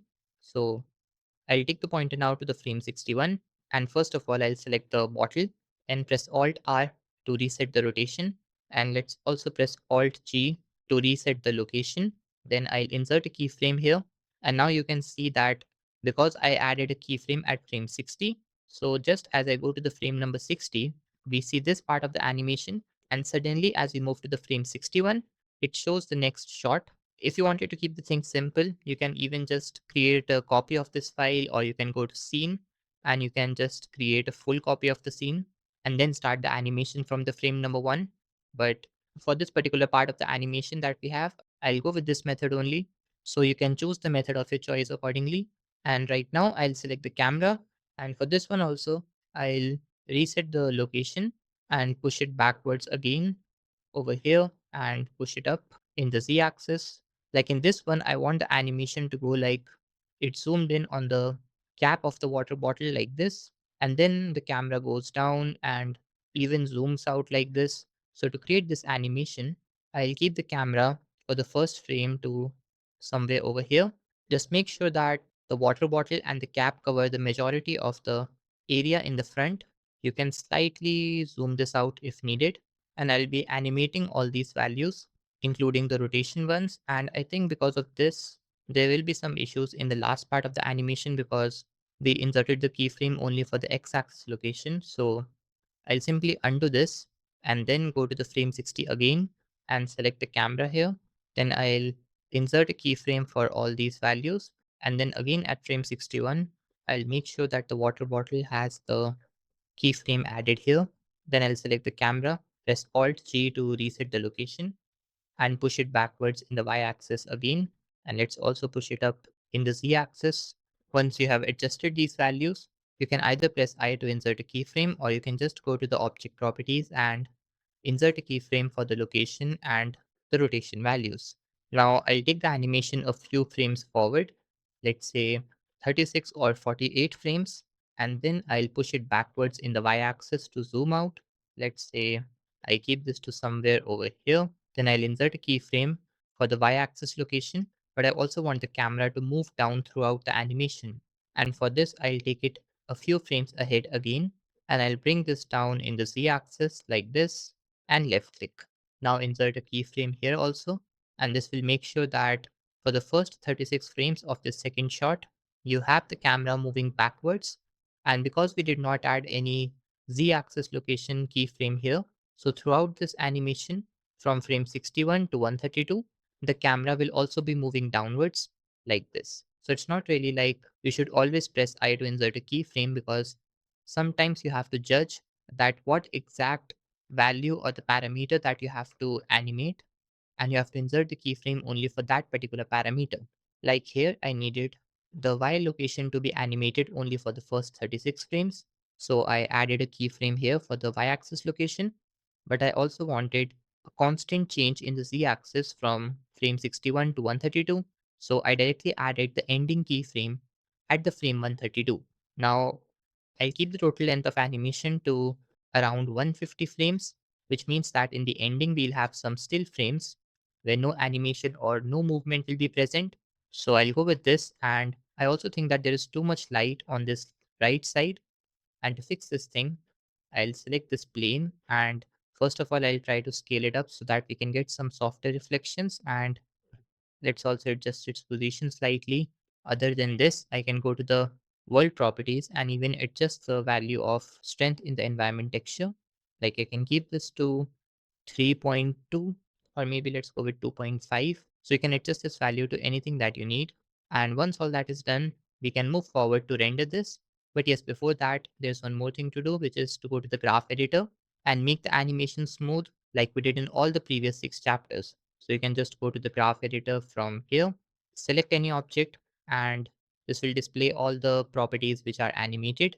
Here for the water bottle, we have the Z rotation first. So I'll hide all others, then select the Z rotation, press A to select all, use the numpad period key to keep the focus here, and then select the first and the last handles and scale them down in the x-axis like this. And then you can insert a value of -1 in the x-axis scaling. You can repeat the same procedure for all the other parameters that you have animated. You can skip the scaling parameters or any property that you have not animated. Then you can go to the camera and do the same thing with this also. You can find the parameters here in the object transforms. So you can do this thing yourself. We have covered how to do this thing in depth in the first 2 chapters of this course, and you can return back to continue once you're done with that. Now moving ahead, the next thing that I'm going to do is to go to the output properties and keep the frame rate to 24 FPS. And in the output properties, you can select the folder that you need in order to save the render file. And in the render properties, I'll just change the maximum samples in the render settings to 512 and keep the noise threshold to 0.03. Also in the denoise option, I'll turn on the use GPU, and we can even adjust the look in the color management to either medium high contrast or high contrast, which I'm liking more in this case. You can even adjust the exposure value if you feel that there's too much light falling on the bottle. Like in this case, I'll keep this to minus zero point 0.1 or minus zero point 0.2. It'll give it a nice dark look. Maybe I should keep this to minus zero point 0.1. And once all this is done, we can just go to the render menu here and select render animation. Here you can take a look at this first shot that I have animated with some minor adjustments in the lighting. Now for the second animation, where we'll have these bottles rotating with the changing colors, we have to set up that scene here. And for that, I first want that the bottle should be something like this, like it should not be rotated like before. So I'll take my cursor over here, and let's also change this to the timeline editor. Then I'll delete all these keyframes. You can press X or the delete key to delete those keyframes. And I think I should also select the camera here and delete all the keyframes. So I'll keep it to, let's say, at frame 105, so that I don't have to make a lot of changes in the location of the camera. And then I'll select all the keyframes and press X to delete. Now the animation is removed, as you can see. And the next thing that I'm going to do is to push this camera slightly in the y-axis so that we can zoom out. And let's also push this water bottle over here because there will be multiple water bottles in a circular loop. So we don't want its size to be so big. So we are placing it away from the camera. And let's also push this backwards slightly like this. I'll take the pointer back to the frame number 1. And the first thing that I'm going to do here is to create a circular loop of bottles, or basically an array, which we can create using the array modifier in the modify properties. So in the modifiers, let's go to add modifier, then in generate, select the array modifier. Then in the shape, I'll change this to circle, and in the radius, let's increase this, and let's also disable the render preview mode here. And I'll increase this value to, let's say, 4 or 5 meters. Then I'll change the central axis to Y and disable the align rotation option. And then in the count, I'll set this to something like, let's say 10. Now to align the rotations properly, I'll go to the align rotation option and turn it on. Then you have to try different types of forward axis and the up axis, which will also depend on the local axis of the bottle. So try to create different combinations, and this is the closest result that I can get right now. But in this case, I want the cap of the bottle to be on the opposite side. So that means if I go to the edit mode here, and let's say I just disable the preview of subdivision and bevel so that I can see the changes happen easily. I'll rotate this in the x-axis by, let's say, 180 degrees. And then in the radius value, I'll increase this so that we can have some more gap like this. And this is how we can create a circular loop. You just have to take care of a few things, which is the central axis, which in my particular case is the y-axis. And here I am noticing that the sticker object is not getting added to the circular loop. So to avoid this from happening, what I can do is I can just select the bottles and disable the subdivision surface modifier. Then just for now, I'll rotate this back in the x-axis by 180 degrees, and then I'll go back to the object mode, select both of them. Just make sure to select the body of the water bottle at last, then press Ctrl J to join them together into a single object. Now if I just enable the preview of the array modifier and try to change the view, like I should see it from this angle, you can see that the splash logo is here. So we'll fix the rotation now. Let's go to the edit mode and rotate this in the x-axis by 180 degrees again. This will solve both our problems, that is, the cap of the bottle is now on this side and it also shows us this logo. Now if you want, you can increase the radius value if you want them to be more apart from each other like this. Or else if you don't want to do this right now, you can simply move your camera forward or backward depending on the placement of the objects. Then the next thing that I'm going to do is I'll select the camera here. So here we have the camera, and I'll move this up in the Z axis. Instead of moving the water bottles up, I'm planning to move the camera. Let's move it over here.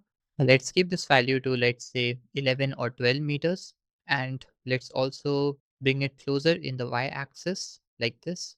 Now after this, the next steps can be to change the color of the water bottles. And to do that, we first have to apply the array modifier so that we can then separate each of the bottles into a separate object and apply the colors. There is a second method to that where you can use the object info node in the shader editor to apply different colors to the same material for each of the instances, but we'll go with the method of manually adding the colors to each. So in the modify properties, I left click and drag this array modifier to bring this to the top, and then I'll click here and select apply, then go to the edit mode. And what we'll be doing now is to separate all these bottles along with the respective stickers or the logos into a separate object so that we can then give different colors to all these water bottles. So there can be multiple ways to do this thing. Like you can just deselect all of these. Then with the cursor over here, if you press L, then this will select all the linked parts. Then you can press L again for the cap with the cursor over it. And then with the cursor over the sticker, you can again press the L key, and then you will have the entire bottle selected. You can then press P and separate by selection. Then if you go to the object mode, you will have this water bottle as a separate object like this. Another method can be that you press A to select all, then press P to open the separate menu. And in this you have separate by loose parts. In this case, it will separate all the objects depending on their linked parts, like This water bottle will be a separate object, this cap will be separate, and the sticker will be separate. So this will give us with so many different objects. And now what you can do is you can select, let's say the cap, then the sticker, and then that bottle, and press Ctrl J to join these together. And you can repeat this procedure for all the remaining bottles.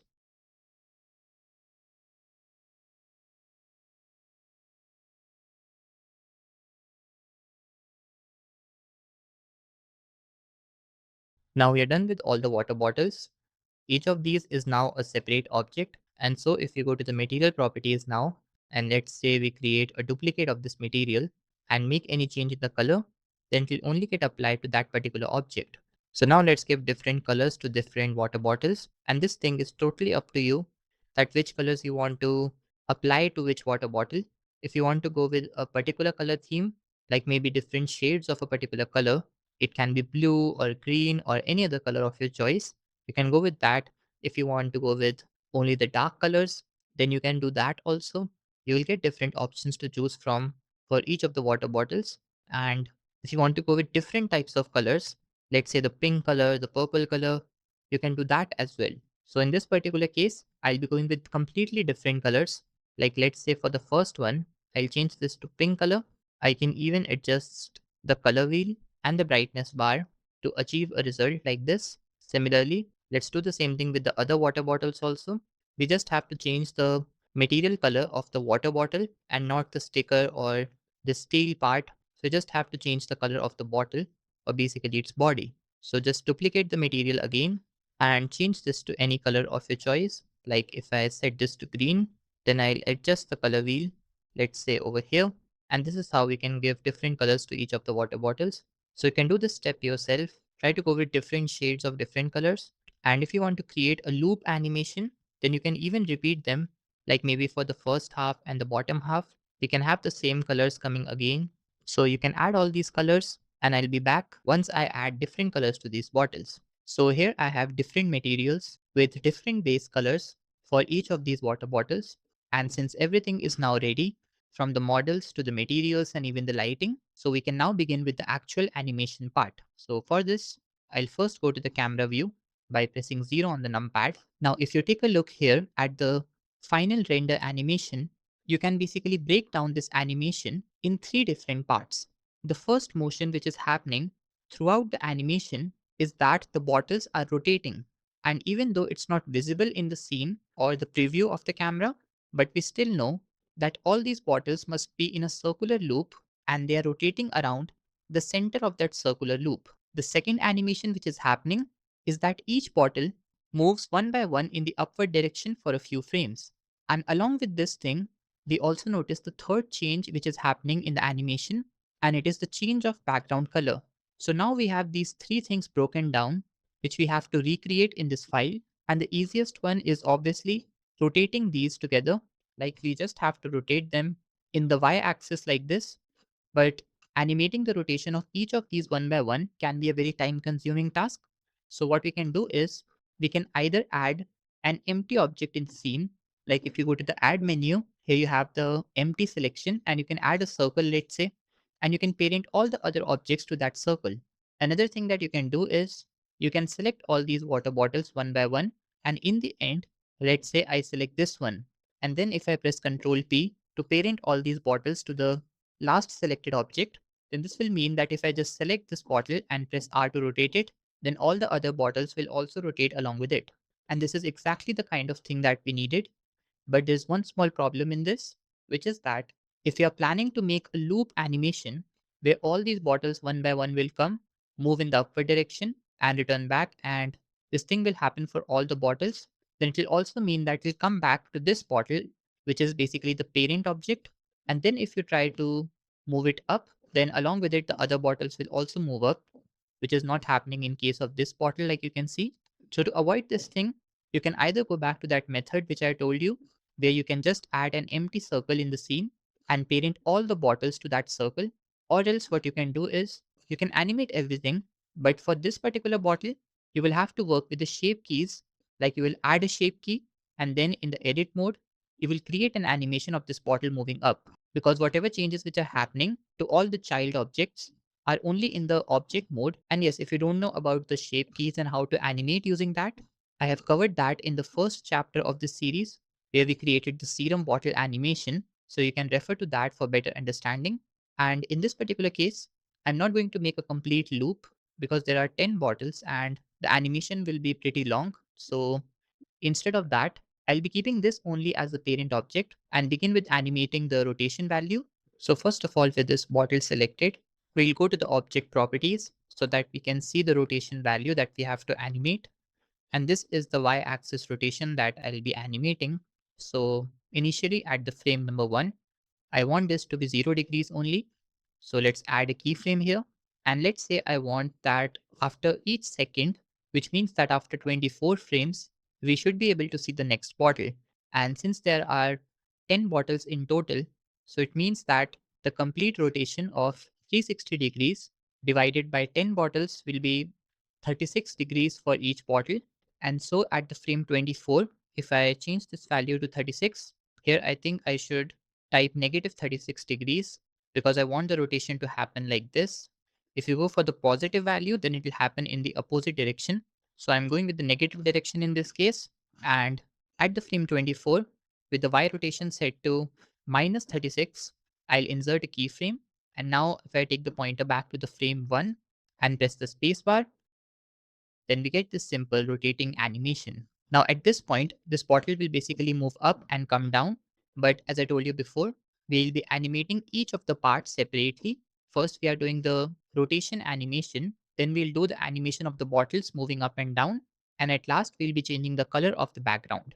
So here in the rotating animation, I want these bottles to stay like this for, let's say, half a second, meaning that for 12 frames, it will stay like this. So I'll insert a keyframe at the frame 36, and then again the rotation happens for the next 24 frames, meaning at the frame number 60, I'll again add 36 degrees in the opposite direction, which means that the value will be minus 72. Then insert a keyframe, and you can see that we have this animation again. You can even take a look at the animation from the starting. So I'll press the spacebar. Now moving ahead, at the frame 72, that is 12 frames after frame 60, I'll insert this keyframe so that the bottle stay like this for 12 frames and repeat the procedure of moving ahead 24 frames and rotating it by 36 degrees again, which means minus 108. Then insert a keyframe, take the pointer to frame 108 and insert the same keyframe here as well. Then again take this 24 frames forward. Then for the value, it will be minus 144. So insert a keyframe here, then take this to frame 144 and insert the same keyframe. And I think I'll keep the total length of animation to 180 frames. Like we'll have 5 bottles moving up. So you can see here that currently we have 4 bottles, which will move up in these keyframe gaps that we have. So for the last one, I'll take this to frame 168, then add 36 degrees in the opposite direction, meaning this time it will be minus 180, and insert a keyframe, and then take this 12 frame forward and insert one more keyframe. This will give us this rotating animation with these gaps where the bottles stop. And this also means that we have prepared the first part of the animation sequence. And now we'll move to the next one, which is to add motion to individual bottles where they move up and return back. So with this bottle selected over here, I'll take this to the frame 24 because you can see that if I select the original bottle, we have the first cap over here and this bottle is in the middle, which is this purple color bottle. So with this selected, we have to animate the Z axis value. Like currently, if I try to change the Z location here, then you can see that we are not really able to move it up and down. So you can either go to the object mode and try to change the location in the Z axis directly by pressing G and Z here in the 3D viewport. And you will notice that on the right panel, we have the X and Z location, both of them changing, which is happening because it is rotated right now and its local axis and the global axis is different. So in short, we have to animate both the X and the Z axis value in the location. And to do this thing, I'll first insert a keyframe at the frame 24 for the X and the Z location, or maybe I should just undo this step and we should move it from the frame 12 only, like at the frame number 12, while the bottles are still rotating. I'll insert a keyframe for the X and Z location. Then at the frame 24, when all the bottles are still, it should move up like this. Let's say over here. then insert a keyframe for these values. And we want it to return back to the original position at the frame 36. So with this keyframe selected here in the timeline editor, I'll press Shift D to create a duplicate and place this over here. Now let's take a look at the animation so that we can understand if any changes are required somewhere or not. So as a basic animation, it is looking really nice. One thing that I can see here is this bottle stays up at the top position for a very less amount of time.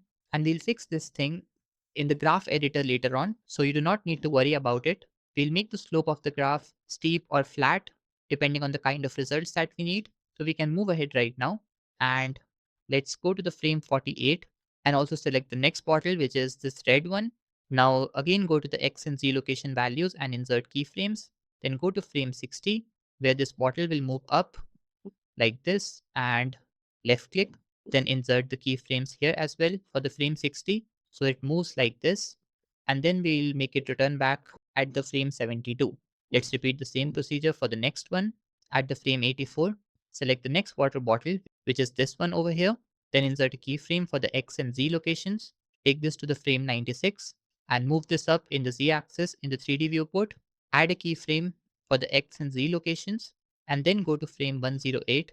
Select this original keyframe and duplicate it. Then similarly for the next one at the frame 120, I'll select this water bottle, which is this black one over here.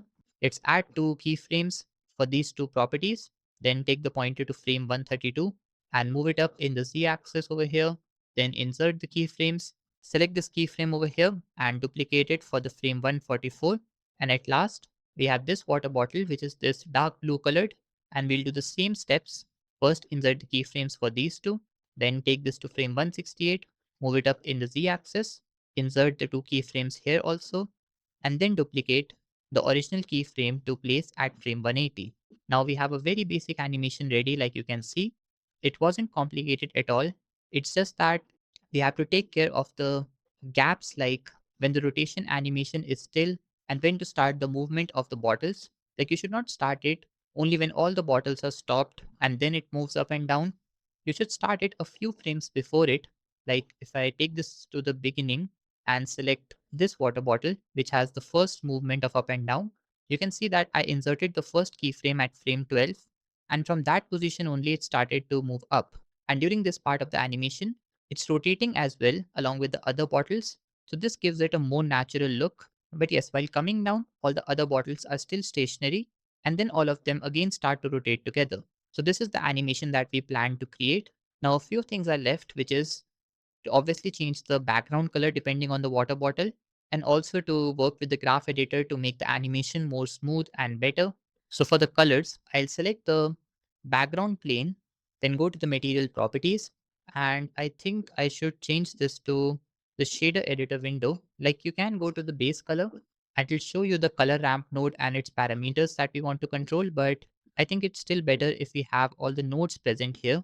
So I'll change this window from the 3D viewport, which was having the solid mode, to the shader editor. And initially, I want this to be purple colored only because it's looking well in terms of contrast. Like we have a pink water bottle and a purple background. So it's looking nice for the first frame. I'll keep it as it is for, let's say, the first 18 frames when the bottle is almost about to reach the top position. So till here, I want the background color to be purple. So to animate this thing, you just have to keep your cursor here in this color bar of the color ramp. And you can see here that we have connected it to the base color and the gradient texture node. So with the cursor over here, if I press I, then this will insert a keyframe. And the reason why I can't see it here is I have to select this color ramp node and then I'll be able to see this keyframe over here. And I want that the change in color should be instant. It should not be like the viewer is able to see the change of color happening from purple to blue. We do not want that. We want that on this particular frame, it's purple colored, but on the very next frame, it should turn to the color of the water bottle, which is somewhat dark blue. So with the timeline pointer over the frame 19, we simply have to change this color to blue. Then after this, with the cursor over here, press I to insert the next keyframe. And now if I use the arrow keys to move to the previous frames, then you can see that as we move from the frame 18 to 19, we see the color change happening. In a similar way, let's now move forward to the next one, which you can see here that it's the red water bottle. And if I select this, you can see that the animation of this water bottle starts from frame 48 and it reaches the top position at frame 60. So I want to keep the background color changing at somewhere in the middle, let's say at frame 54. We keep this as the dark blue color only, but then at the very next frame, I want it to change its color to the red color. And yes, I won't be going for the exact same color as the water bottle because it will make it harder to see. And so I'll be going for a darker color. So in the red, I'll choose this one, or maybe I should keep it close to the pink shade like this. So we'll go with this. With my cursor over here, I'll press I to insert the next keyframe, and you can see the change of color happening for this water bottle also. Now for the next one, I'll keep my cursor over here at the frame 90 in between the first two keyframes for this water bottle. Then I'll select the background. Then with my cursor over here, I'll insert the keyframe. And then for the next one, I'll move this forward at the frame 91. And for the color, I'll go to this color wheel and change this to this darker shade of this mix of blue and green color. Like I don't really know the exact name of this color, but it's somewhat a mixture between this green and the blue. So it's here in the middle and the brightness is low. Otherwise, it would be somewhat like the light blue color only. So we'll go with this and insert a keyframe here for this color at the frame 91. Similarly, let's select this black water bottle and I'll take the pointer to frame 126, select the background plane again, insert a keyframe for this color, and then at the frame 127, we'll reduce the brightness in this case. Let's say I keep it to something like this, and I think it's looking nice. So let's insert a keyframe. If you want to make it look more black, you can bring this pointer in the color wheel to the center where you have the white color. And because of the reduced brightness, it will appear as the black color. But currently I have kept this shade of the previous color, but reduce the brightness so it won't be visible here in the background plane material. So we can go with this. And at last, I'll select this water bottle, take this pointer to frame 162, select the background plane, then insert a keyframe here, take the pointer to the frame 163, and for this one, I'll again increase the brightness and change this to the dark blue color like this. Then insert the keyframe, and with this, we are ready with the overall animation. All what's left now is to work on the graph editor. But before that, I'll take this pointer to frame 1, and if you want to change this window into full screen mode, you can just use the shortcut of Control and the space bar. It will hide all the other panels. And to escape this, you can either click this back to previous button or you can press Control space bar again. So here in the full view, I'll be pressing the space bar so that you can see the animation.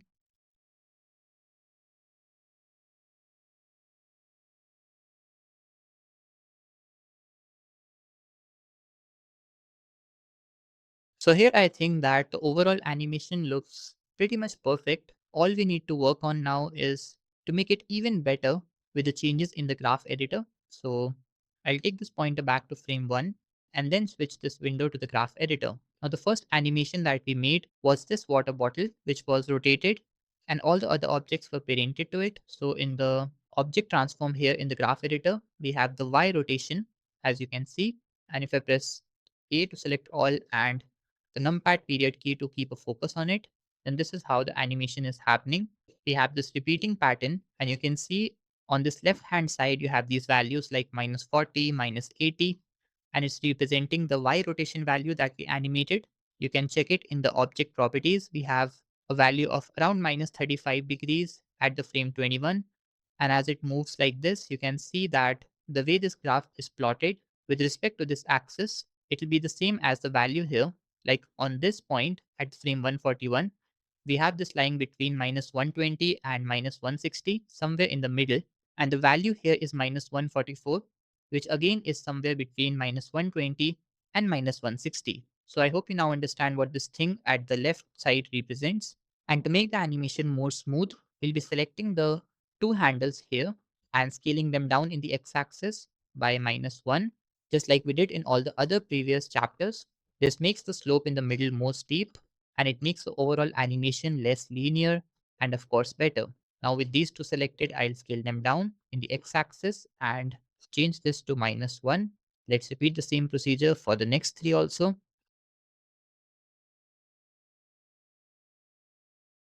Now we have made the first part of the animation completely perfect. We'll see the results later on, but first, let's make the second part better, which is even more important, and it is these bottles moving up and down. So with this purple one selected here, we have the X and the Z location values in the object transform here. So first of all, I need to see only the X location. So I'll hide the Z location by clicking on this I button. Now I'll select these two handles, basically the right handle of the first keyframe and the left handle of the second one. Then scale these down in the x-axis and change this to -1. Let's repeat the same thing on this side also, and let's set this value to -1. Let's take a look at the animation now to see if any other changes are needed or not. So I'll press the spacebar, and here I think we are noticing some issue because we have only made the changes in the X location and not Z location. And also I think that we need to scale it down further in the X axis so that it stays here on the top position for even more. And this thing is possible only if we make this part more flat. The longer it stays flat, more will be the time where it stays in that top position. So with this selected, if I just scale this up in the X axis like this, let's say by 1.5 or maybe a value of 2. And this time, let's also go to the Z location value here and select this, scale this up in the X axis like this. And now I'll press the space bar. We are still noticing the issue because I have not yet applied the scaling in X axis to these. So I'll change the scaling in X axis to -1. Let's scale these also in the X axis and change this to -1. Then with this selected, I'll scale it up in the X axis and press the spacebar again. And I think that this time it's much better. It stays at the top position for all these frames. You can again take a look at it. So we can go with this. And now let's repeat the same procedure for all the other water bottles. I'll select this red one. Then in the object transform, let's hide the Z location and select X location here. Then in the graph editor, press A to select all. Press the numpad period key to get the focus on these selected points. Then I'll select these two handles, scale these down in the x-axis and set this value to -1. Then after this, select these two handles and repeat the same procedure of scaling these down in the x-axis and setting this value to -1. Then select this point in the middle, press SX and scale it up like this. Then go to Z location and let's repeat the same procedure. Select these two handles and scale these down in the x-axis by -1, and then select these two and scale these down in the x-axis by -1. Now select this point in the middle, press SX and scale it up, and this will again give us a smooth animation.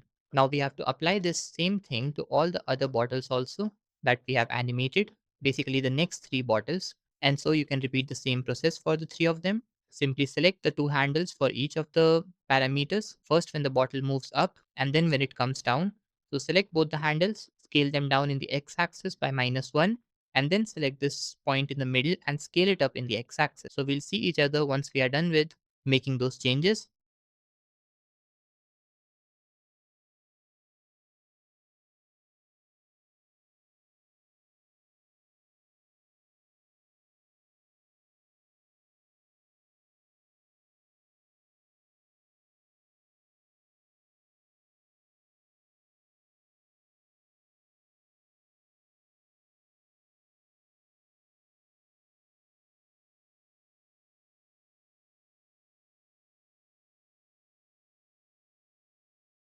So here I'm done with all the graphs.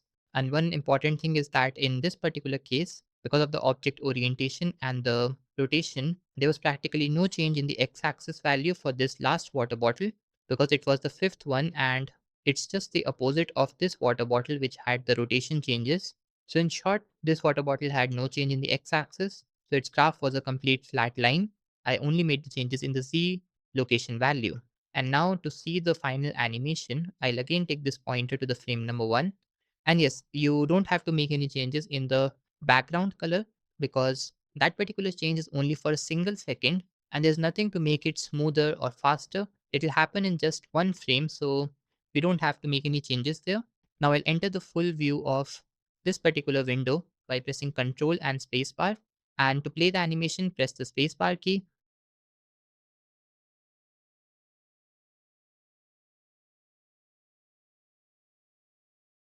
And here we have completed the animation part also. So to finally render this animation, let's first go to the render properties, ensure that we have the cycles and GPU here. And then in the render settings, these are the older settings. So we'll go with these. We don't have to change anything here. In the look, you can either set this to medium high contrast, or I'm liking high contrast more in this particular case. So I'll go with that. And you can set the file output path here where you want to save the renders. And all the other settings are also practically the same. So we'll go with these. Then you can click on render and select render animation. Here you can take a look at this final video animation, which I have rendered with some dynamic zoom effect. And with this, we now arrive to the end of not just the 7th chapter of this course, but this also brings us to the end of the complete Blender product animation course. And if you have reached here after completing all the 7 chapters, then you have officially completed the entire course. In all these chapters, you have learned how to model products from scratch, create realistic materials, set up professional lighting, animate products and camera, work with some fluid, particle simulations, and render high quality product advertisements. I hope this course has not only taught you some new techniques, but has also given you the confidence to create your own product animations from scratch. So if you enjoyed this course and found it valuable, then make sure to leave a like. And if you are new here, but still haven't subscribed even after watching the entire course, then do consider subscribing and turn on the notification bell so that you can get timely updates about the new courses. Thank you for watching, and I'll see you in some other one.